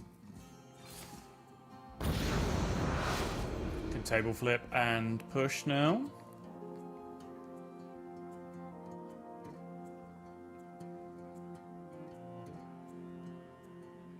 I guess a debate here about whether you're definitely trading through and then getting the perfect split of damage to go face, or whether you want to try and use locations and hero power to chip through the minion and then preserve your 5/5 to go face. Yeah, I was actually looking at hero power and just Corpsicle this turn and don't play anything else. So what's killing the Zilliax? Oh, sorry, basically this turn, but hold the giant. Got it, right, okay. Just in case you just get brought down into a Zergling or something. But still looking good, down to 3 health. And there is, of course, Corpsicle back in hand again. There's Horizon's Edge we can see, and, of course, the Kerrigan hero power. Very, very powerful, and I do not see any armor gain, really, here for Asuna. Which I think is why you can afford to just play the extra giant and go all in here, right? Is that if your opponent is allocating 5 mana to Brawl, you have Horizon's Edge, Hero Power, and Corpsicle in hand for the following turn. Like, they're probably dead if they have to clear this Yeah, board. that's fair. That's fair. I do think I just maybe get overly worried about, like, well, if this gets cleared and they don't die, you lose.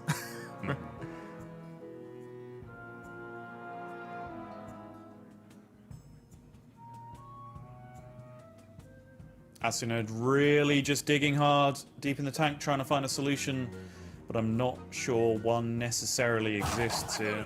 Well, this is... no, it just doesn't add up, does it? It's just not quite enough. Because, like, Brawl into Hostile would be nice to soak potential Horizon, but then you're just dead to Corpsicle, because you can't armor up, so it doesn't matter. Yep. Or is it the classic chemical spill? Concede. We are going to see Method take the victory with the Warlock, though, and just enough, like pushing enough damage, being aggressive enough. And that's, for example, I guess, the reason why people sort of talk about how close the matchup is. Maybe I've just been a bit on the rough end of the stick sometimes, but the Warlock definitely getting it done. But I think the vital thing we saw there was it felt like the pressure was just always on turn after turn, right? Even when there was some removal, Method managed to just keep the pressure on constantly. And I guess that's what you need to do, because those Warrior kind of plays a little bit like Druid to an extent, where even though it has more removal, the early game you are still quite susceptible to just getting hit in the face for 4 turns, 5 turns maybe, before you can really do anything about it. Yeah, we saw that being leveraged in the first game with the Renio Scout just coming down. Warrior just can't really deal with it. It's not Fiery War Axe times anymore, where your first couple of minions just get deleted no matter what. So you can really leverage those early board positions into a lot of snowballing. And I think Method showed in the DK game really good at like spacing out his threats so that he's got multiple waves, timing the death rattles to go off, making sure that you've got wave after wave of giants and 8/8s to come down. And that's the kind of game plan that will pay off against Warrior, because even in the mid game when Brawl and Hostile Invader and so on come online, Warrior isn't huge at big swing turns, right? Like, they still continue to play from behind. You make your big board, yes, they remove it, but it's not until like Dracorex, for example, that they can actually do like a really disgusting swing turn that forces you out of the game, which is something that a lot of other control decks are capable of doing. So if you can just make a big board on turn 5, big board on turn 6, big board on turn 7, you've probably just pushed them back far enough that you'll crawl over the line in the end, even if they have been able to remove those 3 boards. So it does look like Method is going to have the Druid as the last deck he needs to win with. And this is the Hydration Druid. It has a few tools in here that, again, it's difficult to narrow Druids down by just calling it Hydration because there are different builds. But it does have the Dread Deserter in there as a one-of, so the big charge damage potential is there with the copy locations. It does have the 1 Star Grazer in there as well to help out with that, both damage and defense with the armor gain. The double time reavers, which I think is just guaranteed at this point, and I think those are like the main things to keep an eye on, because those are the main things that change, I feel, especially the Dread Deserter, because you need a different game plan if that's in the deck or not, right? Like, that really changes how you need to approach the game, especially if you're on either now for Asuna, the Warrior, or the Druid, because those are both matchups that are likely to get to the point where your opponent can set up the Deserter. Yeah, no, that's right. It changes the equation enormously, because you've got to always have that wall of taunts available, quite often multiple taunts. Warrior being able to do that while clearing giant minions from the other side of the board is a nightmare for exactly the reasons I was just talking about, right? Like, if you've ramped up as Druid and you've started to play your Ziliax and your Stargrazer and you're playing Hydration Station, and then all the meantime you've played your Zinajari copy location and you're just sat there waiting for the moment where it turns out being lethal after Scrapbooking Student and you can get a 6, 12, 24 damage all put together. Well, okay, Warrior can go, okay, great, you've played your Hydration Station, I brawl it away, but they very rarely can then put up big taunt or gain massive armor alongside that as well, because they spend their whole turn removing your other big threats. So having that additional threat, I think, will be very valuable to the people in this tournament that have it. Again, just because of the level of overall greed that people have had, to the point where even I think the owl lists might be very well positioned, just because like they're even more inevitable in terms of the amount of damage that they can output, because they don't even have to mess around with hydration stations summoning multiple taunts or armor DH summoning a million crystals back on the other side, right? They can just shoot straight over the top with the damage from the owl. So yeah, lots of different variations of druid, but I do think greed is good when it comes to where we've resolved down to in this tournament. And now just looking at, I think the players have just stepped away for a quick second as well, just to take a break before we get into the next game, which might be quite good for Method, because if Method could just shake off some of those turns that happened, then it's going to be pretty good for him to just maybe reset and refocus. Okay, my question is now not relevant because it's not the matchup I was going to talk about. We can talk about that if we go to game 5. But for now, we are going to get this Druid going up against, once again, the Warrior from Asuna. Keeps one wave shaping, does throw away the Twilight Time Reaver, which I think is at least a slight consideration, just because of how totally destructive it is to the chemical spill into Todd Holland.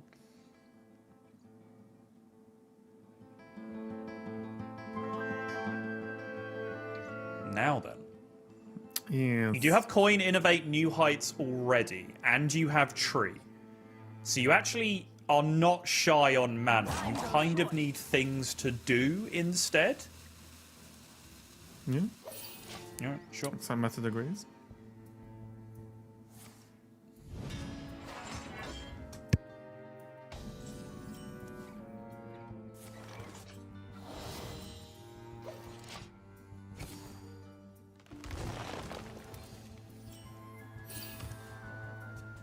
So there's Coin Heights, and we've got Vate and Idrisil on the following turn.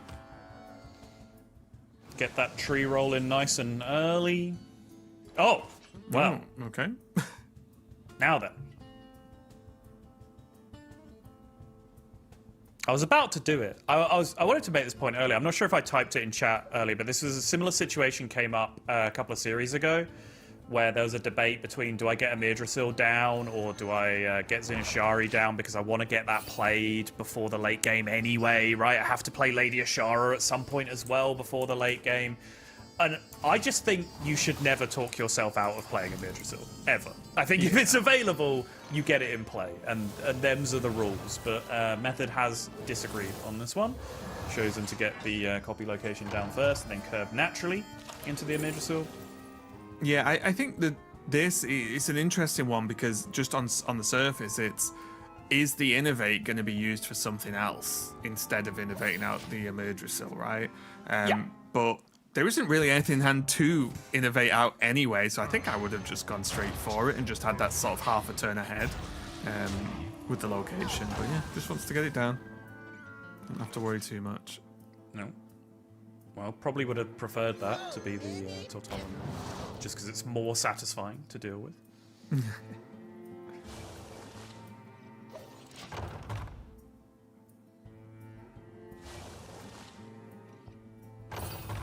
No buff on the location yet, so Method just going to make the wall of 5/5s here just to threaten some chip damage. Certainly makes sense. The more chip damage you can do in the early game, the less destructive you have to be with the Dread Deserter later on. If you can keep your opponent down below 30, then all the better.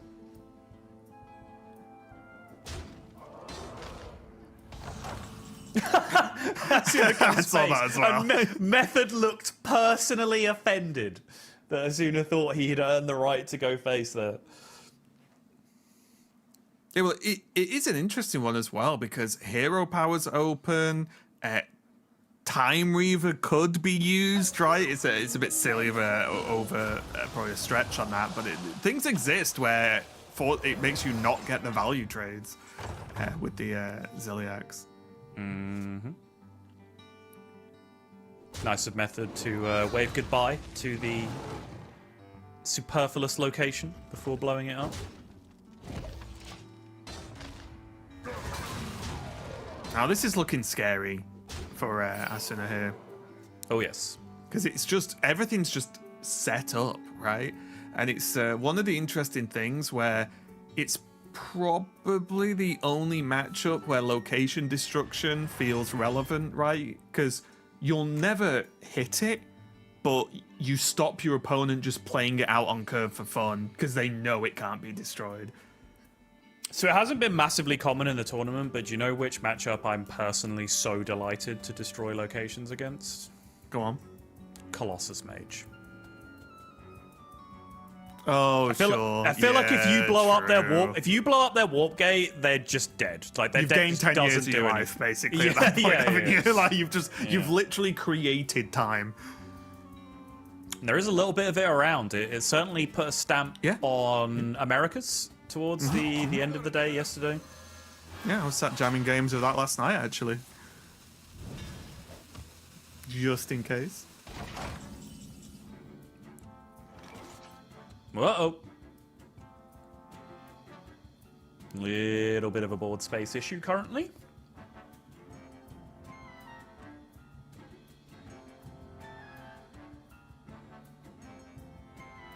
Yeah, the tricky part is I mean, it'd probably be fine, but this could just be Crystal.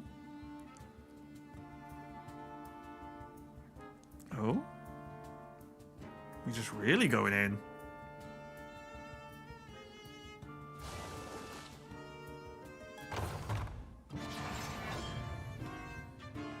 Okay.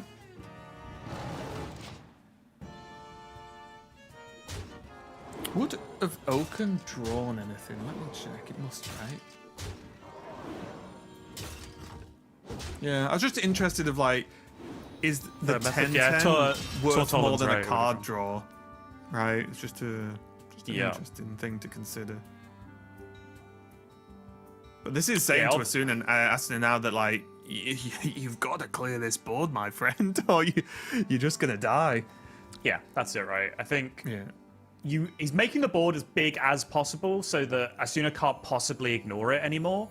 And then once this board gets cleared, Method then has infinite board space to start copying more locations, drawing cards off the third charge of tree, find the Dread Deserter, do anything he wants, right? But next turn's really gonna open up.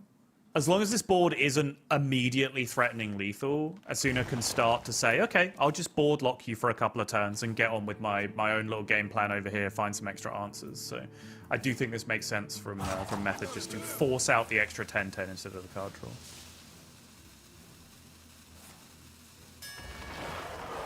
There's Brawl. There currently isn't enough armor to kill the 10-10 with Shield Slam. Okay. No. So yeah, 10-10 lived. He was in real trouble. Oh no, there was goggles. Oh, true. Yeah. There was. I didn't see that because I normally only look through when it's 0. but yeah, there was goggles. To be fair, but yes, it still would have been a little bit frustrating. Imagine paying mana for cards. Really pathetic, honestly. What are we, peasants? I don't know. There's Stargrazer. Okay. Quite a nice one to. Oh, yeah, I was gonna say. Do you not want the spell burst, my friend? Because that is a nice one to just throw out there, isn't it?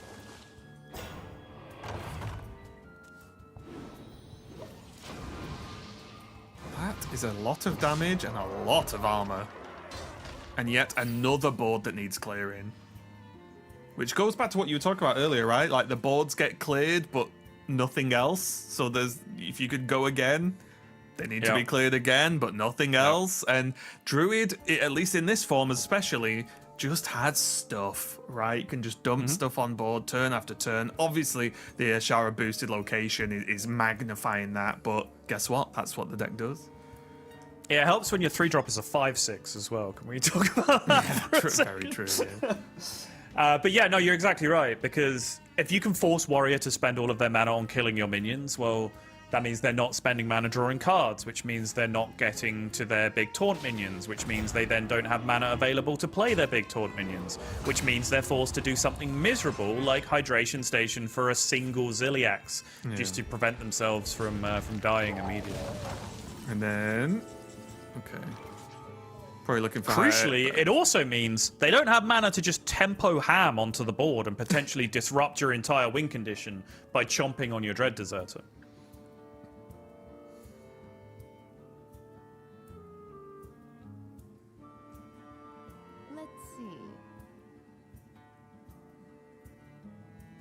Wait, is there copy location and then innovate hydration here? Why do we want to do that? It's loads of stuff, isn't it? I just like Okay. Sure. Yeah, fine. I'm just thinking that it's that thing where you get the extra location down now, which with only being on one charge left, I imagine Method wants the third version. Oh, so yeah, sorry. I thought you meant use the location to copy, not copy the location. Sorry. I Copy understand. location, hydration Yes. station. Apologies. I understand. Yes, I probably should have been a bit more clear.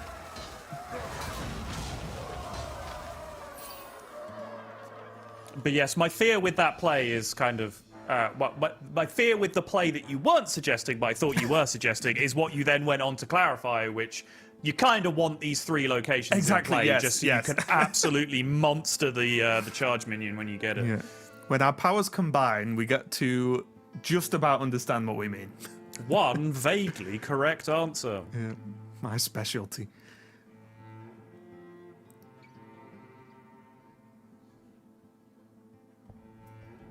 Only 8 cards left in the deck right now.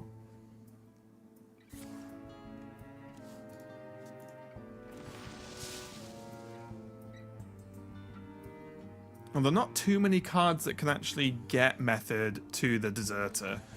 No. Itself. It's going to be one of those just wait till it happens scenarios. 4 minions, though, which might end up being a big deal if this ham can come down. Which it can. Here we go.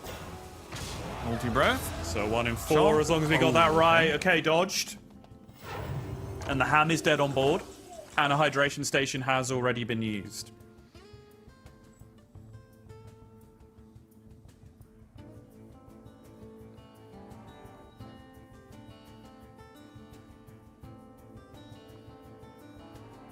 But as you're pointing out, Method is kind of just stuck drawing 1 card a turn at the moment. But as long as this ham goes down, I feel like at this point, Method's not even in a overly massive rush. Obviously, the quest is still ticking away for Asuna, don't get me wrong, but like, it's not in any truly immediate danger unless the hand from Asuna after post-quest is like God Hand or something. Yeah. Yeah, you just don't want to sleepwalk your way into a time walk turn, right? Which takes things away Yes, from you. exactly, yeah. I like keeping the Divine Shield on this as well. Just take the damage. Quite like this a lot. Keeping one of the Ziliacs just a little bit more resistant.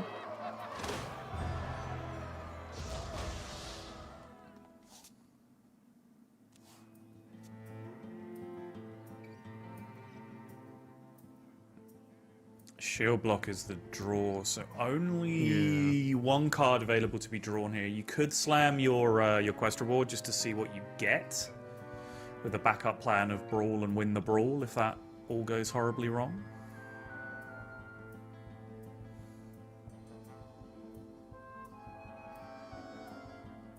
There's also an element of you can't ignore it, but you can sort of ignore a lot of the damage on the board, because if the charge is drawn, you've lost, right? So, and if you can take the hits on board, you can take the hits, at least for a turn.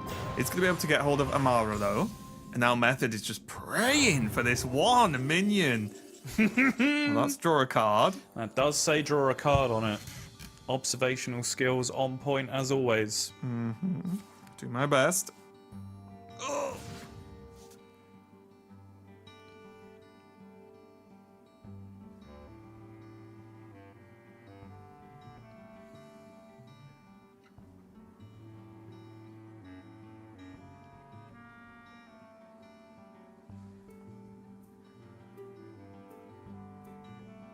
What if...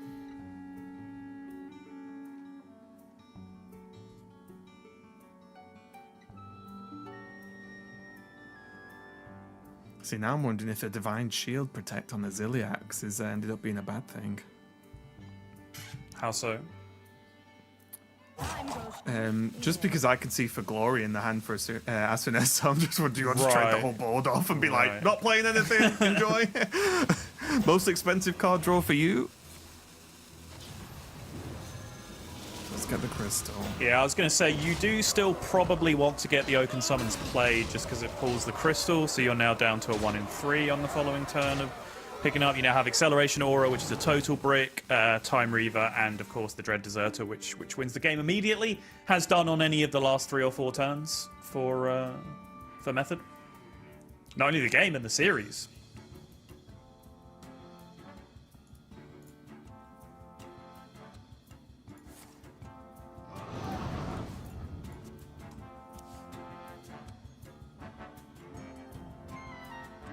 Nothing mind-blowing coming out of this for Asuna here. No. Does find the all-you-can-eat, though, which does tutor very nicely with the specific quest rewards.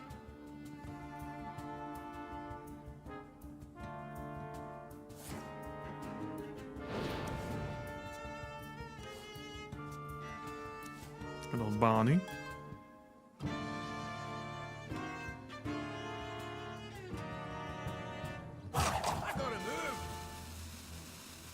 Asuna must be feeling stressed though, because like this is a sort of game that's on a bit of a knife's edge, isn't it? Because both players are like, I'm a draw away from winning. Like, okay, the crystal lives. There's no way Dread Deserter's bottom card, right? Surely Hearthstone would never be that cruel. No, there's no way. All and there it is, right. finally. Finally for Method, does get hold of the Dread Deserter. Gonna lock it in. Been waiting for this card for a few turns now. But that is going to be, let me just check, approximately 1 million damage coming out there from this little charge combo from Method. And it was a stressful one, no doubt. There were some slips here and there. Yep. But Method has got it done. Yep. And you can see the 1-2 punch of tempoing your location charges out in the early game, right? The most convincing argument for any of this is that you only need one location one charge on your location at the end of the game to copy and win the game. But crucially, on top of that, you get the early pressure from the extra 10-10s and 20-20s and whatever else that you pull out in the early game. And then in the late game, you're much harder to board lock out of the game.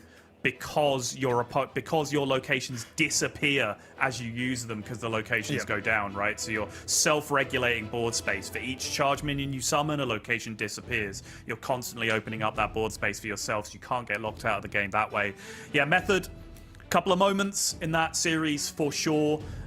Mostly just in terms of speed of decision making, which then left him not enough time to be able to complete turns, roping out, missing damage here and there. Some crucial, some not so crucial, but in the end, a very, very solid lineup. You know, a much more conventional lineup than Asuna, who took much bigger risks, I would say, and it did not necessarily pay off. And I think in the end, just a lineup difference able to take him through. Yeah, and we did see, maybe it's just the matches I'm casting, but we did see Warrior just struggle a little bit again. It seems that a lot of these players have really got the right space with their lineups to just like not really care about Warrior and just be like, oh yeah, if we've got Warrior, it's fine, it's not a big deal. So yeah, definitely something to watch out for the rest of the day. If you are just tuning in, there's plenty more Hearthstone yet. There's a whole region yet. As I imagine more and more America's viewers will be tuning in as the time has ticked on throughout actually seeing daylight in America at this point, so that's always a bonus. But yeah, there's plenty more Hearthstone coming up, so it's going to be exciting to get to that, as we are going to play through all 3 regions today. We've already had the Asia Pacific, this is Europe, and then America's going to be up next. Any names sticking out to you for the Americas, Soto? Any or players, specific lineups that you've seen? Because America's, I think, was the one in the up in the air the most, right? Yeah, America's got a little bit wacky because Europe came along and tried to counter a little bit of what the APAC players did, and then the Americas came along and some of them tried to counter what the Europe players were doing that was countering what the APAC players were doing. Some of them went a step further and wrapped all the way back around and said, well, actually, if we go back to what APAC are doing, the people that try and counter the Europe decks are going to lose to me just doing what APAC did. And then some people are just, classic America's gamers and bringing things that make absolutely no sense to me on surface value. But in terms of players, 2 returning GMs that I have not heard from in quite some time making a run back into it. So looking forward to that for sure. But yeah, still a long day and a lot of Hearthstone to go from here. Yeah, 100%. We are going to jump to a quick break while we get ready for the next match, so don't go anywhere. We'll be right back.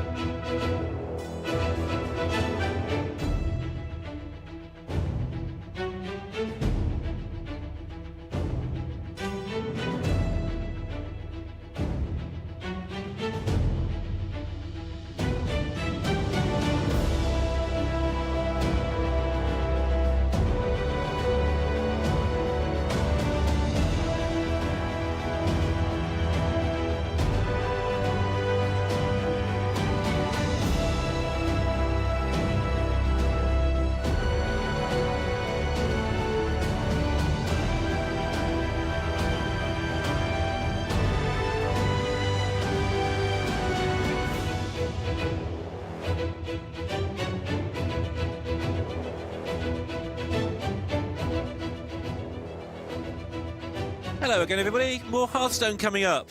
Who would have thought it? We're going to come to the end of the Europe section of the day with this final match. It's Monkey Flip, who has the same lineup as Nick Drake, who went through earlier, and Maori, who's been around for a long, long time.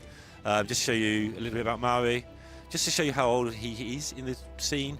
He teamed with, in HGG in 2018, with Janetsky, Vardu, and Zump. For those of you who followed a lot of Hearthstone, some names from the past. And of course, he made the top 4 Summer Championships in 2024, where he lost to Gamer RVG. So, bit from the past, bit from more recent than that. But somebody who's also very recent, Edelweiss, has been around in the scene for 10, 11 years now. Yeah, but I don't remember those names. You don't? Oh, okay. Zump won a DreamHack. Janetsky won quite a big tournament in the Seat Story building, but it wasn't Seat Story. And Vardu, did Vardu win a DreamHack as well? Vardu was just good, basically. He may have won a DreamHack, and I might be being really mean to him. Well, but how do you see this one going? Have a look at their lineups. You're who I go to for Hearthstone history in terms of esports. I feel like you've got a good database of all the players and their accomplishments built up. But I'm excited, I did travel a lot. Not for that history, but for this lineup, because Maori has brought, I think, the most unique lineup we've seen today. Still Discover Hunter and the Location Warlock, but then there's Hagatha Shaman, which there's nothing special about it. It's not altered by the Franken meta at all. There's no, didn't seem to benefit from the reversions, and if anything, Elise is worse, so there's that. And then no Minion Demon Hunter, which, as the name implies, right? It's spells and locations, and I guess you get your Hounds of Fury to attack right away, and you get some extra attack boosts from Lasting Legacy. But very surprised to see that show up here. I've got some theory crafts for no Minion after Cataclysm comes out. There was one other in APAC earlier. Soto made the very funny observation. It's called No Minion Demon Hunter, and all it does every turn is play blooming minions. It's No Minion Demon Hunter, and all it does is spew minions everywhere. It's a really weird deck. So you say about the theory crafts, go on. Oh, just that, I'm interested in trying this once you have the new location Nespira to get Nagas and do stuff with Fell spells like that. Then I'm on board for the no Minion DH, but I'm surprised to see it now, which means to me that Maori must have something specific in mind that he feels that the no Minion DH and the Shaman do into the decks that are popular right now. Maybe because a lot of these decks we've noticed have a sort of charging up period, right, where they're working on getting their starships in the Death Rattle pool, or ramping, setting up locations, doing all this stuff. And no Minion DH and Hagatha Shaman just kind of put stuff on the board early, but in a sturdier way than just sort of a straight up aggro DH would. And so I wonder. Yeah, I wonder how he's done against Warrior on his travels, because both those decks are just stuffing things onto the board over and over again. Warrior has that. We've seen it with the Druid. Has that problem where every now and again it just doesn't clear a board and then dies. But yeah, we're going to get to see this straight away. We'll get a better feel for it after a while as well. Monkey Flip is on this same lineup that we saw from earlier, which is the Nick Drake's lineup, or his lineup. They must have worked together. The Druid with an owl in it. Regular Tortola Quest Warrior. This Protoss Mage. And Egglock, which I missed the bands because I was too busy talking about Shaman. But Warrior banned. So I guess that answers the question. So that answers that question. Okay, he's not targeting Warrior. He's just going to target stuff. Yeah, Hagatha in hand, always a good place to start for the Shaman. Yep.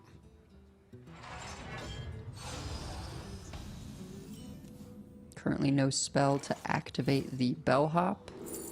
Although, if he wants to gamble on the top deck, could pick up the second one here, and then the Bellhops immediately become quite threatening, as they will, summon a copy and just be 5/4s. I love how we just don't look at Elise now. There were days, I remember them well, several days ago where you just take a lease, jam it on the board every single time immediately without thinking. And now, Well, I think without the big spell in hand, Maori's still going to do that. yeah, but you have to think about it. Yeah. Just, times change. Okay, so now there's the Hagatha option. Yeah, but the Elise with the buff is just a bigger thing to throw bigger, down. Doesn't yeah. immediately die to Resonance Coil. Something else is needed. That's a very good point, actually. Yeah. Right. The Savage Roar part did not get nerfed, and we see it is Copy and Roar for Maori. That makes sense. Like this deck does have a lot of stuff lying around the board a lot of the time. Also against Mage, especially the ones with the skaters in, which this is. You don't mind having a bunch of small things lying around, and then Mage sort of doesn't pick them off very well, apart from with the Chalice. Give them all a buff. Your opponent sneak around those skaters. All right. Well, Maori has access to Shutterblock Stars. Wish Upon a Star. I think that's what it's called. Yes. Although, that's a little bit scary sometimes to do against the Mage, just because of the Sleet Skaters, right? Sometimes with the Bob, with the Blizzards in this deck, right? If you go for a fully sort of board-centered strategy, you can just get frozen out and then die to the Colossus. Warp Gate I must is what admit, I lets do that quite happen. enjoy having a smaller, a wide board, but smaller board. But like you say, you're damned if you do, damned if you don't, because either you get hit with the Colossus, your board gets wiped out if it's too small, or you get skated and blizzarded if it's too big. So overthinking that situation can lead to bad results too. Yeah. And pretty clean hit there. Just gonna be hoping, hits the Hagatha. Lines up the shield battery pretty nicely. Could even go for the Protoss cannon as well, or Photon cannon, rather.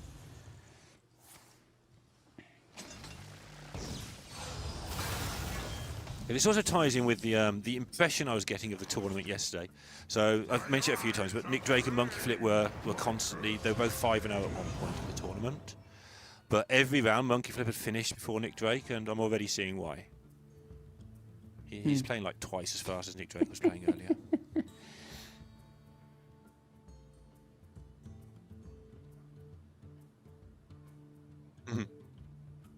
Just gonna have to use a Static Shock here to keep from burning, deciding which of his own minions to hit.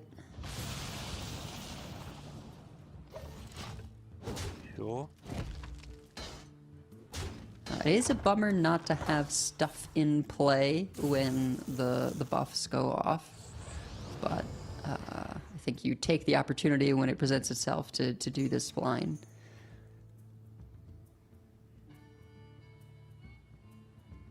Getting a little bit dangerous at the top there. Deus in hand, locational table, Colossus in hand. Yeah, the Colossus in hand is pretty huge, because now Monkey knows that he's gonna have access to that Deus Colossus play as an emergency escape button, if not a lethal. Yep. Yeah, currently nothing else going on in the hand. It's just got the end game. That's so unfortunate. Thanks for trying. The Colossus hovers above the box where we can see the damage. Yeah, so go for the wish and saying, have the skater or die. Yeah, and I thought that maybe Maori would go for a kind of sneaky play of like,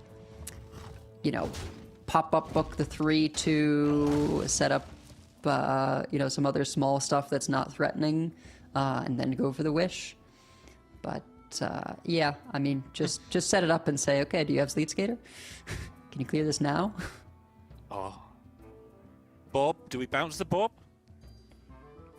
I think you might, because it's the only thing. So you don't. Yeah. You're not quite die? the thing about bouncing Colossus is that you need the discounts from the gate, so Okay. you can't really play it again quickly. Whereas Bob is just always 6. Okay, yeah. I like it.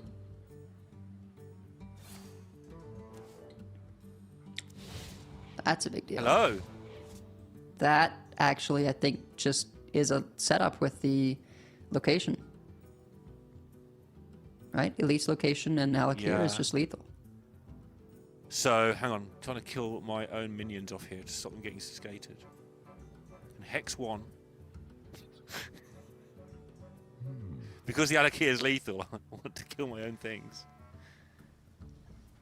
I mean, I think you would have seen like double Sleet Skater agree. instead of Bob if it was there every time, so you sort of know it's not in hand. I think it's just something I always... It must have happened in one of the first ever matches I watched or something. I always just want to hex my own minions. It just feels cool. I think there's a non-zero number of matches have been won by hexing your own minion for the taunt. Yeah, that's definitely for sure. Okay, this works too. Just make an absolutely massive board, so... You know. Yeah, I am surprised though, because this opens up to, potentially just getting bobbed again, which you know is there. Although I think Monkey's done the math and just has the reductions for the double with Deos, and this is why the Protoss Mage is so much better now with the Deos than it used to be, because being able to just do this, you don't need that many spells for this to be lethal. Wow. Just didn't even need the bob again. And lethal on the other side next turn as well from Maui. Like, I think the reason he did it this way, because of the blizzards and bobs and stuff, he was trying to. He had lethal from hand. What his play made Monkey Flip tie up his mana if he hasn't got the lethal. So I think that was the play, to just say, okay, here's a play that ties up your mana. You can't freeze everything, even if you do draw the armor gain. So I pretty much lethal you almost always, and then no, you don't. You explode. Yeah, it's tough.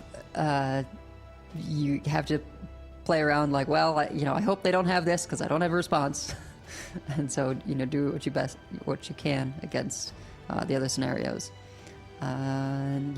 Quick game. I really thought Maori might have it with the Alakir, but Deos just changes the math so dramatically. And 1-0, yeah, Monkey Flip, a fast player, and looked accurate with it too, from what we saw. So, bit of a change-up. Mostly, I associate the European scene with being the slower of the three regions in terms of gameplay speed.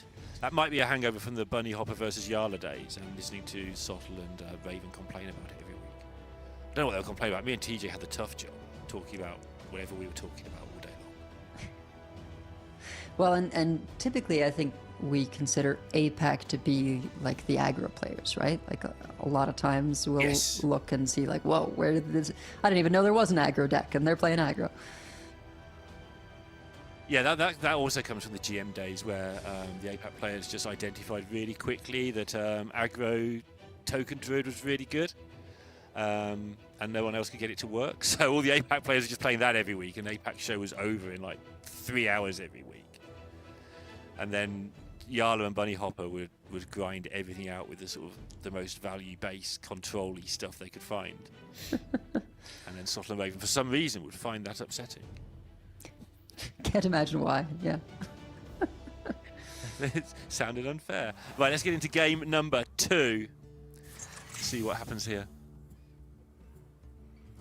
All right, Monkey Flip with the acceleration aura to go straight into a Mirdersill, potentially. Might want to set up a roadblock with the Oaken, but yeah. That escalated quickly. Turbulus makes these 4/4s next turn, which is pretty nice for Maori. Yeah, but they're going to turn into one attack minions at some point. Yeah, probably true. I'm a big fan of getting a Mirdersill set up as quickly as you can. Like, second Twilight. What are they? Twilight Time Readers? Yeah, Twilight Time Reaver. And that's going to be pretty important because I suspect Muradin is just hitting the field next turn. Very much a minion that says, hey, deal with this or else. Yeah, this is getting kind of overlooking. It's not, because there's stuff that can go in the way, but that's a lot of damage.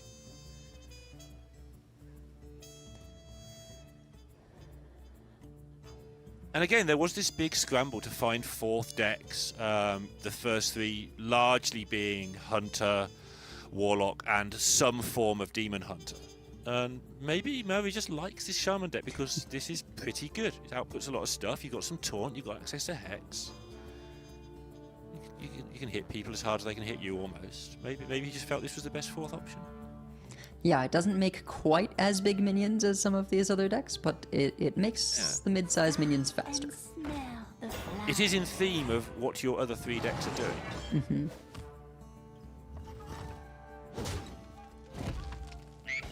And Muradin's gonna line up quite well here.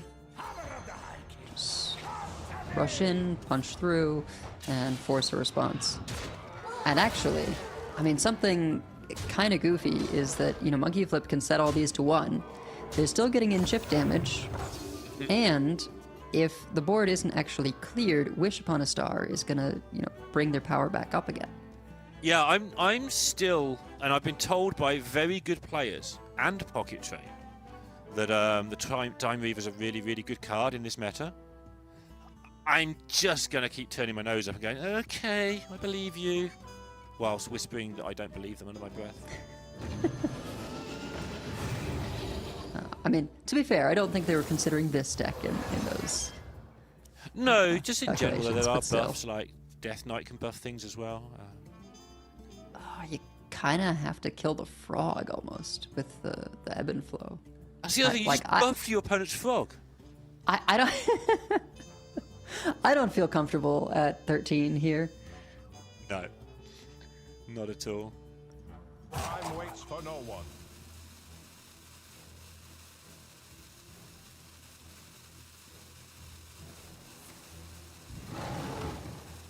Cool. Okay, half measure. Yeah, I mean, we're pretty close with just Furious Fouls, and I think that's the play. You just ship it face. So 2, 6, 7, 8, 9, 10, 11, right? Yep. So 2 off. And then, yeah, if I guess there's Stargrazer next turn, but there's no, without the refresh from a Mirdrasil, there's no way to activate it.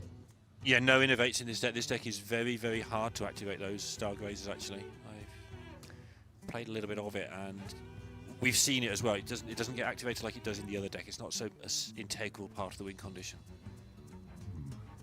What to do? There's still, you know, there's still the taunts to protect the fouls as well if you go face. Maori seems to maybe not like that play, hovering over the Flight of the Firehawk. Okay. These are bigger. Yeah, those are pretty good hits. Yeah. Sure.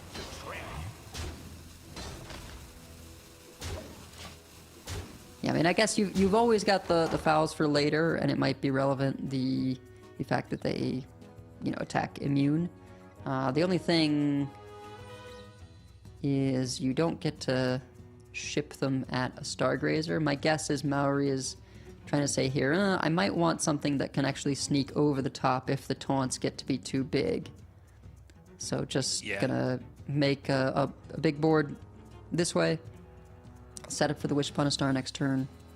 Yeah, the 6/6s are notably close to being 8 attack with Wish Upon a Star in hand, and 8 seems to be a very key number in this meta. Can't think why. There's 8/8s everywhere. Yep. So yeah, adds up. Story checks out.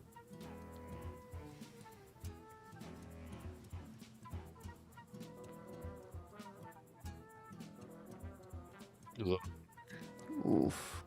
Well, yeah, let's see. The Oaken Summons pulled.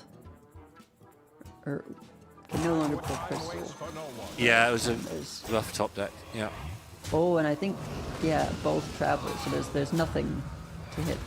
So he's got to go for this way.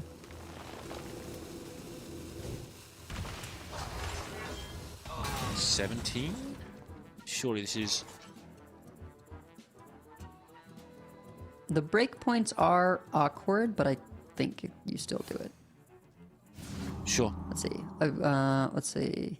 Oh, I think it's just enough with the Wind Fury, right? Or I guess 4 armor is gained, right? I think it is. I think it's So just slightly short. Slightly short. Just a few points off again. We have infinite mana this turn. It's actually only 10, but... no copy is just making this really difficult to survive. Yeah, there's finally the ability to activate Stargrazer, but not much else to do. So Stargrazer, now we draw Zinashari, press Amir Drasil, play Zinashari, copy the Stargrazer, just sit there like a pudding with 2 8/8s and hope that survives. I mean, I suppose you could Stargrazer Amir Drasil and make a copy and not trigger the spell burst, but you know that. Yes, that, of that's course, sort of then what I was thinking. And just hope you're not loses dead to to the Furious fouls. Fouls. Yeah. We should know they've got an expensive spell, so yeah, that's not good. Oof. Time waits for no one. I don't think Ceaseless is active. Ceaseless is 53.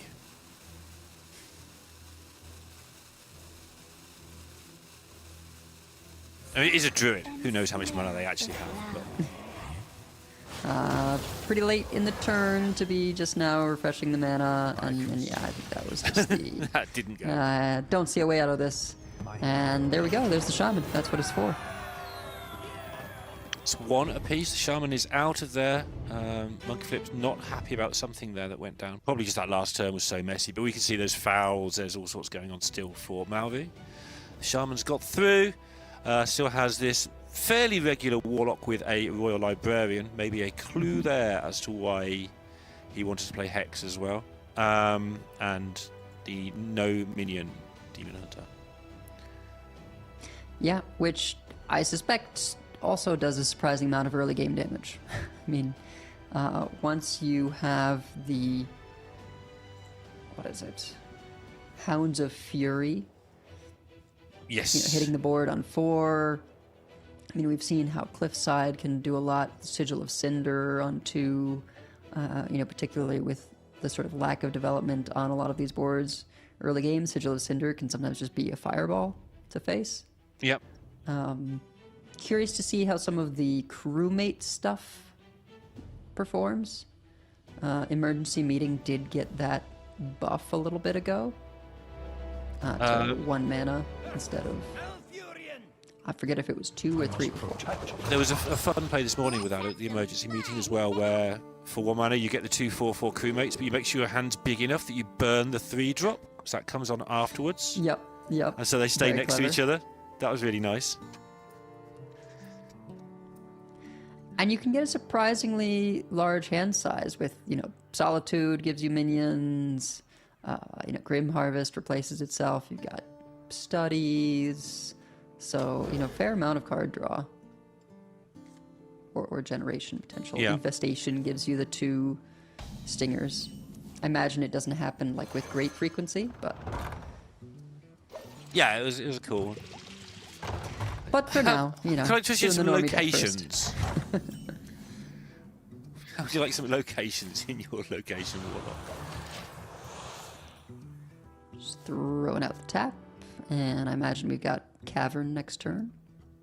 Looks like it, yeah. Looks like a fairly predictable first 3 or 4 turns.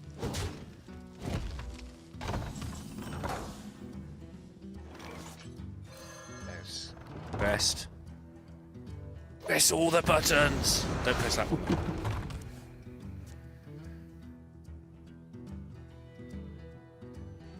Oof. No ramp for Monkey, and could go for the Oaken Summons. Get sort of first on board in terms of minions. Yeah, it's a tough one, right? Because coin Amir Drasil into copy Amir Drasil the turn after is also really, really tempting. Yep.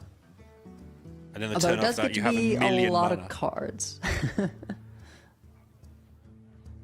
Like without the ramp, I feel like I'd be a little concerned in the later activations of Amir Drasil of actually being able to make hand space, but Sure. maybe that's just worth it with the mana refresh. Yeah, my argument is kind of you've got so many cards, but you've got so much mana on turn 5. Or turn 6. No, let's just go for it. And if you burn some cards, let them burn.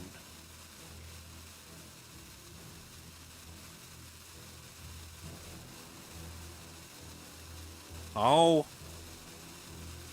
Which people wouldn't be sensible. Gonna go for the Oaken summons.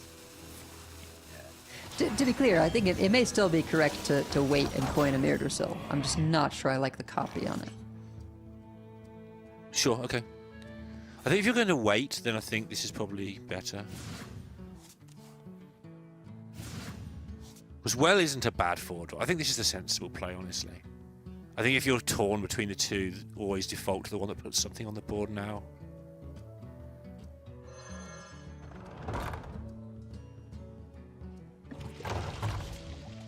Lots of Zerg and Rush available for potential Horizon's Edge next turn. Yeah, everything a young warlock could wish for, apart from some giants. Stop and smell the flowers. There's some Oh, giants. There it is.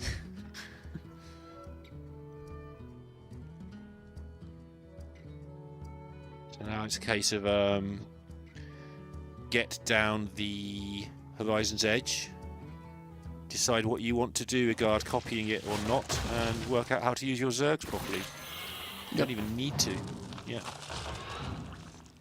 I'm actually going to go for the Eat the Imp instead. I get, there's been enough location taps that if you find second giant, right, like just hitting your Yes. cavern will be enough, so there's no need to rush out the Horizon's Edge. I'm trying to work out if there's a way of eating this Dryad. There's not. No, just a mana shy. Does want to pick up a consume here, I guess. I think I want to curse Catacombs if we're going for Consume, though. Because I might hit the other giant, probably hit a Consume. Yeah, I might waste a couple of late game cards. But I'm brave. Which is why I lose. Well, we did it. We got 2 8 attack minions in play on turn 5. That's sort of what you're trying to do with this deck. Gonna take a little bit of time to reload in terms of that second Ultralisk Cavern, but it's certainly a good start against the Druid, particularly when there's no ramp, so you know you're gonna get one good swing in before any possibility of the Twilight Time Reaver. In.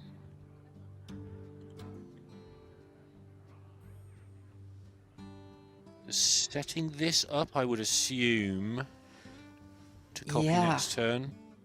Yep, you can play it and either use 1 or 0 activations and be prepared for like some kind of huge rush Zerg turn if you have to with the I see. Horizons. Problem. He's a mana short to be able to eat the Imp on the Dryad, get another giant, and play the Horizon's Edge. Sure. Which is why he's taking a moment here.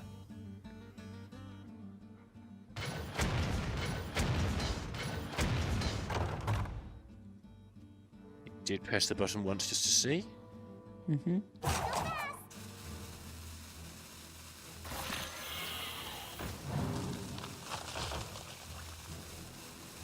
I would like to order a Dryad, please. Thank you. Go on, take a bite.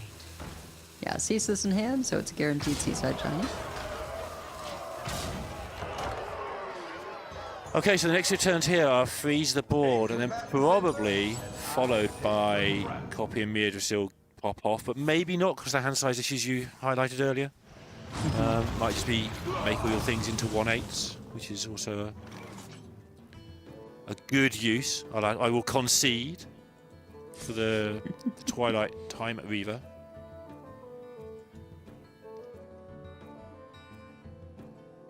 Also, the 1/8s are hard to get off the board, so if you've got no buffs on them, they are just annoying. Of your own board is just stodged with these things that you can't get rid of. Very true, yeah.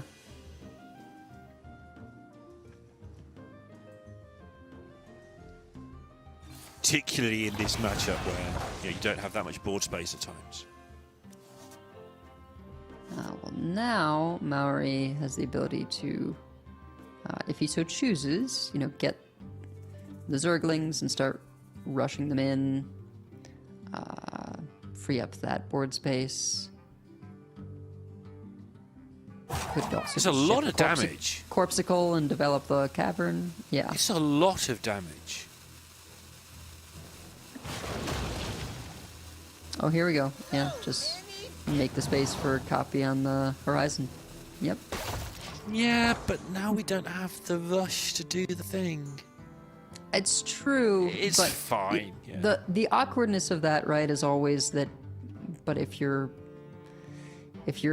shots go to the minions instead of face, it's not as good as Yeah. you would hope. Here, I think he's figuring next turn is going to start with a table flip, Ultralisk Cavern sort of deal. Yes.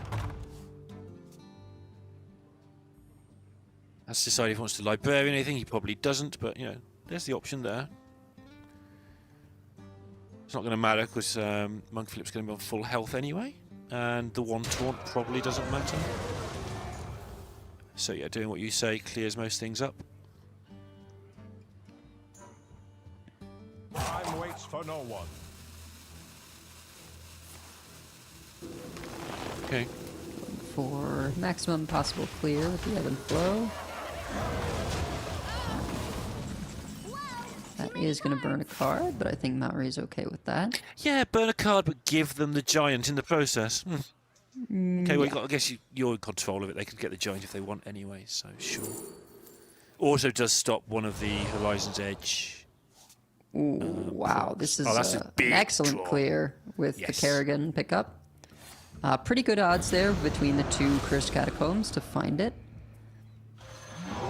Yeah, I'd have wasted one of those catacombs some time ago, actually, looking for second giant, so this is definitely, almost certainly a better pickup than that would have been.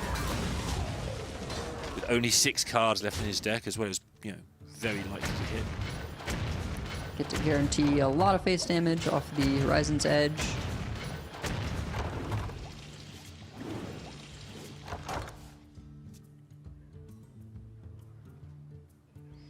And yeah, I'm starting to feel you on the Time Reavers. It feels like sometimes they're really, really good, and sometimes they're maybe a bit awkward. Yeah. But, I mean, again, I've been reassured by very good players that, it is a very, very good card. But let's keep an eye on how often it sits in the hand. if there was like a swipe or something to go with, Right. particularly in the Aulonius version. Now, that is very expensive, right? That's a 9 mana to clear. Sure, yeah. Third Horizon's Edge, just all the little pings to clear the way.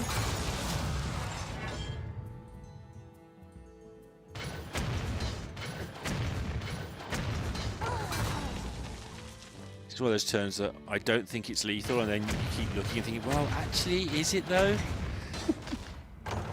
I guess, Corpsicle is more damage killing your own minion than Yes. than So it it is lethal, and- right? It's exact. It's exact Yeah. lethal. Holy smoke! Yeah. Every time, yeah. And It's Mug like, is what? not happy about that one. I feel like My with the Horizon's goodness. Edge, you're always just like, I don't fully know how much I can get out of this, even though it's calculable for sure. But I'm not sure Mallory was positive they had that until firing off the cannons a Yeah. few times. I think we haven't seen many players be that positive. We did see, I think it was Quan Wu this morning, maybe in Cube, I think it was Quan Wu this morning, was like, yeah, I've got exactly 37.43 damage here and I know how to use it. Like, they just pressed all the buttons in the right order extremely confidently for exact lethal in a series of like 17 button presses and attacking in exactly the right order. But I think most people are a bit The more like animation that one, takes which is, I forever, think too. I've got it, I'm just going to do some attacks and make sure, let it resolve a little bit, see how it looks. Yeah, and I don't know if the trackers often will measure how much power you have on board, but I don't know if they measure how much damage you've got in Horizon's Edge, because who knows where it's going to go. Yeah, and sometimes it's like you've got to remember that your Corpsicle is no longer going face if it's killing your minions, so you've got to take 3 off, which is easy. If you're doing these things one step at a time, none of it's hard. But adding it all together into a very short Hearthstone turn where, you know, you can sometimes bump into the Ziliacs if they've only got to gain, like there was a situation there. Could bump one into the Ziliacs, would only have gained 2 health, and it gets you 3 more damage or 9 more damage. Like, is it worth it? And then, but do I need to do that? Etc. Etc. Etc. All right, but now we see from Monkey the Egg Warlock, which I think is not having no minion Demon Hunter in mind with its spot in this lineup, but certainly if he's able to set up multiple of those 30/30s, then one red card isn't going to do it in terms of getting rid of the taunt. Emergencies. Ooh, good minion pickup there. Yeah. In terms of like easy to get rid of. They always cost 3 or less, but it's nice when they cost 1. That's a good one as well, right? So, just some more damage in. Yeah.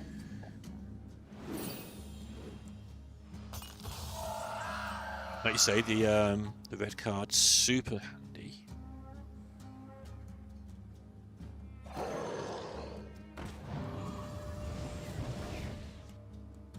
You don't mind taking the 3? Yeah, Monkey Flip's like, what? Yeah, put that away. That's not fair. I demand a recount. And I believe that is a recently reverted minion as well. Had been nerfed to 2 mana 2/1. So this is back in its 1 mana 1/1 form. Monkey Flip does have the egg on curve, which you sort of need in a matchup like this, certainly. Double crewmate though. Double Divine Shield as well is brutal. Divine Shields are kind of the weakness of Eternal Layover. Okay. Because they will come back with the Divine Shield. Makes Sure, it a lot so you have to harder kill to them. do the Ultraless Cavern combo. 8, 9, 10, 11. 14 on board right now. Infestation in hand. Lasting Legacy in hand? Is that the name of that card? I think it is. I believe it is, yeah. Which, for those unfamiliar, which I forgive you, Lasting Legacy gives your hero 4 attack, and then it also buffs the attack of all the minions in your hand by 4. And, yeah, that seems like it wouldn't be that great in a deck that has no minions, but of course you have lots of ways of generating minions. And the red card coming down on the egg just saying, hey, I don't have to worry about red carding the 30/30 if I just slow down your ability to do anything with egg by 2 turns. So Yeah, that's always the tricky part of this egg deck. It's your removal is also your egg progression a lot of the time, and you have to decide which way you want to go with it as well. But if you haven't got one, then I suppose you might be in trouble. yeah, just having to get the Ultraless Cavern here and do a consume on it for the life. Yeah. Meanwhile, Maori is not slowing down. No, he has to Lots work of out, options. in fact, does he even want to play the location here, right? Or does he just get there with everything else? Yeah, like the Eternal Hold is flashy. It's, your big payoff, but I kind of like just playing into their hounds here. They go face immediately. You can play the Infestation alongside it to get, those 2 damage shots. The Garishi Stingers. Yep. He's got to work out, like... The problem with the hounds, which is what he's resisting, I think, is Hellfire exists. Yeah, I think it's better when they are immediately going face, right? Yes, so you're still absolutely. getting your burn element out of it, even if they were to get cleared right away. And Monkey knows there's not a whole lot he can do. He's got another consume to go with the Dark Marrow, right? Make a couple of 8/8s, gain 8. Not enough mana to do that alongside the Corpsicle. Yeah, nicely countered by Maori as well last turn. I know, it always sounds funny saying, well done, person can count. But seriously, worked out to 4, which is the infestation in your hand, just in case bad things happen to you this turn. And then just constantly have that lethal setup from this point on. Okay, yes, there is that health gain on the other side, but there's health gain on the other side. But also, you have an army that needs removing as well as just the 4 damage that you've got in hand. It's just a good starting point to have lethal in hand. Yeah. And I think he worked out that he could play Infestation on this turn 7, along with both Stingers and Lasting Legacy, which is a pretty good amount of damage in and of itself. Yes. So just throwing out the press the attack last turn for, a little extra damage and draw, just in case.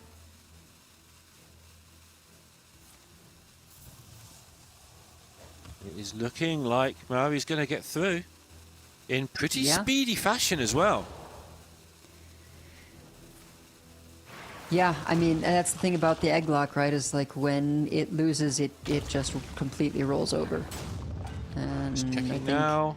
Monkey was looking for another table flip there with the 1 mana remaining and just was not able to pick it up. And I'm not confident he would have gotten there even if he had. No, not absolutely certain. But yeah, that red card early on, as you predicted, really was absolutely fundamental to that. Just the rest of it was they just making boards and hope they can't be cleared. Monkey Flip unable to get the early 2020, which it stops everything from happening.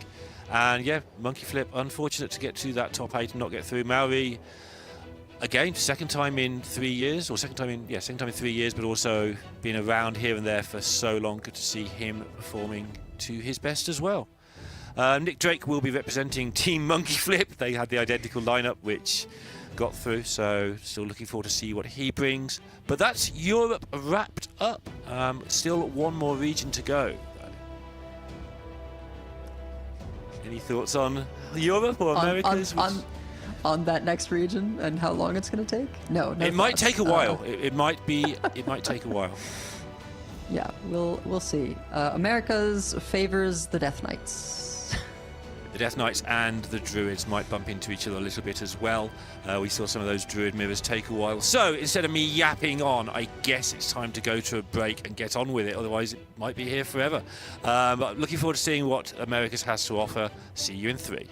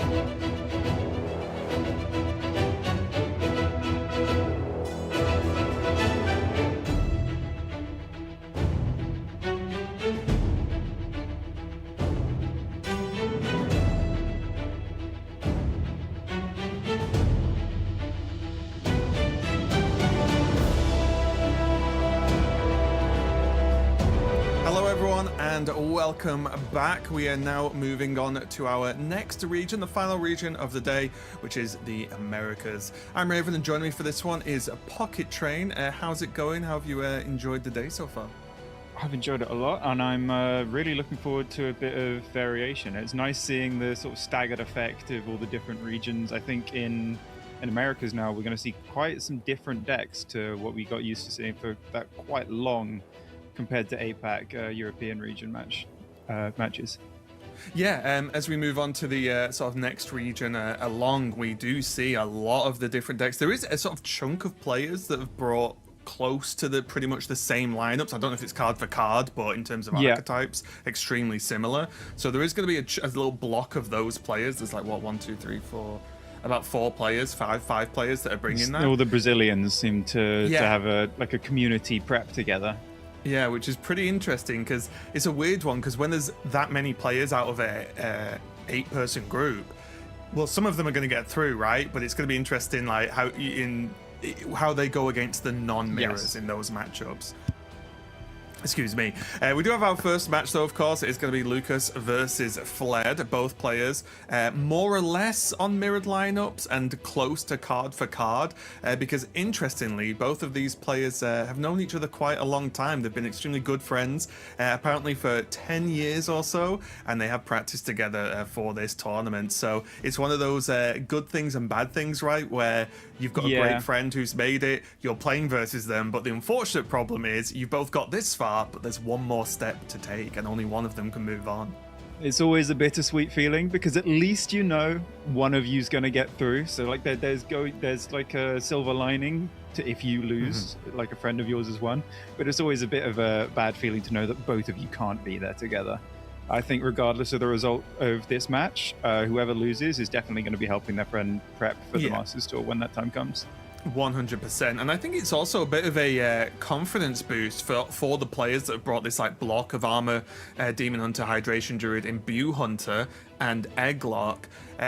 Nice confidence boost seeing that just over half the players here have that lineup, almost card for card, which means if that happens in a tournament as stacked as this, you have done something very right in terms of calling the meta. So it'll be interesting, as I said, to see if these decks then also dominate the matches they're in that aren't those mirror matches, just to show us what it can do. But what do you think of this lineup as a whole? Now we've seen the Asia-Pacific approach, then the EU adaptation, and now the Americas. Like, what do you make of this one? Because it feels very different. Yeah, I'm a big fan. So yeah, we saw a very staggered effect of the European field being quite different to the Asian field. Like the Asian lineups generally were quite filled with Cliff Dive DH, and that performed quite poorly. So the European field adapted by a lot more of the Demon Hunters being like Armor Demon Hunter, and that was in turn countering the 4th deck commonly being stuff like Quest Warrior and Death Knight. And the Americas region seems to have gone one step even further and gone, I'm going to full target those greedy sort of control 3rd and 4th decks with the Imbue Hunter, with this greedy Druid, with the Armor DH of their own. And they've also got the Egg Warlock, which I believe does quite well into other location Warlocks, which has been... the non-egg version of Warlock has been the most played deck across all 3 regions. So if you tacked your lineup for that, you're probably in quite a good spot. Okay, well, here we go. Let's get into it. We've got Lucas on the Demon Hunter on the top, and then Fled on the bottom on that Warlock. So do you think the goal here for Fled is to just do the egg thing absolutely as quick as possible before Lucas can get any kind of security with the Demon Hunter? Definitely, because Lucas's deck, it can actually get out of range of 2020s, and it has red card to stall even further. Right. So Fled really has to rapidly get them down, overwhelm Lucas before he can set up his waves and waves of recurring death rattles. Because especially the big X factor in any matchup against this kind of Warlock is how good does your deck stack up into Eternal Layover? Because it's not only a good removal tool, it's also one of Fled's best ways of proccing a lot of his eggs at the same time, but it lines up so terribly into Starship decks like this Demon Hunter. Right. So I'd imagine Lucas is at quite an advantage position if Fled doesn't get his egg rolling quite fast. We do see the little hire friend emote come out from Fled and smirks from both players, so nice to see. We are going to see this egg come out nice and early, but you are right. I think, again, this isn't a matchup I'm hyper familiar with because there was a lot to check out for this tournament, but I imagine red card coming down on this egg is an absolute disaster in terms of the early game, right? It's such a delay. Now we can see a second red card as well, so things could get really, really grim if Fled doesn't get hold of this fast. Yeah, it's horrible because you don't even need to wait for the 2020 for the red card to be really annoying, because most of the early turns for the egg warlock, they want to spend all their mana popping the egg, but if there's no egg on board for you to pop, then most of your cards just don't really do anything. Yeah. So this red card is just always good. I'd imagine Lucas will probably rather spend his mana on things like Warp Drive just to draw to his crystal so that he can activate his own game plan. Acts of Cenarius also triggers card draw and lets you hopefully get the discount bonus effect off the Warp Drive later. So I like this deviation. Spends the mana, still progresses the card draw. Oh, we're gonna coin it out. I like that. I like this a lot. Yeah. Now Fled's turn. Especially this works really well with the fact that you've got Warp Drive in your hand, because Fled wants to spend his mana on something, so he's a lot more likely now to spend his mana killing your Starship piece, because otherwise he would just use all of his cards on his own egg, and this Starship piece would still be here. The Warp Drive still wouldn't discount the cards it drew. So yeah, I think it's a very heads-up play to use the red card this early instead of waiting. Yeah, and even with Xavius being drawn, right, that's another alternate route for Lucas next turn. Just pop out the Xavius on curve, because even that itself can start to snowball depending on what you hit. So that could be a bit of a problem for Fled too, because the more removal that's being used on, I don't want to say Xavius and the card you get is like a throwaway card, but potentially like if the removal's used on that, it does give Fled things to do, but it's using up removal tools on minions that don't really matter that much in the grand scheme of things. Did you get a good look at that Dark Gift, by the way? I did not. Did you? It's summon a 2/2 copy, which is certainly one of the best things you can get on a Starship piece. That, along with Reborn, just puts double the amount of Starship pieces into your Starship, which is amazing.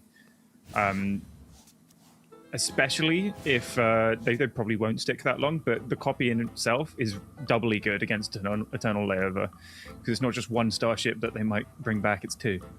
Yeah, exactly. Yeah, it's probably just the best outcome in this scenario, right? Yes. The minion combined with the bonus effect, and Lucas is already looking good, and Fled must just be racking his brain. Now, no doubt they've practiced things, right? Because if they thought Demon Hunter was good, you would expect other players to bring it, especially if your practice group is large, right? And there's a lot of players in the tournament anyway. So there must be some level of plan. Like, it may not be hyper consistent, but it was just one of those, what's my best shot against this deck? So Fled will know and have some kind of plan, but oof, it's not looking overly fun right now, is it? Yeah. Interestingly enough as well, these two actually faced each other in Swiss. Lucas did come out on top there. He won the whole of Swiss, went 6-0. But I was just checking through to see they do also, through the Swiss portion, have a fair bit of experience playing against Armor DH. So they will have had to play matchups like this to get here. So considering this, I think the Armor DH popularity in the Americas is much higher than in the other regions. So to have done this well, they would definitely have to be fairly adept in this kind of matchup. Yeah. There's also a potential that the Armor DH is one of those classes that you say, well, yeah, I'll try and win, but I'm expecting to lose, but I'm winning against these other matchups that we're going to see, right? Because again, this is Conquest. You don't have to beat every deck. You only have to keep beating one deck, technically, to be able to win the series. So that could just be a factor as well. If the matchup is too miserable, you just say, well, yeah, it's just one matchup, whatever. Yeah, looking at this mirror, I would imagine the Armor DH is the deck that both of them would expect to get a win with, most likely, looking at the way it lines up into both the Druid and then, of course, the Mirror. And then the Warlock matchup seems very good for the Demon Hunter, as we are so far seeing, I think. Still plenty of time for Fled to turn the corner, because Lucas hasn't got his Fell Hunter rolling, and he hasn't really exploded with this Starship building just yet. It will be interesting as well, because if we see this matchup the other way round in this mirror as well, I would be interested to see what it potentially looks like without the early double red card, because that slowed Fled down so much, just not being able to really interact with the key piece in his deck. Yes. It would be interesting to see the impact it has without it. Yeah, there is a little bit of a double-edged sword with that as well, because obviously you do want to delay the egg, but there is a slight upside for Fled in the sense that he gets more mana to pop more eggs in one turn. He doesn't have much removal for it in hand because he's stuck with these 2 consumes rather than things that actually do anything. But more mana to spend means more times you can pop the egg and then play an Archdruid as a follow-up. This is definitely not the Solarium you would have wanted to see. Yeah, when you talk about, oh yeah, you want some cards to pop the egg, I was like, okay, Solarium, that's a good start. Never mind, it's a terrible, terrible one. Like, is there any world where this layover's used? Is that just silly to even suggest at this point? Oh, it is rough. You can just say what's 1 extra 3/4 in the Starship compared to actually progressing my egg, which is a really, really fair thing to conclude, I think, with the way that this game is going. Because they do sort of reach a critical mass, but at the same time, if you're saying that, does this really look like a game you're going to win? So I really like this use of the layover, but get the Starship piece off board first. It feels like a play you feel you have to make if you want to even try and win the game, right? It's like, this is the sort of play that might get you there over the course of the match. There is a world where, looking at Lucas's hand, Fled is obviously not looking at his hand, but he could be hoping that his hand obviously doesn't contain Fell Hunter. He probably would have seen that by now, so he's got a good read on that. And then, if there's no Fell Hunter, what's he going to do? Return policy and play another crystal? Very unlikely. So it's very highly likely that there are no Starship pieces on board at the end of Lucas's turn. So Fled could be quite well set up to play this second layover.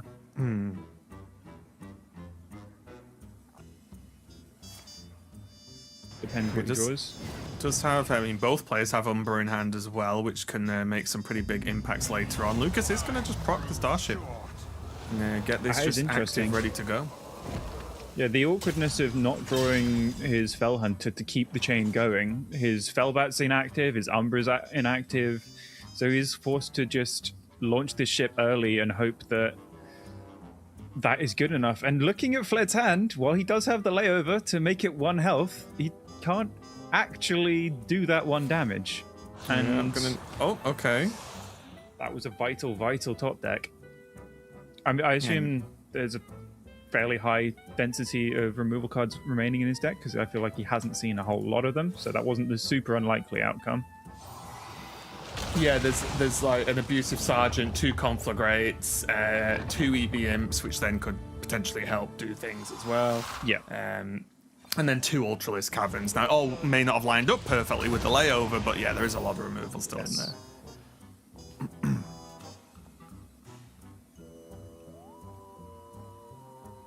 Oh, as always, the Exodar rocks up a little bit late. It is a bit awkward because, Lucas sort of has to just drop the Spellbat, and he needs to get this game done soon, ideally, because he doesn't have a really high value Death Rattle chain.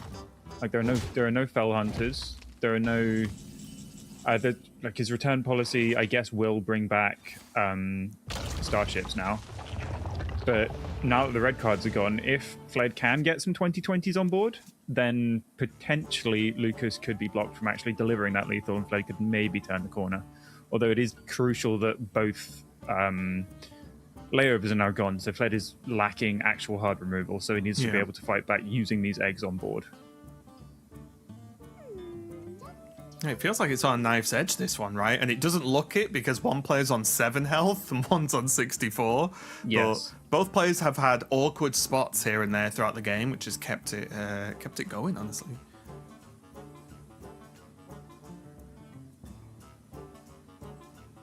Imagine Fled. Awkwardly, he's getting close to fatigue as well, and on 7 health, he does have the double consume, so that probably won't end up being a problem. But he does need to be a little bit mindful of things like infestation over the top, so he can't really afford to life tap or take any unnecessary damage.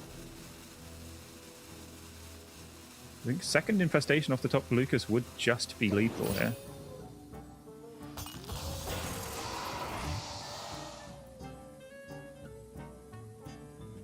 Gonna be cube instead.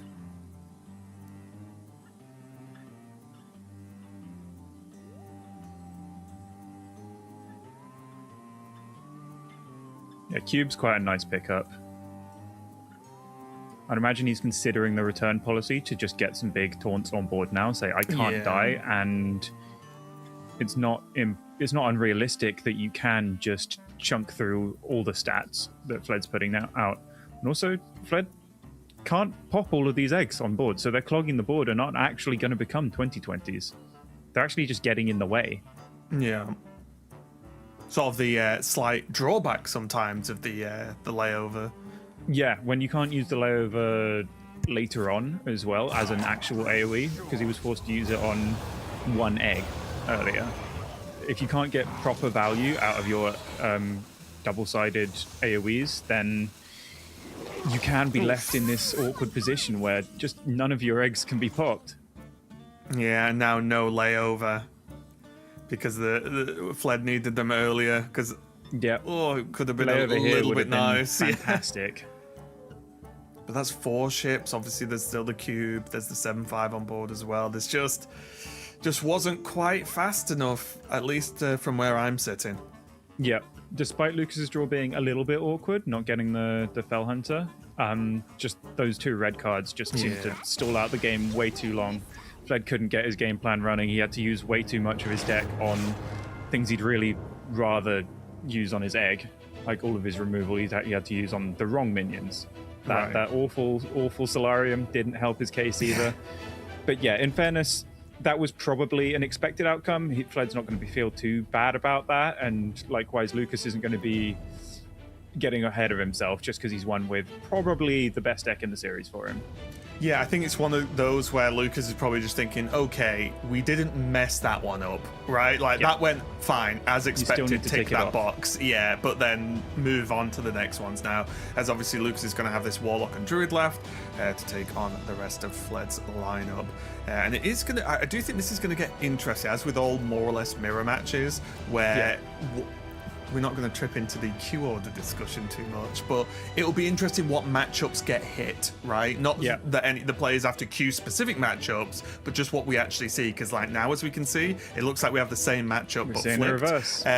So again, we can see here if we've got the red cards to respond to the previous game, but it will be just interesting to see what hits what, because that could potentially help get there in certain scenarios, whereas if you get those mirror matches, those are just going to be tough, right? As a player, when you go in for pretty much card for card mirror matches, I imagine there's a certain element of going, I hope I just draw better, right? Yeah, most mirrors cases, can so easily, a lot of the time, the most common results in a mirror match are like a really close 3-2 where your worst deck is just playing a mirror game 5.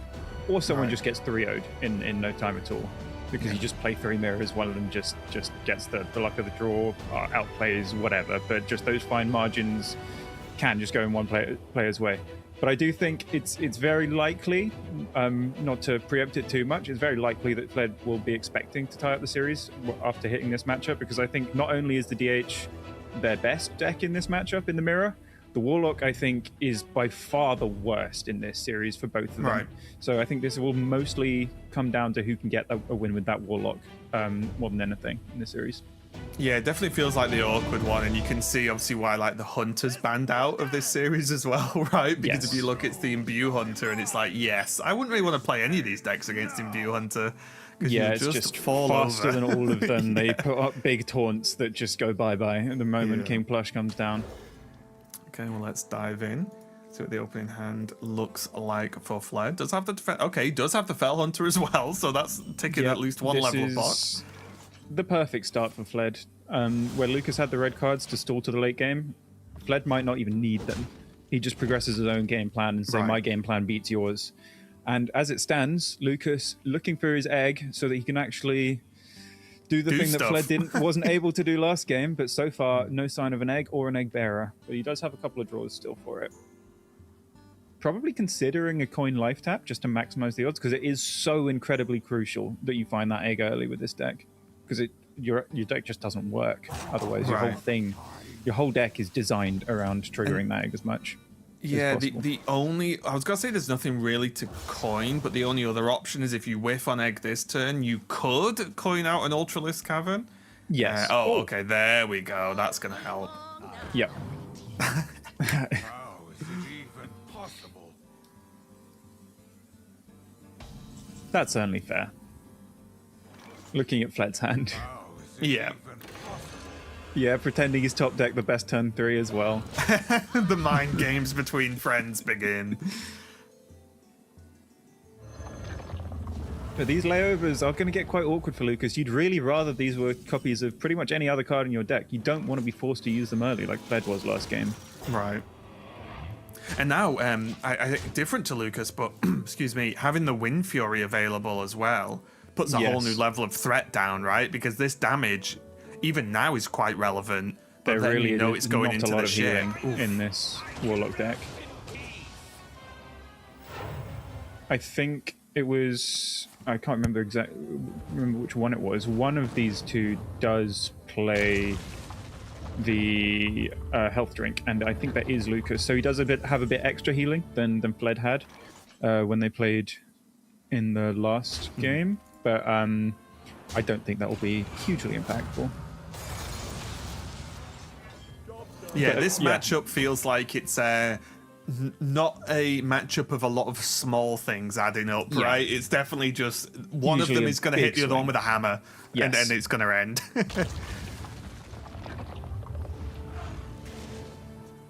Lucas doing a pretty good job of progressing these eggs, though. At least getting to work on having the two down. Unfortunately, can't get a second trigger, which we would probably quite like to get on that Archdruid, but does have 3 mana and an Ultralisk Cavern in hand, and quite often that's a pretty strong combo.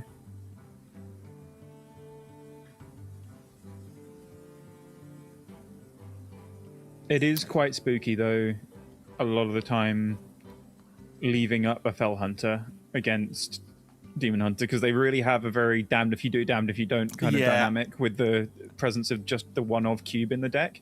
It's so terrifying. You don't know when it's correct to clear off their 5/3, because Fled could just play the cube on it. He does run 2 of them as well, whereas most people just play the 1. So he is very likely to just be able to cube this 5/3, and then that could be just game over for Lucas a lot of the time.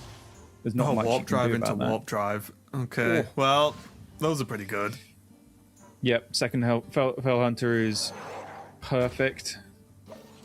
Yeah, and I was going to say the same. I was going to raise the question of you could drain soul the Fell Hunter, but then is that right? Is that just creating more of a problem? Is it saving you a problem? It's so hard to work out. Yeah. It's more an issue with the crystal itself as well, because you don't know if you should kill the crystal to stop Cube or not kill it to stop Fell Hunter. Yeah. Also, we were saying before about how chip damage isn't really a huge thing in this matchup. It is a lot more so for Fled's list because Kane exists, and with the way that these decks line up, Lucas's deck isn't really good at fully clearing the board against waves of death rattles. So we can clear some Fell Hunters, but then the 3/4s that pop out will probably stick most of the time. And then it could be as simple as just Kane through to the face, game over, if Fled just decides to start pushing this damage.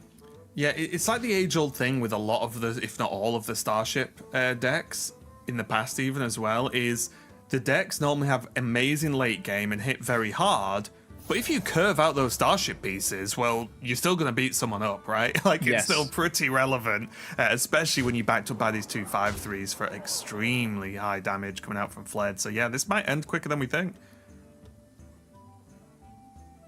Yeah, Lucas does have access to the healing with the consumes, but it is just 2 mana that he will have to spend, and that just distracts him from doing what he really needs to do and progress his own game plan, because it's all well and good surviving this aggressive push, but if Lucas doesn't turn the corner and actually threaten counter lethal on Fled, that will be for nothing. Yeah, and the problem is you look at, okay, well, there's layover Ultralisk, great, and then Fled just goes, thank you, right? Yeah, Because it's a nice one. I've just gained all these death rattle procs. Just sweet. buffs his board and then he canes you to death. Yeah.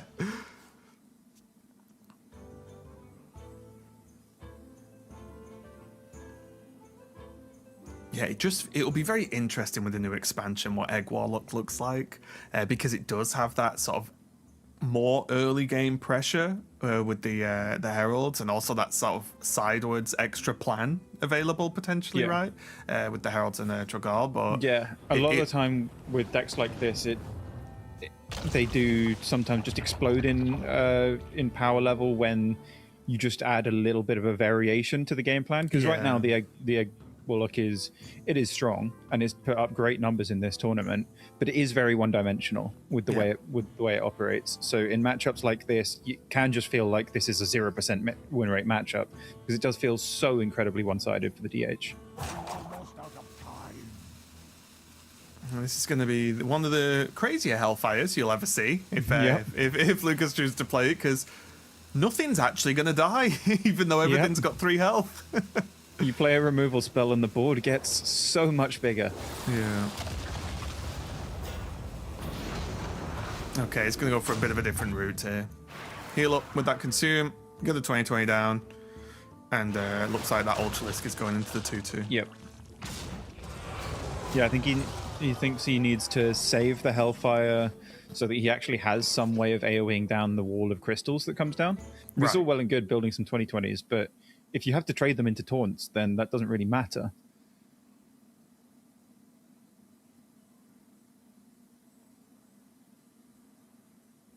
Yeah, he needs to set up a big board and also be able to get through the wall that Fled's going to put up as a response. Yeah, and all the while we're just staring at this Kane in hand going, right, what's the setup for Kane next turn? What's the setup for Kane the turn after? Like, and that's, I imagine, what Fled will be doing to an extent. Obviously making sure he doesn't die, this turn or any other turn, but it'll all just be setups, right? Like, how do I make it so I just play Kane next turn and win regardless of what my opponent does? I think most of the bleeding has now stopped. Now that I think 24 is probably just about out of range of any board that Fled can build without actually launching the Starship. And potentially at that point, Lucas will know that he's dead, and it will be more the massive knockout punch. I think these little boards, Fled's not going to pull the trigger on this Kane until it just is lethal. And there's also a world, and it's going to depend, obviously, on how late we go, but there is just this is one of the decks where I think Exodar deal damage is probably played the most, right? Yes. Because you just do make infinite ship pieces, so then the attack can go so high. Yep. Ceaseless into Exodar is possibly the most common way this deck lethals. Sure. That's why you see a lot of people not running this Kane and Ooze package for loads of burst damage, because majority of the time just a big ship plus Exodar is enough to win the game. But Fled's taken it one step further and going, you know what, I want to make it pretty much impossible to lose to Warrior with this deck. Right. And also it does have the element where your opponent has to play around 2, like quite different win conditions to an extent. Yeah, it's also just a lot more, because it's very commonly Exodar and then Ooze after the Exodar for like a 10 damage 2-turn 100 damage combo as well, if you're playing against a deck that just stacks so much armor. Like, I've tried in the past to out armor this Demon Hunter and gone, oh, I've got them where I want them, and then they just ooze the. I don't realize that they're just playing ooze and their damage is just double what I expected. When I'm going, oh yeah, I'm alive at 2. Nope, I'm dead by 50. Yeah, it's like, well, life came at me real fast just then. Oh, yeah. It's like, oh, that was a mistake apparently.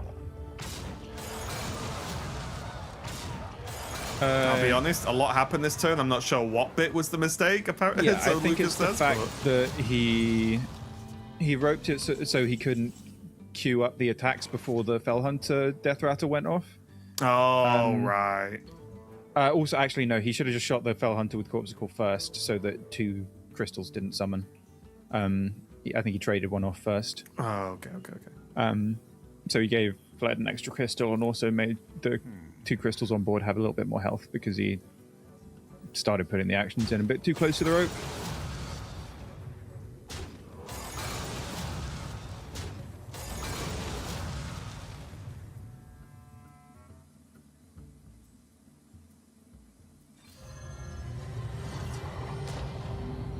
Okay, we're going to see the launch. Only a 2838. Is that Only. it? Pitiful. Oh, pieces?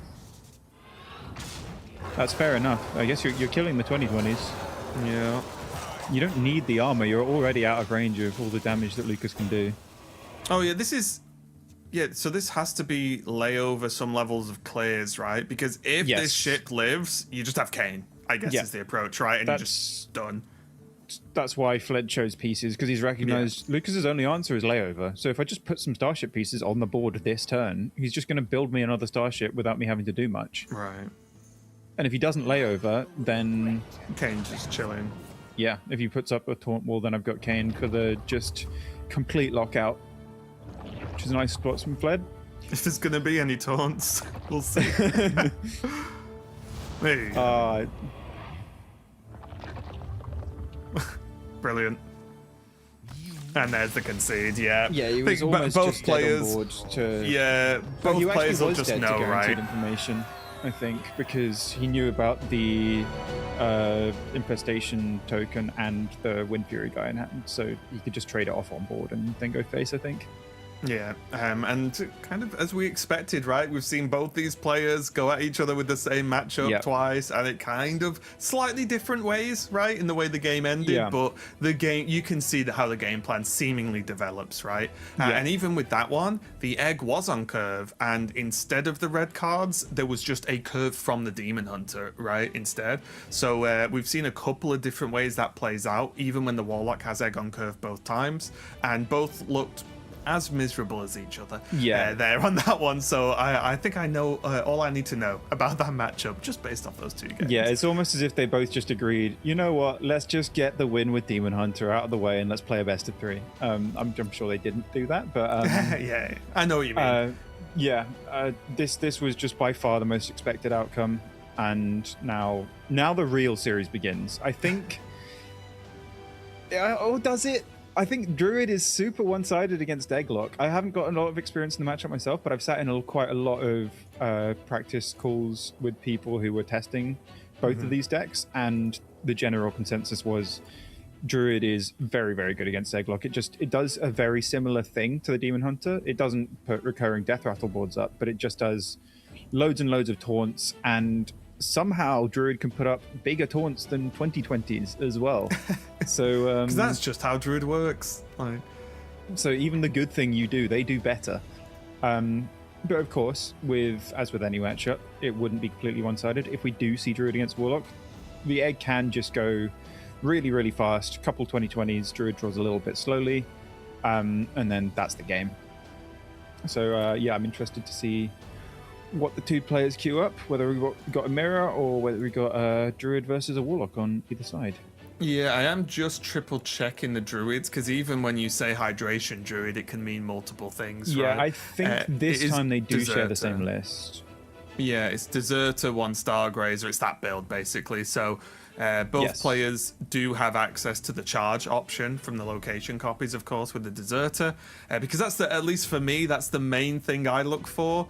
Do they run Yeah. Deserter? Because that's the one you really need to know about, because that can change a lot of It's like choices. Deserter or Owl are like the flex spots for how Yeah. to close out the game. But yeah, I think a lot of players have opted for the Deserter because it is just a one-card package, whereas Owl, you've got to run some burn spells in there, and this does let you fit a little bit more of the progress your own game plan stuff with all the draw cards, story, press the advantage, wave shaping, everything to cycle through to your really important cards. Oh, and we are getting the mirror by the looks of things as we go into our game number 3. Nice. Again, if you are just joining us on the Americas time zone, maybe this is the first match of the top 8 of the Americas.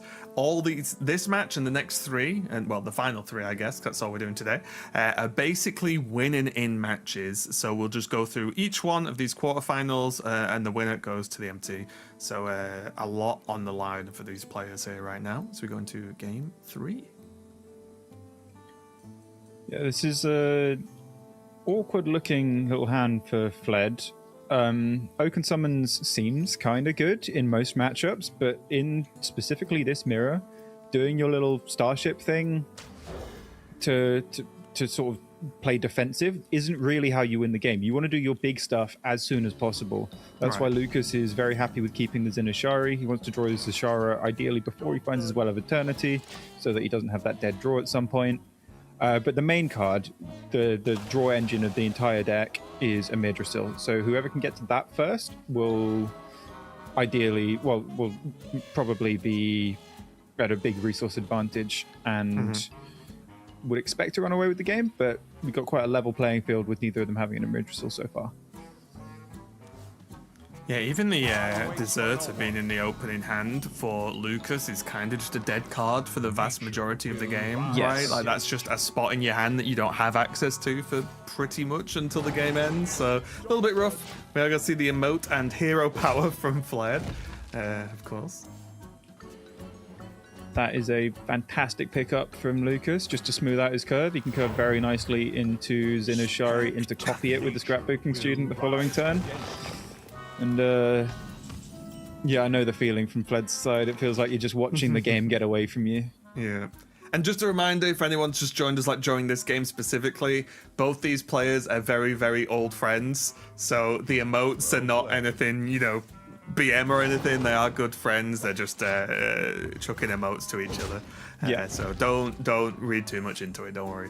Whoever loses this, it will be one of the least painful losses I think they'll experience in a high stakes match. Obviously, it's never going to feel good, no matter what. But you'd rather lose to a friend, right? Yeah, I've had so many of these situations where I play against a friend of mine in a later stages of a tournament, and yes, I really want to win, but also I feel so much less stressed because it's like the tournament that weekend doesn't end for me, or like the run isn't over because like part of my prep went into the win, and that's a nice little consolation, even though you're not reaping the benefits yourself.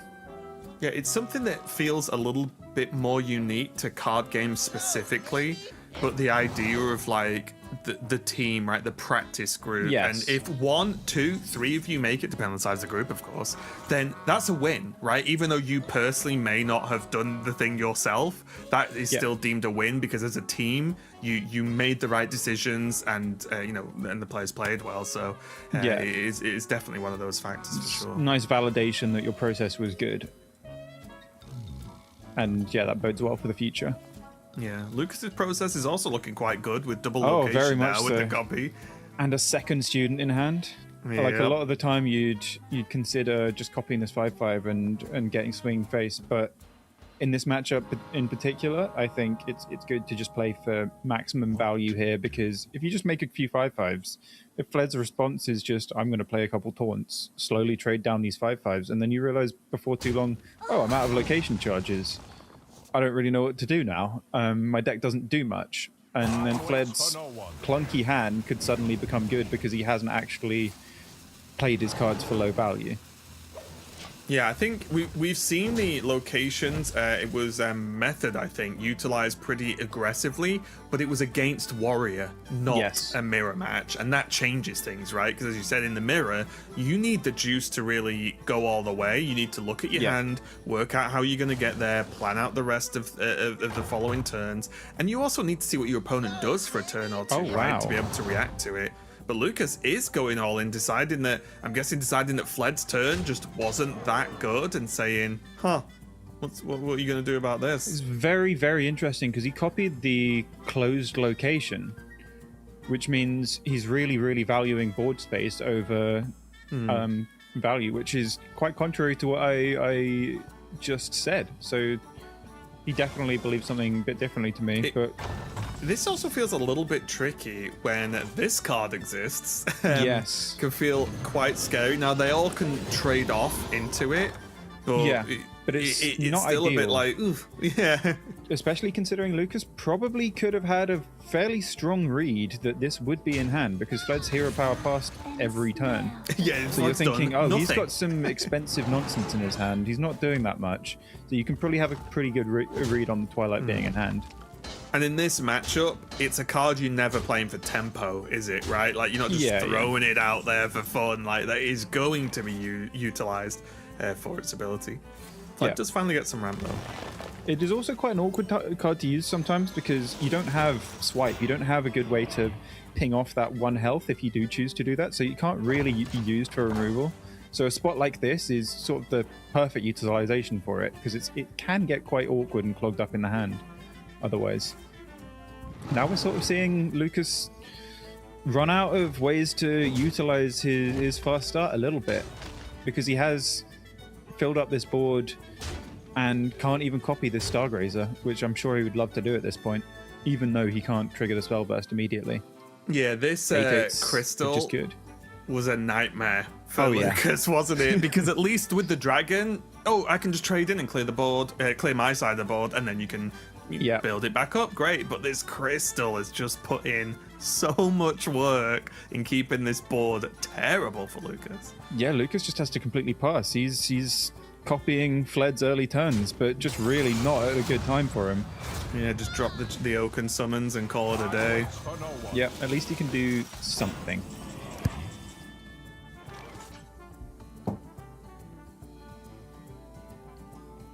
But still, not even seeing a location yet for Fled. Yeah, just your whole hand saying, oh, copy a location. What location? Just show me where. Oh, there's 3 on the other side of the board. Just copy those. Yep. Imagine if that's how it worked. You could use that. Oh, yeah. My God. you just tech in Scrapbooking Student in a deck with 0 locations. Yeah.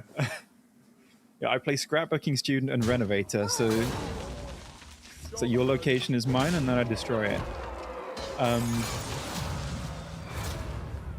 But yeah, I think without Azshara, Lucas is probably going to be very hesitant to use the rest of these clicks, because if he starts using them aggressively and doesn't kill Fled, then suddenly your deck doesn't really end the game very well. So you end up just having to contend with all the things that Fled plays, and since it's a mirror, they very much would just cancel each other out, and Fled would then be at the advantage because he wouldn't have wasted his Zinashari clicks without using them with Azshara.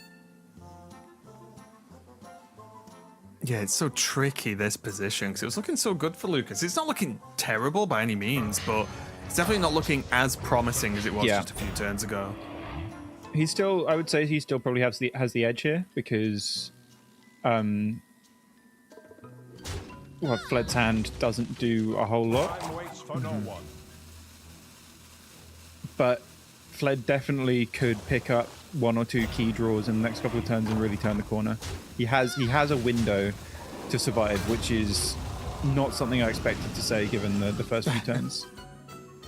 All right, Pocket, I am going to honor you with the Raven trademark. I need to step away for 30 seconds, but as a S-tier streamer, I'm sure you'll be fine.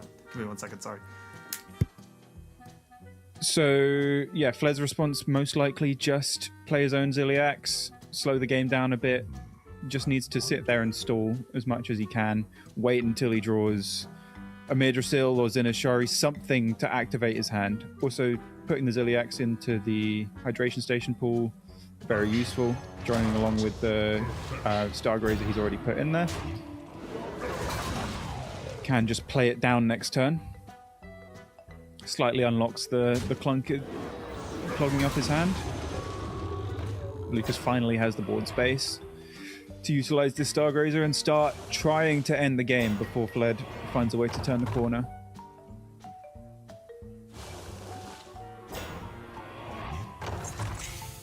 Nice smooth 24 damage to the face.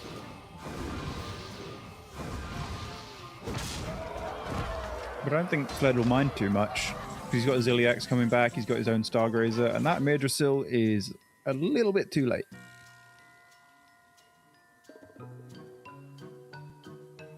Although it does enable Fled the deviation of a Midrasil plus Twilight Time Reaver now, because turning these into 1/8s, he knows he can't die, because same situation as before.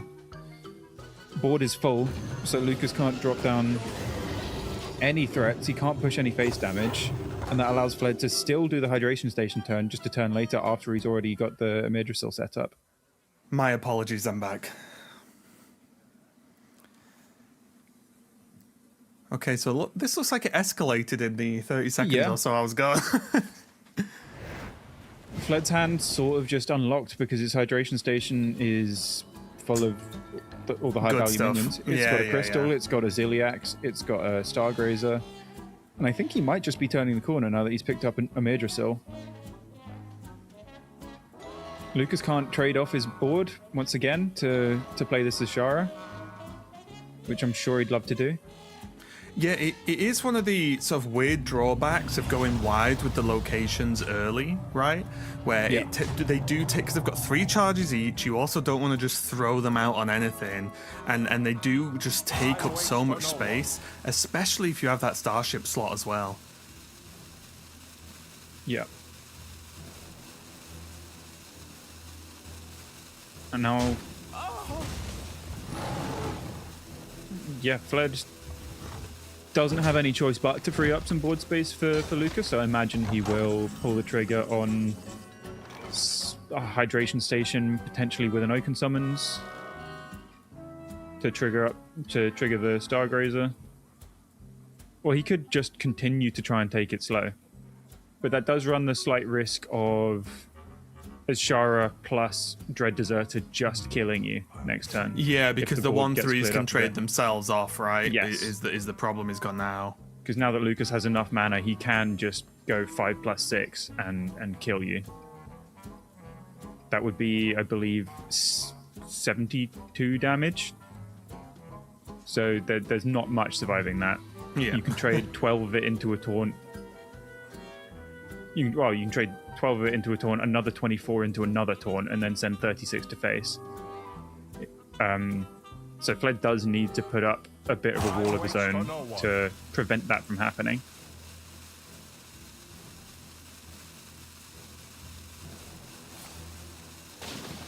I think he recognizes that threat. Yeah, Oaken Summons looks like it is going to be coming down as well. May as well get all the trades you can, since, as you said, they're going to be trading it off anyway if they want. But there is Lady Ashara now available for Lucas. Yep. But crucially, only 1 click of these each. So if Lucas isn't delivering lethal with it, Ceaseless Expanse is very close to being active. Lucas can't just play Ashara, click some stuff, go, I've got a big board. Because Fled can just go, okay, I'm going to clear your board, and I still have these cards left in my deck, and I can double the stats of my minions without being scared of you killing me. Yeah, I was even looking at the Time Reaver on Lucas's side now, and whether that's a potential, right, to slow it down the opposite way now. Yes. And just say, well, I have the Ashara, but I don't have the setup yet because of all the taunts, but it's just going to go for hydration. I think if Lucas had Ceaseless Expanse in hand, then he would strongly consider that a lot more. The unfortunate thing is this Druid deck actually doesn't activate Ceaseless as fast as a lot of the other decks in the meta, because it doesn't actually do a lot of actions. Yeah. Like, it doesn't draw super fast, it makes big minions but not loads of them, and it doesn't Yeah, clear you're not loads of comboing any minions. spells that much, Yeah. like chaining spells or anything like that, or It's like discovering one tons of big stuff. action each turn, rather than I'm discounting my Ceaseless by 10 mana this turn. Now it's back over to Fled. They are just passing the pressure, aren't they? And just saying, okay, now you defend. Okay, now I'll defend. Until one of them blinks. And again, the biggest problem here for Fled is he just doesn't have the location, right? Lucas has had all the time in the world with this, but Fled just has to only defend because there's not actually any offense that's available to him. Yeah. So he needs to make sure that he doesn't give Lucas enough board space, really, to do his Dread Deserter combo.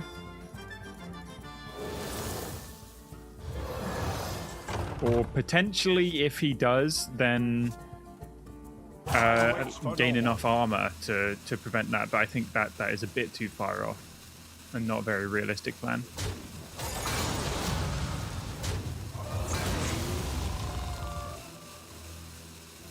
So a little bit of hand dumping to an extent here from Fled as well.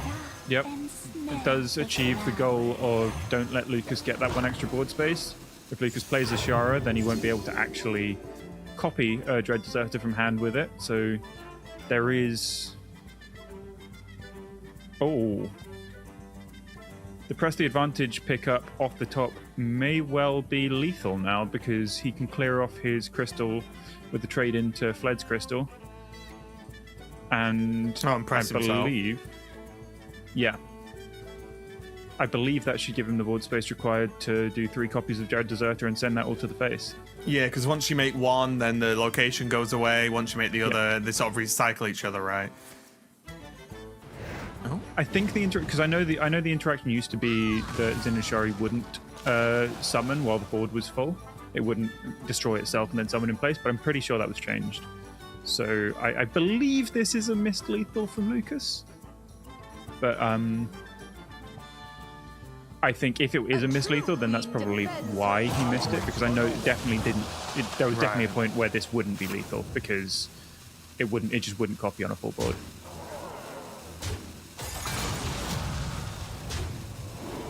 Well, the positive thing, regardless, is that this is still going to be difficult for Fled to fight back, yes. right? Because now everything's set up, the Ashara has been played, the locations are there. Now Fled's got the really difficult problem of, okay, they don't even have to try and land the Ashara anymore. It's just, do they have the Deserter GG? Although Fled does have rather a lot of armor, so if he can clear up this board, put a taunt or 2 down, then if Fled can't, if Lucas can't land the entirety of the 72 charge damage, then he could maybe just survive it. If any of that has to go into a taunt, of course he doesn't know there's no Ceaseless in Lucas's hand, and he knows it's very likely with only 6 cards left in deck that it will be in hand already. So he does still need to calculate whether or not he can beat that. It's very possible that he could conclude, no, I can't beat that. If they have Ceaseless Dread Deserter, I'm not winning this game. So his play this turn might very well reflect that.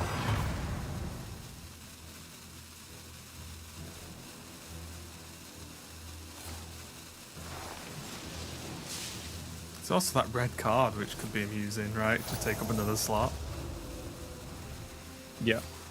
It could have been that there was a potential interesting play of like red playing one of your own minions so that you get it out of your hand, and then red carding it so that Lucas can't trade down his own board.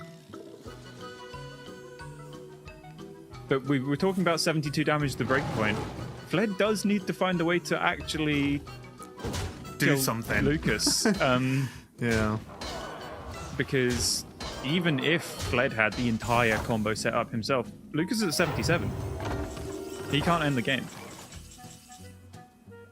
So his only chance to win now is to try and survive Lucas's burst.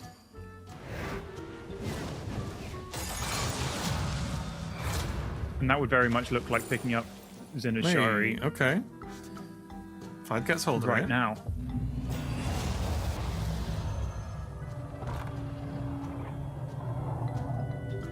Yeah, needs to make copies and get out of the range of this this charge damage. You can still drop the image or so to get rid of that as well. Yes, although that does put him into fatigue, so he'll probably be reluctant to do that. He might be just saying, I'm never clicking this image yourself for the rest of the game. Sure. Or he might be saving the mana for a very specific breakpoint turn. Wait. Can the copy on the... Does it matter, I guess? I was just looking at copy on Ziliax, but it actually doesn't really matter because the damage is the damage, right? It's the poison may as well be 48 damage at this point or anything, so none of that fancy stuff matters. Ceaseless is there, yeah. Yeah, so Fed will go up to 70, and then Lucas will have 72, 73 with the hero power. That should just lock out the game here. Yeah, I believe he could have done this a couple of turns ago, but he was very far ahead, and honestly, if you're not 100% sure on that interaction and you're that far ahead, I do not blame him at all for not going for it. I'm pretty confident in it, and even though I'm not 100%, so... Either way, Lucas gonna get the victory here in this one and win that potentially very decisive Druid mirror here. Being able to get that one step ahead, and like we said, way back at the beginning of this match, of like winning the mirror matches can be really difficult. As we said, I think there was a big gap between when the locations were drawn for both these players in that one, but having that one ahead now, it's just all come down to this Warlock, which I think you said right at the start is the likely expectation. Maybe they should have just played a Warlock mirror and then decided it off that, who knows, but that might well be how the series ends, right? It's just going to be the two Warlocks fighting against each other in game number 5. There's still a chance that the Warlock can take down the Druid. Certainly. If that's what Fled chooses to queue. If realistically they will just be trading off wins, like you win the mirror, then you beat the Warlock with the deck you just lost with. But if you are trading wins, you'd definitely rather to be the person that's just go in front every single time. So Fled from his point of view, like he has to win 2 games in a row. Lucas, if he queues Warlock into Druid, he can just chill for a bit. Like he needs to try and win that game, of course, but it's quite a rough matchup, so he can take that time to mentally recharge. If the game starts to get away from him, he can just chill out and mentally prepare for the next game. Whereas Fled, one slight slip up and he's gone. Yeah, I think the way at least I would think about it in Lucas's position is just think, if it's Druid, like this is kind of a bonus round, right? Yeah, like you get to just say, if I win this, fantastic, it's done. I've done my job. If I don't win it, it's fine. Like I'll play the real game next. So it'll be interesting to see what's queued up from Fled and what his sort of mental space is looking like. Is it just okay? Let's queue the mirror and see what happens, or do I just queue the very favored matchup to just bring it to game 5? It looks like we do have that mirror. Okay. This is where it could flip though, right? Because if Fled wins this mirror, if Fled wins then this he mirror, has Druid versus Warlock. Then suddenly he's very far ahead, yes. I see an egg on one side and not on the other pocket. Yes, which is certainly less than ideal for Fled. It feels like there's a lot more... The mirror match is really strange because on one hand, your removal is kind of a double-edged sword now because it does the same. However, you need to use it to an extent, right? Because you also want your eggs to proc. So if Fled goes a couple more turns without an egg, this could snowball out of control, because if Lucas can freely use his AoE or his tools to proc his own eggs and not impact Fled, then that feels like a huge step up.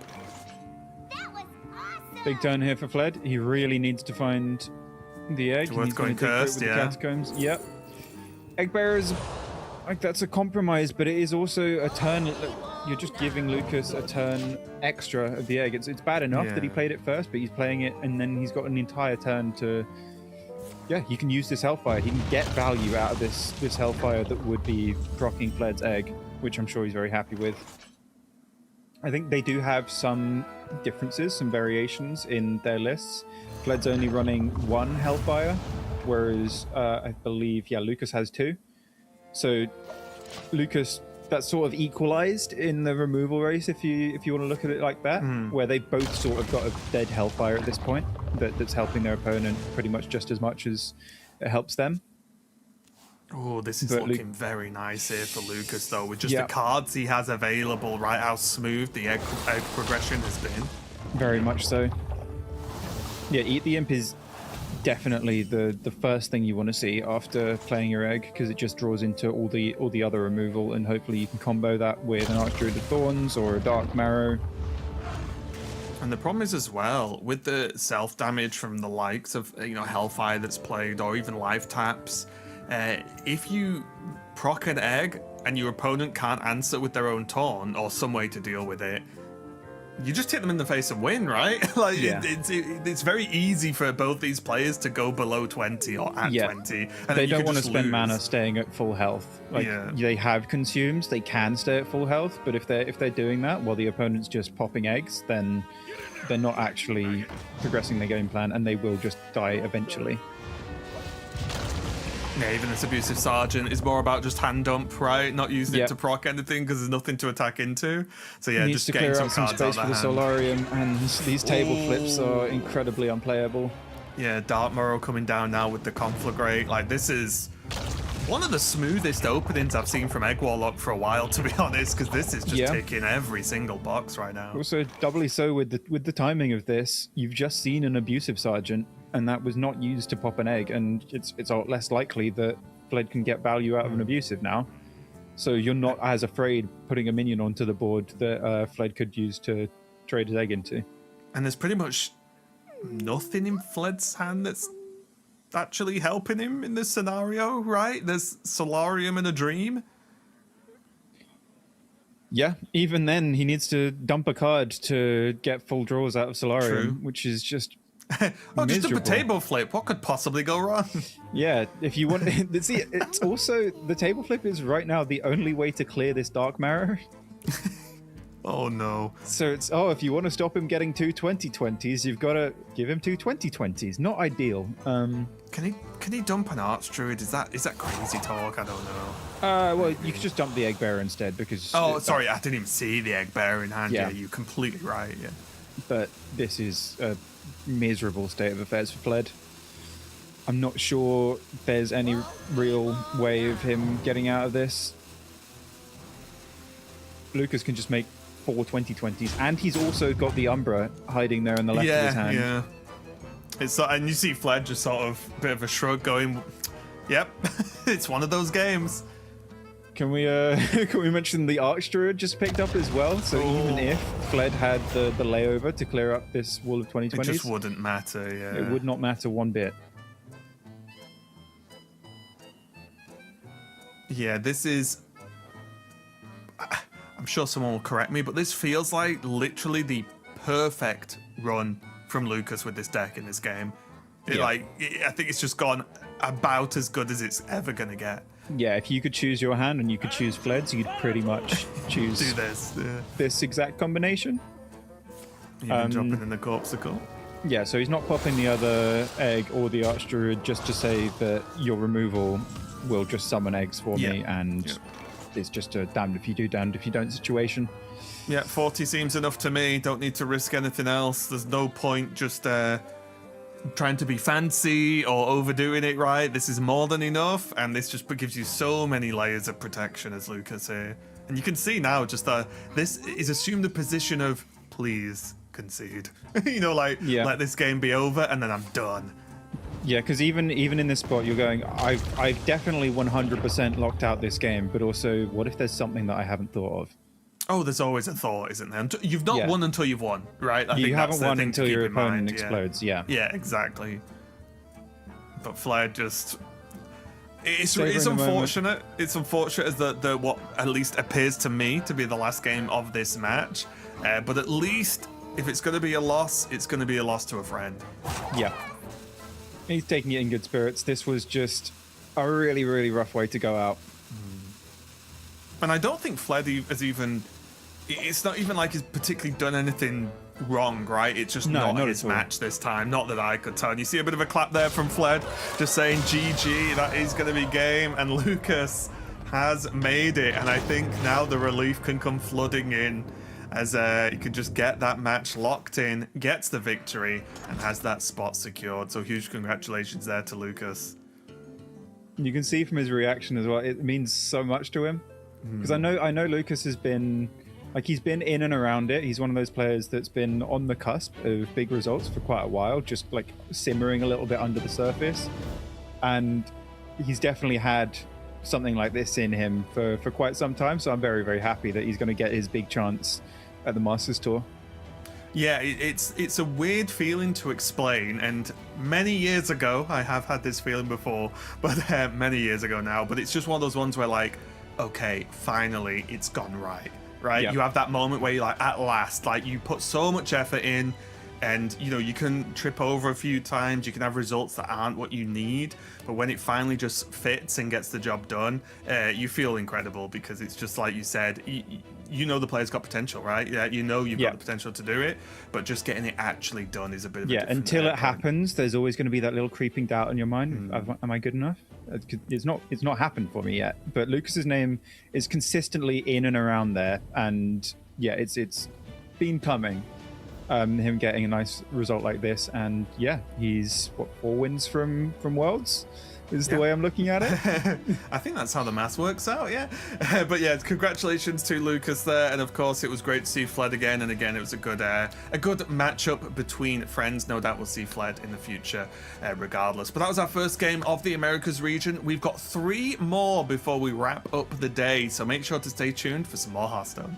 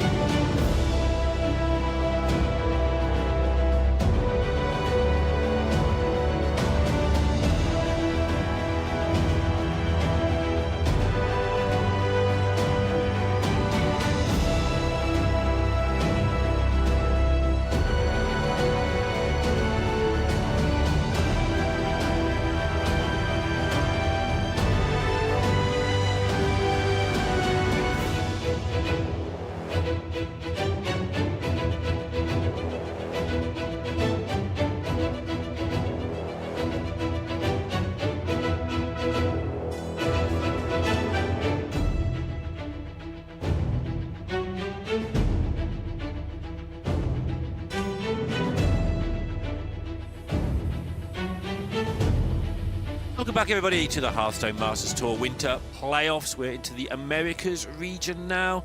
I'm going to show you the second of 4 qualifying matches to get to the Masters Tour. And once again, it is Pocket Train. Pocket, what have you got to say about this one with Jake and who we know as Jake Weiss back in the day, and Vivis Hachiko? Yeah, I'm looking forward to this because I think this is the first time we're seeing Imbue Hunter on stream, even though quite a few people have played it, because it has not been banned from Jake, who, if he gets 3-0'd on a different deck, we won't see it. But we're also seeing from Vivis a Quest Warrior with Starships, which I also believe we have not seen on stream today. So we got 2 unique decks for you, which I'm looking forward to seeing, because their popularity has not been high in either of the 2 previous regions, but particularly in Americas. The Imbue Hunter population is huge. It's enormous. 7 of them in top 8 have Imbue Hunter, which is crazy considering it was generally agreed upon that Discover Hunter was just the best deck in the game.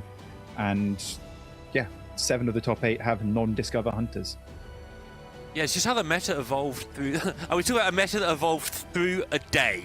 Yeah. Like, it's nutty to talk about. And then we went from having this nice, obvious, just a nice little warlock deck, bit of hunter going on. Might put some zergs in, might not. Don't really mind. Might put a sisters in, might not.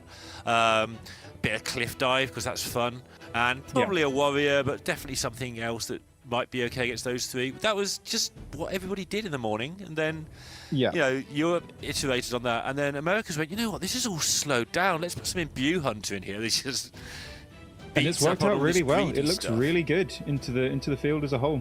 A lot of people were just going to ban Discover Hunter anyway, so a lot of the time when imbue hunter is worse than Discover into this match, their imbue hunter just gets banned anyway, because sure, it's worse than Discover, it's still really good.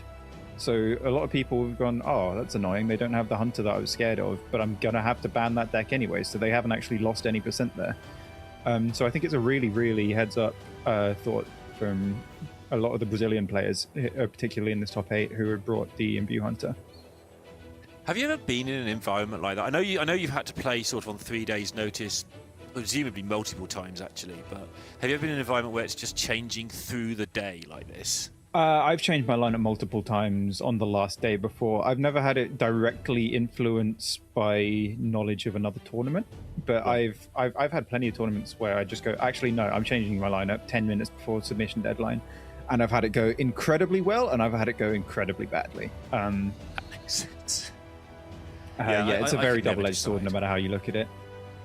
Because you get to the point where you weigh everything up, and then you've just got to not guess, but you've got to intuit which part of weighing everything up everybody else in the tournament's on, right? Yeah. There's some sort of slightly arbitrary guessing game. You do have weighted guesses, but also anything wrong could happen, because it's like everyone's double bluffing each other. You go one step ahead, and then someone goes, actually, no, I'm going to revert back to step 1, which actually somehow now counters you. So that's always a risk that you run, but it looks like this progressive development of the meta has been very, very beneficial for those players who chose to go imbue hunter and armor DH and this hydration druid to pair with this egglock, which this lineup we're seeing a lot in this top 8, and I think it will have a lot of success. But Vivis here, we'll see the kind of step 1 lineup, I think it's fair to say, against that, although it does have its own imbue hunter rather than Discover, which is a slight tweak on the expected lineup of start with Discover Hunter, then go Location Warlock, then go Cliff Dive DH, then most people went Warrior. But he has slightly tweaked on that, but it's with the Hunter ban, it has sort of condensed down and simplified down to this is the good decks lineup versus a lineup that will probably have had to have this lineup in its mind when it's created. So we'll see. So It'll yes, be put it's to the sort test. of no, right? Because we're iterating on the iterations in the Brazilian lineup, if you like. So going back to step 1 can just be okay if you get too far from... Well, if you drift too far from the normal here, the normal might just be good because they are the best decks for a reason. Exactly. So there's a very real chance that Jake's lineup will have gone, okay, I know what the step 1 lineup is, and I might actually be slightly unfavored into it. That's a possibility, but as long as you're like 48%, you're going, okay, that's a playable matchup, that's fine. But the lineup that counters that, I'm 60% into, so I'm taking those odds.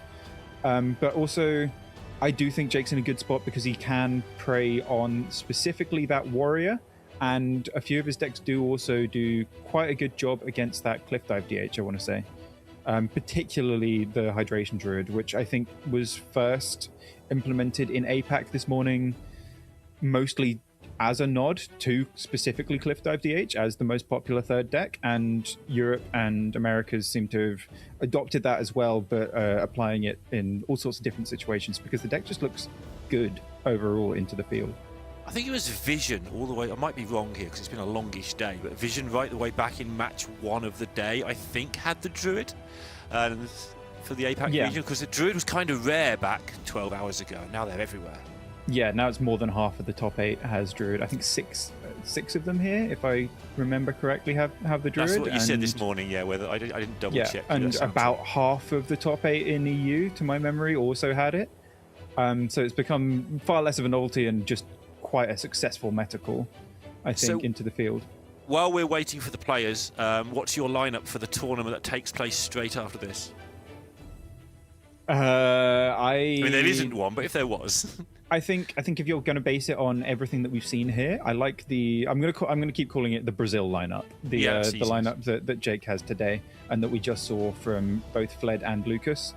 I think that would probably be my favorite lineup because you don't have any terrible matchups into the common stuff. You've got some decent targets on Cliff Dive DH with your Druid. I think your own Demon Hunter is a slight favorite.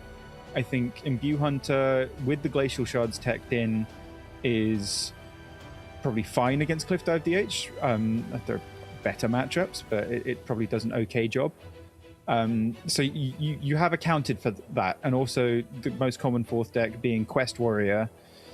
You just have an incredible matchup for quite a few of your decks. So I really like the Brazil lineup. They're very low risk, even if they have something that you're not really ideally hoping for. But I think the thing that would mainly punish you is something like Arcwing Mage, which we've seen do absolutely terribly in every region across this weekend. Actually, it performed quite well in Americas, but the population was so low because of its horrific win rate in both Europe and APAC. So the only other lineup, so you think the Brazil lineup's probably just roughly what you'd bring, but you'd consider looking at, if you had the time, some very aggressive, kill you fast. Yes, if you expected everyone else to go, this is the best lineup, and then it just suddenly becomes the stock lineup, then something with you go as far as Hand Buff Hunter and Arcwing Mage and Dragon Warrior.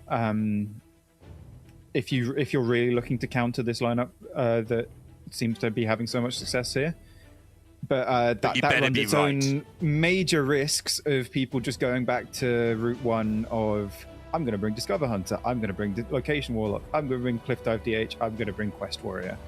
If someone does that, then you're going, oh no, I'm in huge I'm in so much trouble, help.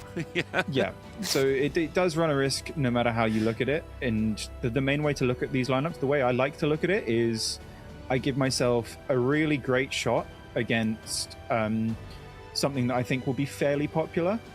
And if I sacrifice a little bit of percentage, like 2%, against something else that could be really common, but as long as it's limited to that, then I'm happy with this lineup. If there's really high potential upside and some maybe little con to it, then that's a lineup that I'd be happy bringing. As long as the thing that counters you sounds like an abysmal lineup, then you're looking pretty good. Not that that's ever happened to you at any point in Hearthstone history. But moving on from that. So yeah, I think we've seen this with Gio actually over time. I think he's acknowledged as probably the best lineup builder who is currently active. And he every had a now and bit of a again, whiff at his Worlds, lineups look terrible. Yeah, just because he runs into the wrong stage of lineup or whatever, it doesn't mean the cohesion isn't there. It just means he got it all wrong. Yeah, and that's probably the best in the world. Everything is an educated guess with lineup building. There's no definitive best lineup because with the way that matchups work, there's always a way to go one step ahead of any lineup that anyone can come up with. It's very, very rare that there are 4 decks in the game that are so much better than everything else that it's just strictly correct to play those. Everything is just sort of weighted risk.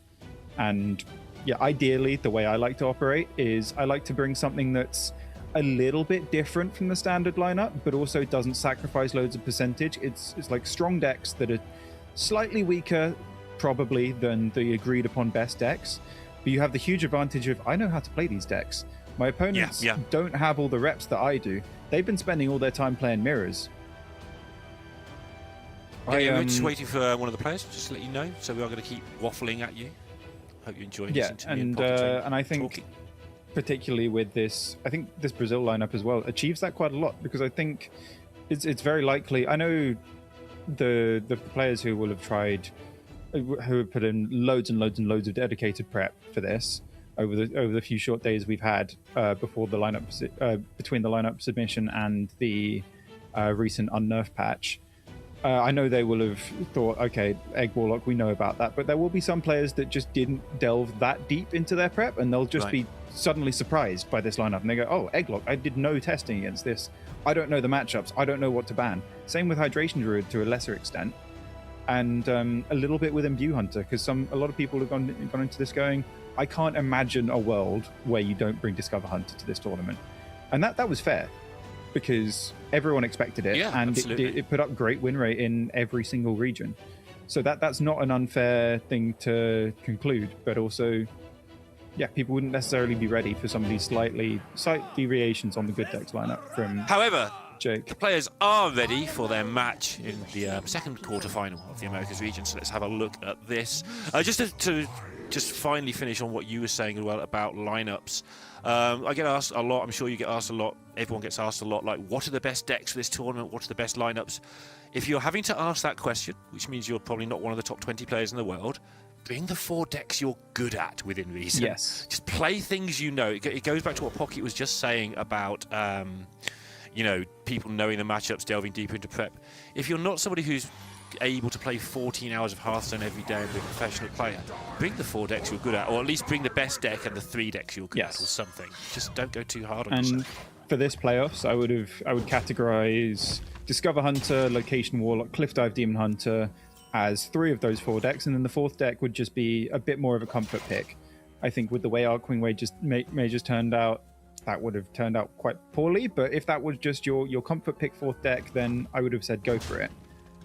Because you can win. You can win this tournament with that, even if it's not the optimal lineup. You know those decks are good. So I think if you're in a lot of doubt and you know how to play some decks that are agreed upon as good decks, do that. That should be your level 1. Absolutely. I know my best results always came when I either bluffed that I knew the good deck and got people to ban it, or that when I actually just played things I understood. Strange that, because you lose so many percentage points on decks you're not good at. Yeah. What's happening here? We've got the Cliff Dive ready to go. We've got copies ready to go. Yeah. No Vivis is taunts for the just Druid. missing a way to actually swing face with his hero on turn 6. You could do with picking up a weapon, or maybe finding another Dread Seed to hopefully roll the 4/4. But Jake also has a very, very smooth hand here. Play the Zinashari early. It's good to bank that mana now, because it can get really, really awkward to play later on. And then follow up with hopefully drawing into some stuff to actually use these copies on. Because likewise, he has got no... he has the small mana acceleration, but no big mana acceleration. And no taunt minions, so this is going to be quite fun for the next few turns. He's in the Cliff Dive danger zone here. Yeah. 2 of the big minions are in hand. If a 3rd one comes off the top, that would be a pretty disastrous scenario. That's a very good point as well. And this Trickster now doesn't draw a card, so he is very resource limited this game, which is why I really like him picking up this Bygone Echo, just to put up a few more stats, just to get some sustained pressure against Jake. Oh, the taunts begin. That is a fantastic pickup. You seem sad about it, but I think that's just me being terrible at guessing how people feel. Relief and sadness sometimes look very, very They similar. are actually, yeah, you're absolutely right, yeah. And combined with stress as well. Oh, yeah. If you're not Jake, stressed in this situation, then you're doing something wrong, he in did my make opinion. top 8 of Masters Tour Undercity. Yes, but he did have I do vaguely remember that. a year off, I think, in 2023, looking by all of his ladder rankings and through that stuff. Seems like he took some time for Yeah, I something think else at that point. Jake is a player very, very much in the same kind of mold as Lucas with past results, very much simmering under the surface. Some good results, some very nearlies, and that is an absolute disaster pickup for Vivis. Oh my goodness. Oof. Yeah, don't draw that. This is this is the big drawback to Cliff Dive DH. It's like it's what you sign up for with every Hearthstone deck, right? You can draw badly no matter what you play with. It's just sometimes with Cliff Dive DH it looks extra silly because you just get hands that look like, oh, how could you ever possibly win if you draw like this? Every deck has that hand. Every deck does. It's just the Cliff Dive DH's hand is a lot easier to recognize when it is that. I like the part where some players, somebody like me, but there are other players who do it as well, will pick up this deck, play it 3 times, get this hand every time and say, nope, I'm not playing that no matter how good it is. I just don't ever want to see this ever again.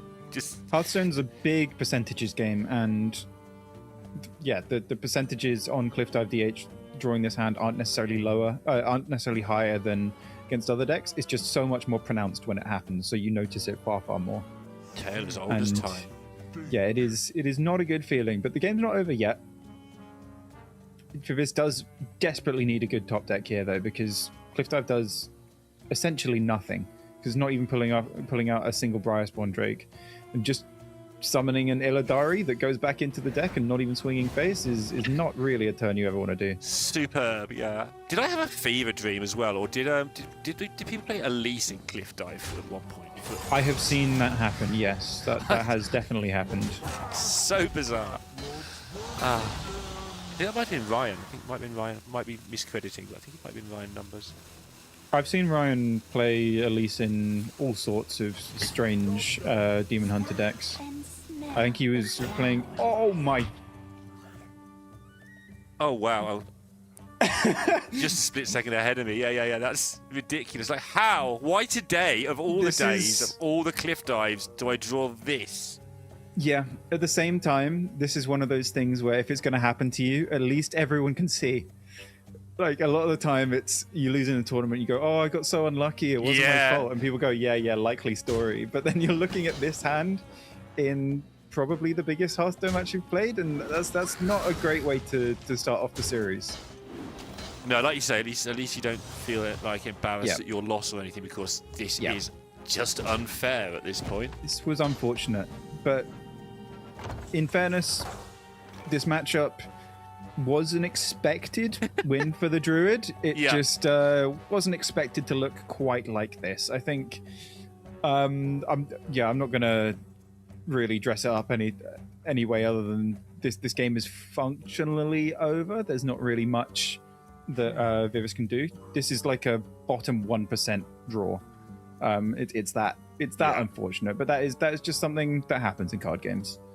Vivis has just gone through the 5 stages of what just happened by just progressively going, what? Yeah. What?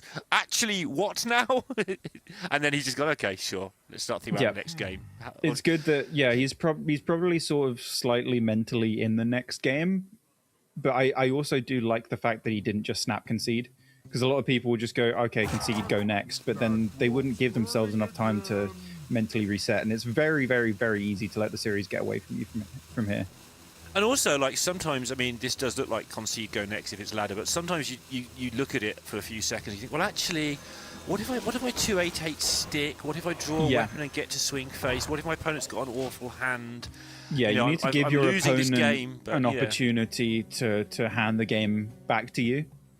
Yeah, if I get a sneaky 16 and play a Drake, maybe that hits a 3/4 and delivers 9 damage. You know it's not going to happen, but it's there. It's a stressful time for both of you. So if you just hang around in the game, you don't know what your opponent might do. I've done some very, very silly things that just would seem obvious to me so many times in big matches, but the stress just gets to me, and then suddenly you just throw away a game that looks like it should not be losable. So I think I like that Vivis is giving Jake every chance to do that. I don't expect he will throw it back to him, but you need to make him work with it. You can't just give them the game as soon as it goes wrong.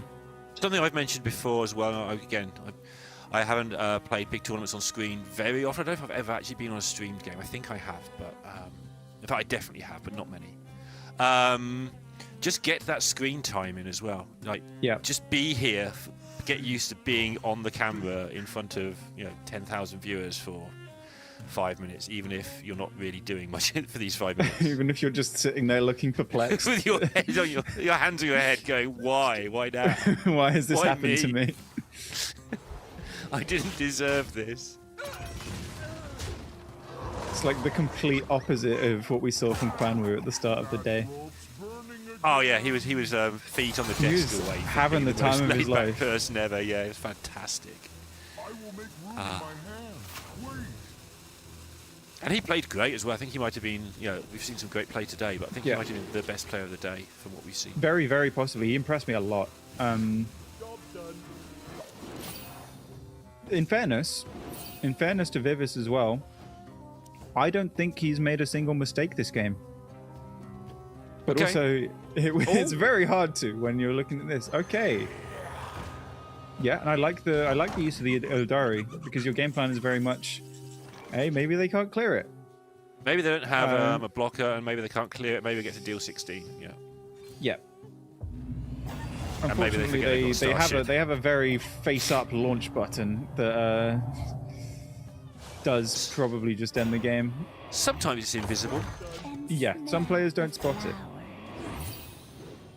But Jake I have probably definitely has been spotted guilty the of launch not seeing the button. launch button before, and I don't think I'm the worst offender in the world. Yeah. It does a good job of hiding right there in the middle of the screen. It really does. Who looks in the middle of the screen? It's surprisingly invisible for something that you've spent the entire game building up to. Yeah. Yeah. But then who looks at the packs of cards on the right hand side after the 17,000th game or whatever it is? Yeah. Yeah. So Viv is probably considering Kerrigan here as the best way to do something vaguely powerful without just throwing all your damage into taunts. At least you have some kind of sustainable game plan here if you throw in the Kerrigan. The only alternative was Illidari. But yeah, I would be very, very surprised if this gets there. Jake can just keep putting up wall after wall, bigger and bigger threats each turn, and Vivis is limited to just one, not even incredibly well statted minion each turn. Yeah. Purses the lips and say, well, yeah, it's definitely over now, but hey, making himself use his brain, making himself get into the field of playing. Yes. Like, even if you're going to lose this game, you want the other player to... You want to try and make the other player feel like they've actually played a game, you know? Instead of it's just being, oh, I played 2 cards and then they exploded. Here we go. Yeah. I just started the series with a head start. That is about how this game's gone. Cliff dive for nothing, pull out a 420 from Viper. It's when it rains, it pours. At least you're going to get all of the bad luck out the way at the same time. Yeah, and he doesn't look like somebody who's done. He's just somebody who's okay. That's a game of Hearthstone that happened. And that happens. And like I said, that matchup was expected to go the Druids' way, but you would have expected to actually make them work for a little bit more. That is one of the reasons that Druid is in the lineup for a lot of people, for specifically that Cliff Dive DH.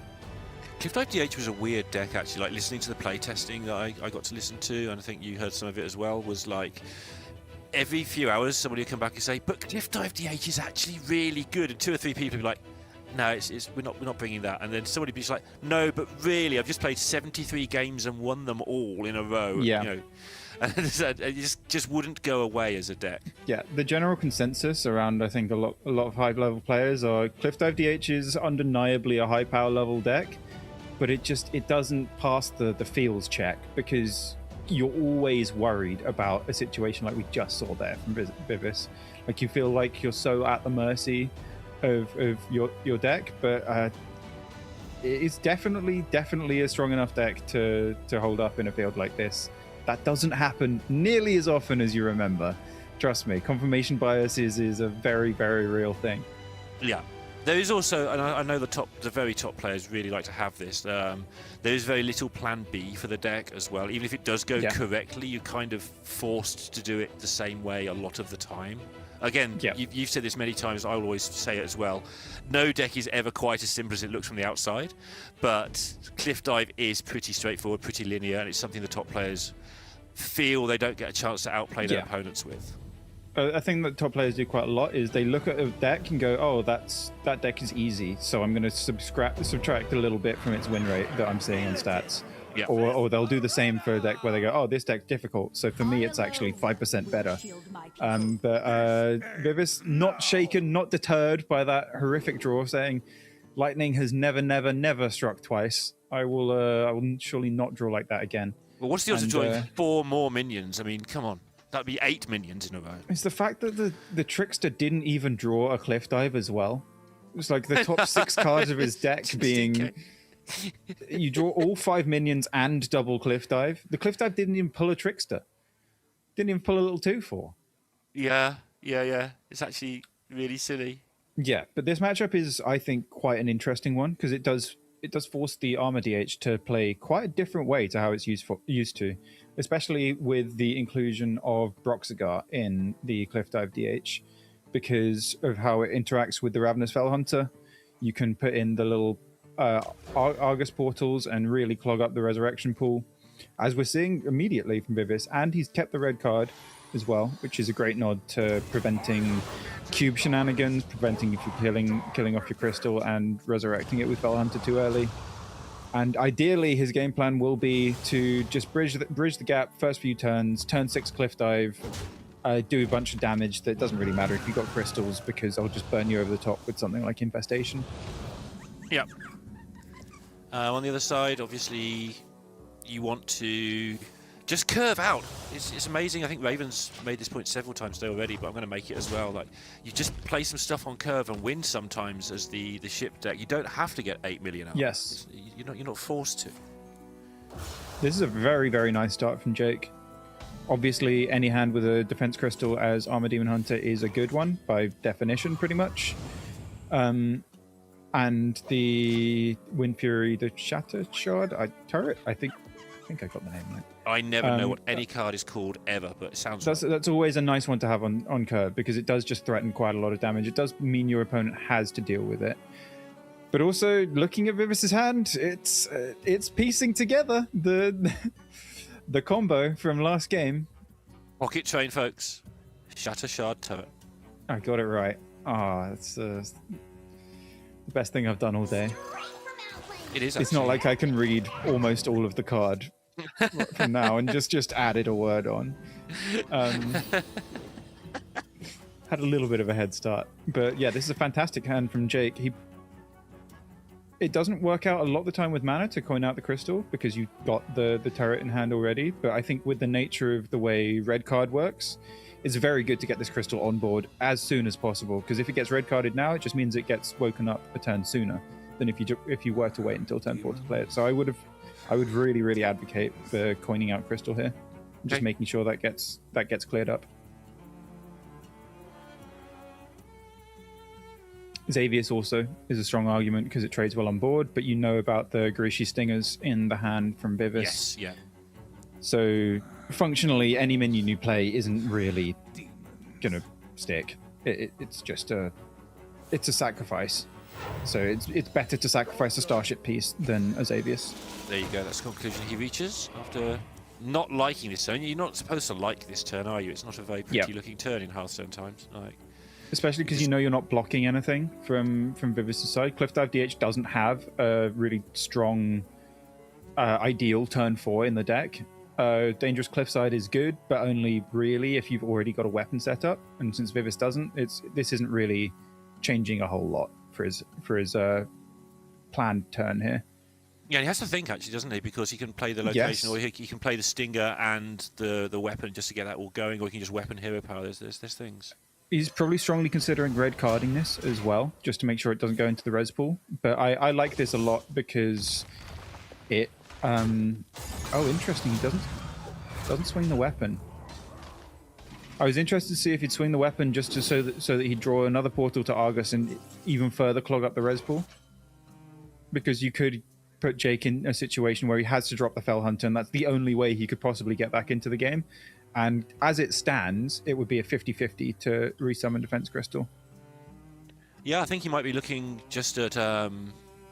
This Rest in Peace pickup is looking really good, actually. Yeah. Just resummons a Defense Crystal and only summons 2-1, I believe, for Vivis.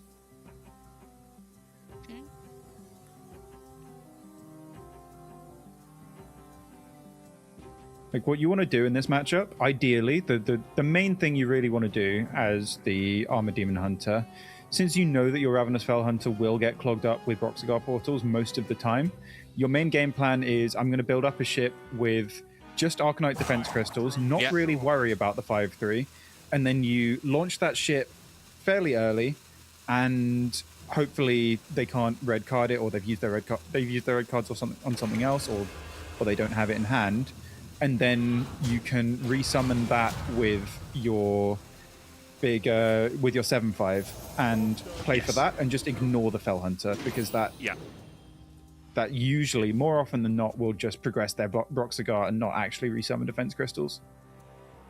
Oh, we need to note, by the way, that Vivis does have 2 Drakes in hand already. we've got to mention it. Yeah, he's building the combo. But this is now a bit awkward. He's left himself a bit of a weird hand since he didn't draw the portal last turn with the weapon swing. Yep. Like, Cliffside can come down and you can trigger it again, but you're also not drawing with this weapon, so it is a bit awkward for your game plan. You need to draw into that cliff dive to actually activate the real power of your deck, because even though you've sort of disrupted Jake's game plan, if you're not progressing your own, you give him way too much time. Yeah, as we're seeing. So there is the Fellbat. He's just going for the Fell Hunter and currently hoping to win a 50-50. I think more often than not, it's going to be a 1 in 3, because Vivis will almost undoubtedly play the second portal to Argus this turn. I think he wants to win this 50-50. Yes. Just get that Which feeling. is why I think, from Jake's side, I really would have preferred playing this Rest in Peace at some point before now and just getting an extra defense crystal into my ship and just going for a fairly low value early launch. Because against Cliffside DH, all you really need to do is survive a couple of waves of pressure, and then they do run out of damage a little bit. I just got really excited about a guaranteed draw. What I mean. I tried to give the opportunity to act like you didn't. I noticed. No, you did a good job of going through it. I thought, no, I'm going to admit it. Do you see what must be done? Yeah, so he's just red carding this. Bit of extra damage from the Altruist. What this means is most of the time, Vivis can draw the 3rd portal to Argus before this even dies, but it does also activate return policy. So Jake's entire game here looks like it could come down to a 1 in 3. I believe if it hits the defense crystal off this return policy, then he will win the game. But with the way that Vivis has set this up, that would, I think, in effect be a 1 in 3 for the game. Okay. A 1 in 3 to have a chance. To have a chance, I was going to say, for the game's a bit yeah. excitable. For the game, maybe a bit excitable, but it does spiral quite a lot because you probably survived to the Fellbat at that point. I miss Altruist. I miss how much damage this thing can just churn out. I miss those days. It was... Sometimes. It was good fun. I enjoyed it a lot.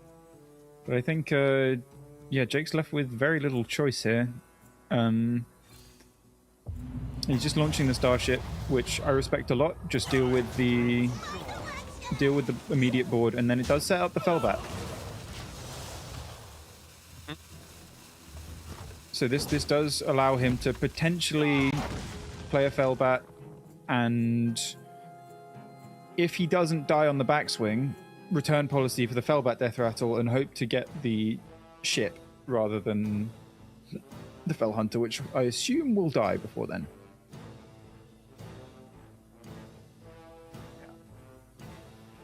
You would assume. Vivis is very incentivized to kill off the Fell Hunter. Like, it's scary because it could pop out defense crystals, but you do want to get this kill before Jake gets a chance to actually put more of his own good death rattles in there. Yes, you've clogged up the pool, but Jake can clog the pool right back up with more defense crystals. Vivis is very tempted to red card this. It's very reasonable to, but it does sort of ruin your turn a little bit, because it means you can't play this Priestess of Fury, and then you're just sort of floating mana. You can equip a weapon, which would override your current one. Yeah. It's not amazing, but yeah, I very much prefer this. Just, I think you're sort of locked in on the disruption game plan at this point. I drew a portal again. Oh, it's so lucky. It's top decking the perfect card every time. It's amazing.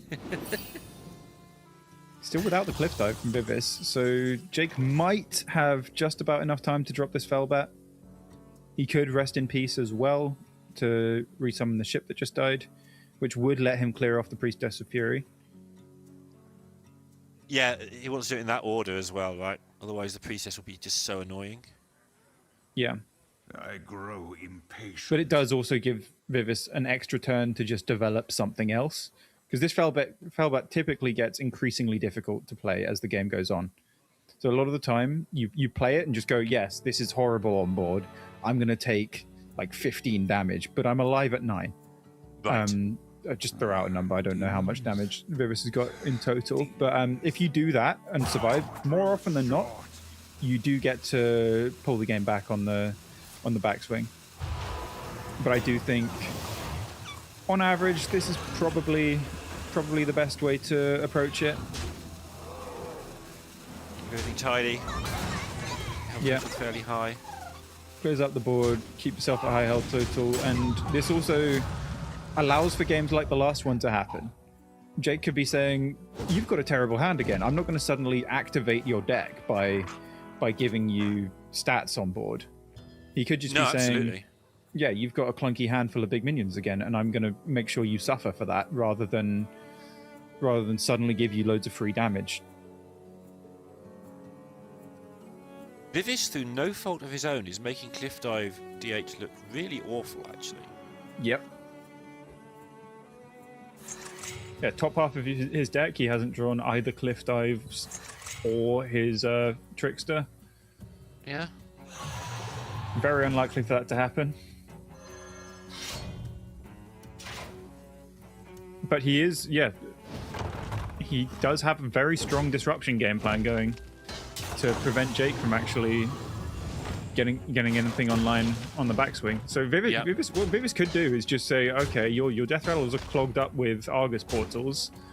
When they die, they're just going to build me another Broxigar, and then eventually you're going to just die anyway. Yep.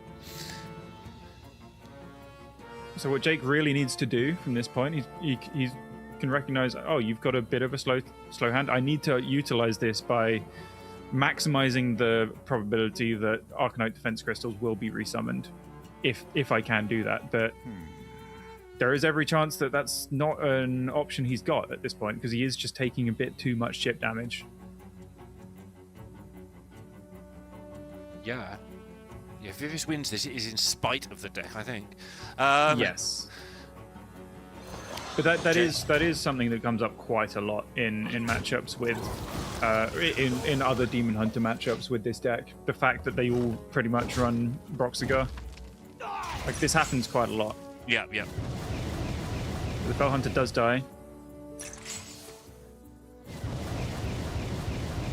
My goodness. Was the expected result, Okay. and he gets, well, it depends what's in these Fell Hunters, but more often than not, this is not the good result. Because these are more likely to summon other Argus demons than they are to summon crystals. But at the same time, picking these up instead of a starship piece, maybe that Counting. was your only route to victory? Are we But counting? Is he just dead right now? I think so. I think I'm counting, but very slowly. I'm relying on you to count faster than I am. I'm relying on Vivis to count faster. Yeah, he is dead for sure. Yeah, very much in spite of the deck, but also Portal to Argus. It's a big kicker in this matchup. You have to play the deck very, very differently to how it intuitively wants to be played in most matchups. You can't just curve out with your pieces, because this will happen. I am glad that Vivis did that. I'm glad that we got to see him win a game with those two pretty awful draws. So, yeah, like you said, Jake did have a decent chance there to get stuff going very, very early on. You identified that the danger was coming, and Vivis done his homework, knew how to make it as bad as possible for Jake with that, even with that hand. Gets it to one apiece. If you can't kill your opponent, just make sure they can't kill you, and then you suddenly have a game on your hands. It's just like two pretty mediocre looking decks that game, just sort of slapping each other. Yeah, bit of a pillow fight. Yeah, but yeah, if your bad hand can drag your opponent into a pillow fight, then you've done all right. And that's the Demon Hunter section out of the way for Vivis. Yes. I'm just going to double check because it's been a while what he's actually playing. Yeah, I think the series gets fairly awkward now for Vivis. I think that was potentially his best deck remaining into Jake's 2 decks with the Imbue Hunter and the Armor DH, because I think those do both line up fairly well, particularly into the Warrior for sure. They both definitely are matchups that the Warrior really hates to see. But the Warlock from Vivis, it's a little bit middling versus both of them. Ah! Wasn't me, yo. I was going to ask about the Warrior, but I'll wait until we get to the Warrior for that. Yes. Okay, this is a matchup, where I've heard a lot of different opinions on. My opinion generally has been that this is Armor DH favored, but I do know some people are very passionately in the camp of this is great for Warlock. You just build a bunch of big 8/8s and hit them in the face, and then the game ends. Because we have seen Armor Demon Hunter does not deal with boards very well. It just puts up its own, and if it doesn't do that fast enough, it can very easily get overwhelmed. Interesting. Yeah, my gut is that the Warlock probably is advantageous here, but because if Warlock wasn't favoured, wouldn't everybody have brought Armor DH? Yes. Oh, well, that is a key thing in the preparation for this tournament. It was a very limited testing time, so a lot of these disagreements will be had. I think a fair few people who did bring Armor DH will have gone into it going, I'm bringing this, I'm favoured against Warlock. And a fair few people who didn't went, I'm bringing Warlock, I'm favoured against Armor DH. So there's probably a fair amount of disagreement going. And going back to the discussion we had earlier about play what you're good at, it is possible for both of those two people to be right. Yes. One of them might just be good at the matchup for one side, one might be particularly good from the other side. So that Xavier's pickup is very nice for Jake. It allows him to hopefully tutor the defense crystal from his deck, because just like Vivis has to really quickly ramp up his 8/8s with Ultralisk Cavern and just clicking locations to get giants down early, Jake really needs to get defense crystal going early as well, because if either deck gives the other one too much time, they will just get overwhelmed. yes, yeah. Charging crystal. Charging crystal. I always get tempted by the double battle cry Exodar, but it doesn't actually do anything. The second battle cry, it just feels like it would be something really powerful. Oh, because you haven't got a second ship. Yeah, there's no second ship to launch. Right, yeah, that makes sense. When I first saw it, I thought, oh my god, I can get double armor twice, or just double attack twice. Double glacial shard. I can freeze 2 things. Yeah, it's just a double glacial shard, really. Good. Vivis does have the Ultralisk now, so he can start progressing his own game plan next turn. Yep. And while Jake does have the crystal, he doesn't actually have any good follow-up to it. Lacking a Horizon's Edge in Vivis' hand for the absolute craziness, I think. Yes, and a scrapbooking student. Grow impatient. But he can curve out quite nicely into Kerrigan if he likes, and just start piling on the pressure sooner rather than later. Or he could lovely pick up there. Perfectly fills out the curve. I'd imagine you just don't think too hard about this, and well, you should always think too hard about this, but it seems like a fairly simple double Ultralisk, double click. Yeah, that makes sense to me. Double click, trade, off you go. Kerrigan next turn, because we've seen how hard it is to deal with Kerrigan remnants if she comes down earlier. Yeah. You don't deal with all the stuff very, very quickly. One important thing with Kerrigan in this matchup, it is one of the ways that you can AoE down a wall of crystals that might come up. So a lot of the time you might see the Warlock player hold on to Kerrigan until a little bit later and just prioritize the 8/8 game plan and say, okay, I'm making a full board.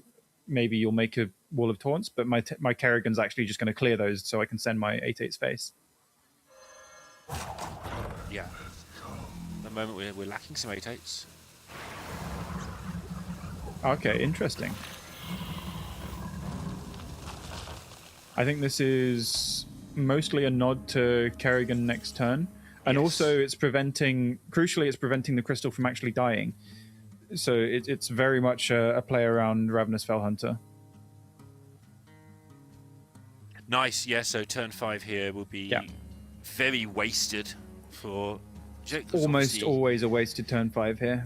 But with the way the Armored Demon Hunter functions, there is very much the double threat of, if you let the crystal stick, they also run 2 carnivorous cubicles, so they could just play a cube on their defense crystal and start copying that, and then you're punished for not trading it.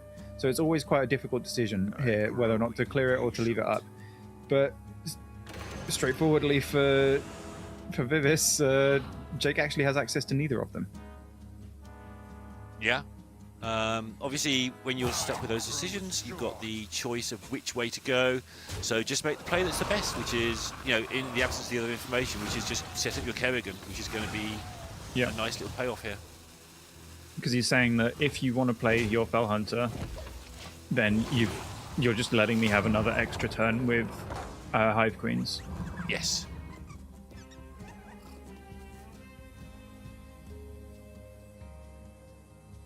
Every turn you can deny the Fellhunter is quite a good feeling against Armored Demon Hunter. So he might even not Kerrigan here and just go, I'm making loads of 8/8s. This is better. This is so much better, yeah. And Jake's choice might just be to, well, from Vivis's perspective, Jake's only decision might be, I still have to just play a 5/3 against this and take a bunch of damage. He does have the Garishu Stingers, which are really, really efficient at removing boards. And due to the board being full, he does have access to that Rest in Peace as well to potentially resummon a defense crystal, but I think it's clogged up with Xavier, so you're never going to risk it at this point. Yeah, you're at the point you were saying earlier now, where you've got Kerrigan to clear up the problems with the 8/8s coming through behind. Everything works out nicely here for Vivis, and Jake really hasn't got much going on. Obviously, it always looks like there's not much going on, but he hasn't had those starts where you just play Starship Piece into Starship Piece into Crystal, hit you for 5, hit you for whatever. He hasn't had that luxury. It was a very nice top deck though there with the Defense Crystal. It allows him to very cleanly remove most of the damage from the board. But the downside is Warlock has just so much reload, and it's not like you're playing a control deck here that will punish Vivis for throwing down loads of 8/8s on board. That you can't overextend against Armored Demon Hunter until Ceaseless is active, and that's quite a way down the line still. So Kerrigan here, for me, is partly like a refill. I think he would have liked to hold on to it for a wider board, like you've talked about most of the game, but needs some cards, weirdly enough. So let's get some cards and play another 8/8. It's not only a refill, but it's also threatening so much damage now. He's threatening to just end the game really fast. This is the most aggressive thing you can do to just deny the Fellhunter from coming down safely as best as possible. Hovers his 47 mana card. No, that's not saving you yet.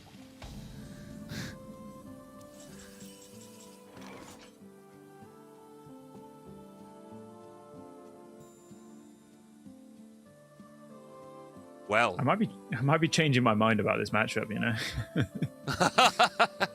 Oh, some players have talked you into it, have they? Yeah. It's some players, and also my eyes. Have started to talk this is me a into particularly it. sort of unable to fight off the opening board hand, or even by Death Demon Hunter standards, right? Yes.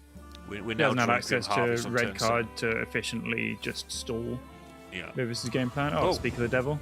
But it's a little bit too late for that, because he does have no choice but to just launch this ship, clear off the 8/8s, and hopefully be able to do a slow, clunky setup play next turn.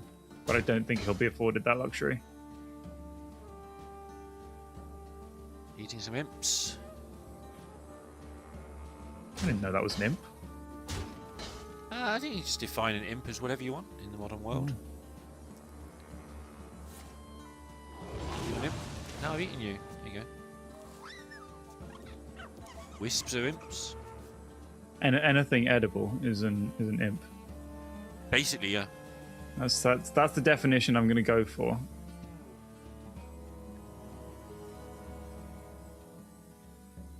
thinking a couple of turns here because he wants to know whether to Horizon's Edge and use it, or Horizon's Yeah. Edge and wait and then copy it. He's got a next turn. surprisingly low amount of actual minion development this turn. I think Jake will not be happy to see the Horizon's Edge if it does come down, but also this turn he knows definitely could have been worse for him. I believe there's a second giant in the deck that still hasn't come down. I like Horizon's Edge, press the button and wait here, and then just next turn press my spawning pool and just go at it. And just get double Horizon's Edge and everything going next turn. My preference, but he wants to get some more stuff on board. So Jake, I imagine, will probably have to go Fellbat red card and just get 2 copies of the ship back from the Fellbat.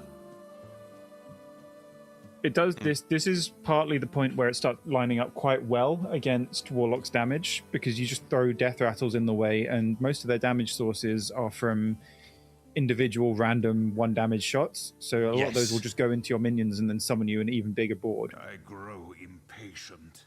Yeah. Which is why I thought this was probably a decent matchup for Demon Hunter and felt quite good to me when I played it.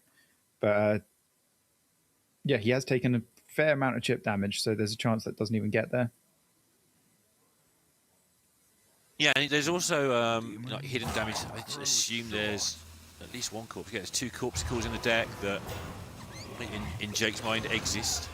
We can see they don't currently exist, and so on. So this is just saying next turn.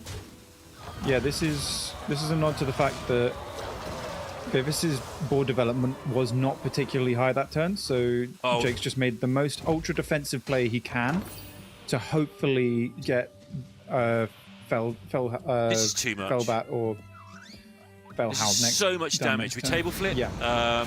Copy the Horizon's Edge.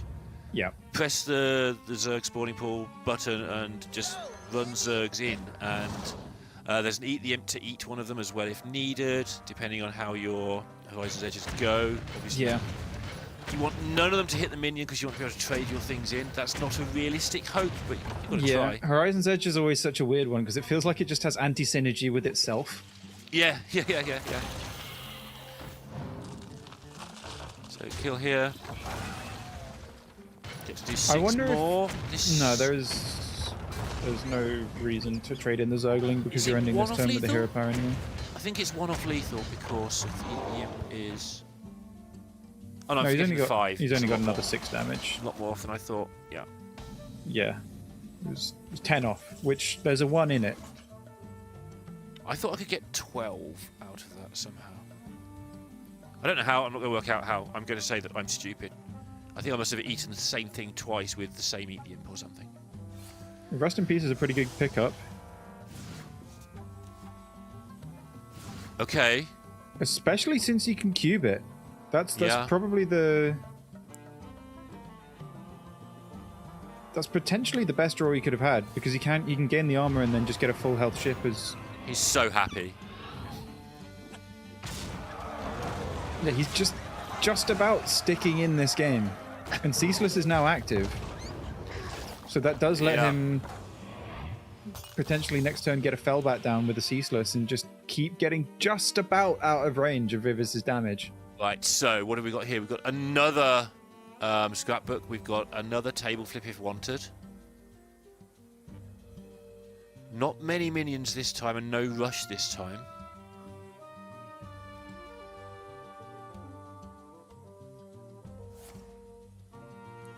Yeah, it's looking far more awkward now. You have to pivot back to the 8-8 game plan because this direct damage is not getting there. But the downside of that is Ceaseless expense. Sure. The fact that he did this so fast does make me question whether he's been tracking Ceaseless. Because I feel like that has to be on your mind at this point. If it was in his hand, he'd see it was 0. And I feel like he'd then think a little bit longer about this turn. But he could just be saying, at this point, I'm probably not beating Ceaseless. This game's getting away from me. Yeah, it's starting to go that way as well. And then the question here becomes, do you ceaseless before or after the Fellbat? How do you feel?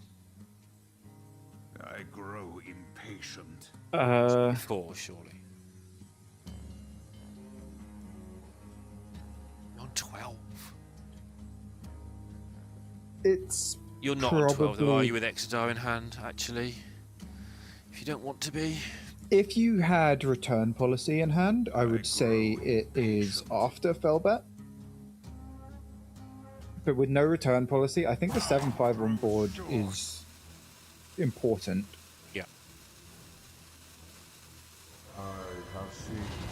You also know about 5 of the cards in Vivis's hand, so you know that there is a big limit to the damage.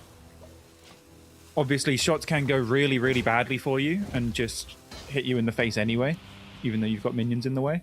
Yeah, and I think that's the win condition now for Vivis, I think. Yes. See where the shots go. Let them fall where they may be. Might be tempted to press the horizon's edges now and see where my turn is going. I feel you need some luck this turn, so let's start it off and see what type of look I'm aiming for. Is there another plan though? He has got the Cursed Catacombs, so... Yeah, the main reason not to click them right away would be if you're thinking that you can get the board down to 1 minion and improve the odds of shots going face. Now he can... you can just try and chew through all of it. Yeah.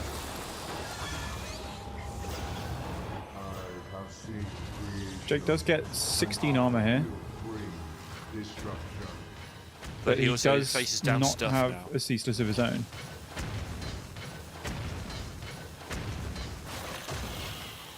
Obviously, I mentioned the XR a couple of times. You don't really want to have to use it because that's when you're out of stuff, but he's going to have to use it, I think. I think the ship is really small. Oh, is it really small? Okay. I think it's really small. I think it might just be a 2-4. I could be misremembering. Oh, okay. I was thinking there's at least 3 in there. Yeah, okay. If it's just a 2-4, then. Yeah, I guess he's had the other ship. Yeah, I think you're right. Yeah, the other ship died and he's been rezzing that, and there's been no Fell Hunter played. No, you're right. This will be very small. It would still be 8 armor and a minion on board with Ceaseless gone, so it would still put stuff in the way, so it's completely reasonable to just do it. I grow impatient. Yeah. If we're right. If it's bigger than 2-4, then it's not that big, changes he the hates it. equation a bit. Yeah. Yeah, it's just a 2-4 with Rush Wind Fury. You gain the 8. You deal with the board like this and just say, I'm going to top deck either some card draw or return policy sometime before I die, which I think is a fair bet to make. You're just playing at the top of your deck. Yeah. And there is a lot of isn't good in much stuff better in there. spot, other than he has got slightly better cards and good hero power. Like he's also in a bit of another one of these games. Yeah, what Jake's done here is he's bought himself time, because if he left the board at all there, then it means that his top decks have to be much higher quality, much faster. There's a lot higher chance that Vivis just has a little bit more of a dead turn here, and Jake can survive another turn of a dead draw and maybe get there.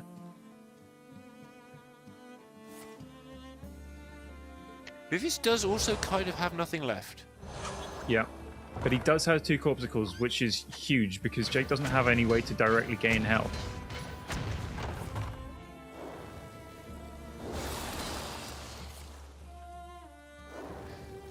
And he's definitely got a massive head start in the face race. Yeah. As it stands, Corpuscles. he's pretty much just 2 turns away from lethal. That is a massive pickup.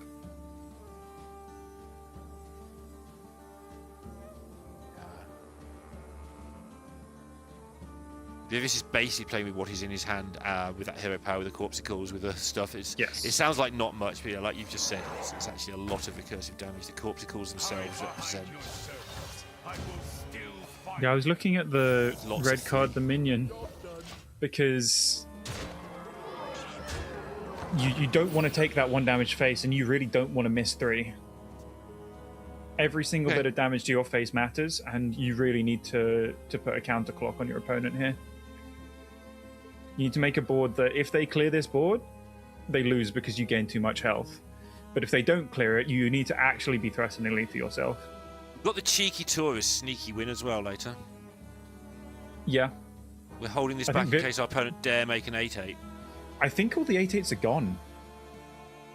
I think they are. I think they are, but yeah. Yeah. But it is still something. It is still something. Any minion whatsoever is just a little bit more burst damage that maybe he won't have accounted for. Yeah. Although at this point, I think there could be a fairly strong read on this being specifically a runner. I'm not sure there are that many cards from Vivis's perspective that Jake wouldn't have played while being stuck in hand this long. I think that's reasonable. But yeah, it's not unlikely that Jake will... that Vivis will have lethal next turn, considering he has the guaranteed 6, and he just needs 1 random shot to hit face. Never happening. Stranger things have happened. We saw, 9 go into 2 minions earlier?